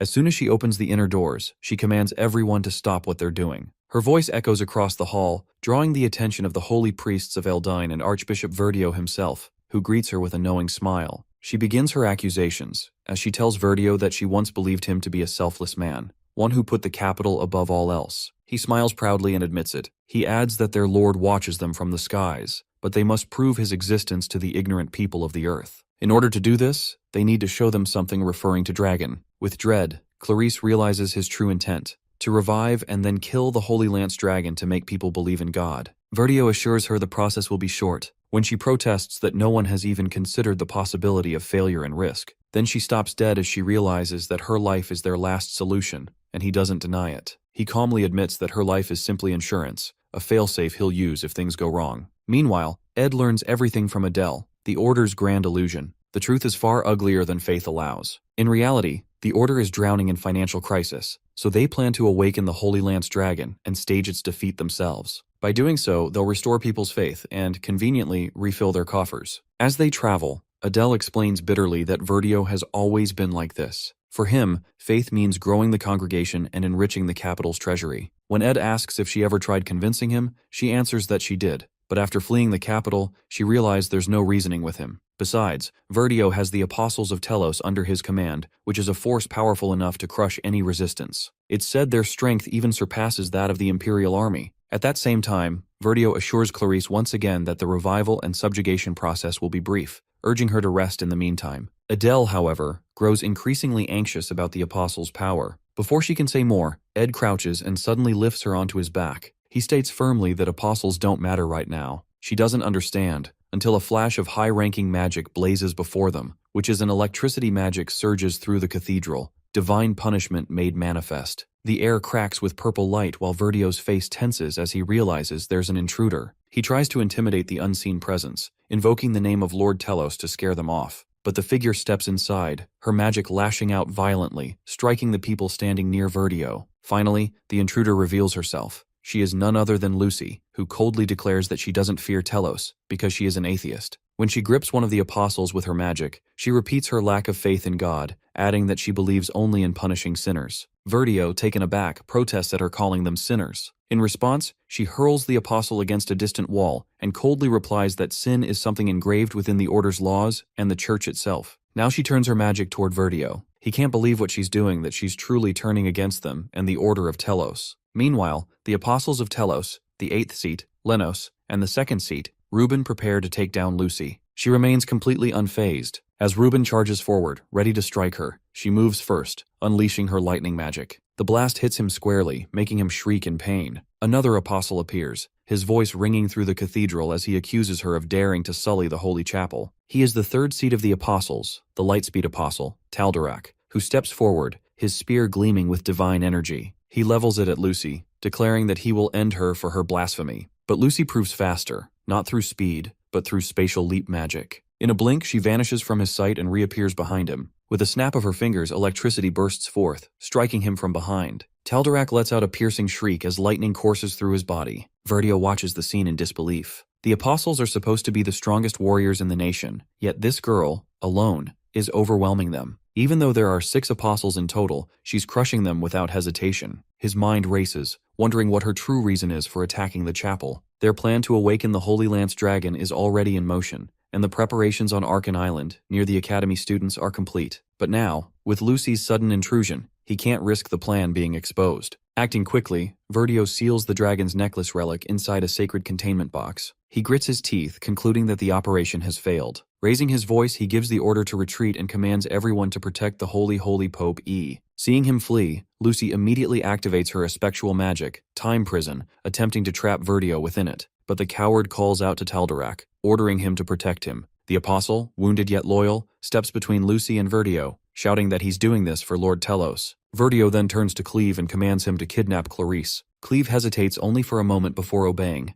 apologizing to Clarice as he grabs her. She struggles and pleads with him to let her go, but he doesn't listen. Verdio has already planned everything, to erase all traces of his crimes by taking both Clarice and the evidence, the necklace, with him. In this situation, the Academy will be forced to yield to the holy Pope E's pressure, rather than listen to Lucy's accusations. Meanwhile, Lucy intensifies her magic, unleashing her divine punishment against Verdio. But one of the remaining apostles intervenes, shielding Verdio and helping him escape. Orders are shouted across the cathedral that everyone is to retreat and regroup at the designated point. The apostles of Telos, though bloodied and shaken, remain determined. No matter what they must face from now on, they are resolved to ensure that the order emerges victorious. Looking at their retreating figures, she scoffs in annoyance. At the threshold of the cathedral, one of the apostles points out that they might eventually be caught. Verdio assures them that all they need is a moment to destroy the evidence and secure Clarice. Once they do, they can report Lucy's violence to the Academy and prove their innocence. But his words die in his throat when the heat of an ignition spell flares around them, engulfing the cathedral's entrance in fire. The flames surge toward them, making him question how such devastation could come from a basic magic spell. Someone tries to strike the apostles with an explosion blade, but they deflect it.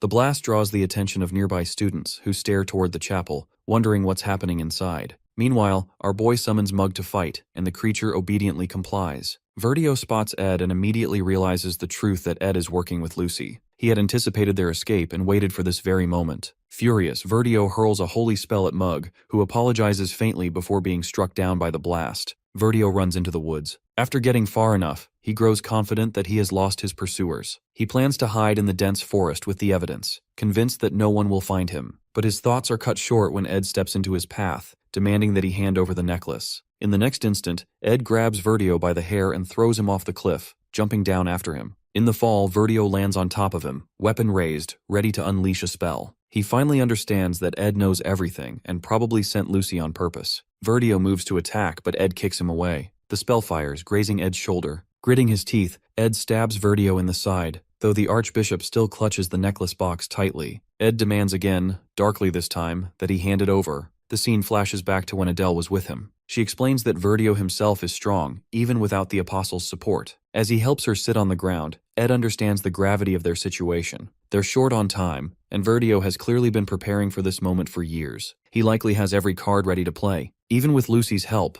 their chance of success is uncertain. Ed briefly considers going back in time, but he doesn't voice it, not when Adele is already physically weakened. Then her next words widen his eyes. She consoles him softly, saying that even if they fail, she will turn back time a few more times. He grits his teeth because he knows that it is a lie. Her condition is so terrible that she can die at any moment. Now, in the present, he thinks about Adele's condition and doesn't hesitate to push the blade further into Verdio, snatching the box from his grip. He opens it to find a necklace still glowing with magic. Verdio, despite his condition, grins wildly, revealing his grand plan, that no matter their efforts, the Holy Lance Dragon will revive. Now that the apostles are defeated, the Holy Saintess's sacrifice is the only way to stop it. Then everyone will know Telos' greatness. Next moment, a burst of magic energy surges from the necklace, a clear sign that the Holy Lance Dragon is finally awakening. At last, our boy understands that to prevent this calamity, he must subdue Verdio and take the necklace outside the island. However, the problem is that once the time loop begins, no one will remember it except the Saintesses. So Adele must sacrifice herself once again. He needs to relay this information, or the same tragic cycle will repeat endlessly. He recalls Adele's words about not wanting to die, and despair engulfs him as his body grows dull and lifeless,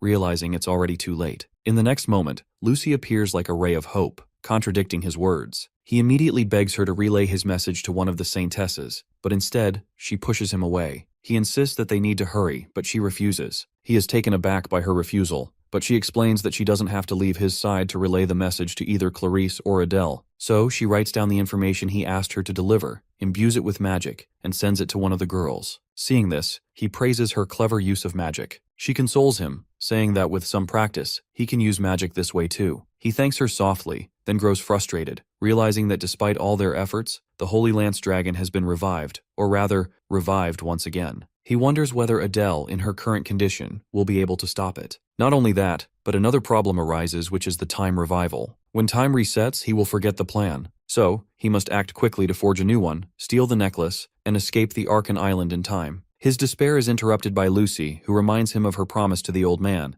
that if the Academy ever falls into danger, she will protect it. She is determined that no matter how many times time repeats or the dragon revives, she will face it and fight to defend the Academy. She believes he will do the same, and he agrees. She adds that she joined the Academy only to keep her promise to the old man, but deep down, she has been waiting for a moment like this. She is exhausted from that endless waiting, yet she knows there's little she can do if time keeps repeating itself. This time she hugs him tightly, expressing her wish to die in his arms, though they both know they will forget these memories once time rewinds. He agrees silently. She then admits there's something she has wanted to tell him for so long, but never found the right time to say. Ed notices the shield starting to tear down, and the intensity of the moment already tells him what Lucy wants to say. Finally, Lucy confesses that she can't live without him and pleads with him not to die. Placing his hand gently on her head, he jokes that it's not a difficult request, and in the next moment, the dragon roars. They see a rain of light descending, which is actually the dragon's attack aimed at them. Yet both of them remain still, holding each other without protest. The rain turns into dragon shards, piercing their bodies, and they die in each other's arms, even as the attack ceases. With that, time repeats itself once again.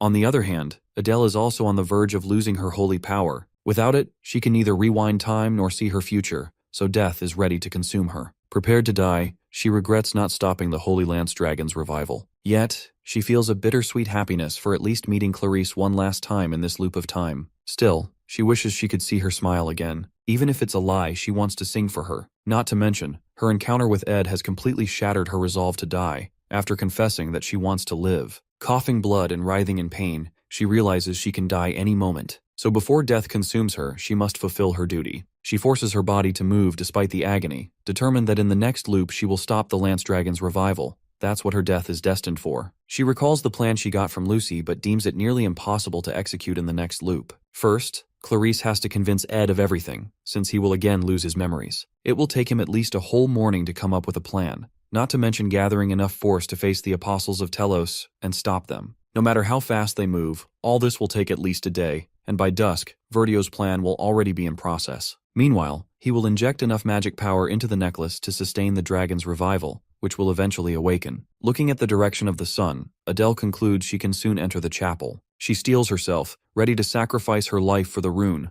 but suddenly her eyes widen. Outside there is bright morning light without the looming presence of the dragon. Meanwhile, our boy is clutching his head and collapsing to the ground, while Janica looks at him in concern. He holds a book titled Glock's Introduction to Espectual Magic, meant for those who have developed resistance to espectual energy. There are rare individuals who are naturally immune to it. In reality, Adele's magic is a mixture of espectual and holy power. That same blessing grants resistance to holy magic. That's why, as a saintess, Clarice never lost her memories in the time loop. At the same time, Ed is also affected by the time rewind, but not completely. Perhaps because Adele doesn't have enough power left, or because he's already studying espectual magic, his body's espectual resistance starts countering Adele's magic. As a result, when he wakes up this time, he awakens with his memories intact. At first, he's in unbearable agony as every loop's memory crashes back into him. Both girls are worried, but when he notices the wounds on Clarice's arms, he realizes he doesn't have a second to waste. Meanwhile, Verdio is preparing to revive the dragon. Ed knows he must move fast. Verdio begins the ritual to revive the creature's glory, unaware that Ed is already behind him, his ultimate goal being to reach the cathedral and snatch the necklace, which he does immediately. Verdio is shocked to see him and orders Lenos to stop him. Lenos fires a flurry of arrows at our boy. Ed dodges and endures the attacks while his mind races back to the beginning of every time loop. It's always the same. Clarice trying to convince him, reminding him of everything, even reciting his service number to make him believe her. Verdio, meanwhile, remains arrogant, certain that someone like Ed doesn't stand a chance against the frontline apostles. But Ed regrets always overlooking the one chance that could have changed everything from the very beginning, Janica. Now, riding on her spirit animal, he realizes how much he has underestimated her. She's faster than any carriage, stronger than him, and most importantly, she doesn't need any explanation to understand what must be done. Sensing his determination, she looks ahead, her energy flaring like wind and flame combined, urging him onward. They have already taken the necklace. Now there's no turning back. He immediately mounts behind her, knowing they are racing against time. Instead of a carriage, this way they reach their destination within an hour, but it's already too late. The magic within the necklace has already been activated. This necklace is the key to unlocking the Holy Lance Dragon, but the lock lies within the seal on Arkan Island. Once the magic between the seal and the necklace resonates, the dragon will be revived. To prevent its awakening, they must take the necklace as far away as possible before the resonance completes. Verdio doesn't even grasp what Ed is actually doing. Before he can finish his sentence, Ed sends a blade flying toward him. The moment both of them step outside the cathedral, the blade detonates in a violent explosion. In the air, he reminds her of their initial plan. She's supposed to escape while he finds his own way out, but she refuses to leave him behind. She reminds him of his dire situation. Just last year, he was nearly expelled, and this incident will definitely get him thrown out of the academy. Attacking the order is no small matter. She then offers him a choice, to hide either in her homeland, Pulin, or among the deserters and isolated regions. He tries to protest, but before he can speak, she takes his hand and confesses that she knows how much he has suffered alone. He doesn't understand. She explains that she knows what he has gone through each time he wakes up in this endless time loop. So she declares that if he is going to be expelled, then so is she. Not only that, she's choosing a fugitive's life with him. Finally, with fierce resolve, she insists that she can't just leave him to suffer alone. He doesn't know how to respond, but he doesn't get the chance. When he looks behind, all 6 apostles of Telos are pursuing them, weapons drawn and ready. He shouts for her to escape as fast as possible, and she immediately complies. Meanwhile, Verdio emerges from the rubble and finds Clarice standing before him. Clarice recalls the moment Ed told her that there is still something only she can do. She already knows everything that happened in the time loop. Now she has to stop Verdio. While Verdio tries to justify what happened, she steps forward, ignoring his words and following the plan Ed laid out. According to that plan, she needs to awaken Holy Pope, the only one capable of stopping Verdio. She tosses the candles aside and demands if Holy Pope is just going to stand there and watch. Her voice trembles with urgency as she pleads with him to confront Verdio. Elsewhere, some students casually discuss the upcoming duel between Taylor and Wade, speculating that Taylor might lose, completely oblivious to the battle raging in the skies above them. As Ed and Janica attempt to escape, Janica remarks how she was idly sitting in Glocked Hall just 10 minutes ago. Then a powerful wind blade hurtles toward them. Their faces go pale, they can't dodge it. In the next instant, they're both thrown from the spirit bird. Seeing her falling, Ed dives after her. For a brief moment, their hands touch. Then he grabs her tightly, clutching the necklace in his other hand as they plummet together. The apostles continue their pursuit, desperate to reclaim the necklace. Janica leans closer, whispering in his ear that she believes he can handle the rest. Her words make his eyes widen in shock. Then, with a faint smile, she pushes him away, reaffirming her trust in him before activating her ring's magic. Moments later, the Academy's atmosphere changes. The air crackles with energy as the sky fills with countless winged spirits. They swarm around the apostles, surrounding them completely. Among these spirits, one stands out, the enormous figure that eclipses the sun, plunging the world below into an eerie darkness. Legends say this spirit was the first of all spirits, the original of the water element that gained sentience. Its name is Frida, the rarest and strongest of all water spirits. The apostles struggle against the lower-class spirits, unhappy with their overwhelming numbers, hundreds upon hundreds of them. Meanwhile, on the water's surface, our boy feels the necklace's magic power dimming.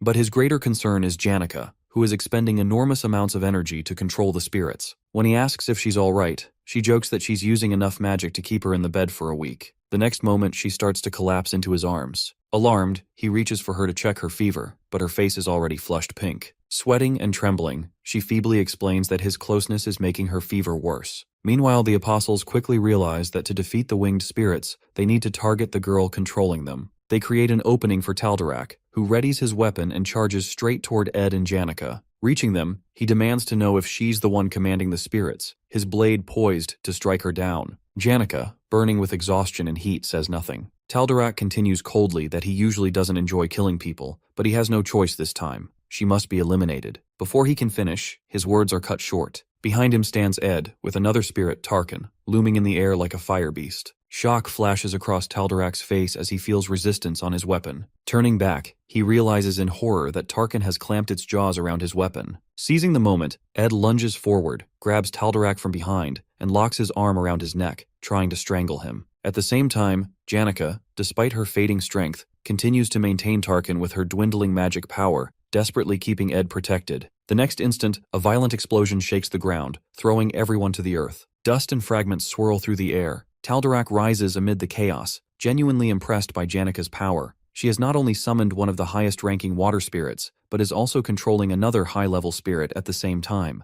Yet his confidence doesn't waver. Smirking, he demands that Ed hand over the necklace if they both wish to live. But Ed stubbornly refuses. He knows he won't be regressed anymore. He has no more chances, no more loops. The Delheim's hourglass is gone as well. Still, every death he has witnessed, including his own countless times, remains burned into his memory. That's why, this time, he refuses to let anyone die. His eyes burn with fierce determination. He's done watching people fall. Now he's fighting to survive. It's good that he has already moved a little farther from Arkan Island, weakening the magic in the necklace. However, it's still not far enough, which means there remains a chance for the Holy Lance Dragon to be revived. He grows increasingly frustrated to find his opponent none other than Taldarak, also known as Lightspeed because of his ability, Holy Body Awakening. With this ability, Taldarak converts holy magic into physical energy, making his movements surpass even the speed of light. Thanks to the countless time loops he has lived through, Ed already knows Taldarak's frightening speed. The moment his target disappears from sight, he understands that following Taldarak's movement with the naked eye is impossible. Taldarak appears behind him in an instant. Ed closes his eyes, since he can't see his opponent anyway, and activates the Blessing of Wind just as Taldarak is about to strike. This ability allows him to repel any enemy with powerful wind when ambushed.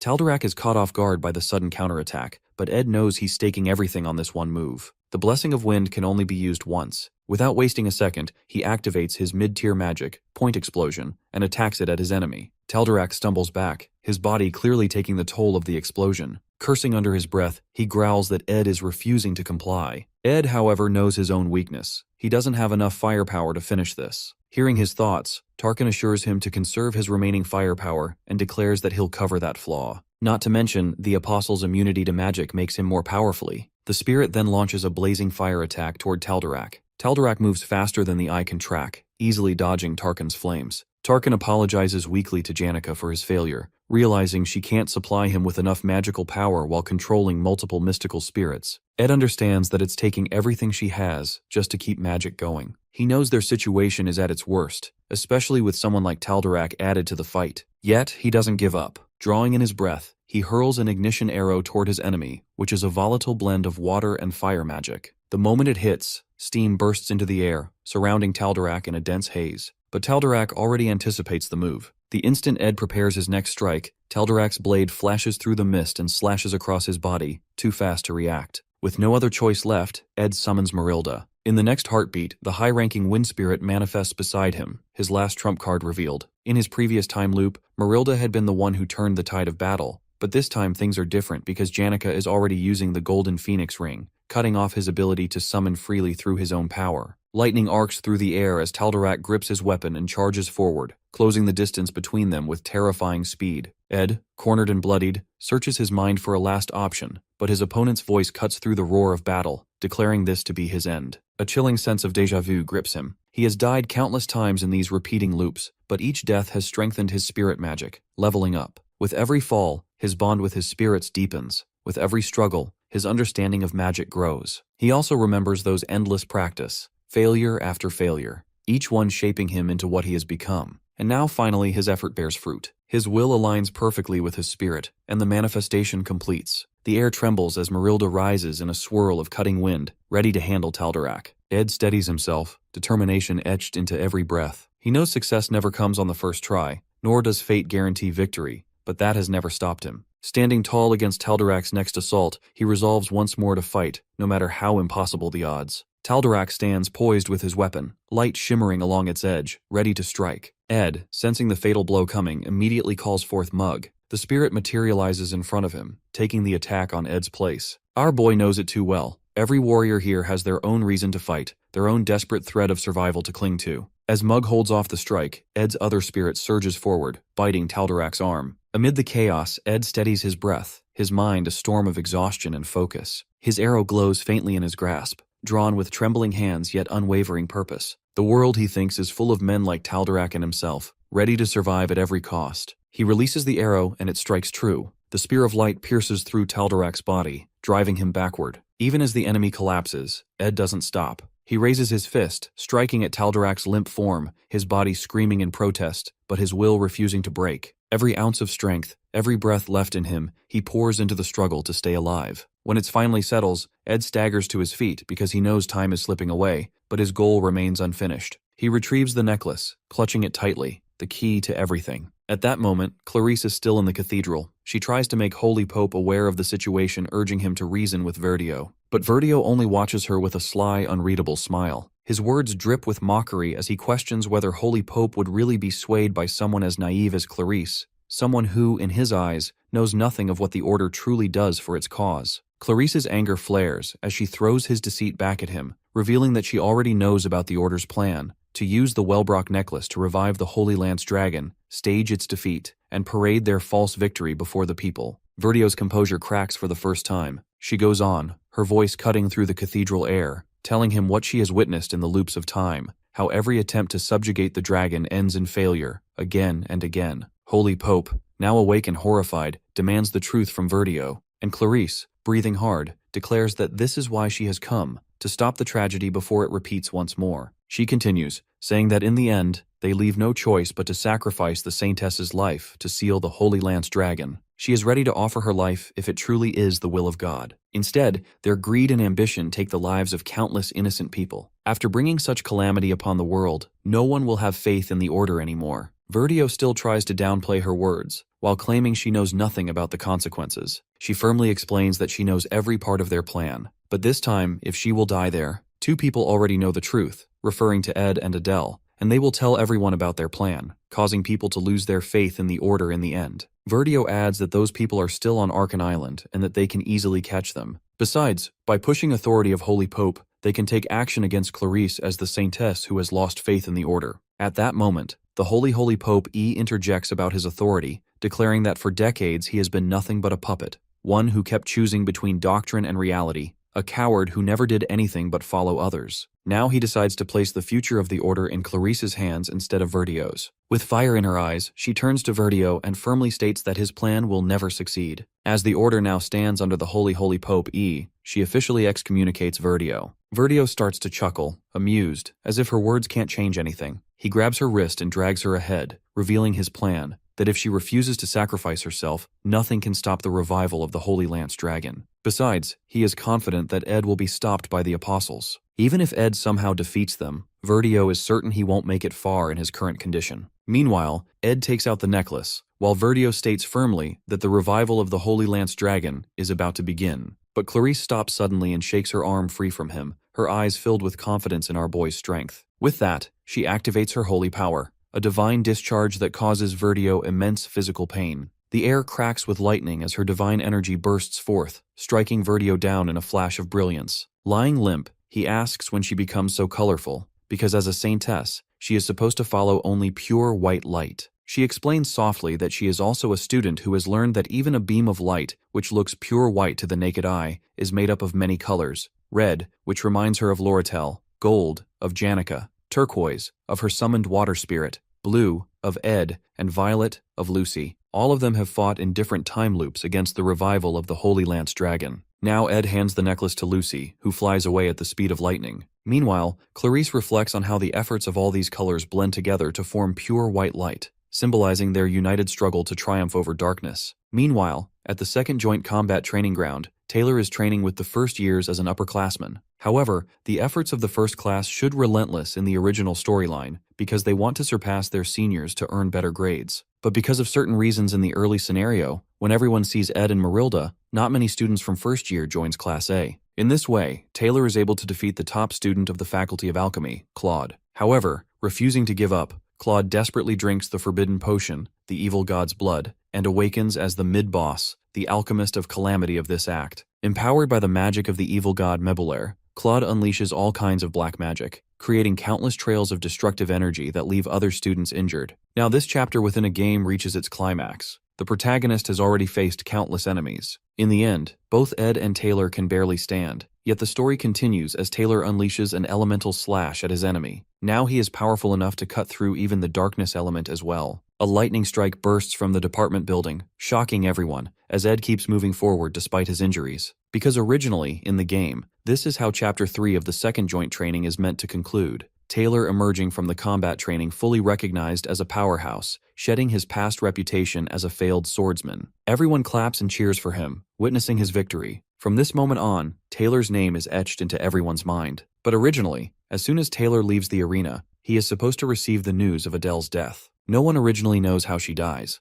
only that according to the story's script, she is meant to die at this point. Now, in the present story, when Adele is about to throw herself onto the rune to sacrifice her life, Ed grabs her from behind. Her eyes widen as she looks back at our boy with tears in her eyes. Looking at Adele, Ed realizes that he has changed the story's timeline. Meanwhile, Taylor and his companions never receive any news of death this time. Rumors spread of a disturbance within the Order as Verdio continues shouting at Clarice. Verdio gets punched hard by a knight while the Holy Pope silently watches him. Everyone assumes this commotion to be an internal matter of the Order. In this way, by changing the course of events and preventing Adele's death, the faithless saintess never comes into existence. As a butterfly effect, the Holy Lance Dragon is never revived earlier than its destined time, and the Order's army never descends upon Arkan Island. Finally, the final boss of the third chapter, Awakened Lucy, never appears, as she is originally the unintended villain of this episode. On the other side, many other events unfold. In the end, Lucy simply wants to eat meat. Meanwhile, Academy remains safe and protected. After 2 days, Ed is knocking on Janika's door, asking about her well-being. She protests from inside, telling him not to come in since she hasn't washed up yet. Besides, her eyes are not good enough to see clearly. During the battle, Janika has already used most of the mana she had reserved for the future. As a consequence, she now doesn't even have enough mana to see properly. But that's not all. Her high-ranking water spirit, Frida, who blocked the 5 apostles, also crashes into the forest outside Arkan Island. So, when Janika wakes up to find herself in a cottage, our boy has no idea that Lucy is the one who helped her. Still, he feels grateful for her to be alive and safe. His thoughts are interrupted by the voice of Belle, who offers her help, saying he can always call her if he needs anything. Ed thanks her, thinking that the headmaid probably hasn't had much household work lately. But now, with Janika's condition, she will finally have more to do, which seems to brighten her eyes. Then the maid asks about his condition, and he assures her that he is fine, though he points out Janika's state. She quickly corrects herself, saying she was actually curious if something is bothering him. After a brief pause, he admits that something is indeed concerning him. She nods in understanding and decides to help Janika first. While walking inside, she loudly announces how she is going to assist Janika with changing, making sure Ed hears it clearly. She then adds with a teasing tone that she hopes he won't make any mistakes. Turning to him, she remarks that it's quite a dire situation, but slyly adds that she wouldn't mind if he came closer to the cottage to listen to what's happening inside. Having had enough of her nonsense, Ed slams the door shut and firmly tells her to focus on her work instead of talking nonsense. Yet she comes back out again, throwing a cheeky comment of his usage of informal speech. Left speechless, he chooses to walk away rather than dignify her words with a response. While waiting outside, he overhears an argument inside, the sound of Janika protesting about having to stay in such a dusty place. Hearing that, he sighs softly. He thinks about Belle's earlier remarks and her question, realizing that she has sensed his inner turmoil. Tending to Janika is troublesome, but he's still grateful that the day finally passes. Besides, it's weird. He has only been away from the camp for a few days, but it feels like an entire month. Looking at the pile of firewood, he realizes he needs to gather more. At that moment, someone calls out to him. At first, he calls her Kaylee, but when the person reveals her face, it turns out to be Clarice. Once they settle down, Clarice explains that she has officially excommunicated Verdio. He is now being escorted to the capital under the order of the Holy Pope and the Apostles. Later, he will receive a suitable punishment decided by the Pope himself. Ed wonders whether she can really trust the Church. She answers that the Holy Pope understands Verdio's past and his passive errors, but she can't help thinking about how Verdio, with his misguided ideology, managed to wield so much power over the Church. But this incident alters Order's entire direction. Therefore, Clarice decides to have faith in the future. Then she swiftly reveals the news about Adele's disappearance. She has used all her authority to locate her, but it seems Adele's trace has completely vanished. Ed asks if she wants to say something to Adele. Clarice admits that initially she wishes to share her experiences since leaving the capital with her. Then, softening her tone, she corrects herself and says that for now she simply wants to express her gratitude to her. She then leaves her loot there, quietly adding that wherever Adele goes, she always takes it with her. She hopes that, in this way, Adele will choose this camp as her next travel destination. They continue walking, and she asks if he stayed at the camp during the summer vacation. He confirms, saying he had nowhere else to go. Hearing that, she requests him to treat her like his junior. He replies that this is already what he's been doing. Besides, calling her Kaylee feels more natural now. She corrects her request, instead offering her help whenever he might need it. She adds that she can't repay what he has done for her, but she will support him with everything she has. With that, she goes on her way while Ed watches her until she disappears from sight. At that moment, someone approaches from behind, warning that she should leave soon. Otherwise, she'll run into Clarice. It's Adele. He asks if she will be alright on her own. She answers that although her holy power and espectual magic haven't fully returned yet, she's happy to finally be able to move her body again. He then asks if it's really okay for her to leave without meeting Clarice. Adele admits that she doesn't have any song left to sing for her, then softly adds that, more truthfully, that she no longer has the courage to lie to her anymore. She recalls how, from the very beginning, she has been lying. Whether it was her words of praise for Telos, or the songs she sang about travel and freedom, everything she played on her lute was nothing but lies. Much to Ed's shock, she throws the lute into the fire. She then expresses her desire to travel to the places she once lied to Clarice about. That's why she doesn't want to carry the weight of her lies anymore in the form of that lute. She explains how she has always traveled to escape from her fate, but now she wants to travel simply for the sake of traveling. Ed asks if there's really any difference between the two. Smiling, she admits that there is. The difference is that now she has a place to return to. She intends to come back within 3 years to see Clarice graduate, so she can return and sing new songs for her. Ed tells her that in the meantime, he'll make a good instrument for her. She teases him, asking if that means she'll have to come back after 2 years instead. Then Ed repeats his question from last time, reminding her that she has lost her aspectual magic and can no longer see the future. Whatever visions she once had have ended now. From this point on, she'll travel to places she's never been before, without knowing what fate has in store for her. She's stepping into the unknown,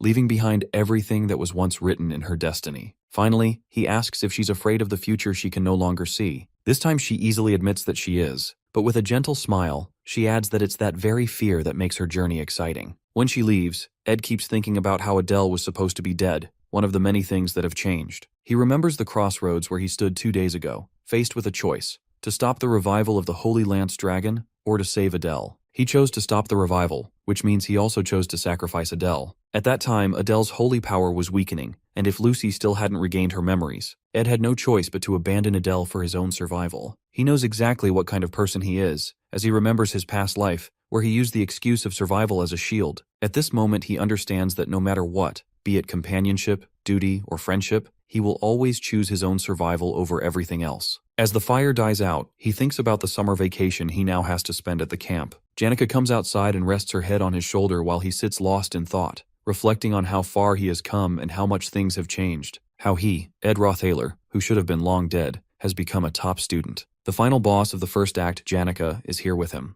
The boss of the third act, Lucy, has disappeared. Then his thoughts turn to the one thing that hasn't changed at all. During his time here, when he had to alter predetermined scenarios or turn a blind eye to Adele's sacrifice, through all of that chaos, one truth remains constant: that despite all of the odds, he survives.